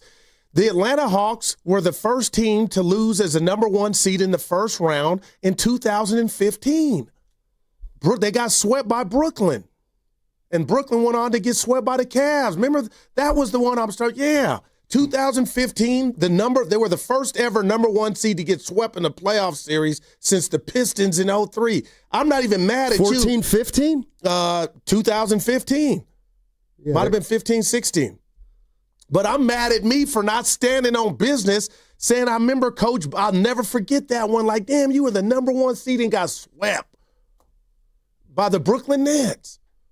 Says they were the first team ever, Steiny, to get swept in a playoff series since the Pistons in 2003. I'm looking at the number 1 seed. I'm looking at 2015. The Cavaliers beat the Hawks in the Eastern Conference Finals 4-0. Yeah, this is 2014. 14-15? Yeah. Or 13-14? 14-15. Yeah, they made it to the Eastern Conference Finals that year. Did you rely on AI again? I did. I love you, buddy. It's not. And now I'm at NBA. They lost in the Eastern Conference Finals. Yeah, why is AI doing this to me, though? Come on, man. Seriously. This is where I'm not. It's not. It doesn't matter that you were wrong. What is most important that how ready you were to stick it to me. Yeah, but can You're I like read it to Draymond you? Green sitting next to. The Atlanta Hawks lost in the first round as the number 1 seed in the 2015 playoffs, getting swept by Brooklyn. Shocking upset before advancing to the Eastern Conference Finals where they were swept by the Cavaliers. Wow, man. This was a memorable, disappointing run where a 60-win team just faded. Yeah, they made the Eastern Conference Finals. Oh, my gosh. It's actually... I'm putting the L sign as my kids up on my forehead now. That may have been their... Oh, no. They've only made 2... Well, one they beat... Philly. Philly. I don't think they ever went to a conference finals like in the 80s or 90s. Well, the Celtics were on their way. Exactly. Nick was trying. Thank you. Why would it say that, though? You probably asked it wrong. No, I didn't even. That segment was sponsored by California Office of Traffic Safety and Caltrans. In 2023, 1,355 people were killed in alcohol-related crashes throughout California. Driving under the influence of anything is dangerous, illegal, and has serious consequences. Don't be the I in DUI. Go safely, California. We've all been there, sleepless nights, wondering if your business's security service is really protecting what matters. At Bay Alarm, we can put your security insecurities to bed. Our advanced technology and personalized support ensure you can rest easy knowing we're here for you. BayAlarm.com. Running a business means wearing multiple hats. So if you're like me, you probably started out using your personal phone, taking client calls and texts nonstop. As my business grew, I needed something smarter. That's when I switched to Quo, the #1 business phone system. Quo works right on your phone or computer. No carrying 2 phones, no clunky landline, just one easy app you can try for free. Your team can share one number and handle calls and texts together like a shared inbox. Any teammate can jump into the conversation so customers get faster responses. And Quo's AI assistant summarizes your calls and responds to customers 24/7, so you never miss a lead or opportunity. All this starts at just $15 a month. That's basically 2 coffees. You can even keep your current business phone number. Find out why 90,000 businesses trust Quo.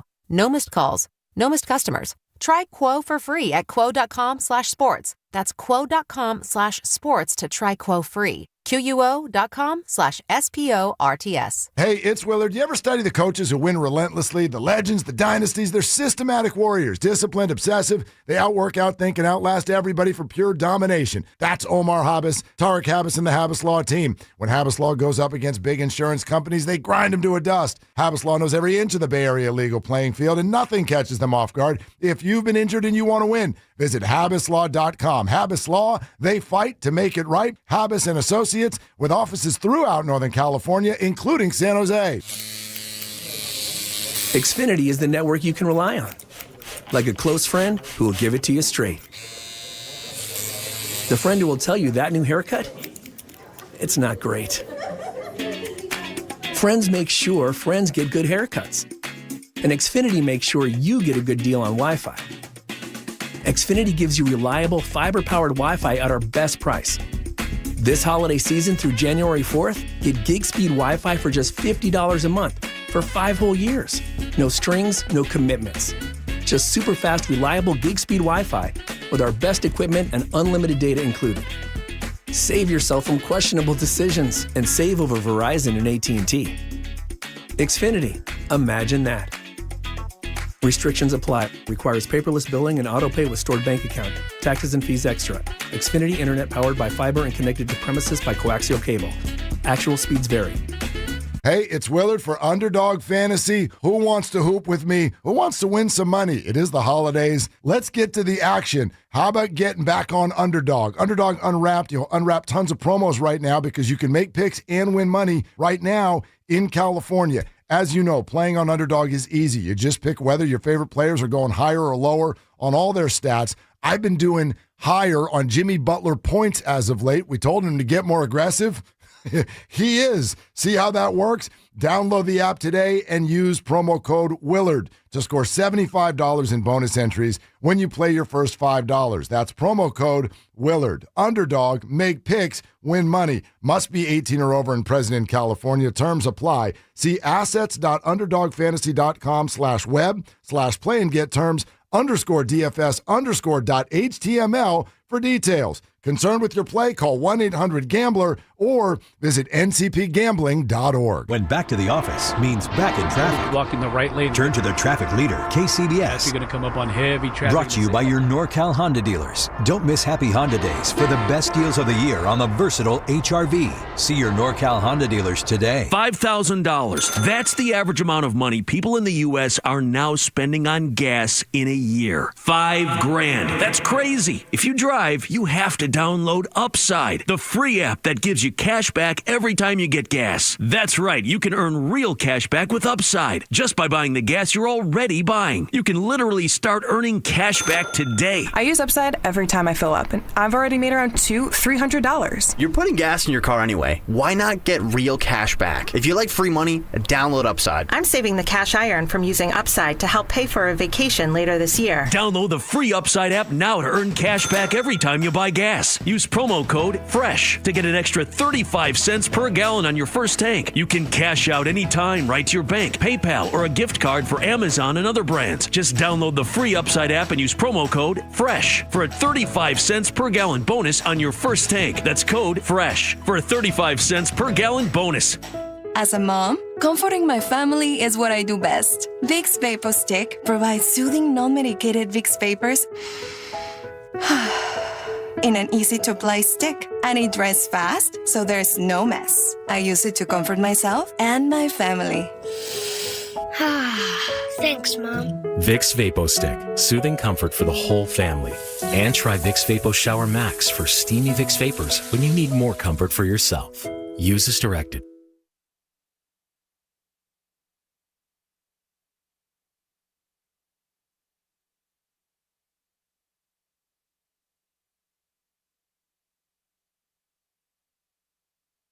Now, back to Steiny and Guru on 95.7 The Game.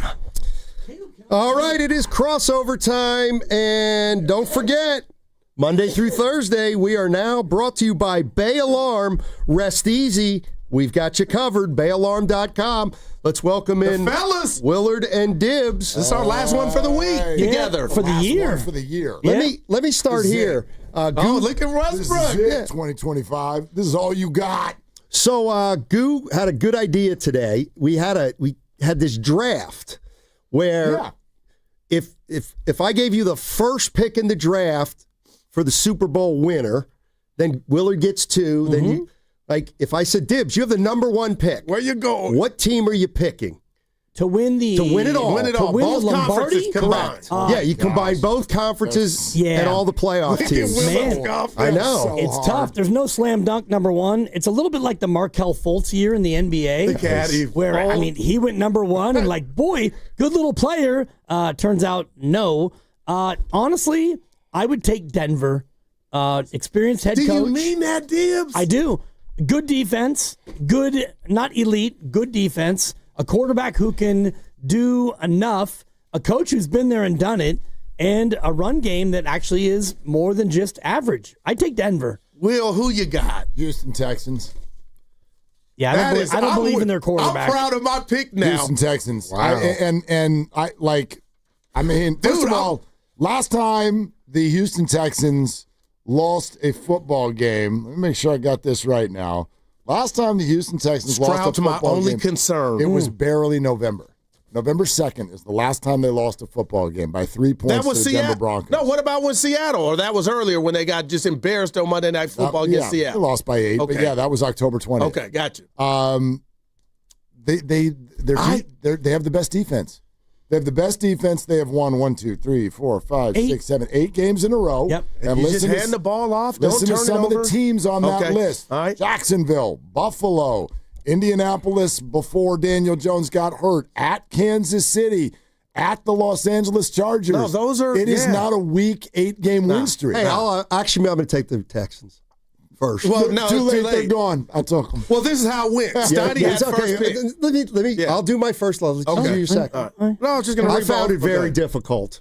Very difficult. It's very difficult. It's tough. And where do you think the Niners were slotted? The thing about the Texans is they're probably going to be the wild card because the Jags are going to beat Tennessee, and so that's true. That's fair. I mean, Houston's going to have to win 3 to just get there, and then win 1 more. I told our I picked our Reno story where you saved Lowe's life, your life, and my life when we went up in the station was the flagship for the Shout Raiders. Shout out Shane. And they lost. Yeah, the Saturday they lost. They didn't have a quarterback. Was that Antelope we went to? Yes.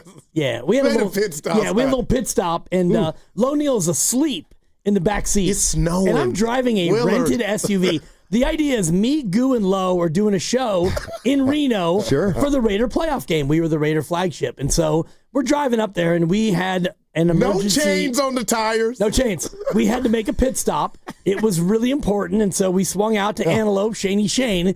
Lo Neal is 240 in the back seat, fetal, snoring. And Goo and I make the pit stop, and we go back. Rap and music. We go up there and we do the show and whatever. Connor Cook is your quarterback, and the Raiders get motorboated. And then now we're back in the car, heading was home. Scary, man. And you're talking about a blizzard and darkness. And your boy is driving. Can you see? I'm driving, and normally, you know me, Mark. You know me. I drive a Honda Fit. Yeah.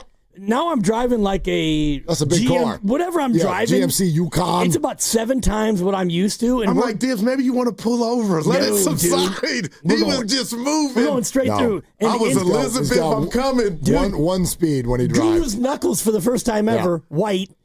I was nervous, Lowe's man. in the back.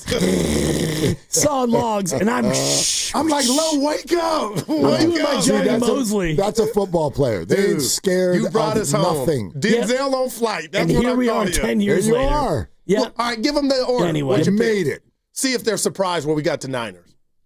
I picked the Eagles first. Okay. Of course you did. I picked the Rams. I knew you were going to Last say night's that. not going to sway And you know what? No, I knew you were going to say that. You did it because your buddy Bastion is a listener, and he lives out there. And all your Matt Philly Bastion. friends, including Harry. Do you know this that mysterious Bastion? Harry, Oh my God! Look who came in. What is your problem today? I have no problem. I First know of all, why my you buddy took Matt Philly. Bastion never listens to talk radio. Okay. He hates it, and he thinks he thinks what I do is meaningless. Who's his That's favorite? the first thing. Who's his favorite team? Whose? He doesn't even like sports really anymore. Okay. I mean, jeez. No G's. Yeah, it's a G's. You took Philly for a real reason. Do you want to know? Yes, because they won the championship last year, Right. and the NFC is a hodgepodge. And if you like, I took there's the Rams. going to be a different kind of story this year. Like the Patriots are going to win it. The Houston's going to win it. Broncos, like listen to these teams. Jacksonville, the Bills haven't won it. They might. So it's like I'm going with the defending champs. I actually think there are very few answers that you can't defend. And wow. There are very few answers you can't defend, and there are holes in every answer. And that's what makes it beautiful. Period. It's beautiful, except no one's thinking about this. I do think there's a good chance we get to the Super Bowl, which is here, as you all know. And where are you going? Well, it's going to be one of those 2-week conversations of like, well, I didn't want Jacksonville and Seattle. It ain't sexy. You're going sexy. Exactly. We get mad at the Mahomes and the Brady's, and we say we're sick of it. But it's good for the league. But not really. And so I wonder. There are a lot of different machinations And here. I think this There's a might be lot. special, though, but you're right on the sexy because that question's coming. But I mean, maybe. I said this to all the teams that did make it. This is the year you're kicking yourself in the tail because it is wide open. There are no Chiefs or, you know what I mean, Right. Billy Badass. Don't you feel like let's do First Take a month and a half before it actually happens? Yes, sir. Right? Josh Allen is a fraud. Here's what I mean. If he doesn't go this year, He's not. He has no defense. Right, but what do we say? And I agree with you, Goo. I think the Bills organization has actually let Josh Allen down. There's no doubt. Watching the Bills play football is like going to any high school game. And when did it switch to where, wow, this dude's on he's Gilligan. He's incredible, but he doesn't really have anything special around him. James Cook's a good player. Yeah. But he doesn't nothing have at the wide out that's special. Or the defense or the whatever. Like he's a You think they missed his window? Or is he so good you can build it back? I don't think they missed his window, but if a year ago you had said, hey, Josh, how about a playoffs with no Pat, no Lamar, possibly no Lamar, or a messed up Lamar, and no Burrow, how are we doing? Yeah. Everybody would be like they'd walk to the Super Bowl. They didn't even win their division. Wow. So I think this is it's supposed to be set up for Josh. Damn. But it's not. What would be, if you asked Goodell, what would be the best matchup for the NFL in the Super Bowl? Who would he answer? That's a good question. I hadn't thought of it. Well, let's say in the NFC it has to either be Rams, Niners, Eagles, Bears. Those are the only four, right? Okay. Those are your big markets and your big brands. Let's eliminate the Rams because, they don't really have a fan base. Right. So Niners, Bears, or Eagles in the NFC. The AFC would have to be Pittsburgh.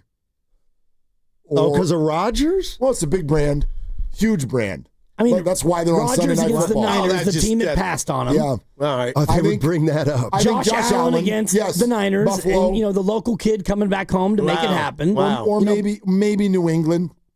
I think it'd be Buffalo. D'Amico Ryans against Kyle Shanahan. Like a battle of, I think Buffalo, we've seen that Walker already. against Darth Vader. Buffalo against the Niners would be, it's the Chris Berman Bowl that he picks every year. Yep.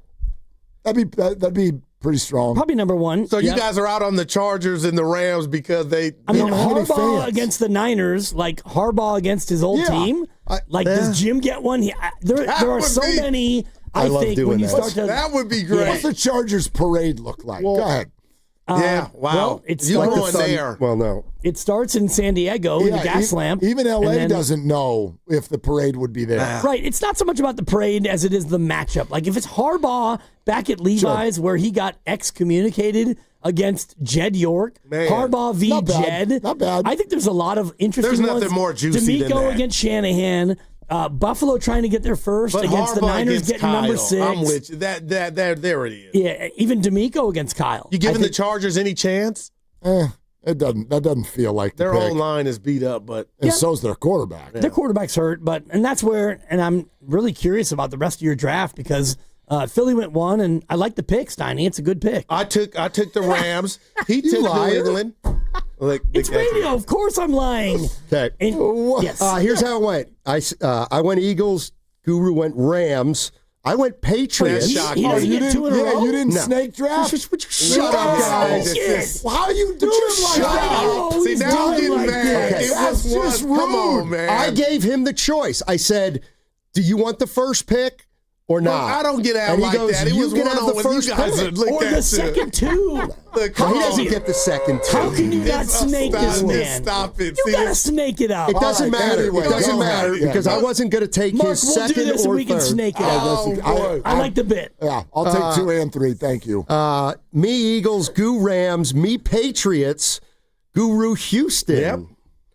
Me Broncos, him Seattle, me Niners, him Jacksonville, me Bills, him Chicago, me Chargers, him Packers, and then me Pittsburgh, Baltimore, him Tampa Bay, Carolina. You know, your Patriots and Broncos thing, they're the 2 best teams in the AFC, but let's not undersell second-year quarterbacks who have never... No, right. You can see ghosts. I know Bo went to... the Broncos went to the playoffs last year, didn't they?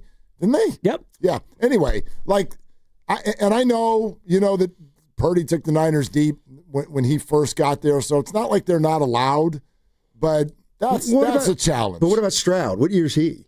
Is he year 4 or 5? He had a good game last week, not but 5. No. He goes every year. He scares me, and they play on Saturdays. That's their right. That's their game. when they do go. That's right. There was And they a usually second-year win. quarterback who won the whole thing back in 2005, Ben Roethlisberger. Wow. Second year, he won the damn thing, Hey, 4 wins. Caleb Williams, second year. First playoff games are loading here. If Bryce Young ends up in this thing, like whatever, Sam Darnold does not have a good playoff resume. No. And has not been there very much. It's the biggest jacket or monkey. Well, monkey on his back. Shout out to Young. But that's everything. He wet the bed last year. Yep. But now, and I'll say this, Niner fans, don't get mad at me. And I told all my Niner buddies I feel this way. But if we're talking sexy, or just a matchup, if somehow the Niners don't win Saturday, them against the Eagles, and it'll be at Philly, would be the best playoff matchup of the playoffs to me. Just because of the history. Brock got knocked out. Brock back to I didn't get a Philly. really chance to, and now I get the redemption. Just me. You're listening to 95.7 The Game, KGMZ FM and HD1 San Francisco and Odyssey Sports Station. Always live on the free Odyssey app and now broadcasting from the Laughing Monk Studios. Dibs, this is what a deep dive is. Yeah, okay. As opposed to my research. So when I was looking at, what if I go down the list? What if this team wins a Super Bowl? If the Eagles win it, what's going to be what's the story? Well, there would be 2 in a row. Yeah. All right, if the Patriots win it, it's going to be they're back and Drake May's Brady. If the Rams win it, McVay's second, Stafford. But you actually went further and picked the best storyline of 2 teams going against each other. See what I'm saying? Yeah. And that was better. Well, I think about Jim Harbaugh winning his first, and it happens here at Levi's, where he was all but run out of the building because he told the owner, no, this is for adults only. This meeting is for men only, Jed. And he shut the door, and they went 8-8, I think, and then Jim was gone, and Jim goes to Michigan. Now he comes back to San Diego, L.A., and they win it here in Levi's. My God. Yeah. And the other one is big. Denver wins, and now Sean Payton's got 2. And so Sean Payton goes from, you're a good coach to, man, you're one of the dudes. Buffalo wins for the first time ever. Right. Sean McDermott. Well, now, Sean, you've got one that Kyle doesn't have, and you've got one that Zach doesn't have, and they're all kind of in that same ilk. And so the other one is Aaron Rodgers. You passed over me, Niners. 37 years ago, whatever it was. Can I jump in for McVay if he got number 2? What would that do?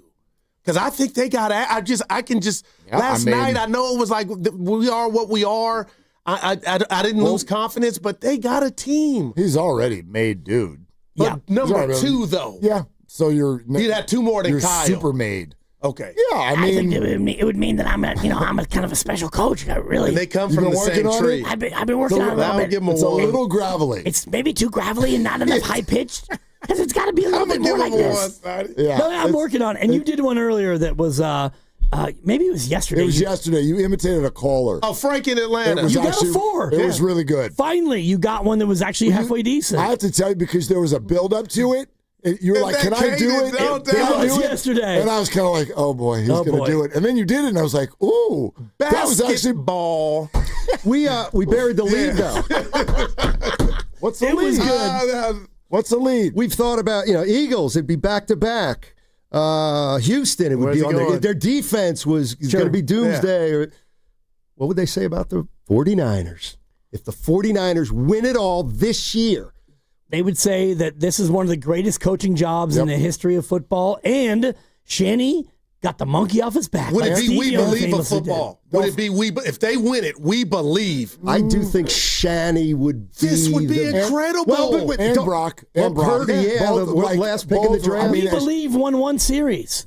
I mean, but it would be we believe complete edition that they got it done. I look at the 2022 Warriors and think, oh my God, that one came out of nowhere. You know what? This would be that times 10. I agree with that. You can't do we believe if you're the 1 seed. I got you. Like they were the 8. But this iteration of their defense. No, I know. This is I think this is the Coach of the Year Bowl on Saturday. I think he has it. I got it, man. Not if he loses this weekend. Okay, because the guy who beats him has got a pretty good case for that award. Stoney asked me this, and I'm emotional about it. If the Niners do win, and I feel like he's moving the goalpost, but I get it. if they do win and somehow are the number 1 seed, expectations change from I'm looking at it as it is. I am shocked as all outdoors that they're even in the tournament with these injuries, losing Brock for 8. But because they win against Seattle and be in the 1 seed, he would be disappointed if they didn't get it done. No, you're missed. I said if they win Saturday, they're the favorites in the NFC. I don't think you can say that. I don't think Vegas will do that though. And I can't do it either, though. You might be right, but I got to tell you, the number 1 seed has such an advantage. It does. You're right, and that's what and they'll be the hottest team in football. But you're telling me to forget what this team's without. Yes, I am. That's what I'd be doing. We also don't know exactly if they're the 1 seed what they'd be without. You might be asked. Obviously, we know there'd be no Nick Bosa. You literally might be asking them to win 1 game without Fred. Wow, there George, you go. And maybe no Trent. Yeah. But maybe they're back. He looked like he might not play Saturday. That's a hammy. I'm expecting. Who, Trent? Yeah. Oh, we're expecting no. Yeah, I don't think Trent's playing. Wow. I think George will, and I think Trent But won't. this is on brand. They'll keep moving like the Jeffersons on up. Austin Pleasance, go out there and block, young man. Who was a pleasant surprise. There you go. And that's now a 1. It was a 2 yesterday. It was a 2 yesterday. It's been downgraded. Thankfully, tomorrow it won't happen. In the 5 years, Steiny, since they've gone to 1 bye, the only seed that gets a bye is the 1 seed in the NFL. 5 of the 10 have made the Super Bowl. Wow. Can you name them, Dibs? Yeah. KC in 2020, they lost to Tom Brady. 2021, it was the 4 versus the 4. The Rams beat Joe Burrow. Yeah. The next year, Kansas City beat Philly, 2022. On the bum ankle. 2023, Kansas City was the 3. They beat the Niners, who were the 1. Sorry, too soon. Last year, Philly was the 2. They beat KC, who was the 1. So the 1 seed is actually 1 and 4. Less game. 1 and 4 in the bowl. Wow. Right, but 50% they got there. of the time 50% they get of there. getting There you go. Yeah. So, but there are no Chiefs now, just from an NFC standpoint, in the AFC. I sort of feel like there aren't any 1s this year. Wow. There is no 1 seed. So the Rams don't scare you, Oh, everybody scares me. Well, but define scared. I just said to Steiny, the Niners will win this weekend. I still wouldn't pick them to win the whole thing. Well, I mean, to me, their defense is awful. I don't want to. It's getting worse. We have to look that in the eye. Honesty. That is the last 3 weeks. But how do they get to the 1 seed? Bend but don't break. I don't know. Their offense has just been otherworldly. Yeah. And that's the thing about where we're at right now. If the 49ers win Saturday, and you're telling me they're going to get a bye, and they got possibly 2 home games, they have action beyond a doubt. For sure they got action. But I do not think, they cannot win 3 games on the road. Like that. They can, of course. But, that's... You wouldn't think. There is such... Right.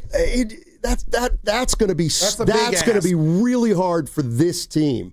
But I could see... what if they get the number 1 seed and they stumble onto Carolina in their second round? Let's play with the idea of the likely scenario if they lose this weekend. All right. And they have to do it on the road. The likely play is week Philly. 1, you're in Philly. I don't like that. Okay, but let's track this now. If you win as the 6 seed, you are very likely to then go visit the 1 seed, correct? Unless the 7 seed, the Packers, would have to win, certainly possible. So that could be Seattle. Right. You would go to Seattle. You would go to Seattle. All right. Now let's say you win that. What's waiting for you? I actually think there's a real decent chance that team would be the Rams. Because the Rams are going to be the 5, which means they also have a mini bye. Okay, with the winner of NFC Tampa. South crap. Oh, so you're saying the game would be here. And then the Rams in week 2 would go take on the winner of the Bears-Packers on the road, which I think they can win. But the game wouldn't be here. It'd be in LA. It wouldn't be here. Yeah, I mean, it'd be here-ish. Yeah. So that's true. So Levi South. Yeah. To give you an idea, and that's just a mock, but if they lose this weekend, that's what you're asking them to do. Philly, Seattle, L.A. on the road 3 weeks in a row. You guys are going to laugh. I don't know why I've been fixated at Philly. Man.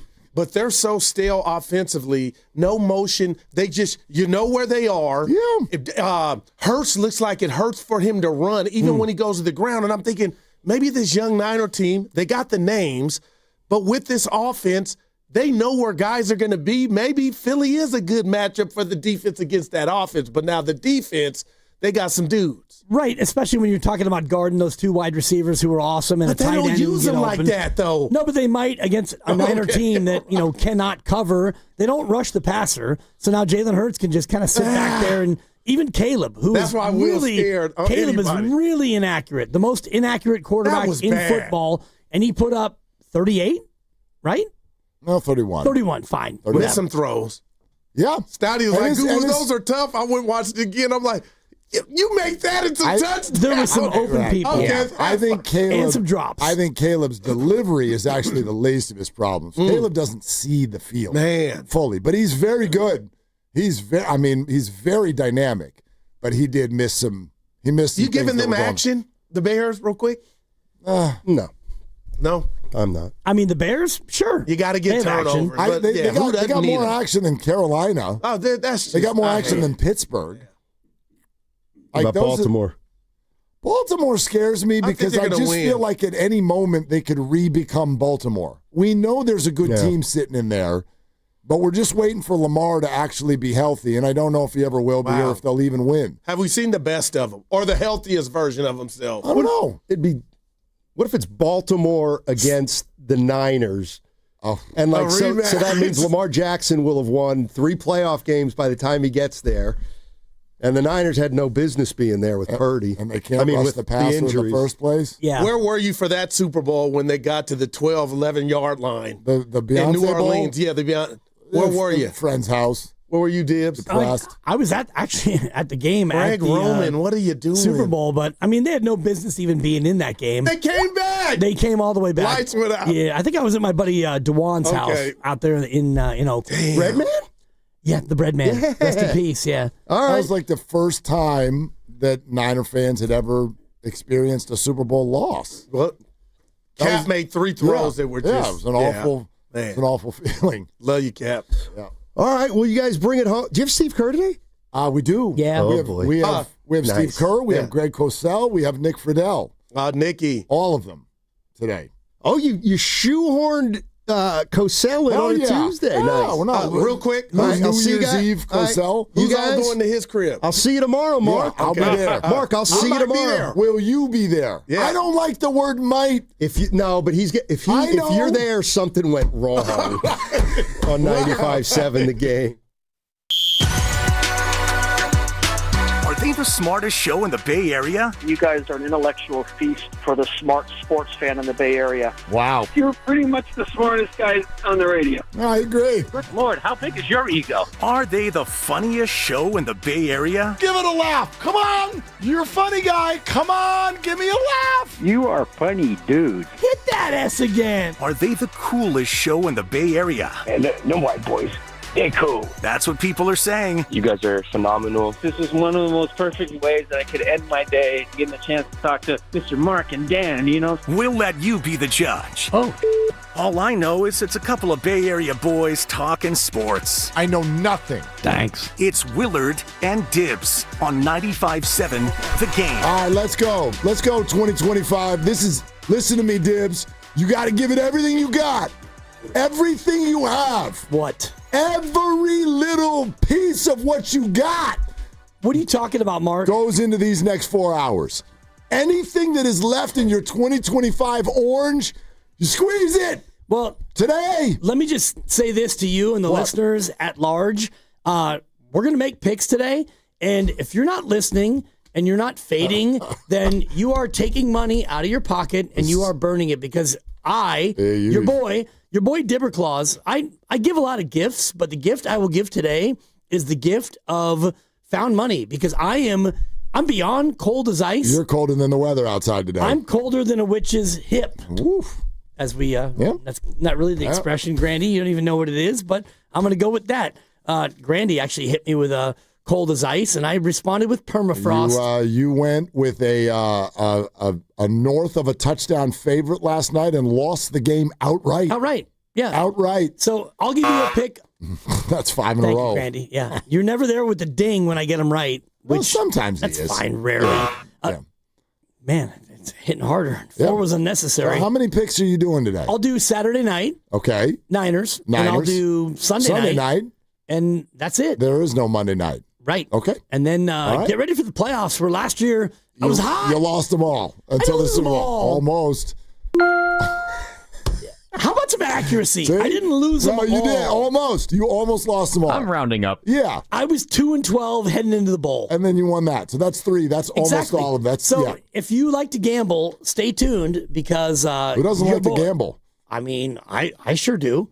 I got a couple of college games tonight, college hoops. I have a Got gambling. a couple of college locks. I have a gambling question for you. Go ahead. And go ahead. Let's unlock them. 888-957-9570, because what I just said is a fact. Nick Friedel is going to be on the show in an hour. We have questions. There's kind of a cool flow to this. Nick Friedel in an hour, and we can sort of set the table with what's really, really going on with this Warrior team. Okay, you won a game last night. That's good. You'll be in Charlotte for breakfast tomorrow. We'll have some omelets, and they'll play Charlotte. And then that's the end of the year. And where do we go from here? JK Day will be 15 days away. All of that stuff. He's still not playing. And so we'll talk to Nick Friedel. Greg Cosell jumps in at 4:15. And we need to get to some X's and O's of this defense. I got to figure, we can do. I was almost uncomfortable watching the Niner players and coaches in front of the podium the other night, where they're like, boy, what was it? It was so great to see our defense step up when it mattered. Oh my God. Did you just say that with a straight face? It's a fact. They stepped up when it mattered. Did they? They did. I mean, or did Caleb Williams just not see open people? Miss me with the Niner defense stepped up. They were terrible. Yeah. And I get why. You're not right, but I am right. You're actually wrong. On the hook and lateral, if you watch the play, Diamador Lenore saw it. Yeah. He broke down and he made a tackle that most of the time you would have totally whiffed on. And that's fine, but I'm talking about the next play. If he swings the ball out to DeAndre Swift, the Bears are the Niners were all over him. They pressured him.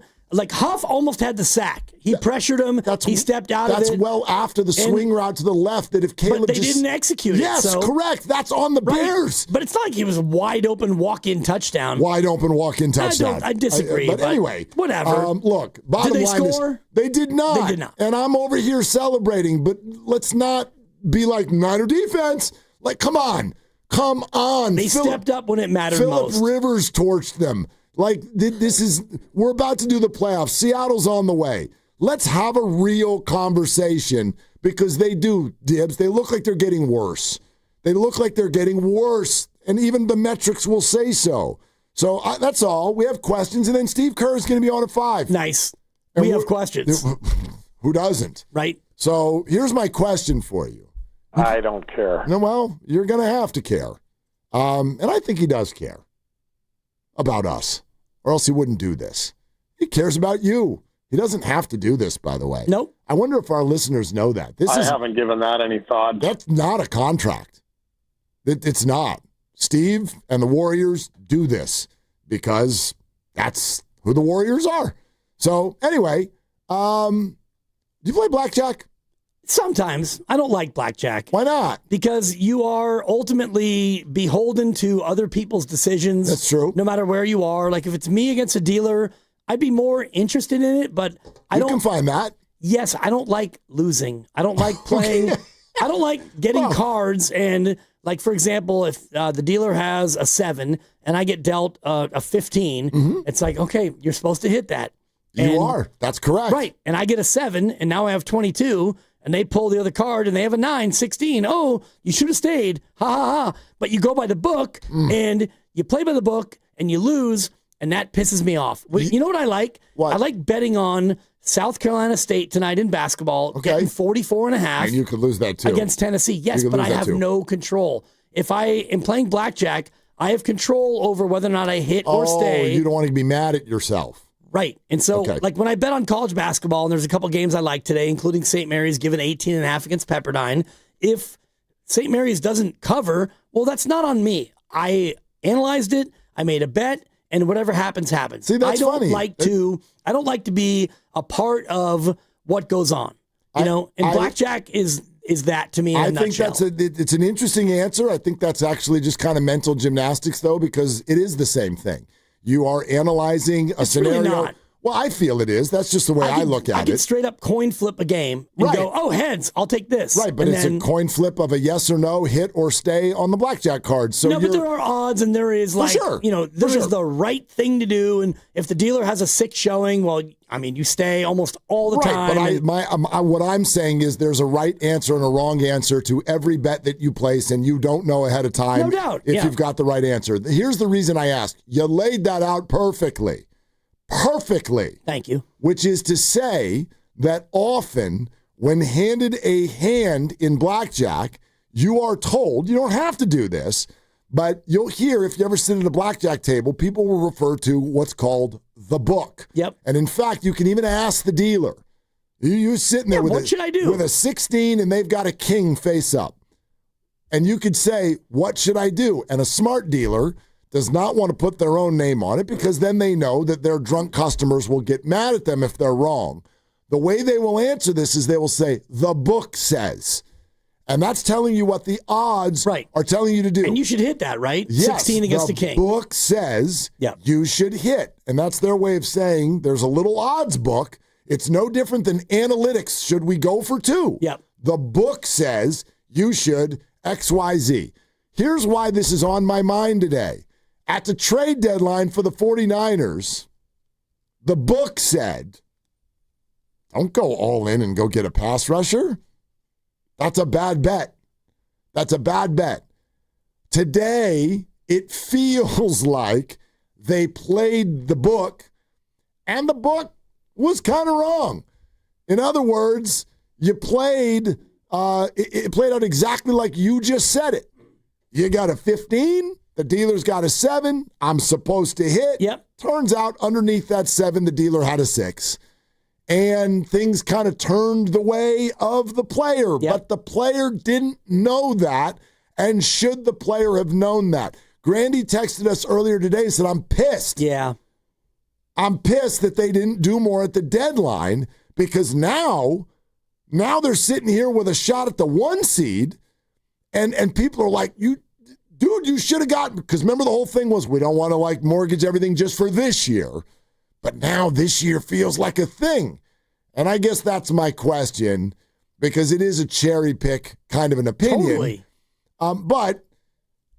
That's kind of the thought process, or the question at least, is did the 49ers play the deadline correctly? Because they made moves, but they were small because they played by the book. And now the book has changed. Well, and you never know. And you could take this all the way to the Warriors where, they drafted Wiseman and they drafted Kaminga because they were thinking about 2 timelines. That's our word, not theirs. But they were not thinking about, oh man, 2022, we're going to win this thing again. And the Steph Curry championship window is going to be elongated. They were already thinking about, let's get an 18-year-old Wiseman. Let's get an 18-year-old Kaminga. Let's get a 19-year-old Moody. And let's figure out how we can build these guys for 2025 or 2026. And so you weren't thinking about still being in that window. And then next thing you know, the dealer turned over a 7, like you said, 16. Oh my God, we won, and we won the title. Well, and now you're in a spot where maybe you should have taken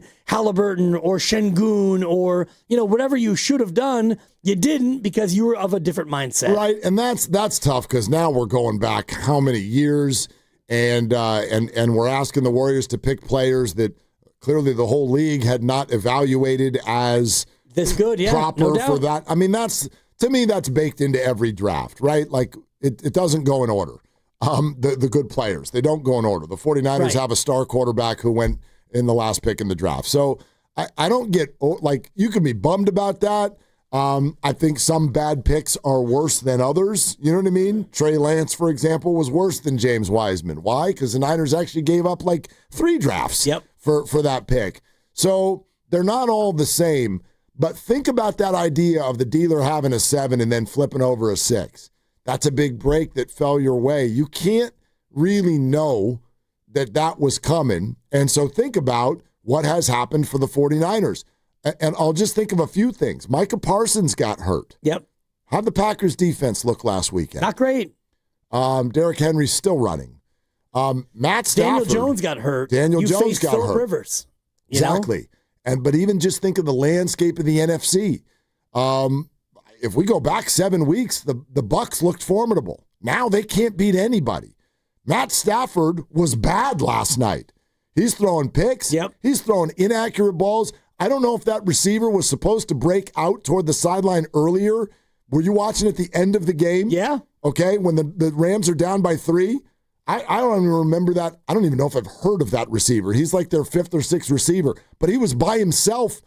Not only would he have gotten out of bounds in field goal range, he might have just turned upfield and scored. There was nobody there. Yep. And Matt just missed him. The supposed MVP of the league. Not anymore. Is suddenly losing football games. Seattle is doinking 2-point conversions off of people's helmets, and things are rolling into the end zone, and you're picking them up accidentally for a 2-point conversion that put the Niners in this position. So this idea of the Niners should have played the deadline differently.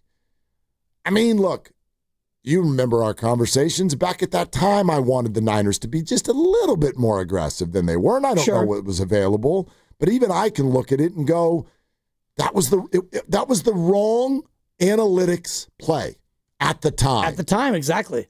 Don't you think? Totally. And if you would have gotten, let's just say, an edge rusher or somebody interior who you would have really been able to anchor around, and you gave up 3 or 4 picks, would that be the difference between being a defense that's not very good to being an elite one? I don't think so. You picked up Cleveland Ferrell off the scrap heap, and you got Keon White for almost nothing, and your pass rush is probably a little bit better than it would be. Maybe not a lot better, but ultimately your defense was not going to ever get to where you want it to be based on what you could have done at the deadline. I mean, I got a name that the Niners could have had. He was traded, and now they might be facing him in the playoffs. But we'd love to hear from you. 888-957-9570. Did the Niners play this season correctly or incorrectly, in your opinion, based on what's played out? We're sponsored by Surfside. Golden State Warriors are back. Cheer on your Warriors with an ice-cold Surfside. 100 calories, 2 grams of sugar, and 0 bubbles. So it is very easy to sip and enjoy. It is not a seltzer. It's Surfside. Proud partner of the Golden State Warriors. Must be 21. Please drink responsibly. We are loaded to ring out 2025. 888-957-9570. We are taking your calls next. Nick Friedel at 3:15. Greg Cosell at 4:15. Steve Kerr at 5. This is Willard and Dibs. The Floor Store is your Bay Area flooring authority. Selection, expertise, price, guaranteed installation. Visit floorstores.com. Hi, I'm Dallas, your friend and jeweler at Shane Company. You know she loves her Shane Company engagement ring, but you also want to surprise her for her birthday, anniversary, or just because she deserves it. Why not get her a bigger diamond with our Easy Trade-Up program? We'll give you the full credit of your original natural diamond purchase toward a new one. Her new diamond only has to be $1 more. You only pay the difference. How's that for an easy trade-up? Visit us in-store or at shaneco.com. Because a friend wants you to win the gifting game. Shane Company, your friend and jeweler. Do you owe $10,000 or more to the IRS like Mark? I've been doing home remodeling for 30 plus years, but the economy crashed. I wound up losing my home, losing my job, and on top of that, owing the IRS a ton of money. I owed the IRS $114,000. It really, truly was the worst part of my life. Then Mark found tax relief advocates. On news radio, I heard about TRA, and I thought, what's the worst that could happen? So I picked up the phone and I called them. When it was all said and done, TRA settled my $114,000 debt for $100, and I'm telling you, I was ecstatic. Could not believe it. Would recommend TRA to anyone. If you owe 10 or even hundreds of thousands of dollars to the IRS, don't lose hope. Do what Mark did and call TRA for a consultation. But TRA did. They gave me a second chance, and I'm forever grateful. Visit TRA.com or call 800-491-9914. 800-491-9914. That's 800-491-9914. Paid non-attorney spokesperson. Paid for by Reliable Legal Marketing. Attention California residents. Non-Hodgkin's lymphoma, including chronic lymphocytic leukemia, a common subtype, is one of the most common cancers in the United States. If you or a loved one was diagnosed with non-Hodgkin's lymphoma or chronic lymphocytic leukemia and were exposed to Roundup weed killer, you could be entitled entitled to cash compensation. Bayer, the owner of Roundup, has agreed to pay more than $10 billion to cancer victims linked to the weed killer. Call our Weed Killer Cancer Hotline now to see if you're entitled to cash compensation. If you or someone you love has been diagnosed with non-Hodgkin's lymphoma or chronic lymphocytic leukemia and were exposed to Roundup, call now. Our attorneys have the experience and specialize in fighting for everyday people to get the compensation you deserve. If you or a loved one was diagnosed, even if a loved one has passed away, call 800-341-4933 now. But hurry, time is limited. Call 800-341-4933. 800-341-4933. Prior results do not guarantee a similar outcome. Will Trial Law, LLC, 1001 Bannock Street, Denver, Colorado, 80204. Looking for the perfect venue for your next meeting or special event? Discover History San Jose. With charming indoor spaces and beautiful outdoor settings, it's the ideal spot for meetings, weddings, corporate gatherings, or private celebrations. Nestled in the heart of History Park, you'll enjoy a unique blend of historic charm and modern amenities to make your event unforgettable.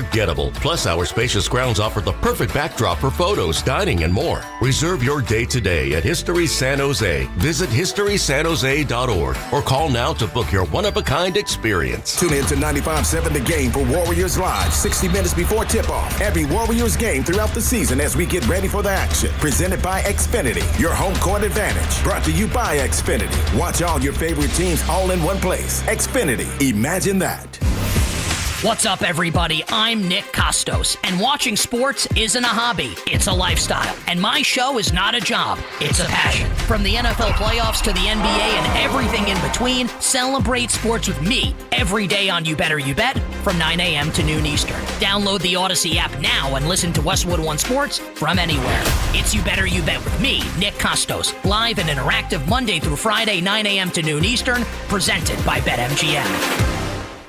Wesley Financial Group is not a law firm. I'm Chuck McDowell, founder of Wesley Financial Group. Did you buy a timeshare because they told you it was a great investment? That's a lie. Most timeshares can be bought online for $1. To find out what your timeshare is worth and to cancel it, call us today and we'll send you our timeshare exit kit free with all your options for cancellation. Call Wesley for your free exit info guide. 800-941-2255. That's 800-941-2255. My name is Whitney Allen. I am a widow. My husband, Ryan, died. We never thought in a million years we'd have to use life insurance. The unexpected happened. With Ethos, it is so fast and easy. It's 100% online. You can get a quote in seconds, apply in minutes, and get same-day coverage. No medical exams, and you can get up to $3 million worth of coverage through Ethos. Get your free quote at ethos.com/radio.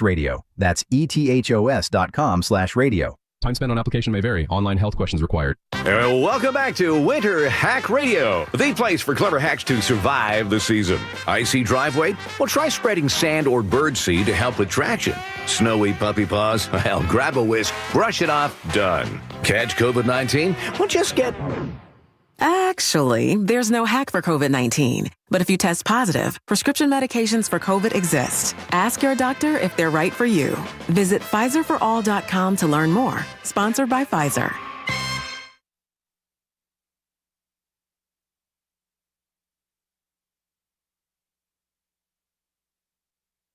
Shut up, bro. It sucked.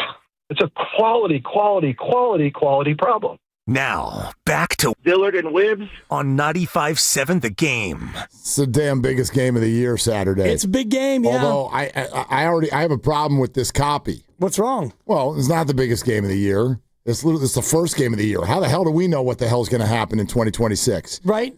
I mean, the word is season. Biggest game of the season. Exactly. Right. Maybe not the year. I mean, because we still have like next September, October, November, and December. I hope it's not the biggest game of the year. No, it shouldn't be. If it is, we got problems. And actually, by definition, it's not. Because even if they lose it, the very next week they play an elimination game. And that's why they are playing on Saturday, because the Sunday game is an elimination game. Correct. And for everyone who wants to say, oh, this game's bigger, it's for the 1 seed. No, the other game is for the actual who goes and who doesn't go, and it's Baltimore and Pittsburgh. And so I get it. I get why they're on Saturday. It's like a March Madness game on Sunday. Right. The Steelers and Ravens. Right. And the Saturday game is kind of like when Alabama took on Florida last year in the SEC championship game in the NCAA. I like it. And, Florida won the whole damn thing. Loser still goes. Loser still might be a 1 seed. The loser still might win the Super Bowl. The loser is a very, very viable threat. Yeah, so yeah, absolutely. It's Alabama, Florida in college basketball. Shout out Will Richard and the Natty that they won. But I think Alabama won that game in the SEC championship game, but Florida won the whole thing. Yeah, so there you go. I mean, I'm sorry for turning into my grandma right there. So anyway, it's the biggest game of the season on Saturday. I love your grandma. I never met her, but she's cut from the same cloth as my father, my late father, who... And you. Well, and it's because I'm a chip off the old block. Yep. And, you know, you can go ahead and say what you want. It's language. And if you are going to get caught slipping on things like that, well, you'll get corrected in my house. I mean, 619 Boxer and Gerson Work Injury Attorneys text line, also cut from the same cloth. I think you mean the dealer flipped a 9, not a 7, to make it a 16. No, any of those numbers worked. It all worked. Yeah, it all, a 6 is a 13. That's not a good hand. A 9 is a 15. Yeah, 16 or whatever. That's right. They're all bad hands. I understand that the 16 is worse, but not if the next card's a 5. Right. Not if the next card's a 5. And this is where, when I play blackjack, I get so mad because, okay, I'm sitting on, I got 20. You're going to stay. And the dealer's got a 5. All right, dealer, you got a 5. It's going to be a win now. And then the dealer, whole card's a 7. You got 12. Oh, here's 4 for 16. Oh, here's 3 for 19. Oh, who could have seen the deuce coming? 21, a 5-card 21. I lose. I want to flip the table. Now I want to play blackjack with you. Never. Yeah, because let's play Cash Creek next year. I did last year. I love Cash Creek. And I played one-on-one. And I won a C note in about 4 minutes and went and played golf. Nice. Yeah, we should play. It would be fun. Oh, you would like it. It's kind of like the Bears-Niners game.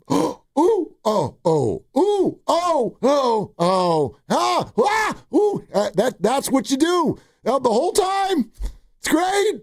Yeah, I'm not into it. Like sometimes it goes your way. Bears-Niners was fun because, again, I had no real control over it. And it's like, man, they might win this game. And my father-in-law, who I love, Pop, the whole game, all he kept saying what did he say?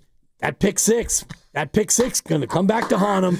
That pick six. This is what that pick six love. Going to come back to haunt him. I love. Even though they go up late, he's like, oh man, if it wasn't for that pick six, pick six. It's all a matter of perspective. So my wife, who's barely watching, this is what a minute I love. to go, he says it again, and she finally pops her head up like a whack-a-mole. Toddler's asleep, whatever. And she goes, Dad, you keep saying that. Like, it may not. It might not. Right? And it didn't. It didn't. That pick six. Actually made it more impressive. The Bears walked into their building. They went, you want 7 points? Here, have 7 points. Here you go. Oh, you can win the toss, too. You can win the toss. You can have 7 points. Now let's play. Now what? Oh, what? You still lost? Let me do the ducky. It's like the old tortoise and the hare where totally. the tortoise goes out and the hare takes a nap and then the hare wakes up, although in that one the tortoise wins, so never mind. Yeah. But anyway, I love that. I love the difference. I think it's actually a lot of what this show and our business are about. I love listening to the different ways that people watch this stuff. And I fully admit, this is why, I know that it gets under people's skin sometimes. I'm always over here, way over on the right side of it's going to get better any minute. Any minute now, something good's going to happen. You watch. It's okay. I know they've messed up 8 times in a row, but the next play, that one might be the good one. That's just the way my brain works. Yeah. And your Pop, boy, he should not watch a game with me. He would not enjoy that. No, he was not super negative about it, but as it's going back and forth, all he could think of is that pick six. And then my thought, though, I forgot about it the second the game was 7-7. So Jawan scores with 2:15 to go, and my thought was maybe too soon. Much time. Might have been too soon there, exactly. Double J's. Exactly. Not that I want him to go down at the 2, whatever, but when he scored, my first thought was, oh my God, Shanahan and Brock, another amazing play. Yep. But then 2:15 to go, and Chicago has a full rack of timeouts. I was thinking, oh boy. I mean, I don't like the way this is going. Nope. And that's what I'm saying about that. Like, if that's your thought, then you need to take back what you said when I said the Niners defense isn't any good. Because it's not. If that's your thought, oh gosh, we left them 2 minutes and they need a touchdown, and your first thought is, well, that's probably too much time, then you don't think the Niners have a good defense. And that's okay because they don't. It's not their fault. No, they don't. I'm not mad at them. They lost their two best big players. Plays on the last drive is all I'm saying. And so did the Bears. Right. They effectively got their fourth downs. Luther Burden was a problem. All of that stuff. Colston Loveland on fourth down. Yeah. That was a big play. Yeah. But, and the Bears also dropped 2 passes. Yep. On that drive. So, anyway, it's the biggest game of the season on Saturday is what I'm trying to say. Sure. And you know that there is one place and one place only to watch. And you get to hang out with Lo Neal and Evan Giddings at Laughing Monk Brewing right down the street from the stadium as we get ready for the game. Of course, if you're going to the game, we got that free shuttle to take you back and forth. All you have to do is sign up at 957thegame.com. You must do it quick if you would like a seat on the shuttle because they go very, very fast. Again, sign up now, 957thegame.com. That is going to be one hell of an experience this Saturday at Levi's Stadium. No doubt. Hopefully the first of many games to come at Levi's Stadium. I guess, what are the possibilities? There's that game and then at least one more, but maybe 3 more. Or maybe just one more. It could be, 2 more. It could be. They could lose and then host a game. They could go on the road and win, and then, depending on how it shakes out, they could still host a game. Yeah. If they're the 5 and the 7's there, or they're the 6 and the 7 gets there, and then the Super Bowl as well. So all possibilities, especially in this NFC. And we could do our own draft of teams. Although I'm a little bummed they didn't snake it, because you got to snake it, even if it's a 2-person draft. If you get number 1, I get 2 and 3. I don't know. Likewise, I don't know if you've listened to Steiny and Goo before, but this is what Steiny does. I have. Okay, yeah, this is what he does. Yeah, he puts Goo in an unfavorable betting position, and then they do the show. But then that's pretty much what happens. But Goo, every as day. a draftnik, I thought would at least demand a conda, demand the snake. If there was something on the line, maybe he would have. Perhaps. Or he would have just gotten lured into an emotional position. And Steiny, I just want one team. Sometimes even when there's something on the line. Both of them actually show the wherewithal this year. I guess that's maybe not the right word, but both of them at times this year had something on the line in fantasy football and just neglected to even set their lineup. Yeah. So Steiny was in a win and in spot, and he didn't pick up anybody, even though he had 4 guys on a bye. And Guru was in the 3rd place game and never set a lineup. Yeah, didn't realize it. Anyway. For $100. That's a clean C. For a C note. That's a note. And he's just like, I'm out. Yeah.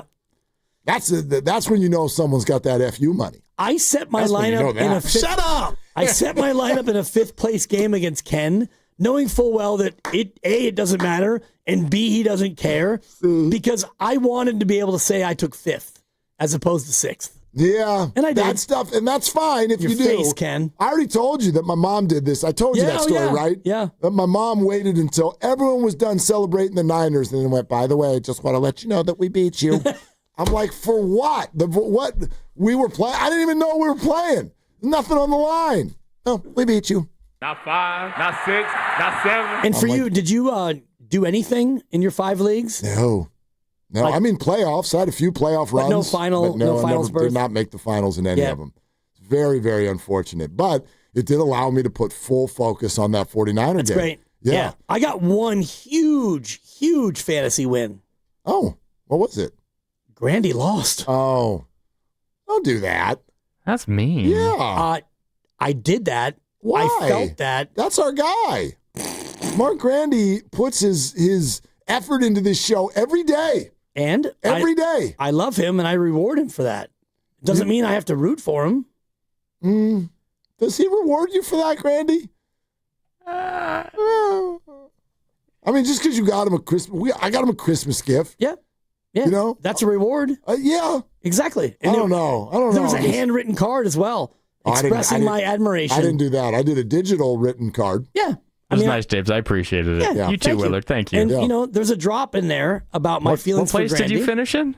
A 5th. Oh, yeah. I was 2nd. That's pretty good. It's great. And you still get paid. You get paid for 2nd. Not for 5th. No. Not for 5th. Yeah. But congrats on your money, Grandy. Yeah. Thanks. It's great. I do get the warm feeling of knowing that I was able to get by a disinterested Ken for 5th. That makes me feel good. Good for you. That's wonderful. Scoreboard. We win nothing. Exactly. That's right. Pride.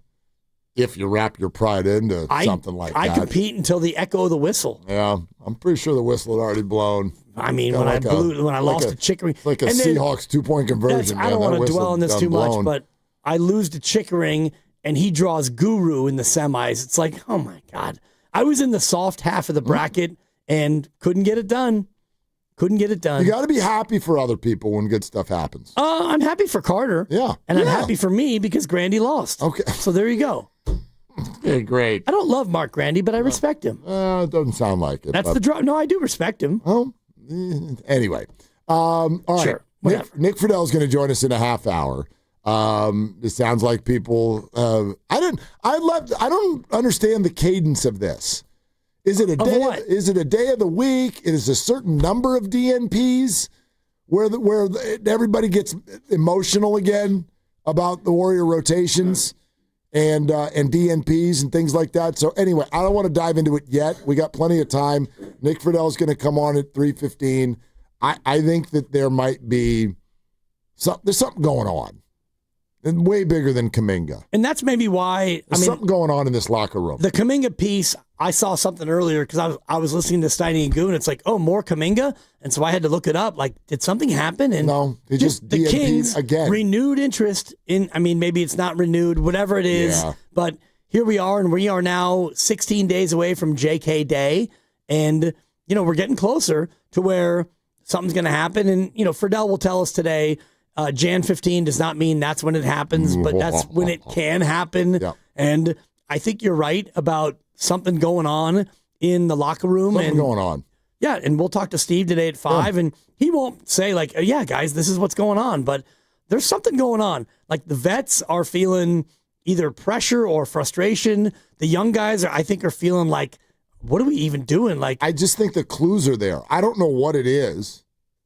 I can't tell you what it is. I just think the clues are there. You know what I mean? It's like when you see your kid wake up in the morning and they try to not go to school. What's the first thing you look for? Fever. I'm gonna need to see some symptoms. Yep. Right? You need to because they can all. But my throat. Oh God, it's killing me. Come on. No, you know what I mean? It's like, I need to see. But I see, this is sort of the reverse. I see symptoms. Right. But and they're telling us. They're not saying we're sick. No, they're telling us they're not sick. Right. They're trying to gut it out. It's different. It's kind of like when they get sick on a Friday and school's already out. Oh, yeah. But you got concert tickets that night and a party the next night. It's a great analogy. I'm not sick. Nope. Yes, you are. Yes, you are. I can see it. I'm going to stick that thermometer right in your mouth. Yeah. You're not going to that concert.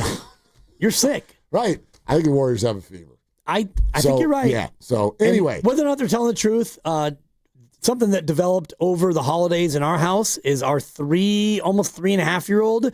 She is now starting to lie for the first time. I'm so excited. For the Every first time. Every stage you get to makes me so happy. A couple days ago, actually, no. We're with Pop, and she and Pop are playing in her little play house during halftime, and she apparently is jumping off her stool, which she's not supposed to do. So the next morning, yesterday, Adrian, my wife, said, "Were you jumping off your stool?" No.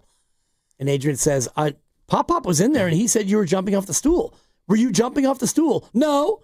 And I said, "Milo, you're not going to be in big trouble because big trouble is like." You're in big trouble. Those are the words, I know. I said, you're not going to be in big trouble. Just tell the truth. And Adrian, one more time, were you jumping off the stool? And she quietly just nods. And I said, so we had to have a little talk about truth versus the lie and all that. But we've arrived to the point where we're starting to we're doing what all humans do. I mean, spoiler alert, you're going to be having that conversation for the next 12 years, right, at least. I mean, you had an 20. 82-year-old witness in there. Can you understand that he's going to snitch you out? Maybe she knows. He's 82. Can we really trust his eyes? Can we really? Let's see how smart she is. I mean, anyway. What are we doing? So we're going to get to all that. It's interesting, though. It seems like, because I want to maybe push into this a little bit. It feels like you and I have a little bit of a different perspective right now on the 49er defense. I'm not sounding any alarms. I'm not saying something is bad. I am saying the 49ers probably could have done a little something different at the deadline. For example, Jalen Phillips is now a Philadelphia Eagle, and he's playing really well. He doesn't have a ton of sacks since coming over from Miami, but he's the kind of guy the Niners outwardly said, we're not getting that guy because he's a free agent at the end of the year. We're not doing anything for this 1 year only. And that was a signal to me that they were saying, look, we're winning games and we're good, so we're going to try, but we're not pushing all of our chips into the middle of the table for this year because that would be stupid because we don't really have the roster for this. And this is one of those situations where I think we would be right to look at what they did and go, they were wrong, but they were right. They were both. They're right. They don't have the roster for this, but it's working out. So this is one of those situations where I sort of go, aw shucks, maybe coulda, shoulda, woulda. Maybe you could have been more aggressive at the deadline. Maybe that would bolster you more right now for this run that you're about to try. But I understand why at the time that looked stupid because I'm looking at this roster right now as they go for the 1 seed. And I'm like, probably not. You can't stop anyone. That's not a good formula. Well, I mean, it might happen, but can you agree? This is not like giving up. It's not ideal, right? But like to say they can't stop anyone, the last 2 drives Chicago had, they scored 3 points. Yeah. And so you held them to 3. You know what I mean. I don't mean I know every exactly drive. what you mean. Yes. And ultimately, like, can you go out and win every playoff game 42-38? Probably not. Can you be better than you were against Chicago? I hope so. But right now, the way that this team is going to have to go about doing it is this way because you don't have the resources to go out there and, shut teams down. They did coax a couple of 3-and-outs in the first half. Yep. And then, in the second half, when things got a little bit tight, you were able to hold Chicago out on that, the penultimate drive, second to last, where they took the lead with a field goal. Now it's 38-35. And so, yeah, all right, Brock, go do it. And he did. Another fourth quarter comeback for this team, third one on the year. And so that's going to be the way that this has to go. I thought the defense was mostly bad, and I don't know if we'll do Grandy's grades today or not.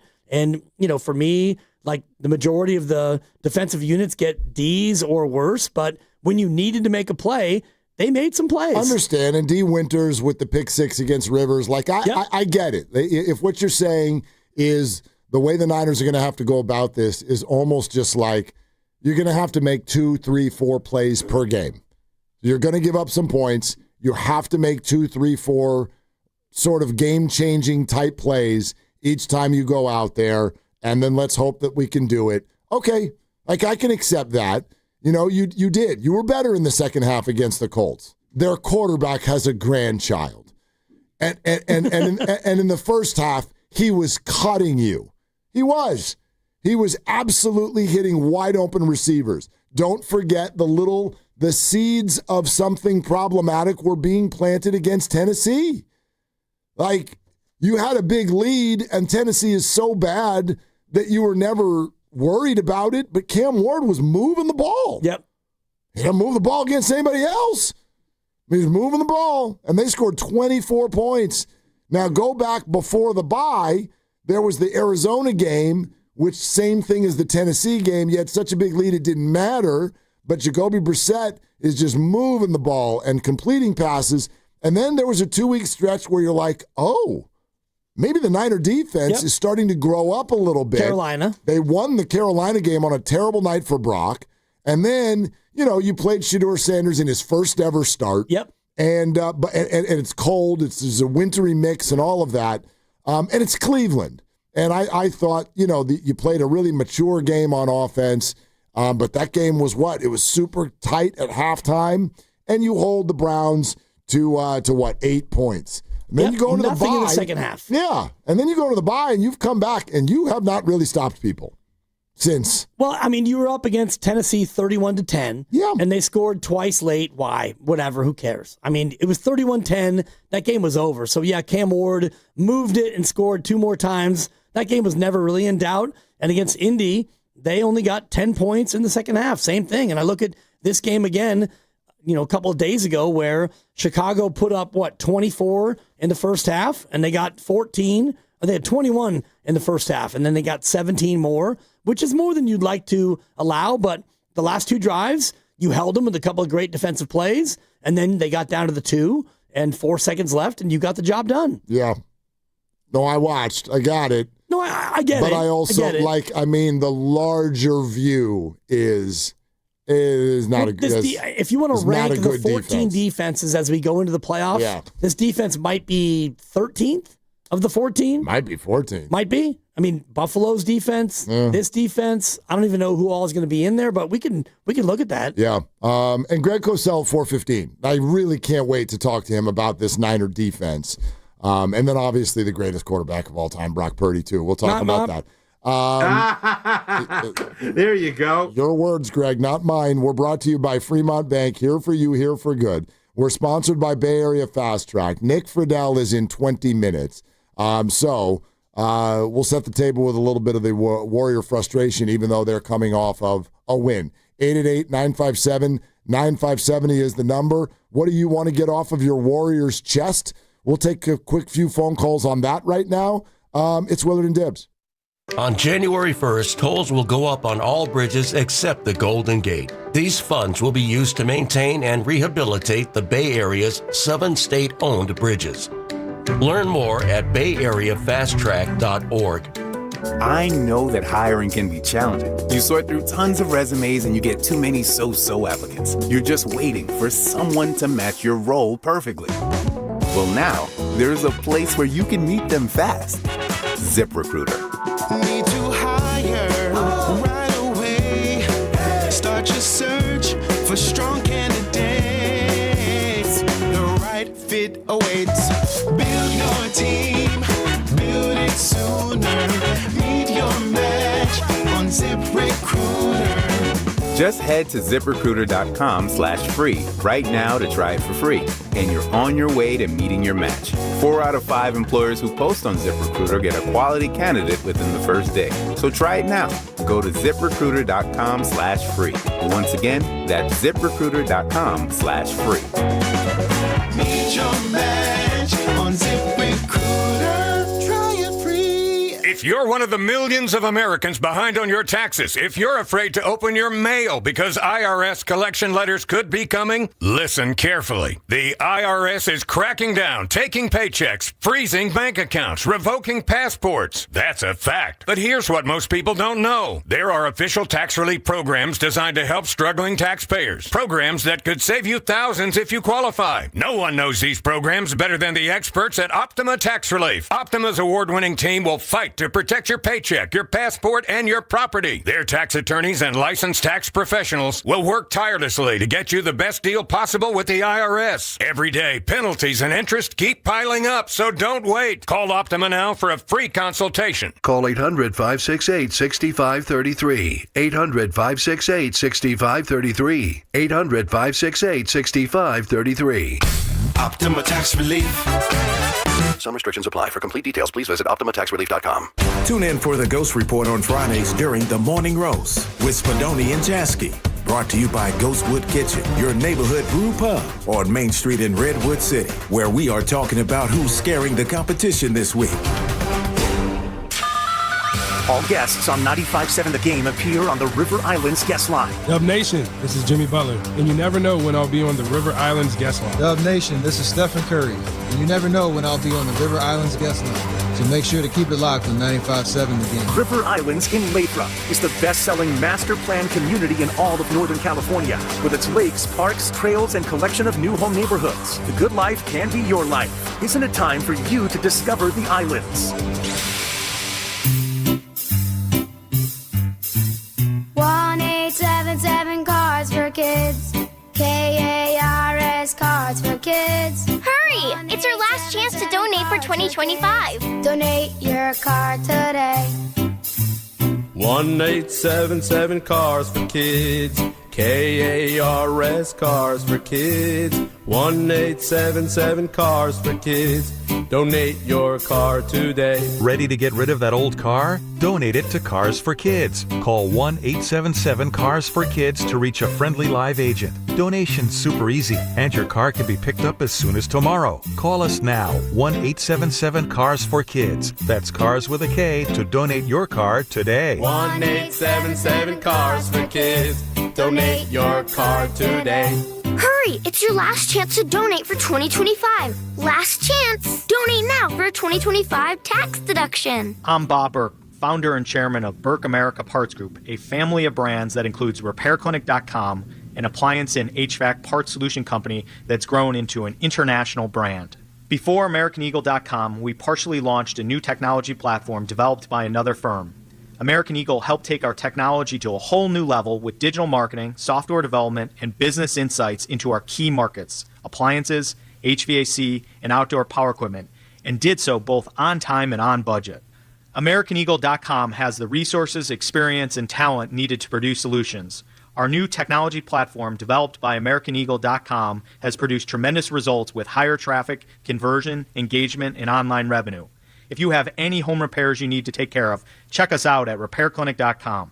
If you need a world-class website or technology project, then I would highly recommend AmericanEagle.com. Call AmericanEagle.com at 773-NETWORK. That's AmericanEagle.com, 773-NETWORK. Last month, my business cash flow got tight. Sales were slow. Invoices were late. And payroll was coming fast. My business is everything, and people rely on me. I can't let them down. I applied online at lendseek.com and had business funding in 24 hours. Business moves fast. Don't wait until it's too late. Whether it's lines of credit, term loans, working capital funding, or revenue-based financing, LendSeek is open for business. Apply now at lendseek.com. Makita's built for the pros who show up early, who don't do shortcuts, only precise cuts. With tools built to last, job after job, year after year. Performance that pays off, because when the job calls for the best, you answer. And when you need the best, you call on Makita. Built to be the best. Available at the Home Depot. You're listening to 95.7 The Game, KGMZ-FM and HD1 San Francisco on Odyssey Sports Station and the home of the Golden State Warriors and Valkyries. Always live on the free Odyssey app and now coming to you live from the Laughing Monk Studios.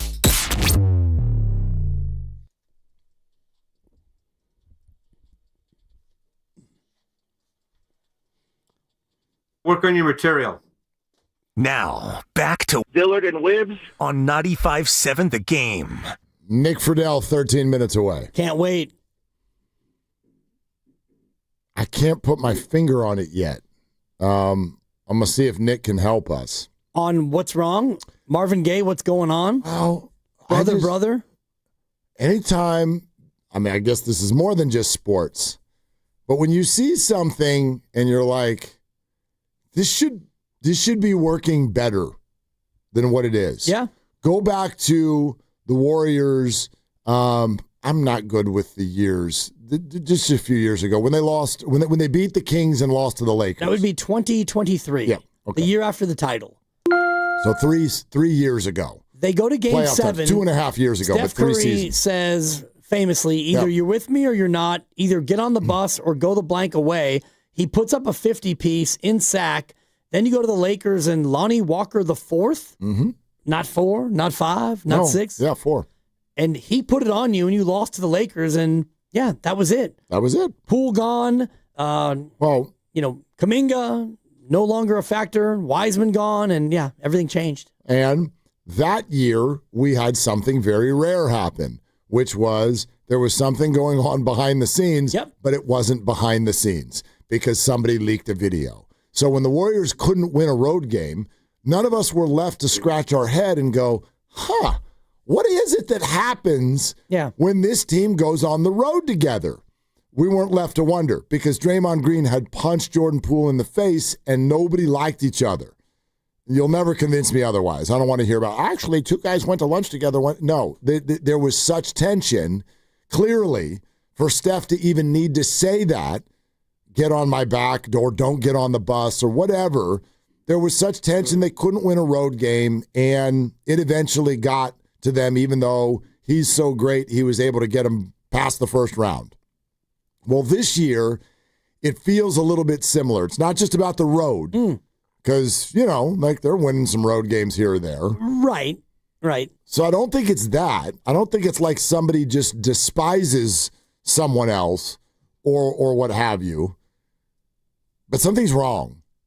Some like the whole collective does not, it just doesn't add up. This same group was on a heater last spring. Same group, pretty much. Actually, there are additions to it that should be making it even better. Yep. D'Anthony Melton's on this team. Al Horford plays every 3 weeks. There are things happening here. Right. Will Richard is making a contribution. Yeah. This should be a better basketball team. I want to hear about age when they were good 7 months ago. Not that long ago. So, yes, they're old, but they were old then. And they went famously 23-7. Right. With Jimmy Butler. So what's going on? And I've even heard whispers. I've heard whispers of the T word. The T word, which is the word that I told you in the offseason was going to be present. Trade. If they didn't know, not that T word. Toxic. Oh, boy. Shout out Britney Spears. Well, I've heard whispers, and I don't mean from like fans in the 18th row. I mean whispers from people who cover the National Basketball Association. And the word toxic, same thing. It doesn't mean somebody punched somebody in the face. I just think there are a lot of different opinions. Agendas. Totally. Yep. So even the Joe Lacob email is clue number, I don't know, not number one, probably clue number 7. 8. Yep. Yeah, where it's like, I think they should be doing this. And Jimmy Butler's over in the corner. He's like, I think we should be doing this. Steph Curry's sitting here going, well, we probably should be doing this. And then there's Draymond, and there's Steve Kerr, and there's assistants, and there's Mike Dunleavy who's shopping, and all You're of leaving this. somebody out. Who am I leaving out? Kaminga. Well, sure, we know. Actually, he's one of the only ones I know what he's thinking. Yep. Bleep this. And by the way, I'm going to say this for the 48th time for this too hot to touch issue. He's handling it like an absolute superstar human being. I don't know if what you saw we see, yes. What we see, but yeah. Do you see his Instagram story last night? No, I missed it. There's a I bunch don't follow him on the bunch gram. of pictures from the game. Dub City. Big win. Nice. Right. Like there's no Ayuk stuff going on. They played 13 guys, and none of them were named Jonathan, nor were they named Kaminga. Right. And you even got 10 minutes for Patty Spence, and Buddy got 11, and GP got 10, and everybody but JK. So, yes, there's something going on. There's more going on probably than what we actually really know about. But it's funny what you said about the road, because I did a little bit of a deep dive on the Warriors this year, and I looked at quality wins against teams with a better record than them, and better by more than just a notch. Like Cleveland's 18-16. I didn't count that as a good win. But you beat the Lakers 20-10. You beat Denver 22-10, and you beat San Antonio twice, 23-9. Okay. That's 4 good wins, and 3 of them were on the road, and they all were pretty much earlier in the year. The bad losses to teams with records that are worse than you by more than just a skosh, at Portland, at Milwaukee, at Indy, at Sac. You lost at Portland again. You lost at Philly, which I didn't really count because they're 16-14, and you lost to Portland again. So of all your losses, a lot of them are on the road, and you are patently not a good road team. You're 7-12 on the road. You're 10-4 at home, and that's why I was telling you earlier in our show thread, it's time to boogie. They have 12 games coming up. 10 of them are at home. You've got at Charlotte, at the Clippers. The other 10 are all at home, and the teams you face have a winning percentage of .472. So if you look at the next games coming up, you've got OKC, fine, tough game. You've got the Knicks at home, tough game. And you've got Toronto, a 20-win team, also at home. Beyond that, you've got a bunch of middle feeders and bottom feeders. So I get it. There's a lot going on. It's toxic. JK days in 16 days. You played 13. He didn't play. Whatever's going on, now's the time. Warriors, go 9-3 in the next 12 and show us you're real. You're absolutely right. Utah's coming. Sacramento's coming. Yep. Atlanta's coming. Portland's coming. I know. So that's a loss. Anyway, Charlotte's coming. Miami's coming. They're all coming to the Bay Area here in the next 3 weeks. Yes, beat them. But spoiler alert, they won't. Well, they'll win some of them. They're not going to win as many as you want them to. I look at these 12 and I think if you are real, like nothing worse than 8-4 will do. Okay. 8-4 gets you to 25-20, and you'll be past JK Day, and you will be, in the back nine of the season, and you'll at least be where, okay, you'll probably still be the 8 seed, but right now they're 4 games back of the 6, and they're 4 games ahead of the 11. You are in no man's land. Yeah. My guy. Well, the good news is they're in no danger, by the way, of not being in the play-in tournament. That's what's different this year about the Western Conference. Like last year. Yeah, they're in little danger, but it's not really. They're 4 games ahead of Utah. Yeah. You're 4 games out of the 6. So you're that's where you sit right now. Yeah, but I look at that as like, okay, Utah is 12-19. Like, they're not going to come get you. Probably not. They're not going to come get you. Are you scared of Dallas? Because I know that they've got big names, and maybe people think that's going to change. They're 12-22. The Clippers are 10-21. These teams are not coming to get you. So I really don't see a scenario. Even Portland is 14-19, and what would they be if they didn't get to play the Warriors? Honestly, they'd be 11-19. Exactly. So and they also beat the Thunder. So yeah, there's not great teams there, and so I don't worry about the Warriors not at least being a play-in tournament team. But geez, what a low goal. You know what I mean? Yeah. What a low goal. And so they may do that. They may go 8-4. Looking at that schedule and it all being at home, and therefore you get to rest and be in your own bed and all that stuff. But I want to at least attempt to start digging into where's everybody at, because 17-16 just suggests to me you got a lot of disagreement. You have a lot of disagreement going on inside the building. I think the Warrior organization probably mirrors what it looks like here on 95.7 The Game. You can get a call from San Jose, you can get a call from Oakland, you get a call from Santa Rosa, and you're going to get a call from in the city. And it's going to be 4 different opinions. Oh, it's 50% Kerr and Kaminga. And then it's all Kerr. And then, Kaminga's a loser. It's just, and I think that the Warrior organization might be the exact same. They are not on the same page. I don't know who's right, wrong, or even what the topic is. You're not on the same page. Right. And you won't convince me otherwise. And you won't do anything until you figure out how you get everyone on the same page. And if that means Kaminga dealt, other people dealt, Draymond dealt, whatever you have to do, this has to get fixed, because Steph Curry's playing awesome, Jimmy Butler's playing solid, and you deserve better. Monster game Saturday. Did you see the uniforms the Niners are wearing? I'm not even a uniform guy, but No. Whew, they're wearing all black. All black? All black, okay. Head to toe, Saturday night. Okay? And the place to be to watch and hang with Lo Neal and Evan Giddings is Laughing Monk Brewing, right down the street from the stadium. Yep, if you're going to the game, the free shuttle will be there, back and forth. Got to sign up at 957thegame.com and do it quick because the spots go fast. Again, go sign up at 957thegame.com. We're sponsored by Safeway, and it's time to start digging. Let's do it with Nick Friedel, our guy on the Dubs beat, coming up next on Willard and Dibs. Head to Safeway this week for the Signature Select 80% lean ground beef mega pack. 6 pounds or more, just $3.99 per pound. Clip coupons from the weekly mailer or download them from the Safeway app. See you in the aisles.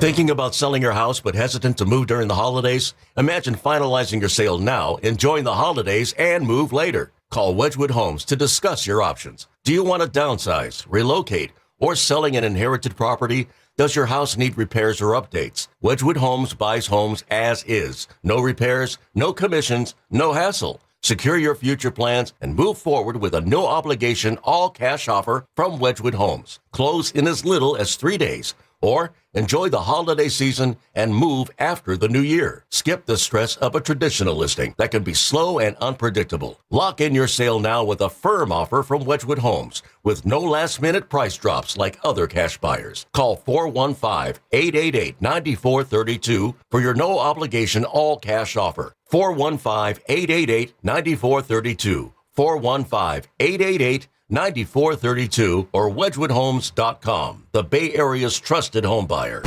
The holiday rush continues at your California Ford dealers. The Ford year-end sell-a-thon is on. Now through January 2nd, get our best offers across the most popular Ford trucks and SUVs. From America's best-selling Ford F-Series trucks for 48 years, the legendary F-150 and Super Duty, to the Bronco family of SUVs for those who don't wait for adventure to begin. Plus, all-electric standouts like the Mustang Mach-E and F-150 Lightning. And Explorer and Escape, the perfect balance of comfort, capability, and everyday versatility. Get ready to power through whatever the season brings in a Ford. But don't wait. These year-end sell-a-thon savings won't last. The clock's ticking. The lots are moving. And these are the season's biggest savings on an incredible selection of Ford vehicles. Rush in before the sell-a-thon and the savings are over January 2nd. Get to your California Ford dealers today. Claim based on 1977 to 2024 calendar year industry reported total. Xfinity is the network you can rely on. Like a close friend who will give it to you straight. The friend who will tell you that new haircut, it's not great. Friends make sure friends get good haircuts. And Xfinity makes sure you get a good deal on Wi-Fi. Xfinity gives you reliable fiber-powered Wi-Fi at our best price. This holiday season through January 4th, get gig speed Wi-Fi for just $50 a month for 5 whole years. No strings, no commitments. Just super fast, reliable gig speed Wi-Fi with our best equipment and unlimited data included. Save yourself from questionable decisions and save over Verizon and AT&T. Xfinity. Imagine that. Restrictions apply. Requires paperless billing and auto-pay with stored bank account. Taxes and fees extra.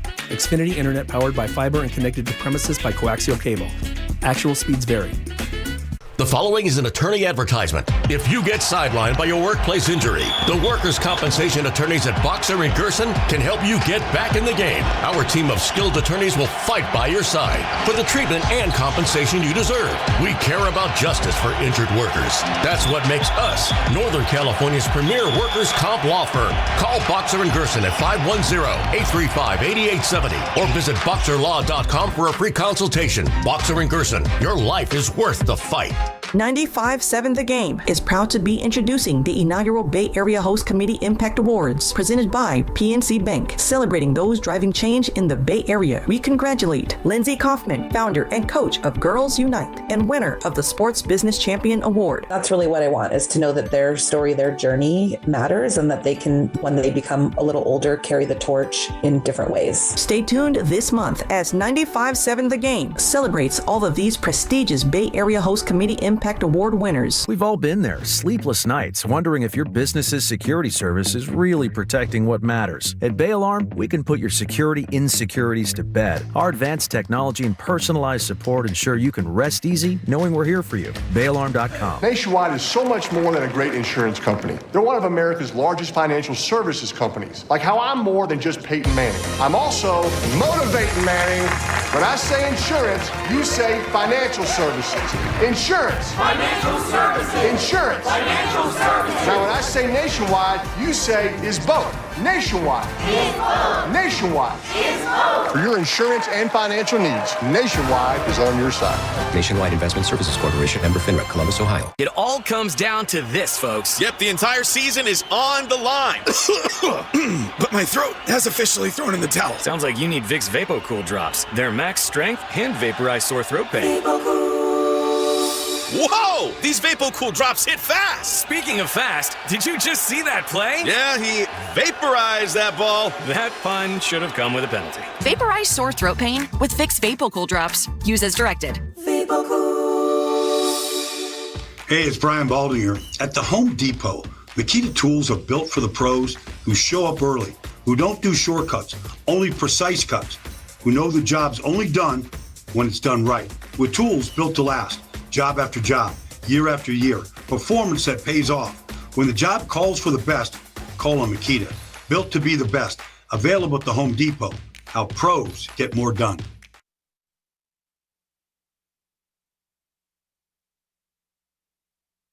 Now, back to Willard and Dibbs. I mean, Mark, it's so good to hear y'all's voices. And Mr. Dibbs, I mean, it's just been way too damn long. So it puts a smile on my face. On 95.7 The Game. Nick Friedell's on video. He's on YouTube. He's wearing a Cubs hat. Yeah. So he's put away, first of all, he's put away the Buccaneers hat, and I get it. So that's exciting. Boy. But he's wearing a Cubs hat, which I had a question that I was going to maybe throw at you for our last show of the year at the end of the show. All right. Is baseball still happening?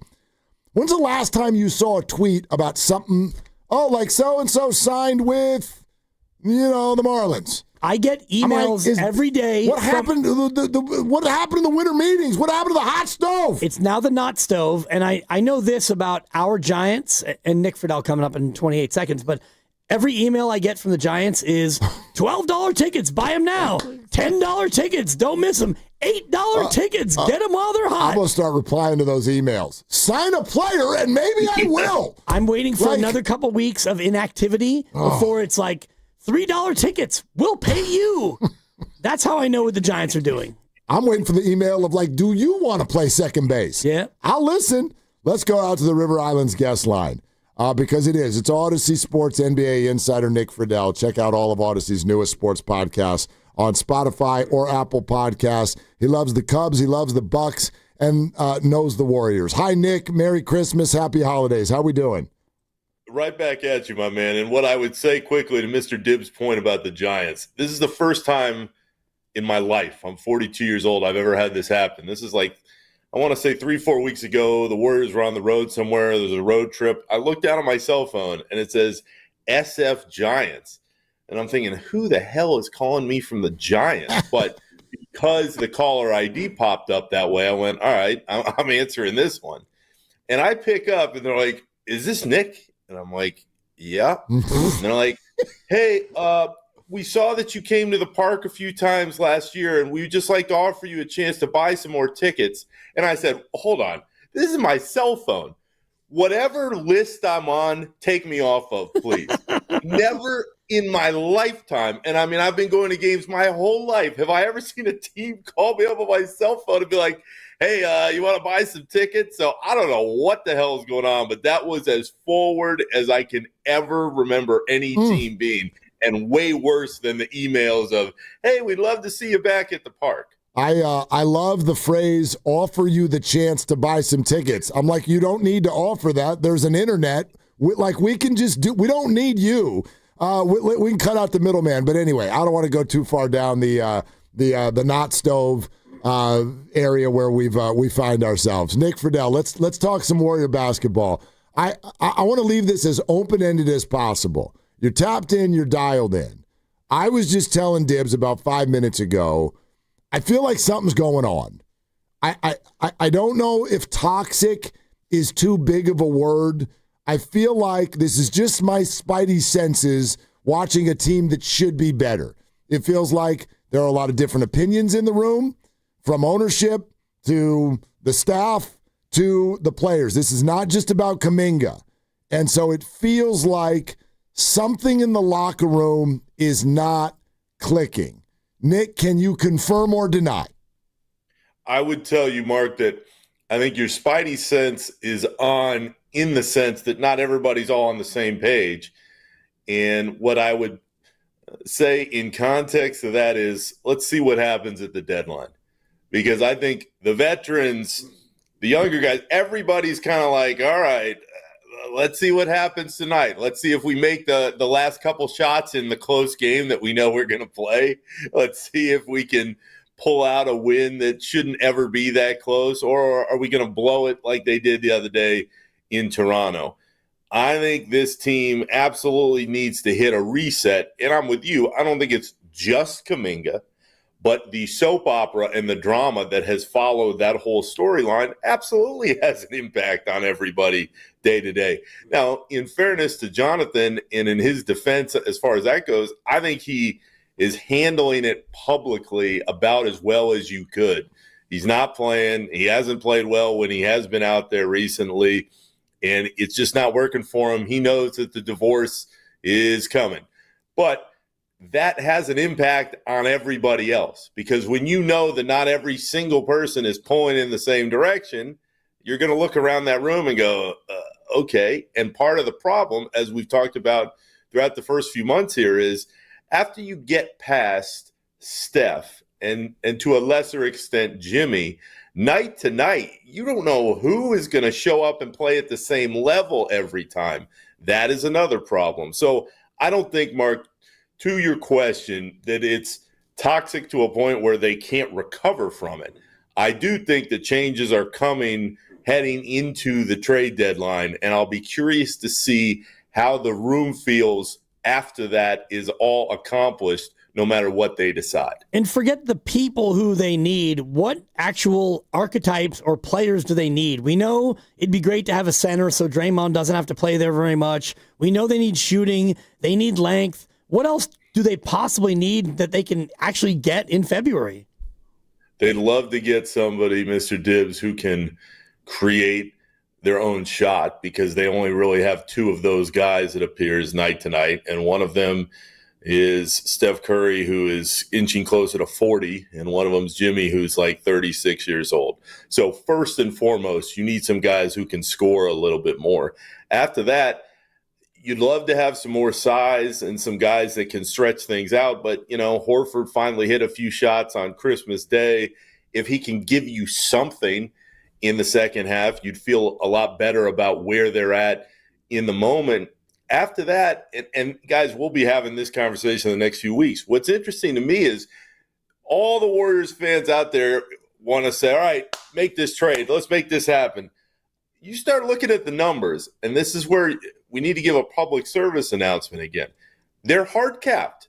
To try and make a deal in the middle of the season as a team that's hard capped and can't add that much money and has to give out what it takes back, that is very difficult. So Kaminga and Buddy Hield and Moses Moody, you know, how does somebody like Jeremy Grant sound, just in theory? Is that much of an upgrade? Because, again, you have to match up what you're doing salary-wise. You can throw on a couple extra picks here and there, and that will be a sweetener. But I caution anybody who thinks that some kind of magic fix is on the way. But, Mark, this goes back to how you started us off today. The reality is, if you clear out Kaminga and you move around some salaries and you get in at least another player that Steve Kerr trusts, especially later in games, well, then you're making a step forward just like that, because Kaminga's not playing at all. And that's $25 million slot sitting on the bench. So there are lots of different ways in which they can improve, Dibbs. But I just don't see a Jimmy-type move from last season coming in and being able to save the cap situation, especially that they're in right now. Talking with Odyssey Sports NBA insider Nick Friedel, our good friend, cousin Nick. Check out all of Odyssey's newest sports podcasts on Spotify or Apple Podcasts. Nick, when you play 13 guys and Jonathan is still not one of them, I have to ask this. Is he not playing for the reason that Steve says, or is he not playing because they know he's gone and they don't want to get him hurt? I would think it's probably a little of both at this point, Mark. When you watch Jonathan, he's just not playing with a lot of confidence right now. And again, you can understand that because he really hadn't been playing that much. And he had the opportunity early. He didn't play well after the first couple of weeks. He got hurt. We all know the story. But absolutely, I think there's a piece of this right now that's, hey, look, we know what this is. If for some reason he were to go out there and get hurt, well, then whatever move we wanted to make, that's probably gone. So it's a tough balance in the moment for Kerr. But the takeaway to me, and again, I can only go off of what I've seen the first 2-3 months here, is Kerr clearly just doesn't think Kaminga can give them the best chance to win. And that's been obvious maybe for a while, but it's certainly obvious right now. If you know that and you have other guys that you can plug into that spot, and you know that there is a very good chance that Kaminga isn't on this team after the deadline, well, then I think we're in the situation that they're in the moment. But when you watch them, I will defend Kerr as far as the Kaminga stuff goes with this. Mark, the Warriors need all the help they can get night to night. If Steve Kerr legitimately thought that Jonathan Kaminga could help them and he was the best option that he had out of the options that he does have, I think he would play him. But now he hasn't played in so long, and they're inching closer to January 15th and whatever happens over those next couple weeks. All of the factors in play and the variables are the reason why Kaminga is sitting where he's at. And you talk to people around the league, Nick. Has any of this changed his impression from other teams? Has it changed his value on the trade market? Or do teams kind of know who he is regardless of whether or not Steve Kerr plays him? Tibbs, if you are acquiring Jonathan Kaminga, you believe that he is a different type of player than what he's been able to show to this point with the Warriors. If you're acquiring Kaminga, you're not sitting there going, oh, well, he didn't really play much these first couple months of the season, because if you're, again, bringing him onto your team, you're believing in something that Kerr and the Warriors just don't see. And more power to Jonathan if he can go to that next team and start dominating and being the player that he believes he can be, his agent believes he can be. That's the beauty of pro sports. One door closes, another one's going to open up for him somewhere, and he's going to, in theory, get the chance to go do all the things that he wants to do. But I don't believe, as I talk to people around the league, that there's some dramatic shift now where you're not going to be able to move him, or people still aren't going to feel like they can't change him in their system. Because if you believed in the talent, you believed in it a long time ago, and nothing that's happened in the last couple months is going to sway you off that too much.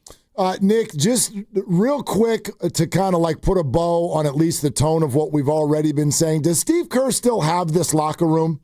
Is everybody? I mean, not Jonathan, I get that, but does Steve Kerr still have this whole thing in line? I believe so. In my opinion, he still has the room, and Mark, in large part, he still has the room because he has Steph. I mean, Steph, in so many ways, is the center of everything, but he's the heartbeat of everything that team does day to day. Steph has not done anything except be loyal to Steve Kerr and vice versa.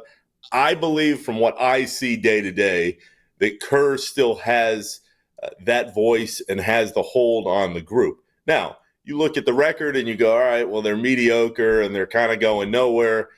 I can understand why fans might think otherwise, and let's see what happens towards the rest of the year. But I think Kerr has won at such a high level and been there so long, and he handled the Draymond situation in the last week the way that he did. I don't see him having lost the group in any way. Yeah, what do you make of that? It feels like Steve is real quick just over the last week and a half to step to the podium and blame himself. Is there some strategy to that as well? I would tell you anecdotally, Mark, in the damn near 2 decades I've been covering the league, never in my life have I seen a post-practice press conference the day before Christmas turn the way that it did and have Kerr be as open as he was, as honest as I felt like he was, and as in-depth as he was about not only the Draymond situation, but all the things that kind of have led up to how this season has played out. And looking back on, hey, we're not the 17 Warriors. We are, and he said the words, fading dynasty. You guys have been talking about it all along, as you should be. That was the most in-depth post-practice press conference I've ever seen covering the league. And the fact that it's happening as this season, I don't want to say is going down the tubes, but it's just kind of sputtering in place. They are supremely mediocre. I think the reason that Kerr, if I'm watching all this the way that I feel like I am, is coming to the defense not only of Draymond but to everybody, is he can see that the players on the whole, and again, this goes back to the first part of our conversation, are a little rattled. This team was not supposed to be 500. They were not supposed to be dropping games in Toronto where they were up 7 with a minute 43 left, and you're going, well, what the hell are they doing? I do think he knows that the psyche of the group isn't feeling so great. So he's trying to take as much pressure as he possibly can off of them on a nightly basis. The larger issue, though, and this is where I push back on anyone who says, oh, Kerr doesn't know what he's doing. He hasn't figured out the rotations. He hasn't done this or that. It's not that he's above criticism. It's that I am sitting there watching this every night going, I just don't know how much talent is actually on the roster. And when you have a talent issue in the NBA that you can't overcome on a regular basis, I don't know what else that you do. So I think they've just got to ride out what they have for the moment, hope that they can find lightning in a bottle again towards the deadline.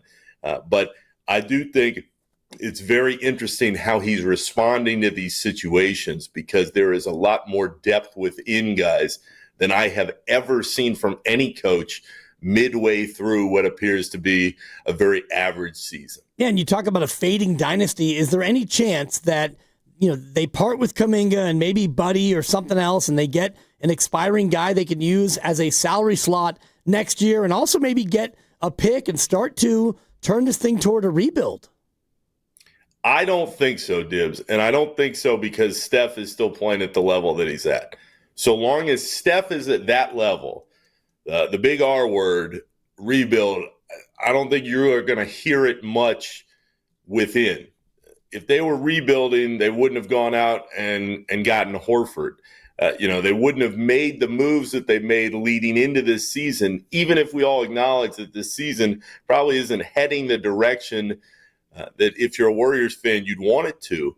What they would point to, Dibs, is they'd say, okay, look at the defensive efficiency ratings, the offensive efficiency ratings, and look at those plus-minus numbers, and you're seeing a group that should be about 2 wins better than what they are. And guys, NBC Bay Area had a really good graphic late in that game last night.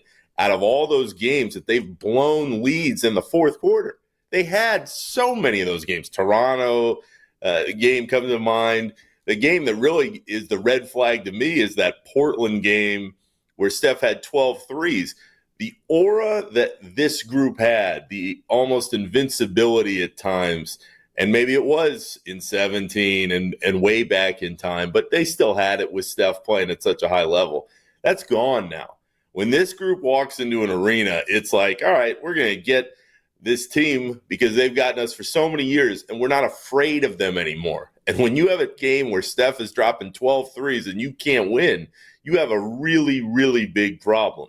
All of that is to say, I don't think that a rebuild's coming because they know they want to ride this out as far as it can possibly go. And when you have Steph at the level he's at, you're going to try like hell to find some sort of puzzle piece on the fly that's not there right now. The Toronto game, if you just inbound the ball in Philadelphia, there's that one. And then, yes, there's Curry scoring 48 in Portland and losing. If you just win those, you're 20-13. That's it. If you just win those. That's the problem. And if you're the Warriors and you're Mike Dunleavy and that staff, that's what you're thinking about. If you turn around 2 or 3 of those games, the narrative that is circulating about this group is completely different. But this is pro sports, and it's a bottom line business, and you either win or lose, and they've lost just too much. The real problem for them, though, is they have lost so many of these tight games that they're going into the exact situation that they never wanted to be in the first place. And that's a play-in team that is likely, and the Jokic injury certainly changes the dynamic there, but it's likely that you're facing OKC or Denver if he's not out that long and he returns. And if you do that, guys, they're just not going to beat those 2 teams if everybody's healthy. You might catch a break somewhere, fine. Assuming health, they're not beating one of those 2 teams in the first round. So you have gotten into the situation you didn't want to be in. That's why it is so critical for them to keep winning games. But the problem, again, is let's say they win tomorrow and they win in Charlotte and they come back, well, then they're facing the Thunder. The only thing anybody's going to remember, guys, is that they blew that game in Toronto. No way in hell should they have lost that game. But they did, and they've done it a lot this season. So there are reasons why they are the team that they are. They'll tell you, hey, the defense is holding on. We feel like we're starting to get a rotation in place. We're going to make a move or two at the deadline. Give us a little more time. But it was never supposed to get to that point with this team so late in the season already. I was just thinking real quick. I don't have the schedule fully memorized. Do all the Warriors they host Utah on Saturday night? But it's a night game. So I imagine you and Steph can watch the Bucks Panthers game during the day together, right? It does crack me up because now that, and we've talked about it a couple times the last couple of weeks, I've talked to him about being a Panthers fan. And it's actually, I respect the hell out of it because as a Bucks fan, I used to go to my the games with my grandpa at the old Sombrero. I mean, I've been going to these games for 35 years. Steph and Del Kerr is one of the first Panthers season ticket holders. I mean, this dude is a legit Carolina Panthers fan. He cares about what's going on with that team. When they're playing and the Warriors are warming up or he's going through his routine, he's got his eye on the TV or on YouTube checking out what's happening in the Panthers game. I mean, he's the most famous Panthers fan going. So I am sure that he and I will cross paths on Saturday and be watching some of that game. But, Mark, the problem is the Bucks have screwed this thing up so badly that even if they go and beat the Steph Panthers, they still aren't guaranteed to win because they need New Orleans to go beat Atlanta on Sunday. So I don't want to say I've checked out because no loyal fan ever checks all the way out. Right. But I'm so mad at them that I can't believe that they're in this spot. They shouldn't be. Watch out for Tyler Shuck, by the way, against Atlanta. They're gonna beat the Falcons. Go. Yeah, 8-9, man. That's pretty exciting. All right, Nick. Thanks, my friend. Great stuff as always. Guys, Happy New Year. It's always great to be with you, and I'll talk to you next week. Yep. Happy New Year. That was Odyssey Sports NBA insider Nick Friedel, of course. Check out all of Odyssey's newest sports podcasts on Spotify or Apple Podcasts. There's a lot to react to there. There's also a lot to react to with the 49ers practice report. Okay. So we should do that next because there's some pretty interesting stuff on it. Both good and not so good. So we'll get you set with all of that. Stay tuned right where you are. And Greg Cosell in a half hour. 888-957-9570. We're brought to you by Fremont Bank. Here for you, here for good. Swillard and Dibbs. Also, you ever study the coaches who win relentlessly? You know, the legends, the dynasties. They are systematic warriors. They're disciplined. They're obsessive. They outwork, outthink, and outlast everybody for pure domination. If we flip that over to the legal world, that's Omar Habas, Tariq Habas, and the Habas Law team. When Habas Law goes up against a big insurance company, they're just going to grind them to a dust. Habas Law knows every inch of the Bay Area legal playing field, and nothing catches them off guard. So if you've been injured and you want to win, visit habaslaw.com. Habas Law, they fight to make it right.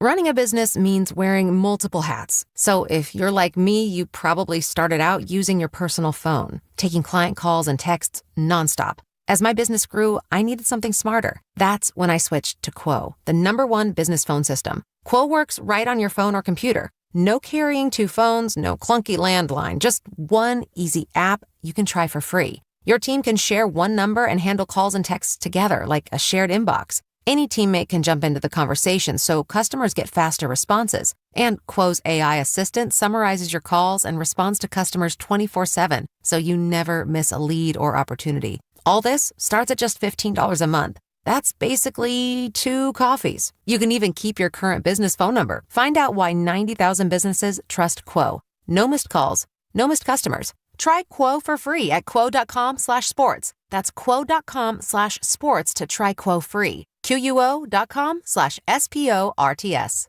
This is Larry Flick, owner of The Floor Store. When the year ends, the savings begin with our New Year's clearance sale. Now through January 12th, get up to 50% off store-wide on carpet, hardwood, laminate, waterproof flooring, and much more. Plus 2 years interest-free financing, and we pay your sales tax. All those savings add up to one thing: a Happy New Year from the Floor Store. Go to floorstores.com to find the nearest of our 11 showrooms, from Santa Rosa to San Jose. The Floor Store, your Bay Area flooring authority. I know that hiring can be challenging. You sort through tons of resumes and you get too many so-so applicants. You're just waiting for someone to match your role perfectly. Well, now, there's a place where you can meet them fast. ZipRecruiter. Need to hire right away. Start your search for strong candidates. The right fit awaits. Build your team. Build it sooner. Meet your match on ZipRecruiter. Just head to ZipRecruiter.com/free right now to try it for free. And you're on your way to meeting your match. 4 out of 5 employers who post on ZipRecruiter get a quality candidate within the first day. So try it now. Go to ZipRecruiter.com/free. Once again, that's ZipRecruiter.com/free. Meet your match on ZipRecruiter. Try it free. Elevate your kitchen at the Mila Innovation Center at Friedman's Appliance in Pleasant Hill. Out of your dreams and into your kitchen. Select the qualifying built-in kitchen appliance package that is right for you. With unrivaled technology and luxury-grade quality, when you bring home a Mila, you're bringing home true innovation. Now, for a limited time, save up to 10% with the purchase of a qualifying Mila kitchen package. Visit the Mila Innovation Center at Friedman's Appliance in Pleasant Hill or at friedmansappliance.com. Hey, it's Willard for Underdog Fantasy. Who wants to hoop with me? Who wants to win some money? It is the holidays. Let's get to the action. How about getting back on Underdog? Underdog Unwrapped. You'll unwrap tons of promos right now because you can make picks and win money right now in California. As you know, playing on Underdog is easy. You just pick whether your favorite players are going higher or lower on all their stats. I've been doing higher on Jimmy Butler points as of late. We told him to get more aggressive. He is. See how that works? Download the app today and use promo code Willard to score $75 in bonus entries when you play your first $5. That's promo code Willard. Underdog, make picks, win money. Must be 18 or over and present in California. Terms apply. See assets.underdogfantasy.com/web/play and get terms _DFS_.html for details. Concerned with your play? Call 1-800-GAMBLER or visit ncpgambling.org. We get it. Attention spans just aren't what they used to be. Heads in social media and eyes on Netflix. But what do people do with their ears? Well, for one, they're listening to audio. Americans spend 4.4 hours with audio every day. Oh, and you want the proof? Well, you just sat through this ad that's now approaching 30 seconds. What could you say to a potential customer in 30 seconds? Let Odyssey put together a media plan tailor-made for your unique marketing needs. Advertise with Odyssey. Visit ads.odyssey.com. Spreadsheets, clunky software, 100 different logins just to run your business? There's a better way. Odoo. One simple, connected platform that handles sales, inventory, accounting, and more, so you can focus on growing, not juggling. Make the switch today at odoo.com. That's ODOO.com. I know that hiring can be challenging. You need someone to match your role perfectly. Well, now you can meet them fast on ZipRecruiter. Build your team. Build it sooner. Meet your match on ZipRecruiter. Just head to ZipRecruiter.com/free right now to try it for free. That's ZipRecruiter.com/free. Meet your match on ZipRecruiter. Try it free.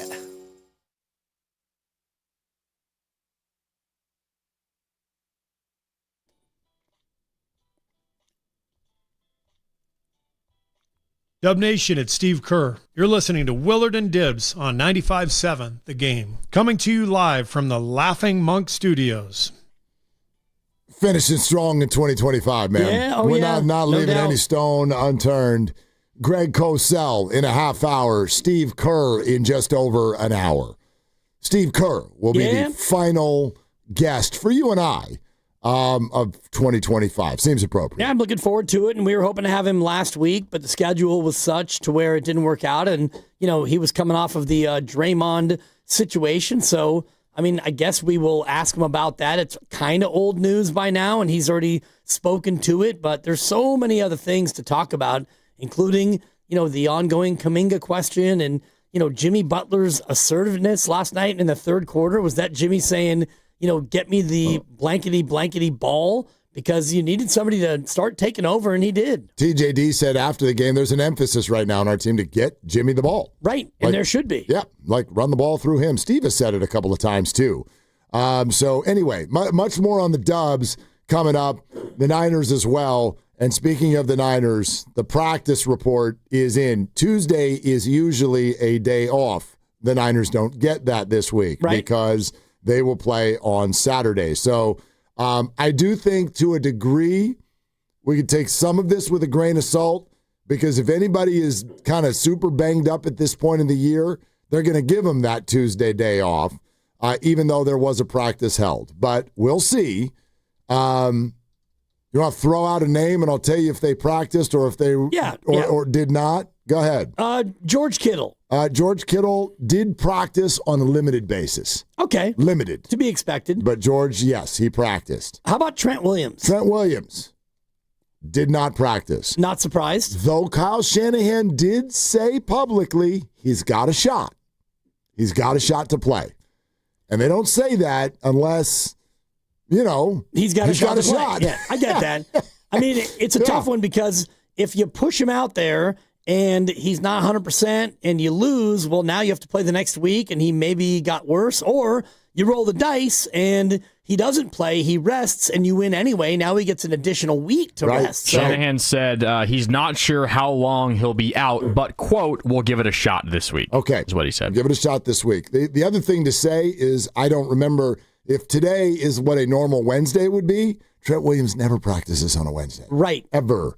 They call them vet days. And same as McCaffrey. And correct. Would be the next one I'd ask you about. Go ahead. McCaffrey. Didn't practice. Yeah, okay. And they said with a back injury that we saw him trying to work out there on the sideline.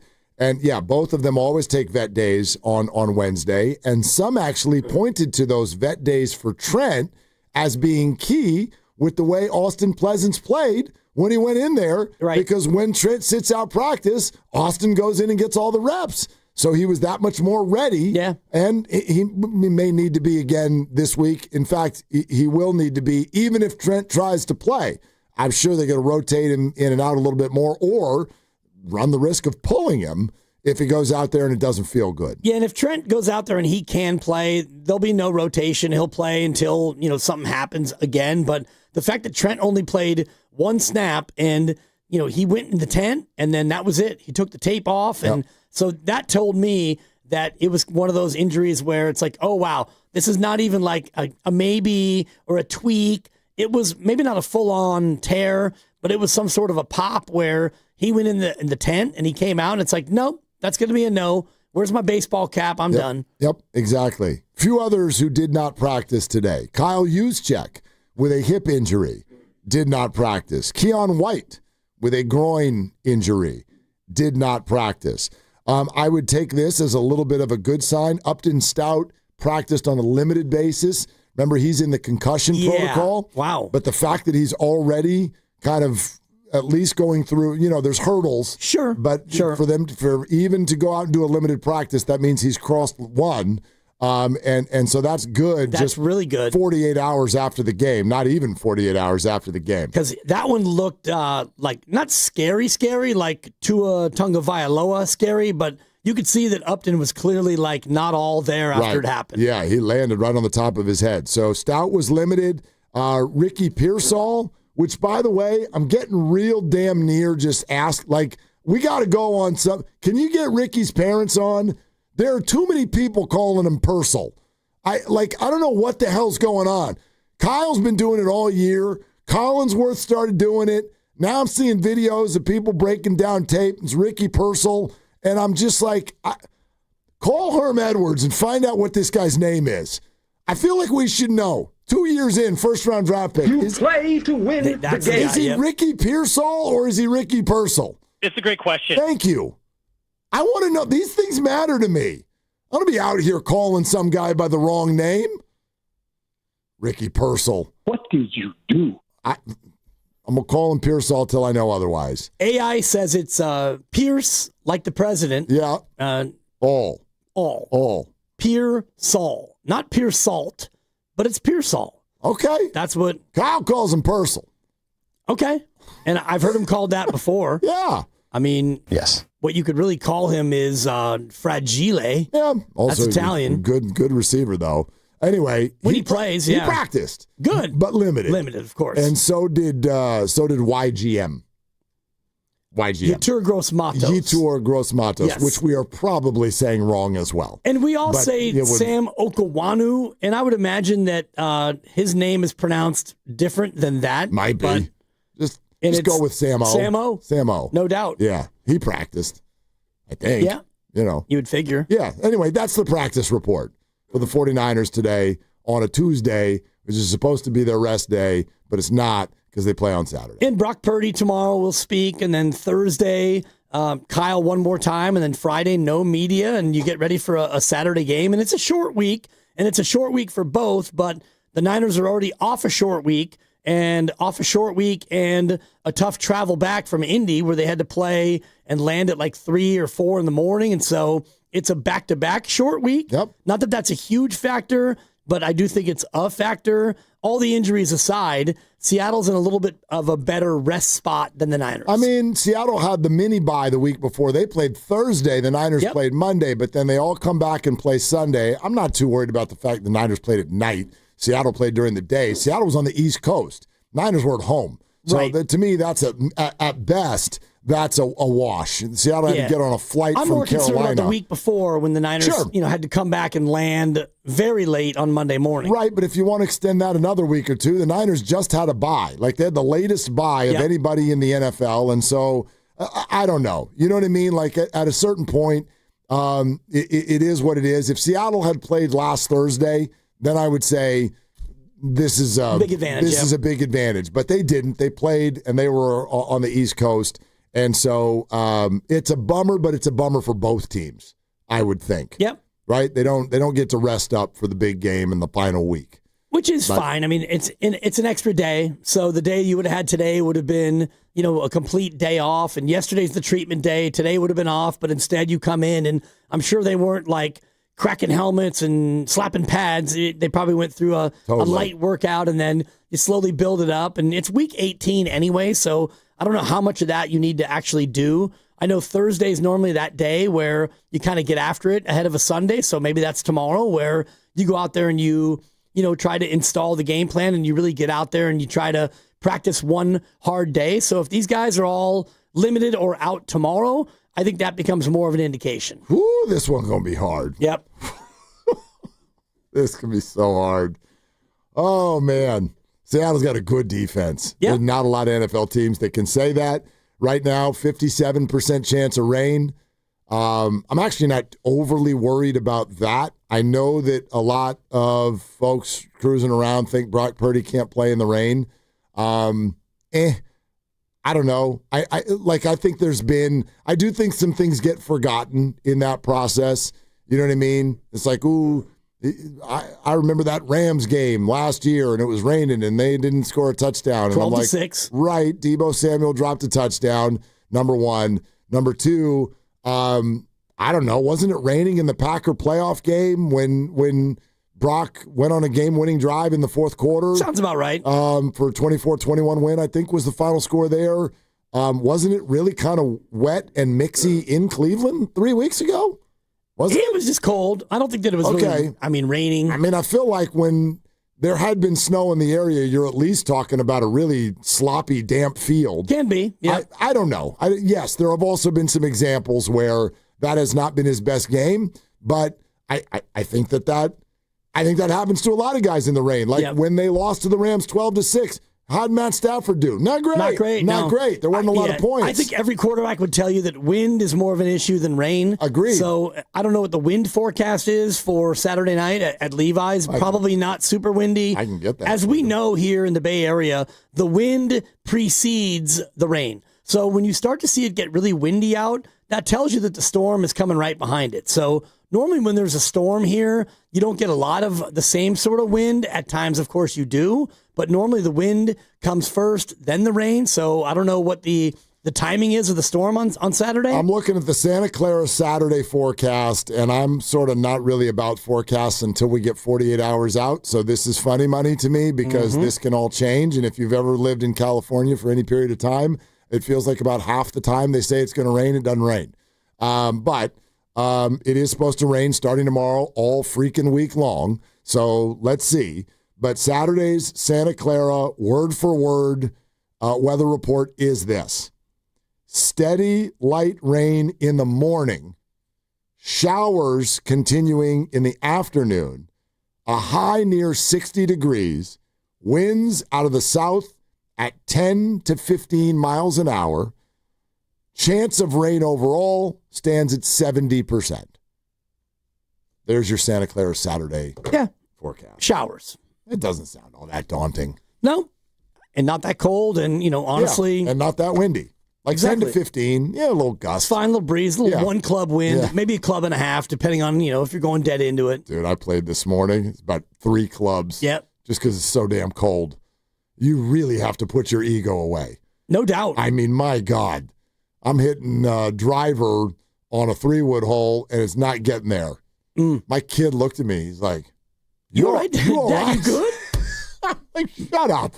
It's cold out here. We played Sunday morning. It's 42 degrees. 7:30 tee time out at Poppy Ridge, which is deep, deep Livermore. 37 degrees, first tee. And, dude, which doesn't affect me because I'm hitting these little buck 94-yard, like, little butterflies. dying quails, dude. No doubt. So, anyway. Yeah. All right, you're listening to 95.7 The Game, KGMZ FM and HD1 San Francisco and Odyssey Sports Station, and the home of the Golden State Warriors and Valkyries, always live on the free Odyssey app and coming to you live from the Laughing Monk Studios. Yeah, Greg Cosell in 15 minutes. We're kind of just tennising back and forth here with Niners and Warriors. Did anything jump off the page from you? Because Steve Kerr's in an hour. The conversation with Nick Friedel, I think that, if anything that sort of jumps at me, like this idea of, is there kind of discord in the locker room? Not tension, we're at each other's throats, but I think he sort of agreed that, there's probably a lot of different opinions in the room, which is normal when something's not working. When something's not working, everybody's like, I got an idea, how about if we try this? I thought, his answer with regard to, because I know a lot of people are wondering about this today, is the Kaminga DNP thing simply because the Warriors already know he's gone. Why would we risk going out there and injuring him? And Nick sort of said that's part of it. Yeah. That is part of it. And I wonder if the Kaminga Brigade, and right, you are a very good portion of the fan base. There's no question. I wonder if that sort of softens it a little bit, because that to me is not about basketball. That's about business. It's about bubble wrap is what it is. Right. And I don't think that that's the case. It could, and maybe we could ask Steve Kerr about that.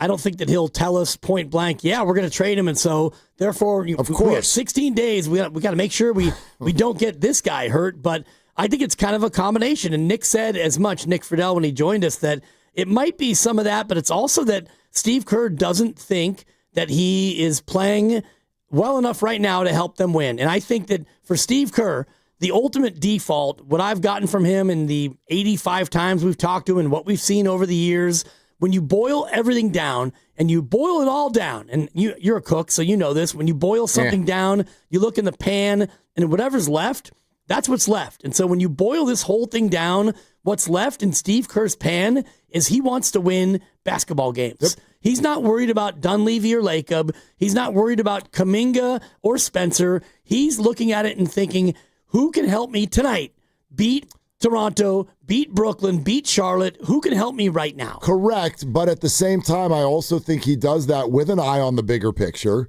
And if you're thinking, who can help me beat Toronto, but if we put someone out there and something bad happens, that could also totally blow up the plan that we are trying to execute in February, March, and April. Then maybe it's not. How about this? This popped into my head. Jonathan's been such a good soldier, right? Yeah, outwardly that we've seen, yeah. Agent went silent. I don't see any more tweets. I don't follow him, so I assume Neither do I. Has Aaron tweeted at all, Grandy? Any more like Aaron's in the third row getting ticked off, going, what are we doing because Jonathan's not in the game? If he has, I have not seen them. All right, so Aaron went silent, and Jonathan is just putting IG stories up about, like, great win, am I right? We beat Brooklyn. How about my guys? Yep. Woo, that's Dub City, y'all. So if that's happening, is it possible that the Warriors have already had the conversation? Jonathan, we're trying to get you out of here. Like, whether that's... I'm sure they've had that conversation. Right, so just our apologies. Hang out over there on the bench. We're going to get you out of here as soon as possible. Because, it's whether whoever agrees or not, that probably sounds like music to Jonathan's ears at this point.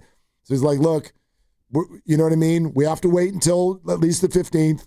We're calling. We're working the phones. We need to protect you because that can really mess this up. If we're all on the same page about one thing, it's about getting you to a new city. And so we need to do that right now by having you not play. There are 13 other players on this roster. They're all playing tonight. Not you. Exactly.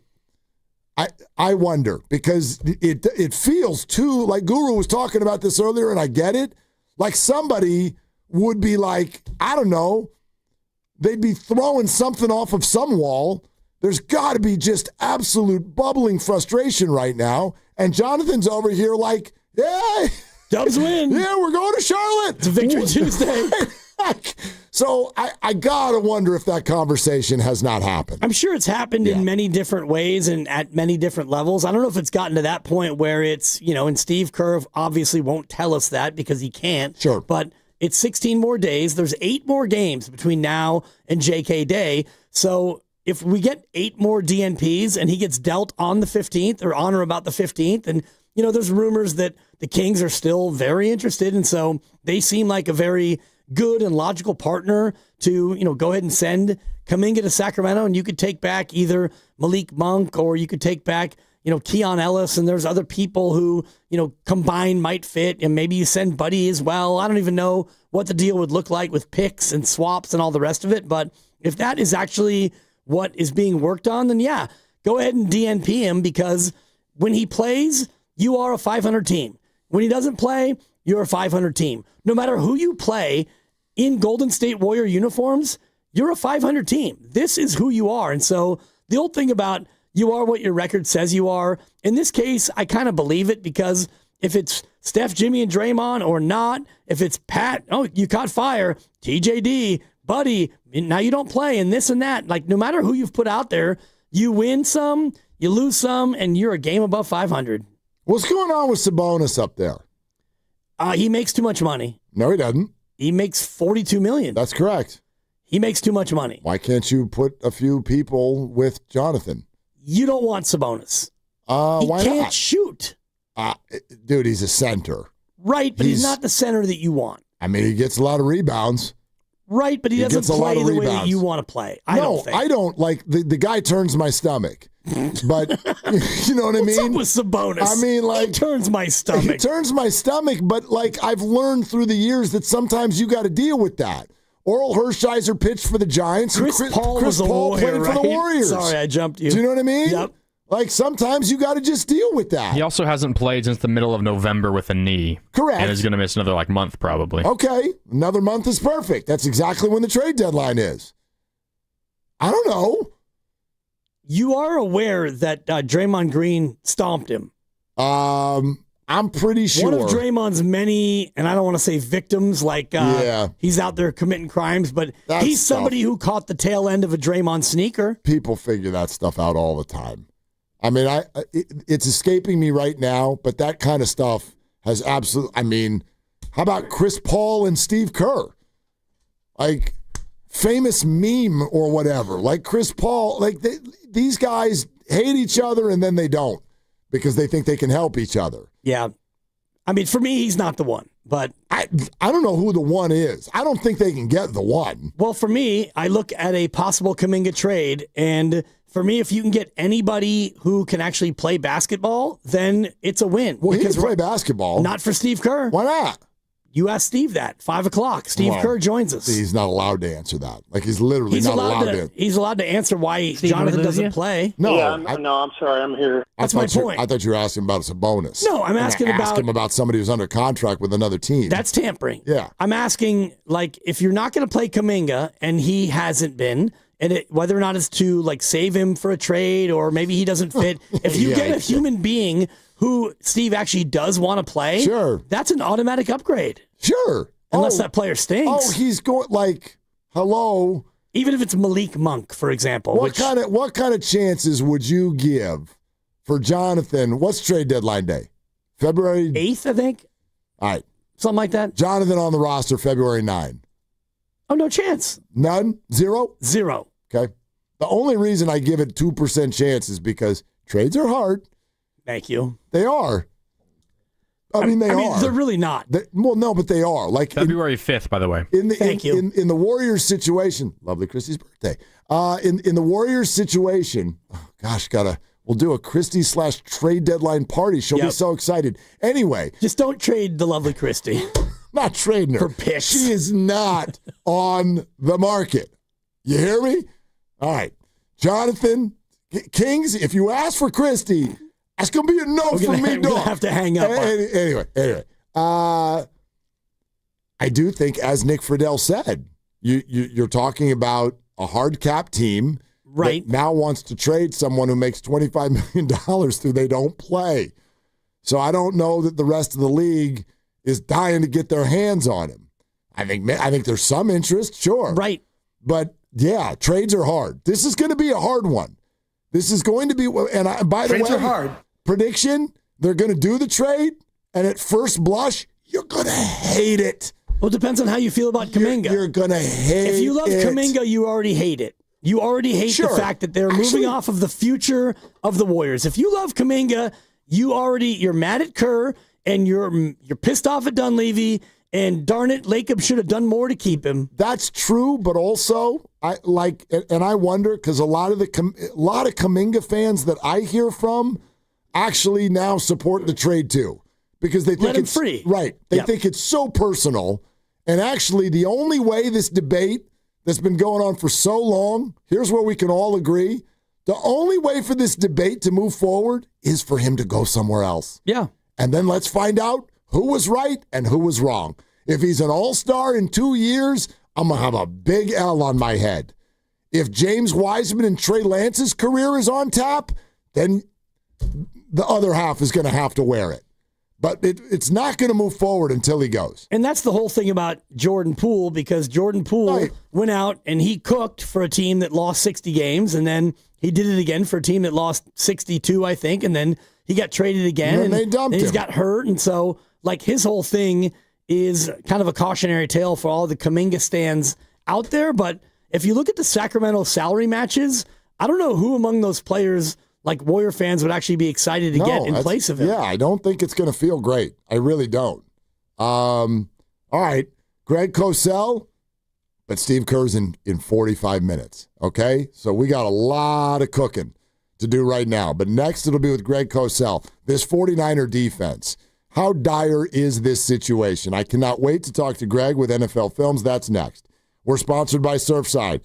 The Warriors are back. Cheer on your Dubs with an ice-cold Surfside. Only 100 calories, only 2 grams of sugar. It's 0 bubbles, so it's really easy to sip and enjoy. It is not a seltzer, it's Surfside. Proud partner of the Golden State Warriors, must be 21. Please drink responsibly. Here comes Greg Cosell. This is Willard and Dibs. Xfinity is the network you can rely on. Like a close friend who will give it to you straight. The friend who will tell you that new haircut, it's not great. Friends make sure friends get good haircuts. And Xfinity makes sure you get a good deal on Wi-Fi. Xfinity gives you reliable fiber-powered Wi-Fi at our best price. This holiday season through January 4th, get gig speed Wi-Fi for just $50 a month. for 5 whole years. No strings, no commitments. Just super fast, reliable gig speed Wi-Fi with our best equipment and unlimited data included. Save yourself from questionable decisions and save over Verizon and AT&T. Xfinity. Imagine that. Restrictions apply. Requires paperless billing and autopay with stored bank account. Taxes and fees extra. Xfinity Internet powered by fiber and connected to premises by coaxial cable.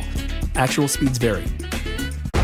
The holiday rush continues at your California Ford dealers. The Ford year-end sell-a-thon is on. Now through January 2nd, get our best offers across the most popular Ford trucks and SUVs. From America's best-selling Ford F-Series trucks for 48 years, the legendary F-150 and Super Duty, to the Bronco family of SUVs for those who don't wait for adventure to begin. Plus, all-electric standouts like the Mustang Mach-E and F-150 Lightning. And Explorer and Escape, the perfect balance of comfort, capability, and everyday versatility. Get ready to power through whatever the season brings in a Ford. But don't wait. These year-end sell-a-thon savings won't last. The clock's ticking. The lots are moving. And these are the season's biggest savings on an incredible selection of Ford vehicles. Rush in before the sell-a-thon and the savings are over January 2nd.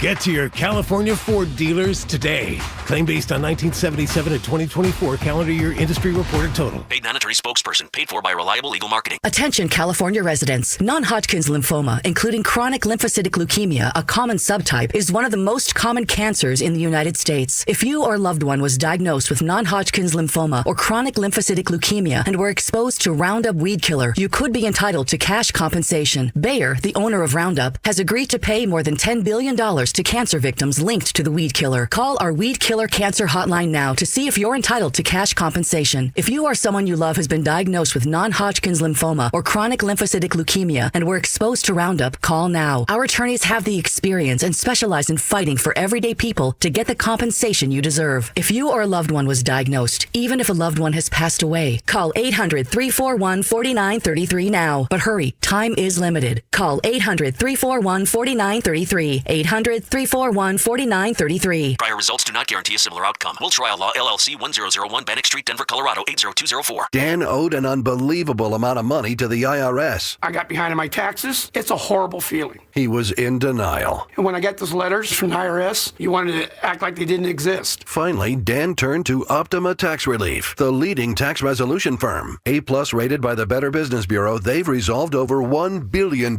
for their clients. Optima got me a settlement with the IRS. These people are really people-friendly. It was every bit of a new lease on life for me. The fast action and the great results made Dan's head spin. I felt like I was in a dream, but it's real, and I have paperwork to prove it. They got the job done, and life is good. For tax help you can trust, call Optima now for a free consultation. If you're worried about what's going to happen with the IRS, stop worrying. Make the call now. Call 800-568-6533. 800-568-6533. 800-568-6533. Optima Tax Relief. Testimonial from an actual client. Some restrictions apply. For complete details, please visit OptimaTaxRelief.com. From Carriage House to glass aluminum doors, RNS Doors has a full line of commercial and residential garage doors and gates to suit anyone's taste and budget. Visit rsdoors.com. RNS Doors. Look for the red truck. I know that hiring can be challenging. You need someone to match your role perfectly. Well, now you can meet them fast on ZipRecruiter. Build your team. Build it sooner. Meet your match on ZipRecruiter. Just head to ZipRecruiter.com/free right now to try it for free. That's ZipRecruiter.com/free. Meet your match on ZipRecruiter. Try it free. Honey, that flu keeping you up? Did you take NyQuil Intense Flu? Nah, I got this. Okay, I don't got this. Yeah, you need NyQuil Intense Flu. Undo your flu with NyQuil Intense Flu. NyQuil Intense Flu provides powerful relief of your flu symptoms so you can sleep. You do got this. NyQuil Intense Flu. The nighttime sniffling, aching fever. Best sleep with the flu medicine. Use as directed. Keep out of reach of children. Cloudy tonight with rain tomorrow and a high of 53. Weather brought to you by Robert Half. Our recruiters' expertise and award-winning AI will find you the skilled candidates you want. At Robert Half, we know talent. Visit roberthalf.com/talent today.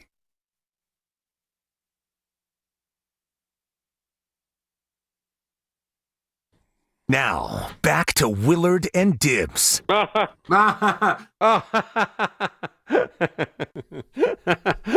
bad, guys. On 95.7 The Game. I mean, thank goodness for this.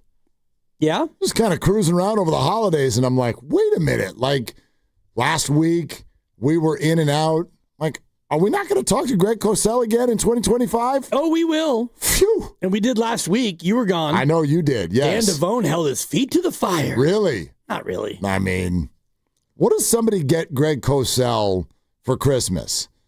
You know what I mean? Like, what the guy who seemingly never comes out of that room that you're sitting in there, Greg. Like, what do you, right? Well, that's probably true. Okay, River Island's guest line. It's Greg Cosell. What'd you get for Christmas, Greg? No, nothing really. And I was here pretty much all day on Christmas. Exactly. It would be a comfy desk chair for me, or like one of those chair cushions. I was thinking like a DoorDash gift card. Do you eat? Does somebody send something into the room there with you? Well, there is a cafe here at NFL Films, for breakfast and lunch, not for dinner. Okay. Yeah. All right. So yeah, a DoorDash after 5 p.m. card. That's what we're gonna try to send Greg. No, I emailed you guys some stuff. Did you get it? I'd have to check. It depends on what email address you use. Did you really email us? I did not see anything. Yeah, at Odyssey.com. Oh, well, yeah. I checked that one after the show.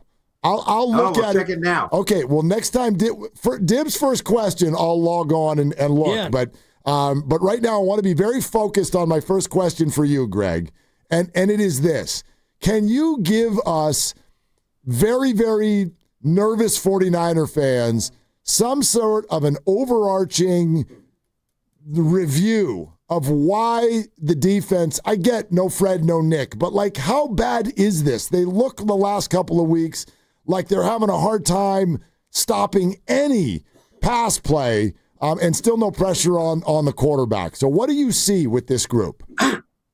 Well, I think the pressure part is a major deal.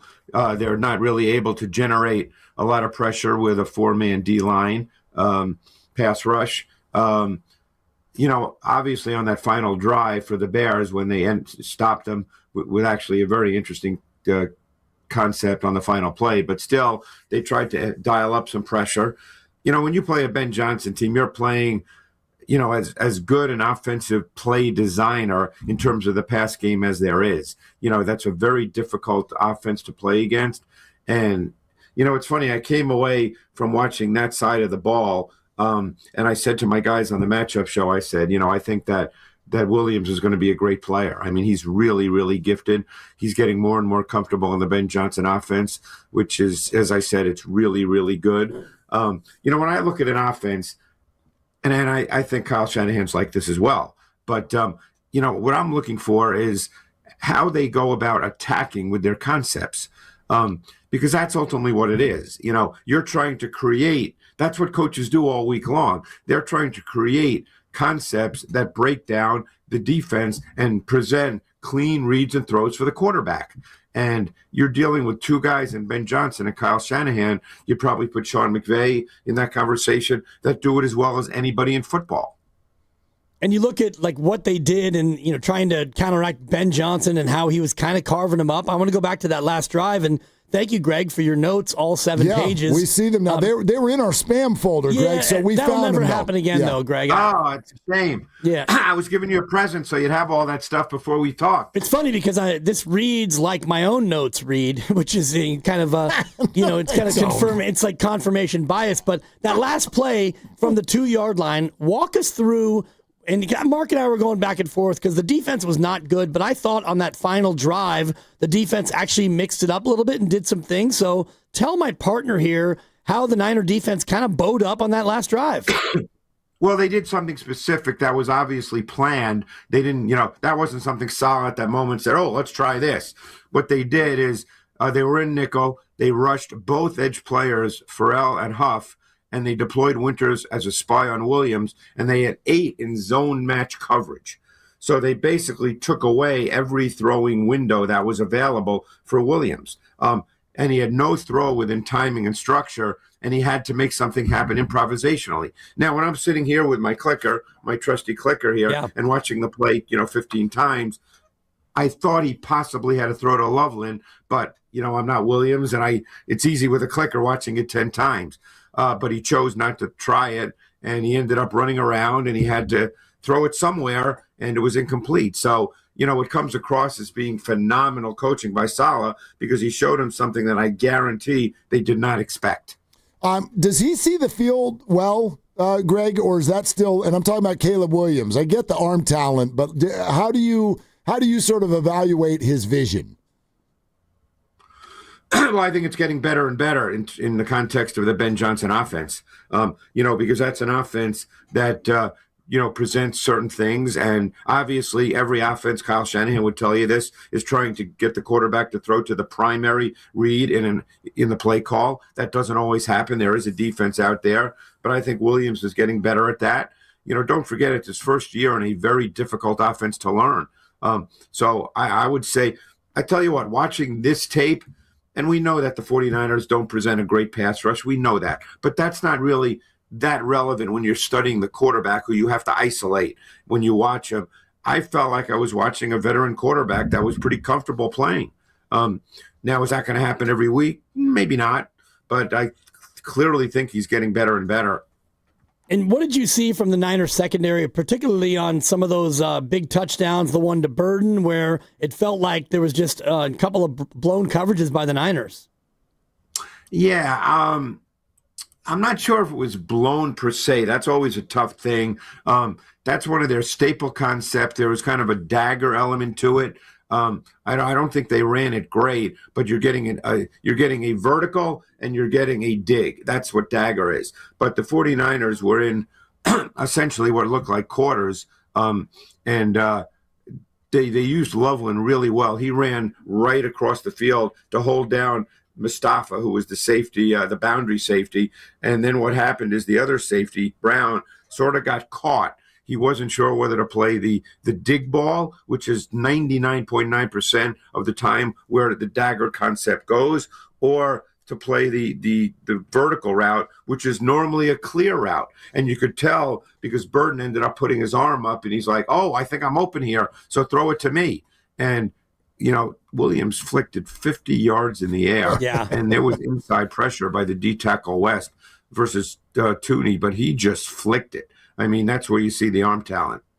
Greg Cosell, executive producer, NFL Films, with us. And now that I can see your notes, Greg, I think listeners would get a kick out of this. I'm going to read one of these bullet points. You can put them out there if you want. Yeah, so I'm totally convicted in what I type. I love this because this. Which page are we on here, Mark? I want to follow along. I'm just on the front page because this one caught my eye. And has to be about Purdy. Of course it is. And I also think, though, it'll give people an idea. And I have no problem saying this. I know my partner over here thinks he's a mini Cosell. When I'm talking to you and reading this stuff, I'm like, it turns out I'm a doofus with popcorn. That's all I am when I watch football. Because, like, to know the details that are going on that you see, I don't think most fans get this. So check this out. Greg brings up the Jake Tonjes 18-yard catch on 3rd and 7 on the first possession of the game for the Niners. It was actually technically the second possession because the first one was that pick six. But we get what he's talking about. Let it go. All right. Let him cook. So just let me read this to everybody.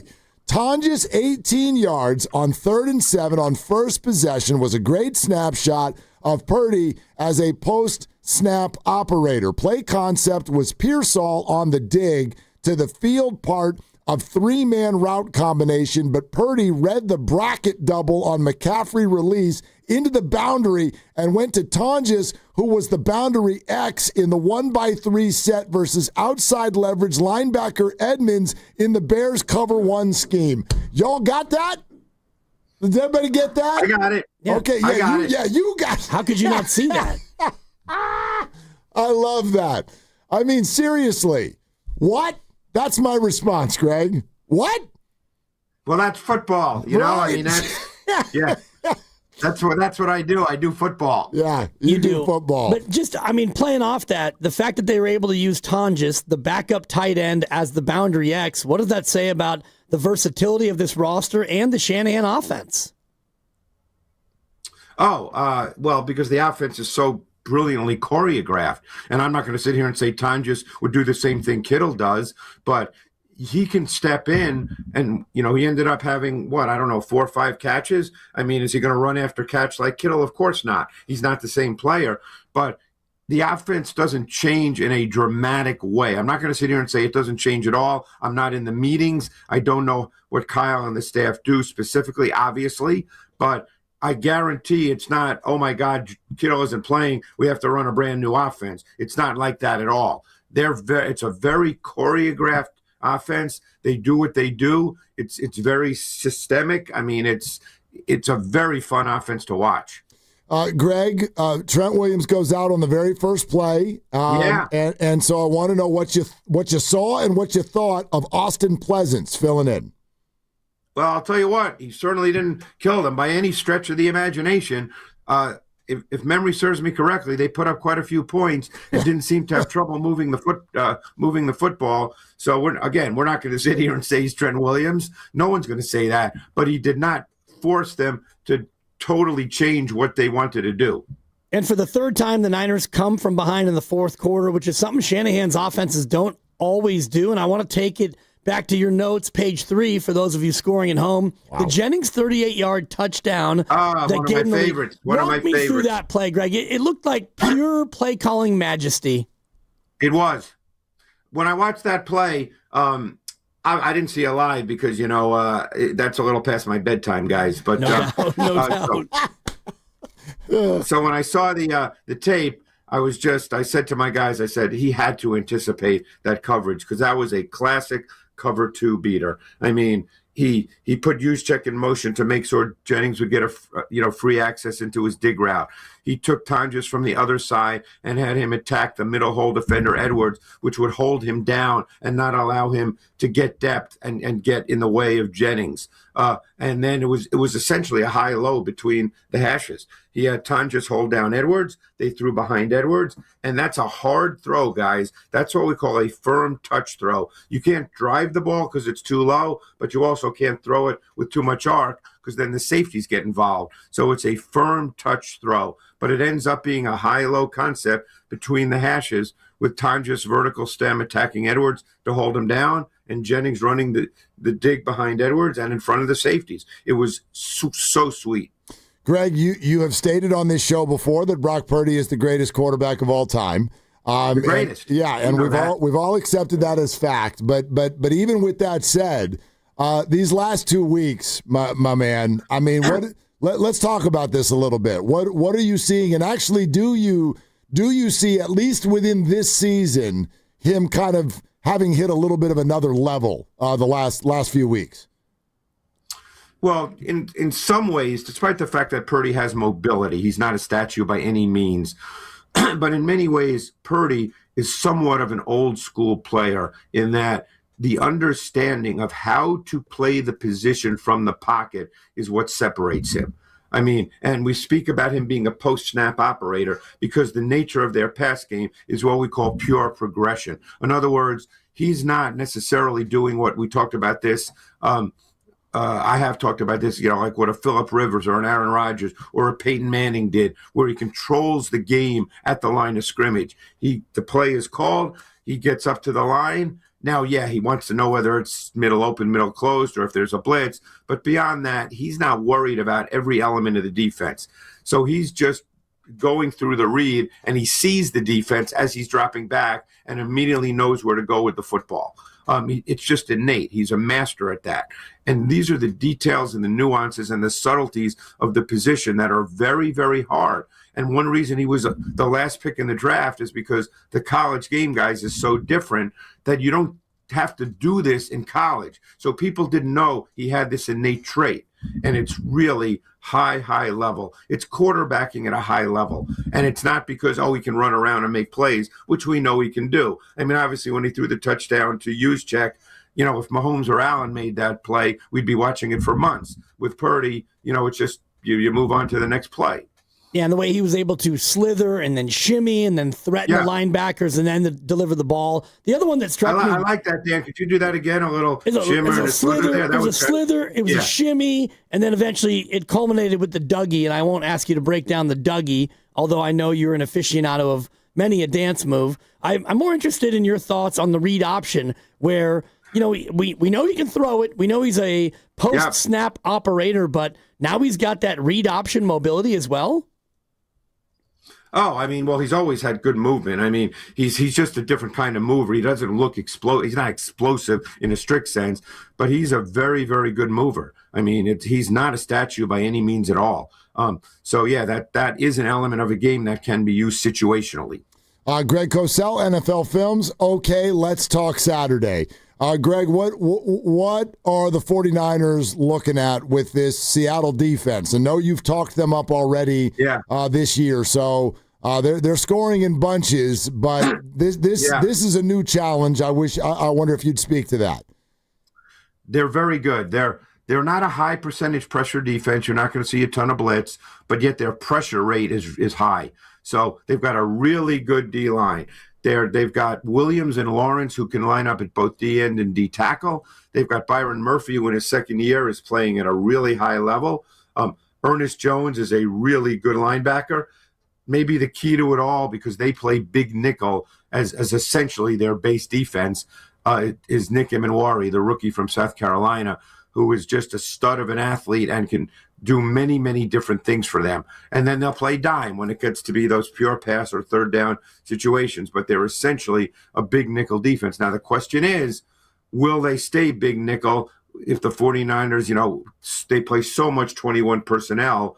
And will they stay big nickel, or will they line up in what they do at times, which is essentially a 5-2 front?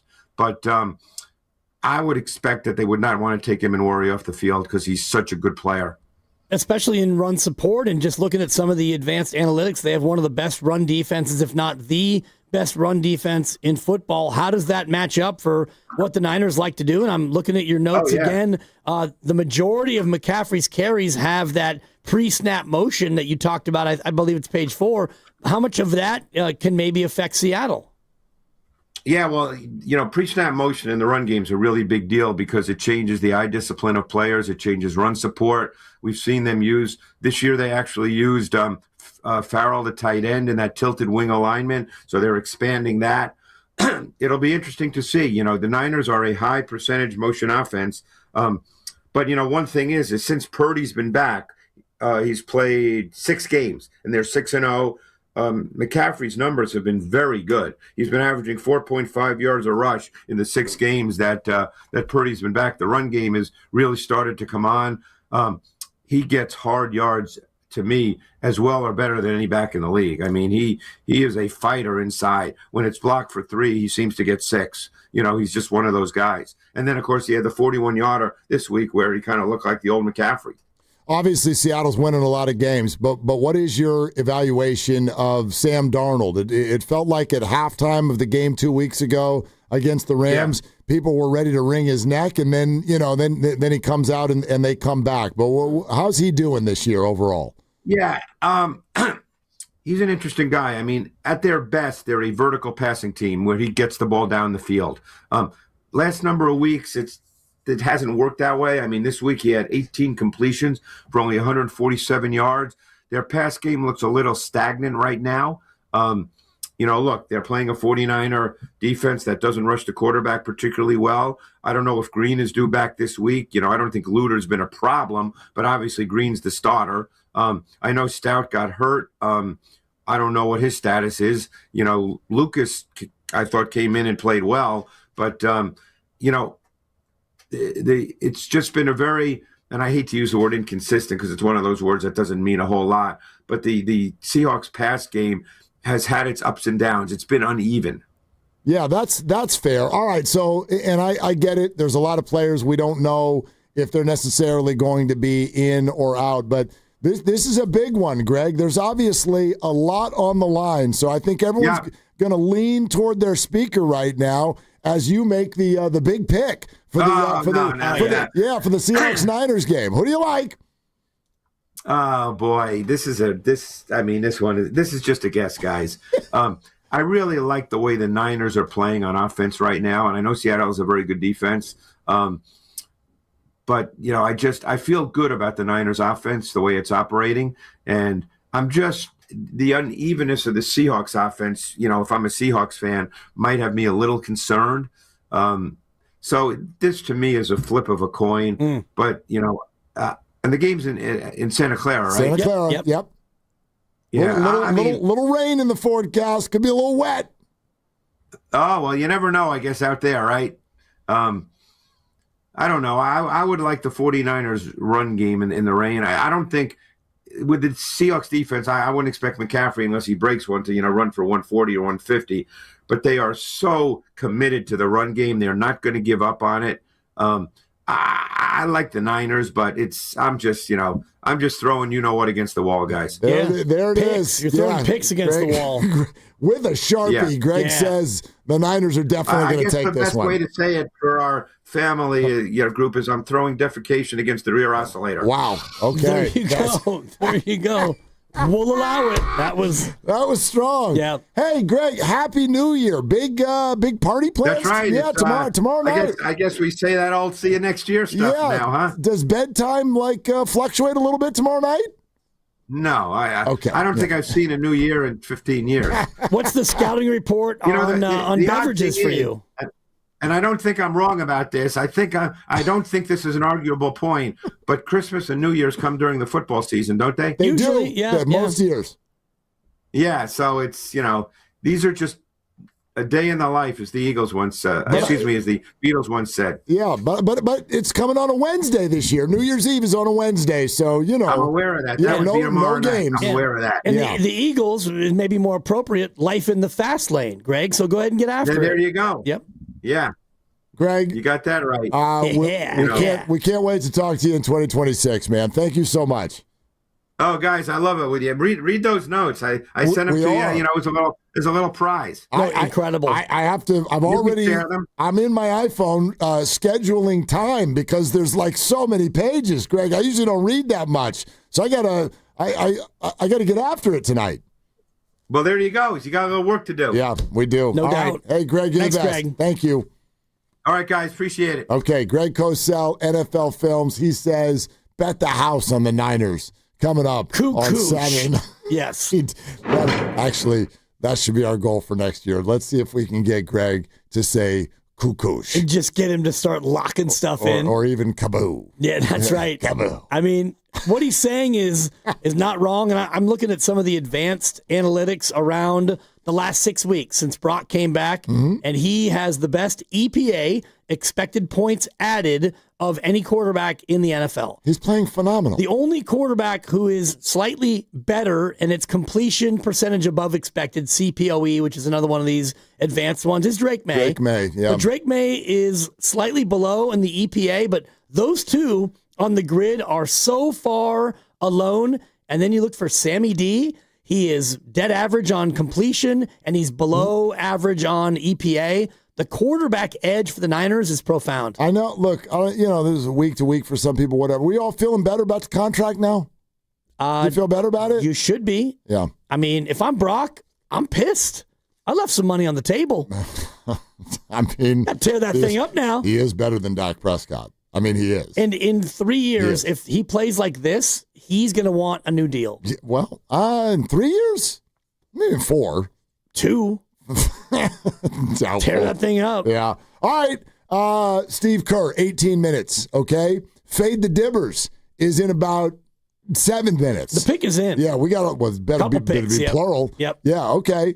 Biggest game of the year is coming up Saturday. Low Neal, Evan Giddings, Laughing Monk. You know the deal. Go watch the other game early. Have a great time. Get that free shuttle back and forth to the game. Got to sign up for that at 957thegame.com and do it quickly because seats go fast. 957thegame.com. Also brought to you by Fremont Bank. Here for you, here for good. It's Willard and Dibs.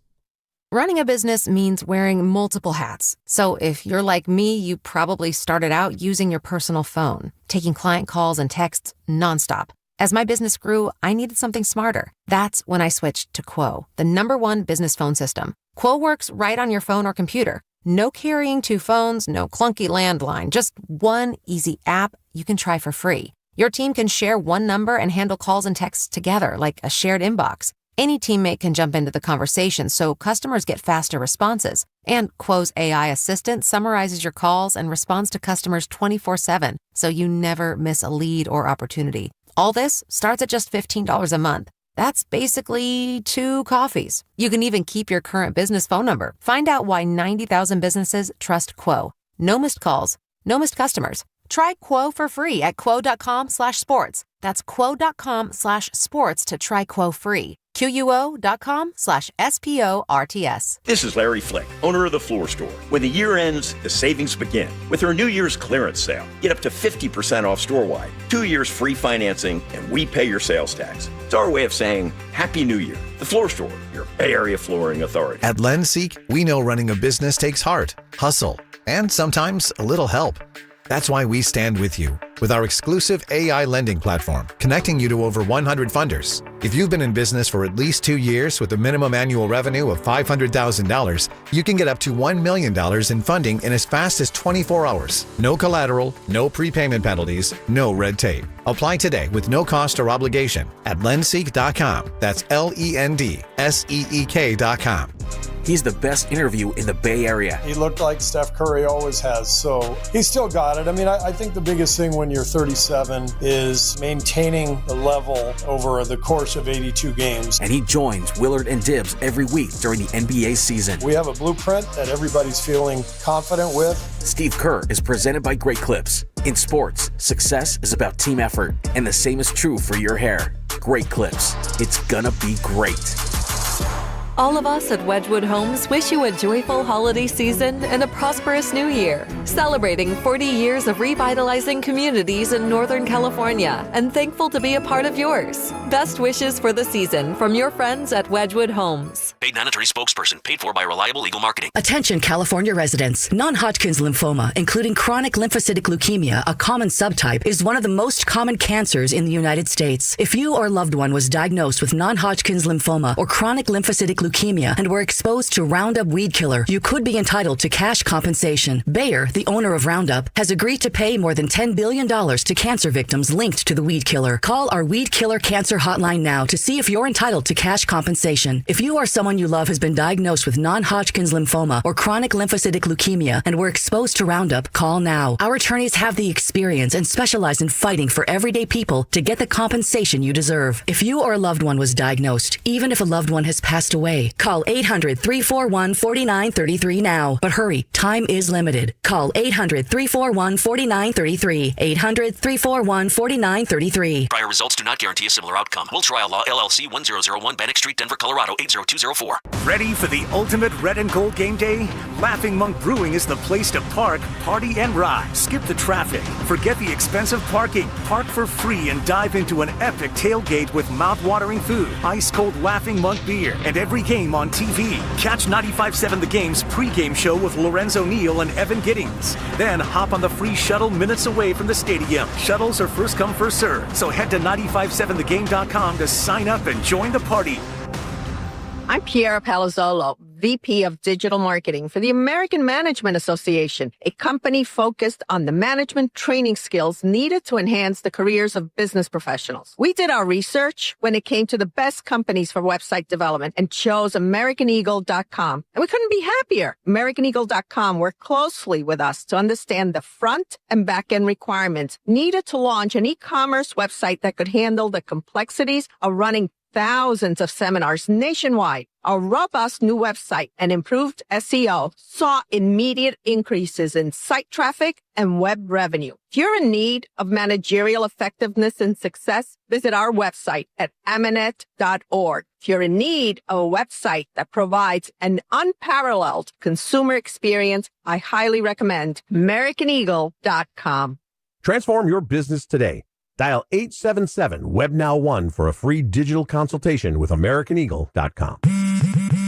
Straight Talk presents The Math of More. Here's how it works. When you say yes to more with Straight Talk, you're left with more for all the other good stuff. So getting an unlimited plan starting at just $25 a month equals more savings for your family's weekend adventures. And with a network covered by Verizon, you can share more from wherever you go. It's simple math, really. More equals more with Straight Talk. Available at straighttalk.com and Walmart. Taxes and fees apply. The $25 plan requires a compatible unlocked device and a new line of service. Additional terms apply. Wesley Financial Group is not a law firm. I'm Chuck McDowell, founder of Wesley Financial Group. Did you buy a timeshare because they told you it was a great investment? That's a lie. Most timeshares can be bought online for $1. To find out what your timeshare is worth and to cancel it, call us today and we'll send you our timeshare exit kit free with all your options for cancellation. Call Wesley for your free exit info guide. 800-941-2255. That's 800-941-2255.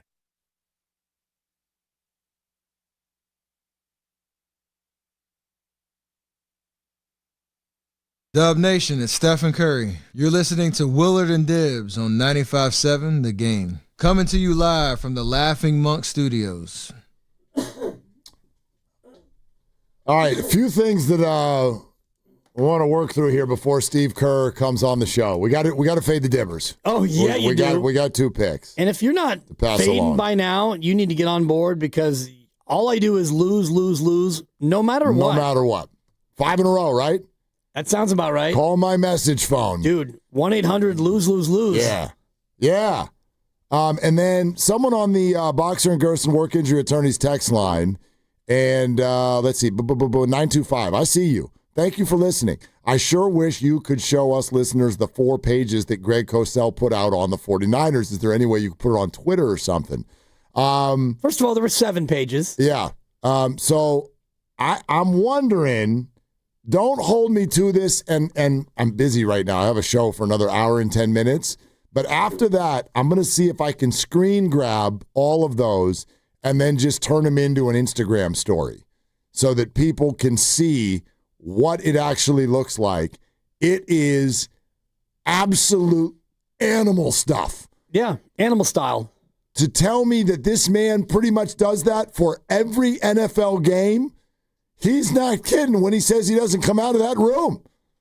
It is absolutely wild, the detail. And truly, with no ego, I wonder if it will make many of you feel the way it makes me feel. Like, I'm a doofus. I'm just, like, we're all like, oh, I know football.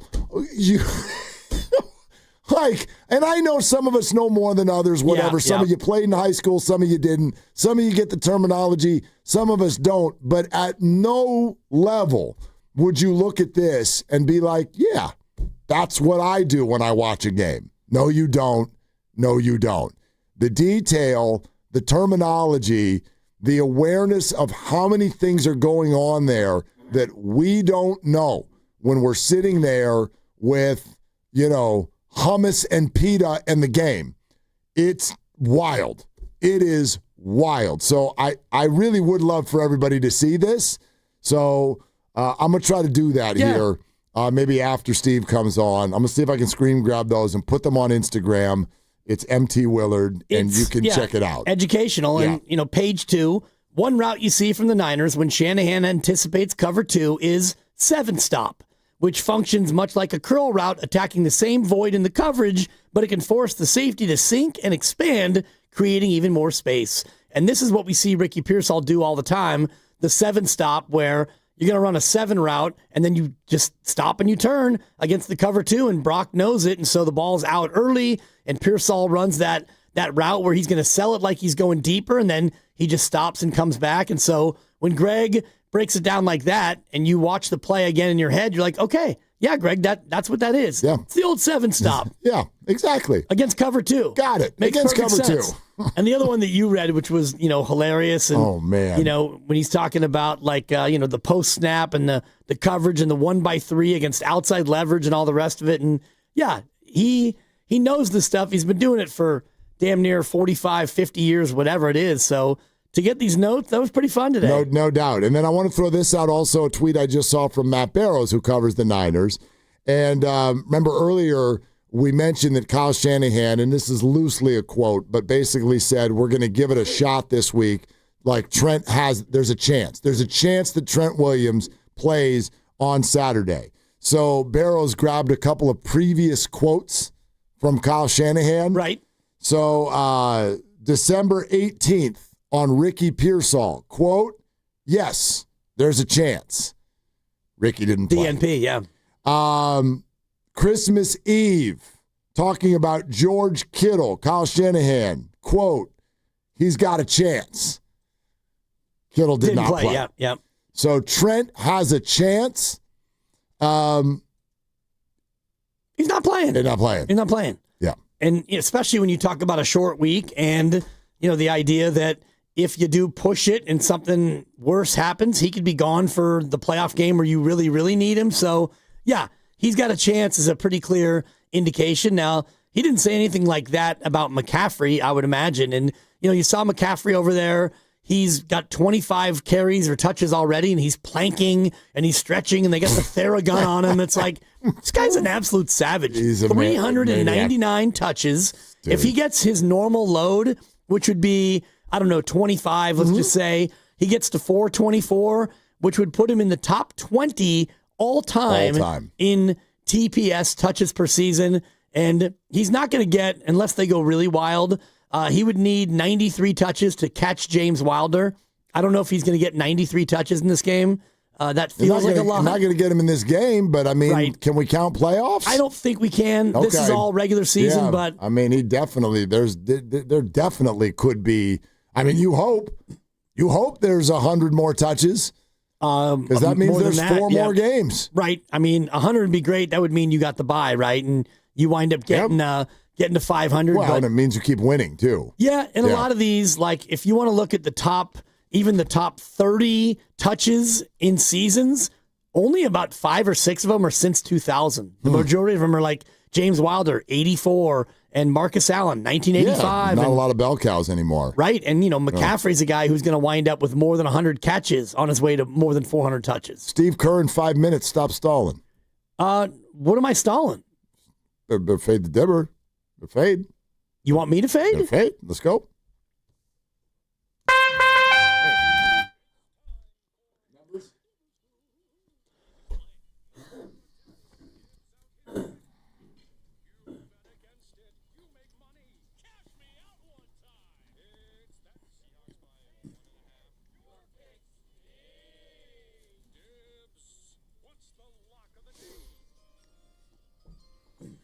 Well, here we go, Mr. Ice Cold Picker. All right, stop. What? Collaborate and listen. That's right. Dibs is back with a brand new edition. Ice, baby. Stacking losses like cordwood in the backyard. We back. So we got double primetime action this week. Obviously, the 49ers and Seahawks will play Saturday night. We're going to package that one up, hold it right over here for just a second. But on Sunday Night Football, elimination sensation. Cha-ching! It is the Steelers and the Ravens. The Steelers have been leading this division for weeks and weeks and weeks and weeks, and all of a sudden here they come into the final game of the year as a dog. A dog because this game is in Baltimore.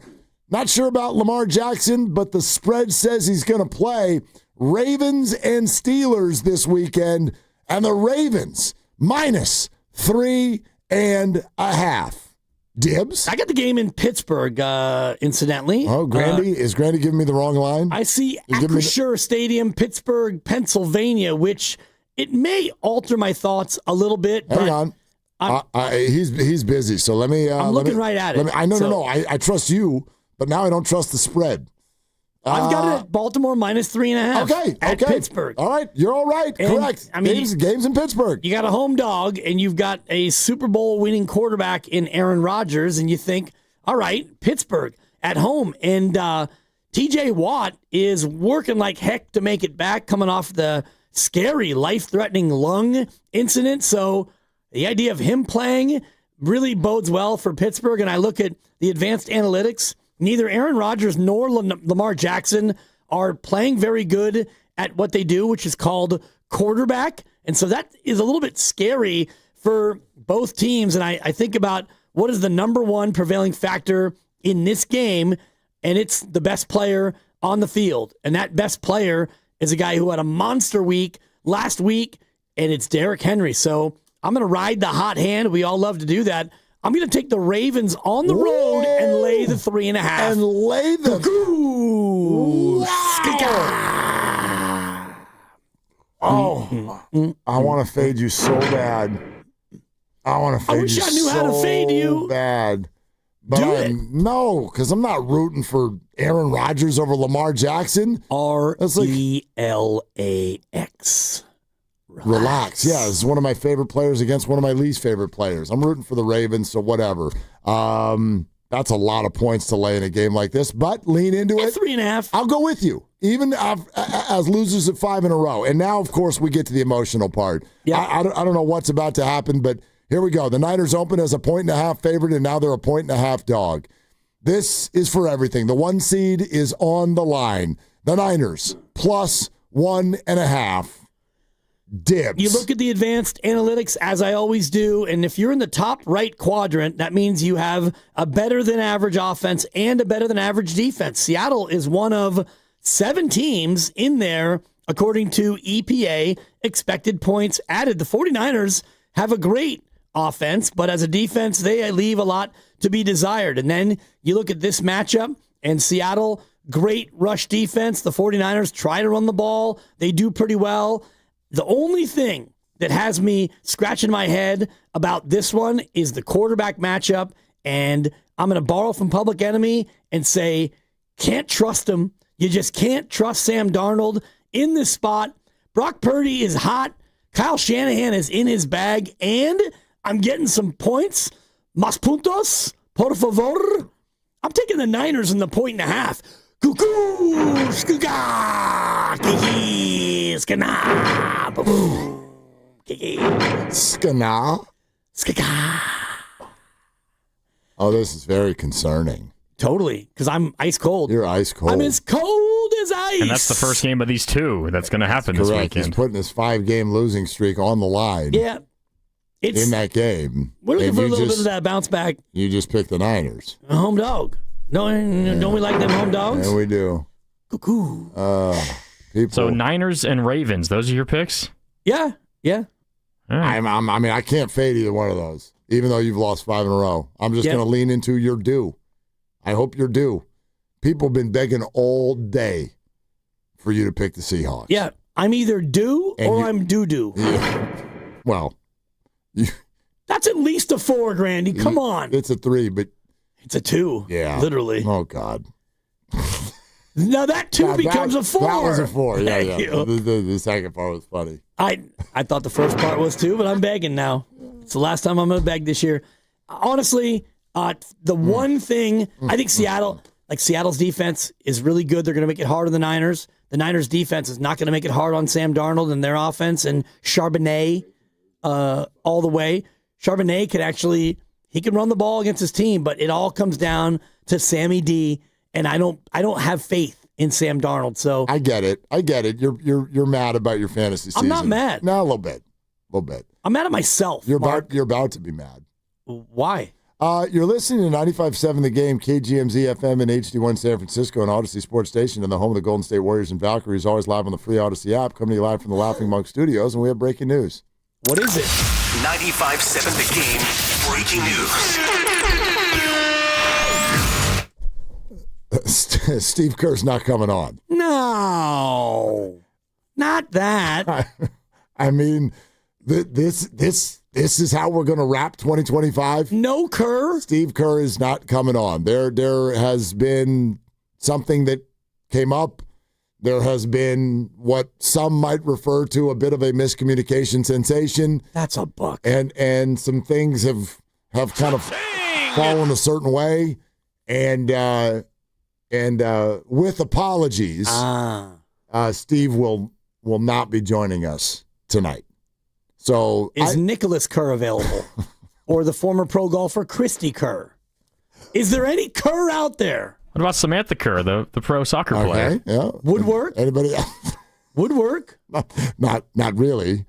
So I have to also. Steve, did we lose you? We did. Listen. Come on. This is not a situation. I know in sports, whenever something doesn't go our way, we would do a show the next day and be like, whose fault was it? So who gets the blame pie? This is a not fault situation, but I do want to apologize to each and every one of you 95.7 The Game listeners, because I'm sure many of you might have made a plan around this. You may have hung out a little bit longer than you were going to. I don't want you to feel duped, like literally we just found this out seconds before I passed it along to you, but our sincere apologies that we've been telling you all day that Steve Kerr would be joining us at 5, and Steve Kerr's not joining us today. And I appreciate you saying that. We'll get you in the new year. Because you could have done the classic, like, oh, we're trying to make the connection. Stay tuned. Steve Kerr, he had to push it back to 5:10. Coming up in 7 minutes, we will connect with Steve Kerr. Yep. And then we could have faked a bad cell connection or something. Kaminga. Yep. I could play a bunch of drops and make it sound like he was on the air. Lee Hacksaw Hamilton used to actually do that on the air. Really? I don't care. He used to take press conferences and then go before the show and record him asking the question and then the press conference answer and make it sound like it was his interview. It's the dumbest thing I've ever heard. Lee, if you're somewhere still, I love you. You're an icon in this business, but yeah, man, you were duping people. And I was there to watch it, so I know. Yeah, thanks a lot. I worked there. I saw it. He cannot be that guy. Lee Hacksaw Hamilton. He would do his summer book tour, and he had a room in the back of the station with 1,000 books in it, and he's pulling books out that had been out for 33 years. Brand new book just came out across my desk. Oh, my God. Yeah, Your Hacksaw is really good.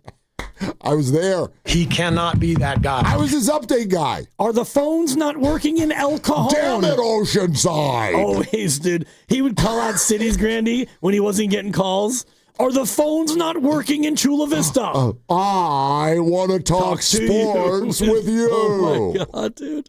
Lee Hacksaw Hamilton. The Saw. Yeah. I just did a quick, Wikipedia to see... A, is he alive? Seems that he is. Mm-hmm. And B, how old he is? Is he? You can't find that out. Oh, is it like Guru? He just kept that under such lock and key that no one will ever know? I got Lee being 85 or 72. I got the Giants going. 82 and 75. There's one more time this year. I love that. So anyway. So Steve Kerr is likely at Del Curry's house or out to dinner with various Currys, having wine and chopping it up. I hope he's having wine. I'm having wine tonight. Screw it. Let's do it. It's right. That's it. This is the end of 2025. My wife and I kind of agreed, we're not going to drink Monday or Tuesday, and then, Wednesday's New Year's, we'll get back to it, but it may have to twist the arm a little bit tonight. May have to coerce. Text line thinks Steve Kerr has been fired, by the way. I can confirm that Steve Kerr has not been fired. I do want to give at least a 3, though, to the 415 who texted in, not currently available. That's solid. That's a solid 4, at least. I'm glad some of y'all having fun with it. And by the way... Steve, did you really want to come on with Willard and Dibs? I do. No, I don't care. Right. Yeah. First of all, I don't really care. Thank you. We know that, Steve, that you've made that abundantly clear. Here's my pivot. Listen, we got 54 minutes left in the Willie and Dibby 2025 experience. There's no pivot. No. This thing is off the rails. Pivot? No, there is. It's over. No, listen, we're going to keep batting around the Warriors and the Niners, but there's a little piece of me that's excited about this. I wanted to talk to Steve. I did. At the same time, for our final hour of 2025, instead of being like, I'm going to hold your feet to the fire and Kaminga, you DMP'd. Let's lighten up and have a good time because Dibs and I both used the restroom during the last break. You know what that was, right? I don't know what you did. It was a coincidence. You know what I did. You were in the stall, so I don't know what you were doing. Because you were in the only urinal. I know. We have a floor that has one urinal. I can't tell you what you were doing in there, so I don't know if it was a urination sensation, That's Dibs. a buck, yeah. I don't know. You'd have known, but anyway. Might have been a defecation sensation, but anyway, I don't know. But here's what I'm thinking. I lobbed a question into, what do they call it? The stall. Very awkward, by the way. There are rules about talking to another male. Like, as men, there's no talking in the bathroom unless you're both at the sink. No, but there is. There is if you know each other really well. Okay. We are very familiar. Yes. We go way back. And we were the only two in there. Fair enough. So I'm like... Normally there are rules. I'm like, hey, Dibs. I got an idea for the back half of the show. And I said, well, we need to fade. Hey, Dibs. What are you doing? Oh, gosh. So I'm like, you know what I want? What is going on here? I'm going to get to Steve Kerr up in 7 minutes. Steve Kerr coming up next year on Willard and Dibs. No, I threw a question into the stall that I think is unfortunately not that easy to answer.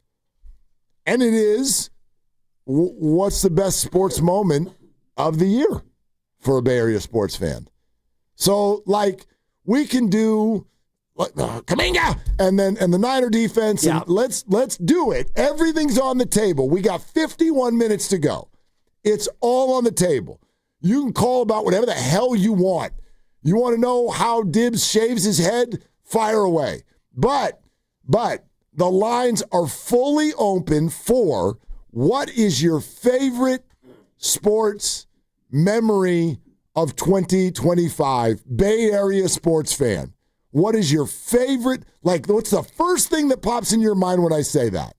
What's the most fun you had doing sports, man? Yeah. In 2025. So 888-957-9570. Right now, fire away. Let's hear some of them. Maybe it'll jog my memory. I have a few that pop to mind as candidates. Yep. But 888-957-9570. What stands out as the moment of the year in Bay Area sports? Let's hear it. Well, Let's considering no titles this year. And correct. You know, the Warriors had some great moments in their one playoff win over Houston, so there's some of that in there. The 49ers this year have had 7 or 8 moments that you could definitely look at, but the first thing that popped in my mind was a switch-hitting catcher who rattled one off the bricks. Good one. Walk off inside the park, 3-run piece. Inside the park. From a guy who really doesn't do the hitting very often, but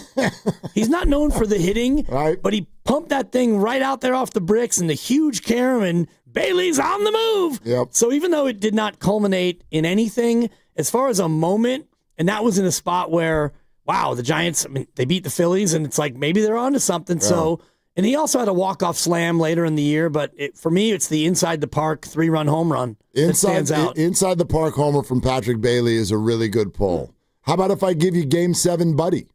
Oh, yeah? Game 7 Buddy against the Houston Rockets. The only thing, and again, this is just my kind of personal experience. I love hearing everyone's personal attachments to these things. You know, like, were you at the Bailey game? And did you get hit by some beer?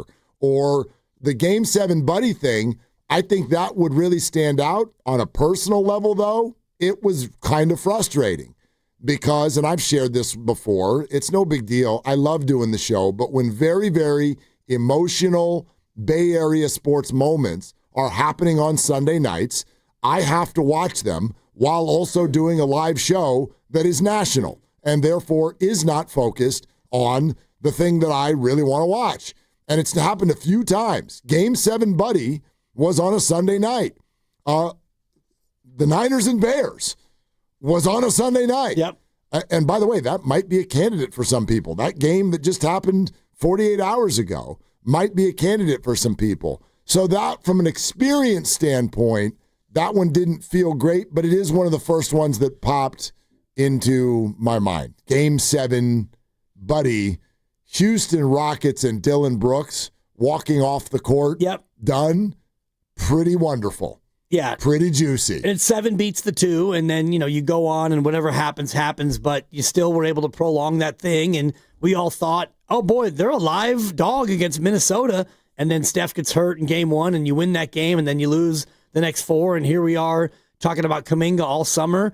I've been trying to think about the Niner one that stands out because there are so many, and I don't want to say them all now because 888-957-9570, people can call in with their own, but for me, it is the the punch out from Alfred Collins on Kyron Williams. I was actually going to say the play that happened about 3 minutes later, which was the 4th and 1 stuff. Yeah. And the Thursday night game against the Rams. Go ahead. That was a big deal. A lot of different ones in that game, but for me, it was that punch out with 105 left, and Niners are holding on to a 3-point lead, and they're at the 4-yard line, and you're thinking, at the very worst, it's going to overtime, but honestly, they're going to punch this in, and now we have Mac Jones. Can Mac Jones lead us down the field? And at that point, you would need a touchdown because you'd be down 4 if they converted the PAT, and you punch it out, and even though you ended up punting it back and they forced overtime, if you don't punch that out, you lose. You don't win that game. We're not talking 1 seed. So, I mean, there are other Niner plays you can look at, and I've got my notes here of every single play of every single game, but for me, that's the one where you had no business winning that game. No, and as the fourth quarter and overtime and everything were coming together, it felt inevitable that the Rams were going to find a way to win. So that's why the Alfred Collins thing is great, but it was kind of the 4th and 1 stop for me where it was the finality of it and the fact that the Niners were going to win the football game. And I've told you this, like we were trying to get a lot of people here from the station to run over there, and Lucas and some friends did, but lovely Christy and I were at Sam's Tavern just down the street right here in the Financial District, which is one of my favorite places. And on a night like that, it very much turns into, because it's a road game, it turns into a very classic kind of Bay Area sports bar experience. So they stuffed the Rams on 4th and 1, and immediately you have a bar full of people, and the place was absolutely packed. You've got a bar full of people just immediately chanting "Beat LA" at the top of their lungs.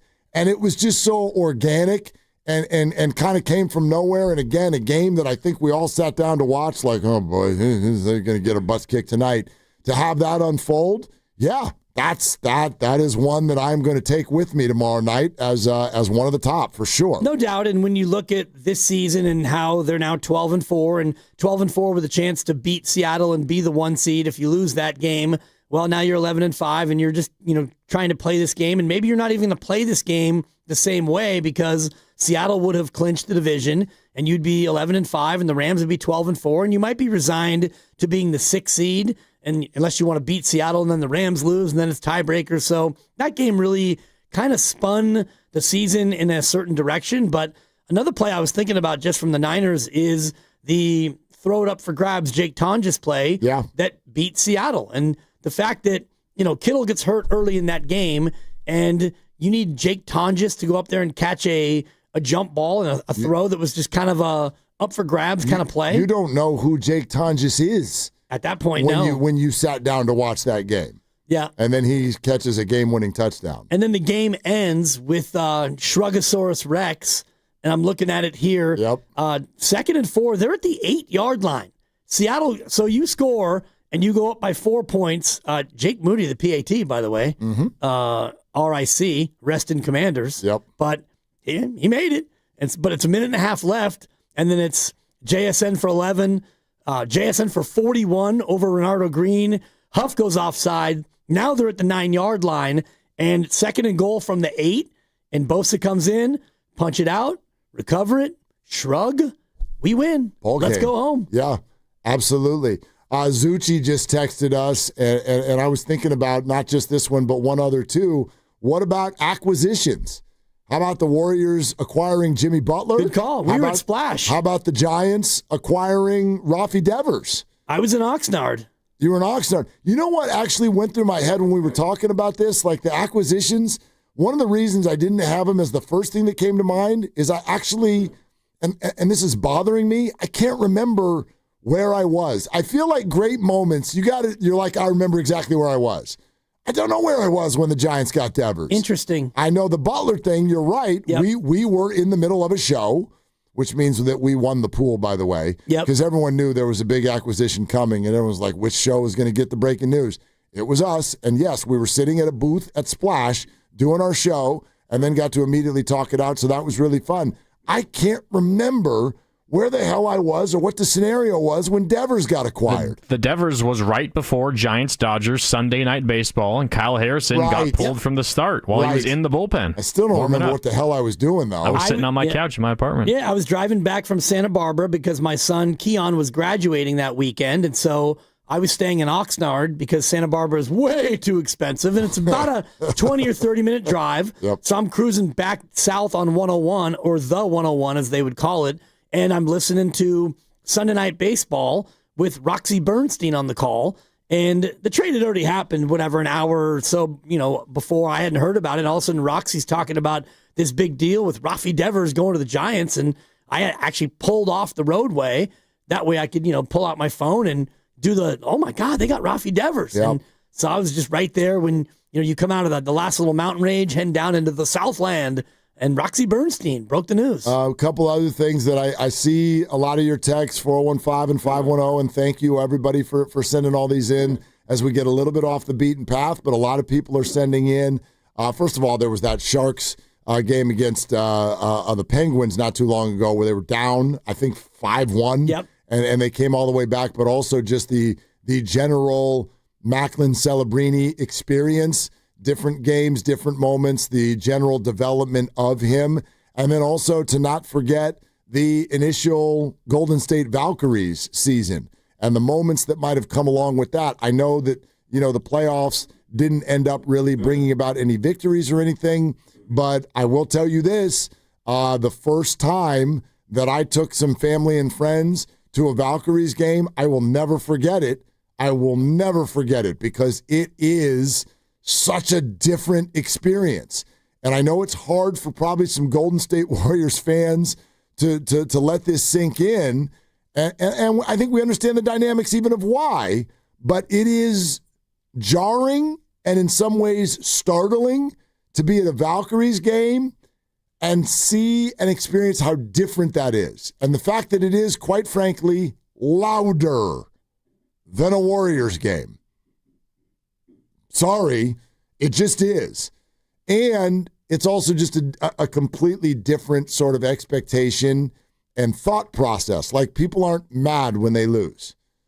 They give them an ovation right when they lose. In fact, everybody stands up at the end of the game and applauds as if, like, I don't know, some sort of soccer match or something had just happened. It's just totally different. Yeah. And so because it was the first time I'd ever seen that dynamic, I won't forget it. Yeah, it reminds me of the old Oracle when, the Warriors were just starting to make their run and they just were starting to be good in the early days of Steph Curry. There wasn't that same level of expectation, and that's part of it. And also, hearing mostly women and younger girls who have heroes now, sports heroes that they can cheer for. And so not only is the volume louder, but the pitch is about an octave or two higher as well. And just to have that experience where, like you're saying, most fans were still getting to know the players and getting to know the league, but the excitement of the brand and of the team and the fact that they sold out every single game, it was incredible. How about the Purdy play to Juice 2 nights ago?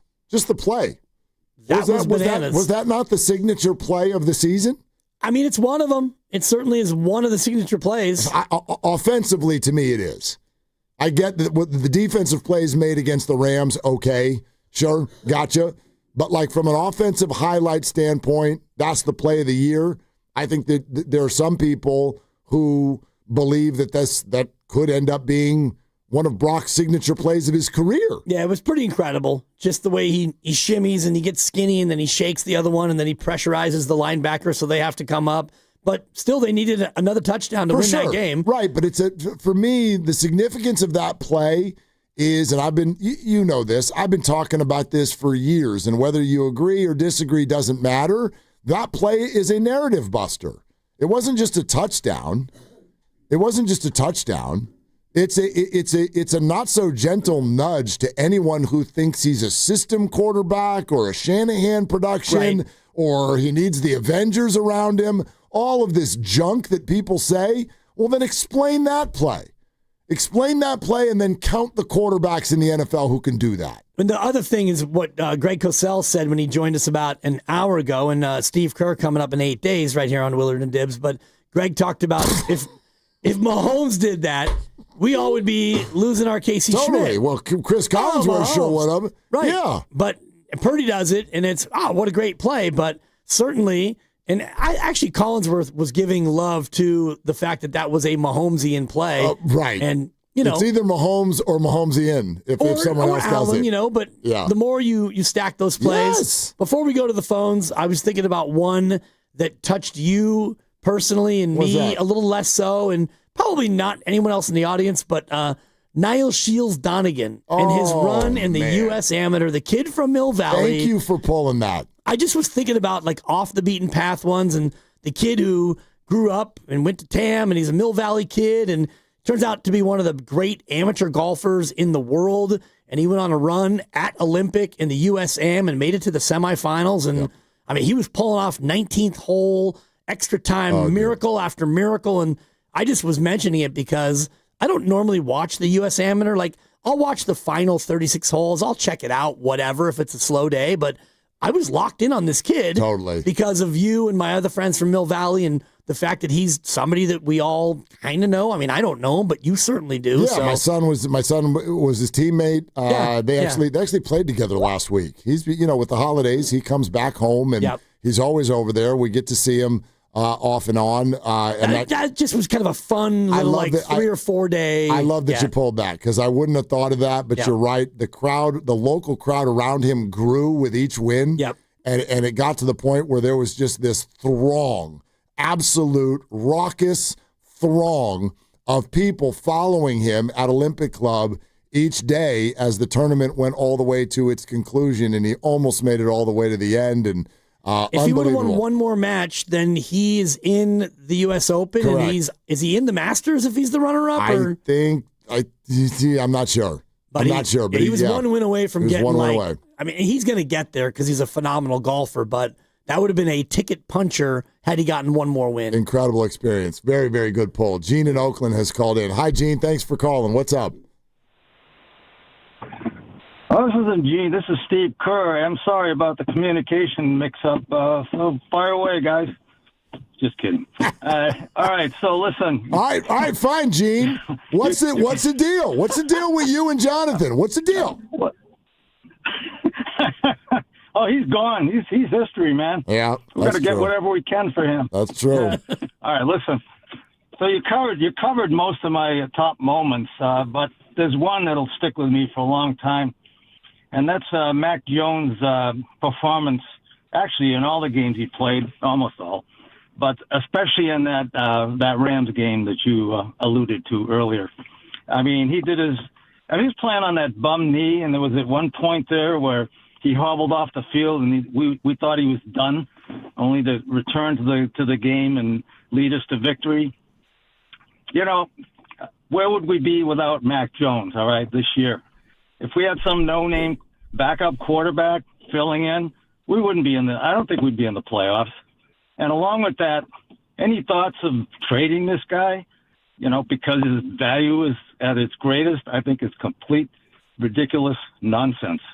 He's the best insurance policy in professional sports. At $5 million, that's the guy I want backing up Brock Purdy next year. Gene, thanks. I'm with you. I still don't know. I am far from convinced that there's going to be another team out there that looks at this and goes, let's do a second-round pick and bring Mac Jones over here. Now, we don't get to bring Kyle Shanahan with us, but let's bring Mac Jones over here and make him now our starting quarterback. Maybe somebody wants him to compete for the job or be a placeholder, but what kind of draft capital do you give up for that? That remains to be seen. If I'm wrong, then maybe the Niners would be interested. But I'm right now, I'm more interested in Mac Jones being the quarterback again next year if Brock Purdy gets hurt. I'm more interested in getting draft capital, even if it's a third. And if you keep him for another year and then he goes as a free agent, you get a third. Them's the rules. Or maybe there's going to be a team out there that sees him as maybe a placeholder plus. And I think about Minnesota, for example, where J.J. McCarthy, he's got an injury history and he may not be the guy. So you bring in somebody like Mac Jones who can push J.J. a little bit and maybe be the guy who actually supplants him if McCarthy doesn't get any better. There's a lot of the teams like, the teams that aren't very good. Tennessee, for example, they're not ready to pivot. And, other bad teams like New Orleans may have found something with Shook. Yep. And so I don't think that there's going to be as many clear-cut teams in need of a QB. I think the Jets are looking for a QB, so maybe he becomes a placeholder plus out in New York, Maybe placeholder, but again, what kind of draft capital do you give up if what you want out of the guy is only to sort of be a placeholder?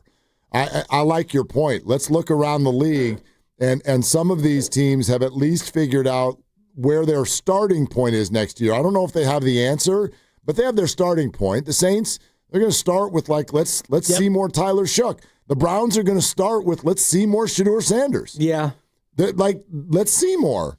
And so I don't know. The Raiders, they may end up with the number 1 overall pick. And so I think that's going to be Mendoza. I think that's going to be their quarterback. How many other teams even make sense to go grab Mac Jones? Maybe Kansas City.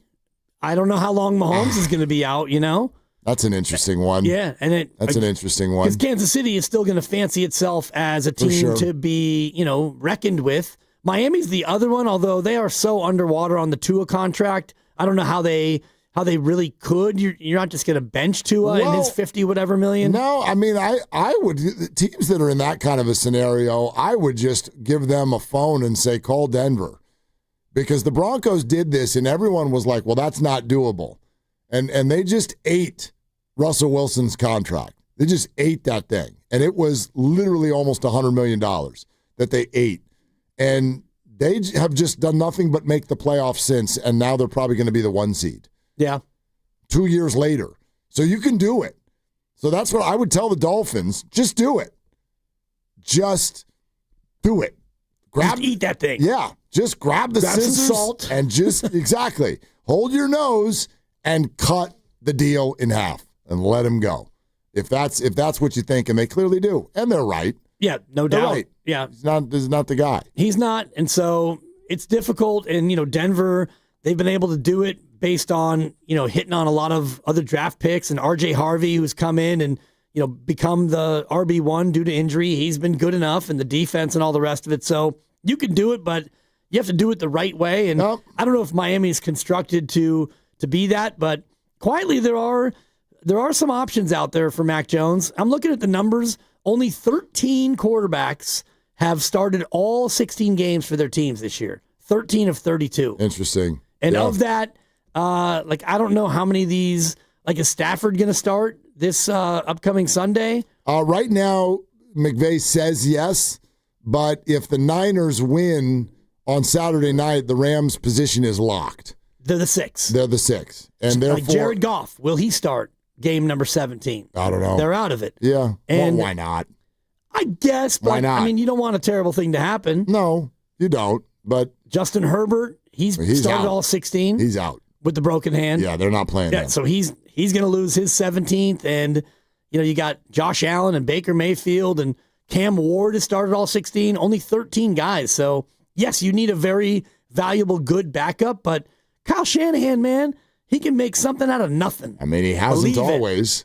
He didn't last year. I mean, last year they were fine, but they had so many other problems. They didn't have McCaffrey. No, I understand that, but they had a backup quarterback come in and they couldn't function. So, I don't know.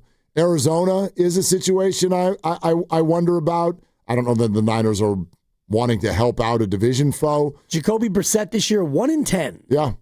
Yeah, no, that's not the answer. No, I know. Carolina, are they sticking with Bryce? I think that his option year has been declined, if I'm not mistaken. So I don't know where they're going, but it's not a lot of teams. Matt in San Jose is next. Hi, Matt. What's going on? Hey, fellas. Happy New Year to you guys. To you as well. To that question, to the question, it reminded me of the first thought I had. It reminds me of where I was when the Giants lost Correa to the Mets, man. It was like 2 or 3 o'clock in the morning. I woke up to go to the bathroom and I see the notification on my phone. I woke my girlfriend up trying not to react to it. It ended up having a loud reaction.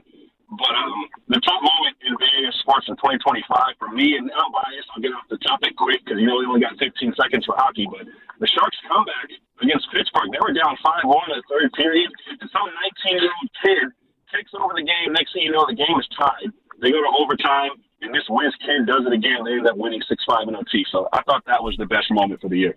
Matt, great stuff. Thank you. Happy New Year to you. Yeah, there's no diminishing that. You're not the first one to bring it up. That was special, and Macklin is special. And one of my favorite. I always say this in sports. LeBron being the number one example. I think one of the hardest things to do for professional athletes is meet the massive hype. When there is so much hype, think Andrew Wiggins or whatever, you know what I mean? Trevor Lawrence, Trey Lance. When there is that kind of hype, to then meet and succeed it is really, really difficult. LeBron James, like his high school games are on national TV. And then he has become someone who people talk about as potentially the greatest of all time, or certainly in the conversation. That's meeting the hype. That's exceeding the hype. Macklin Celebrini looks like that. Like it was the clear, oh my gosh, that's the number one guy who's going to get him. The Sharks win the lottery. They're going to get him. And he is still a baby. And you're looking at him going, I already know. I already know he is every single bit of what the Sharks were hoping he would be. That is tremendously difficult and impressive. It's very hard, and I'm thinking about like Bryce Harper is another guy who they've been following him since he was a youth, and he's actually flashed and popped. Mike Trout, same thing. I remember covering his games in Single A in the Single A World Series, Rancho Cucamonga against the San Jose Giants. Brandon Crawford got brought back from Double A just for the series, which was frowned upon at the time, but they somehow slid him in against an 18-year-old Mike Trout, and they are just exchanging bomb skis, and Trout went, I think, 4. I have the scorebook at home somewhere. Oh. One game, I think he went 4 for 5 with 2 homers and like 17 total bases and 7 runs batted in, and the Giants ultimately won it in 5, but it was the baby Trout against one of the nicest guys I've ever covered, Brandon Crawford. Even then, Brandon's a super nice guy. Super nice. Super nice guy. Even though he was brought down from Double A, he could have been like, what am I doing here? But he played great. He was super friendly. And, I've known him since it was like 2009, I think. Sounds like he was part of the Stay Ready crew. He was ready. Yeah. And already with just a gorgeously coiffed head of hair. Wow. Not quite as oily as it turned out to be, but I think he added that a little bit later into his repertoire. By the way, speaking of the Stay Ready crew, this is just organic and live. I don't even know exactly what we're going to get here, but remember when you asked Steve Kerr if Jonathan Kaminga can be a part of the Stay Ready crew? Yeah. And he was like, well, not really.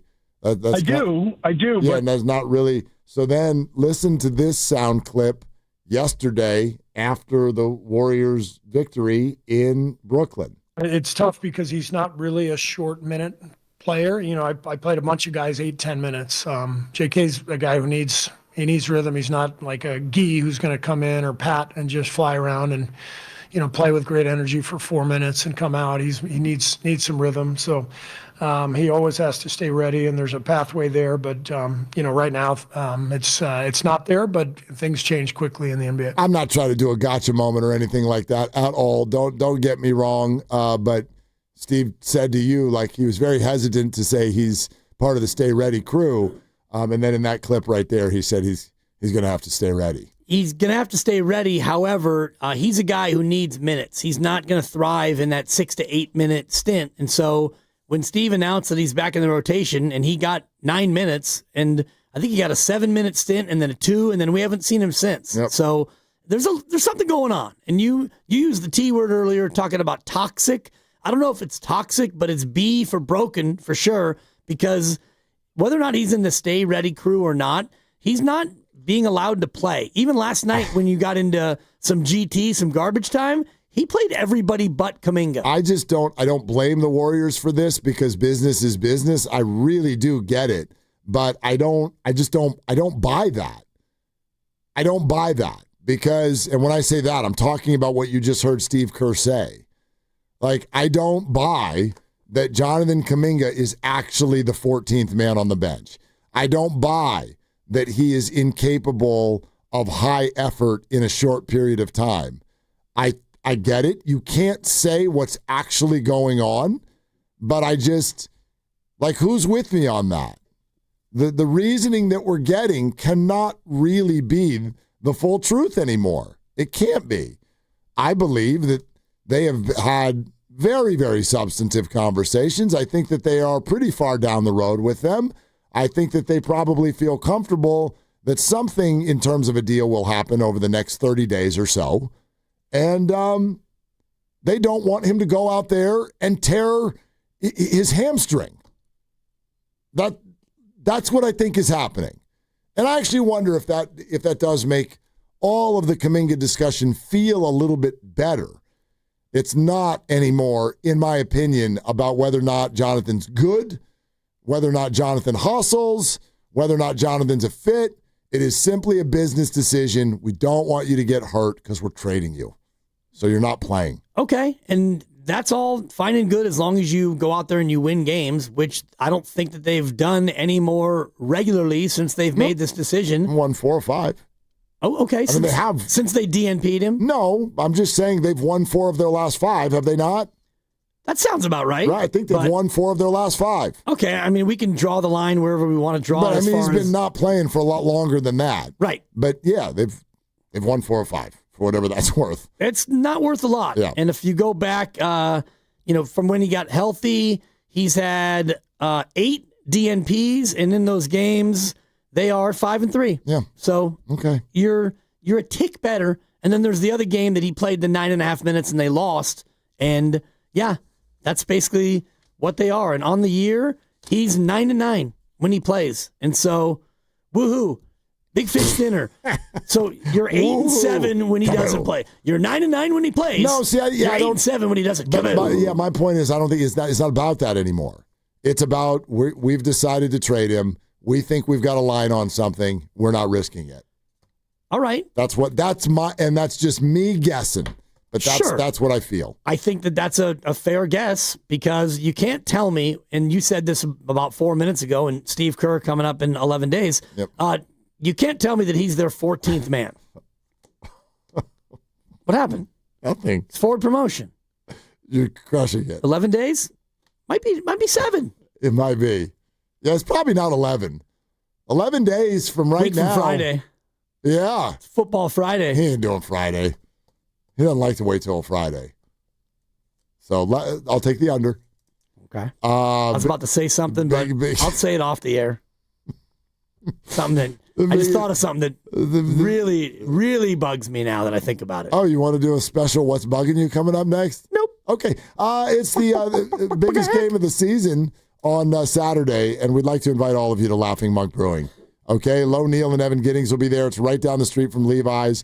And, you got the free shuttle back and forth, so you don't have to pay to park. That's a pretty good jam. And all you got to do to get on that shuttle is go to 957thegame.com and sign up. Do that quickly because the seats will go. So 957thegame.com and sign up for the shuttle and be out at Laughing Monk on Saturday. We're also sponsored by Safeway, and this is Willard and Dibbs. Head to Safeway this week for the Signature Select 80% lean ground beef mega pack. 6 pounds or more, just $3.99 per pound. Clip coupons from the weekly mailer or download them from the Safeway app. See you in the aisles.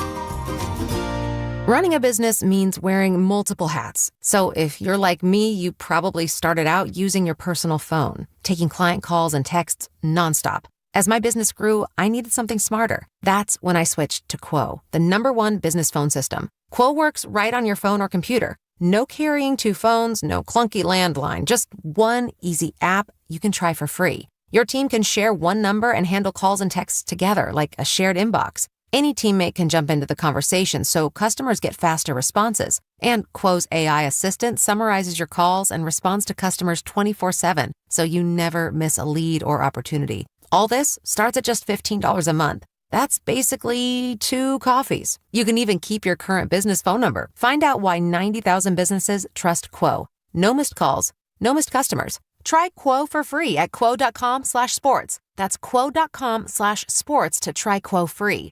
QUO.com/SPORTS. Paid non-attorney spokesperson. Paid for by Reliable Legal Marketing. Attention California residents. Non-Hodgkin's lymphoma, including chronic lymphocytic leukemia, a common subtype, is one of the most common cancers in the United States. If you or loved one was diagnosed with non-Hodgkin's lymphoma or chronic lymphocytic leukemia and were exposed to Roundup weed killer, you could be entitled to cash compensation. Bayer, the owner of Roundup, has agreed to pay more than $10 billion to cancer victims linked to the weed killer. Call our Weed Killer Cancer Hotline now to see if you're entitled to cash compensation. If you or someone you love has been diagnosed with non-Hodgkin's lymphoma or chronic lymphocytic leukemia and were exposed to Roundup, call now. Our attorneys have the experience and specialize in fighting for everyday people to get the compensation you deserve. If you or a loved one was diagnosed, even if a loved one has passed away, call 800-341-4933 now. But hurry, time is limited. Call 800-341-4933. 800-341-4933. Prior results do not guarantee a similar outcome. Will Trial Law, LLC, 1001 Bannock Street, Denver, Colorado, 80204. Toyota,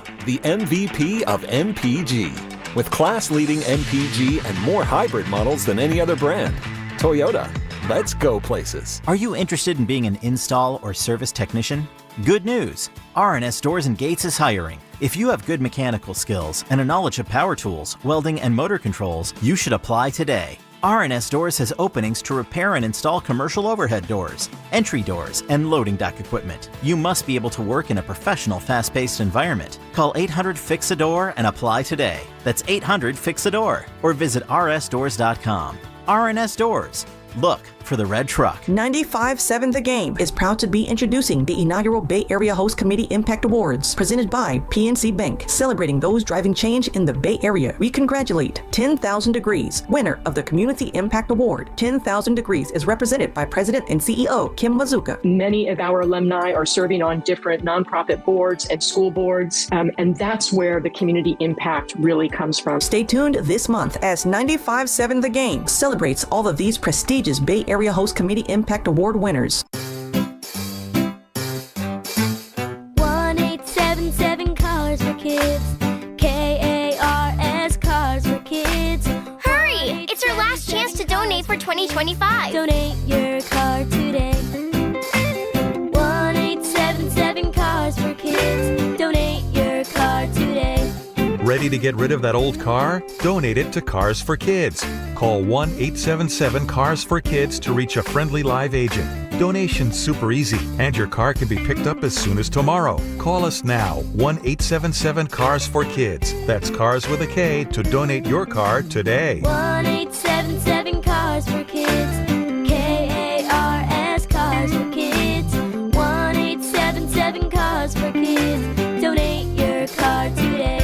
Hurry! It's your last chance to donate for 2025. Last chance! Donate now for a 2025 tax deduction. This is your college football postseason update, presented by Factor. Eat like a pro. College postseason drama is heating up, and this weekend powerhouse programs delivered when it mattered most, with top seeds punching their tickets and surviving must-win matchups to keep their championship hopes alive. As the playoff picture tightens, every drive, every decision, every moment matters. Just like the athletes leaving it all on the field, Factor meals fuel performance with pro-level nutrition delivered to your door, ready when you are. Factor. Eat like a pro.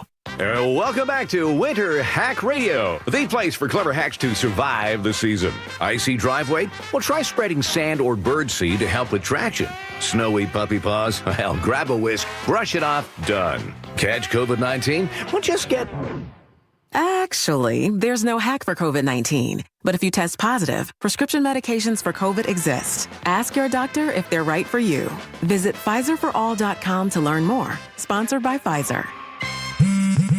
At Straight Talk, we get it. You say no a lot. Mom, can I get a tarantula? No. Coffee? No. So we're giving you more reasons to say yes, like a free 5G phone with real unlimited data with select plan activation. Can I use the free phone? Yes. See? Doesn't it feel good to say yes to more? Absolutely. Face tattoo? Absolutely not. Available at straighttalk.com and Walmart. Taxes and fees apply. In-store activation of Gold Unlimited plan or higher required. For network management practices, visit straighttalk.com.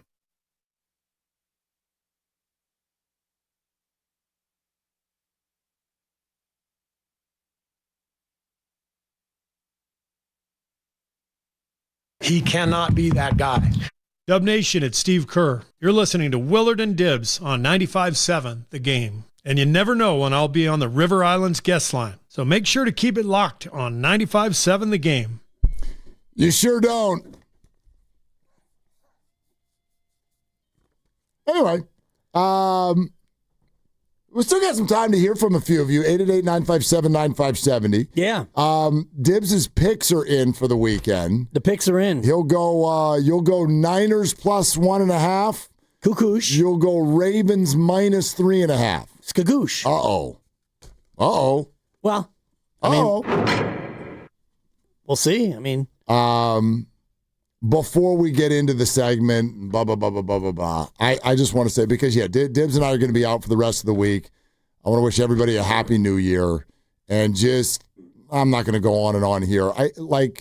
Honestly, 2025, for everyone here at 95.7 The Game, there's just some wonderful momentum going on right now. And we're just so, so appreciative and so happy to have so many of you along for the ride. And we're hoping to add a bunch more coming up next year and keep all of you here and keep having fun and keep doing what we do and keep doing Bay Area sports. And it means the world to us. So thank you so much for making us a part of whatever it is you do each day. 2025 was a wonderful year. We appreciate the hell out of you. To each and every one of you who can hear the sound of our voices right now, Happy New Year. Let's do it again. Let's do it again next year. Yeah, no doubt. And, our YouTube audience has grown. Our terrestrial over-the-air radio audience has grown. The Twitch audience, all the great people who come out to our live events. And, the first station to actually do such things. And it's nice to have the JV station kind of follow along and try to copy us like a little brother. But just to be out there doing what we do and, being the leaders in this market, it's super fun. And none of this would happen without you, the fantastic listeners. So, yeah, can't wait to chop it up with you again in 2026. It's not a real thing. No, I know. It's not a real thing. No, but it is. It is. And let me be the 800th person to say to you here at the end of December, wow, this year just flew by. Right. Can you believe it? And let me be the 714th person to say this. Let's be careful out there on New Year's Eve. Don't drink too much. Yeah. Yeah, sure. Be careful. Over under your bedtime New Year's Eve, 9 o'clock. Oh, way over. Oh, God. Way over. Way over. I might still be at dinner. You're going to make it to the real midnight? Oh. Yeah, okay. Okay. That's a great answer. Yeah. Probably. We've been doing the East Coast, East Coast New Year. You got a little one. Even before that. Yeah. What are we doing? And we can try to hold on for dear life to midnight. Here's the thing. Getting to midnight is no issue for me. That's not a problem. I get to midnight a lot of nights. I got to midnight last night. So I'll get to midnight. It's like, what's the point? Yeah. What I won't be doing at midnight is being in the middle of some pulsating rave where I then find my girl and we go crazy and make out at the strike of midnight. Yeah. That we're not doing. Sure. That we're not doing. But if any one of the two of us is going to be asleep by midnight, that would be the lovely Christy, not me. Gotcha. She goes to bed earlier than I do. Yeah. So we'll do midnight, but it's not okay. For 3, 2, 1. Okay. Now it's 2026. Okay. I'm with you. What are we doing tomorrow? We got another family with a toddler, with a 3-year-old, Yeah. 2.5-year-old coming over. So we're going to probably do we probably won't even do the East New Coast. York. Yeah, do New York. We'll probably do the Portugal. Okay. Which is about 4 in the afternoon. Which I think is happening in about 9 minutes. We might do the Portugal New Year. I like that. Yeah. Portuguese New Year. Woo! Go to bed, kids. All right, before we go back out to the phones, triples for autism. This was a nerve-wracking moment for me. I don't know if anybody else thought of this, but I saw it last night, and I'm like, you all better not screw up my prediction, because I have said over and over, we're doing all the games this year. All the games, at least 10 3-pointers. Therefore, Pettinelli Financial Partners will donate to the Autism Society, San Francisco Bay Area. What'd the Warriors do last night? 10. On the number? On the number. Thank goodness. 10 3-pointers, just enough for another donation from Pettinelli to the Autism Society, San Francisco. Steph made 5 of them by himself. Good job, Steph. What the hell the rest of you doing? 5 3-pointers the rest of the team.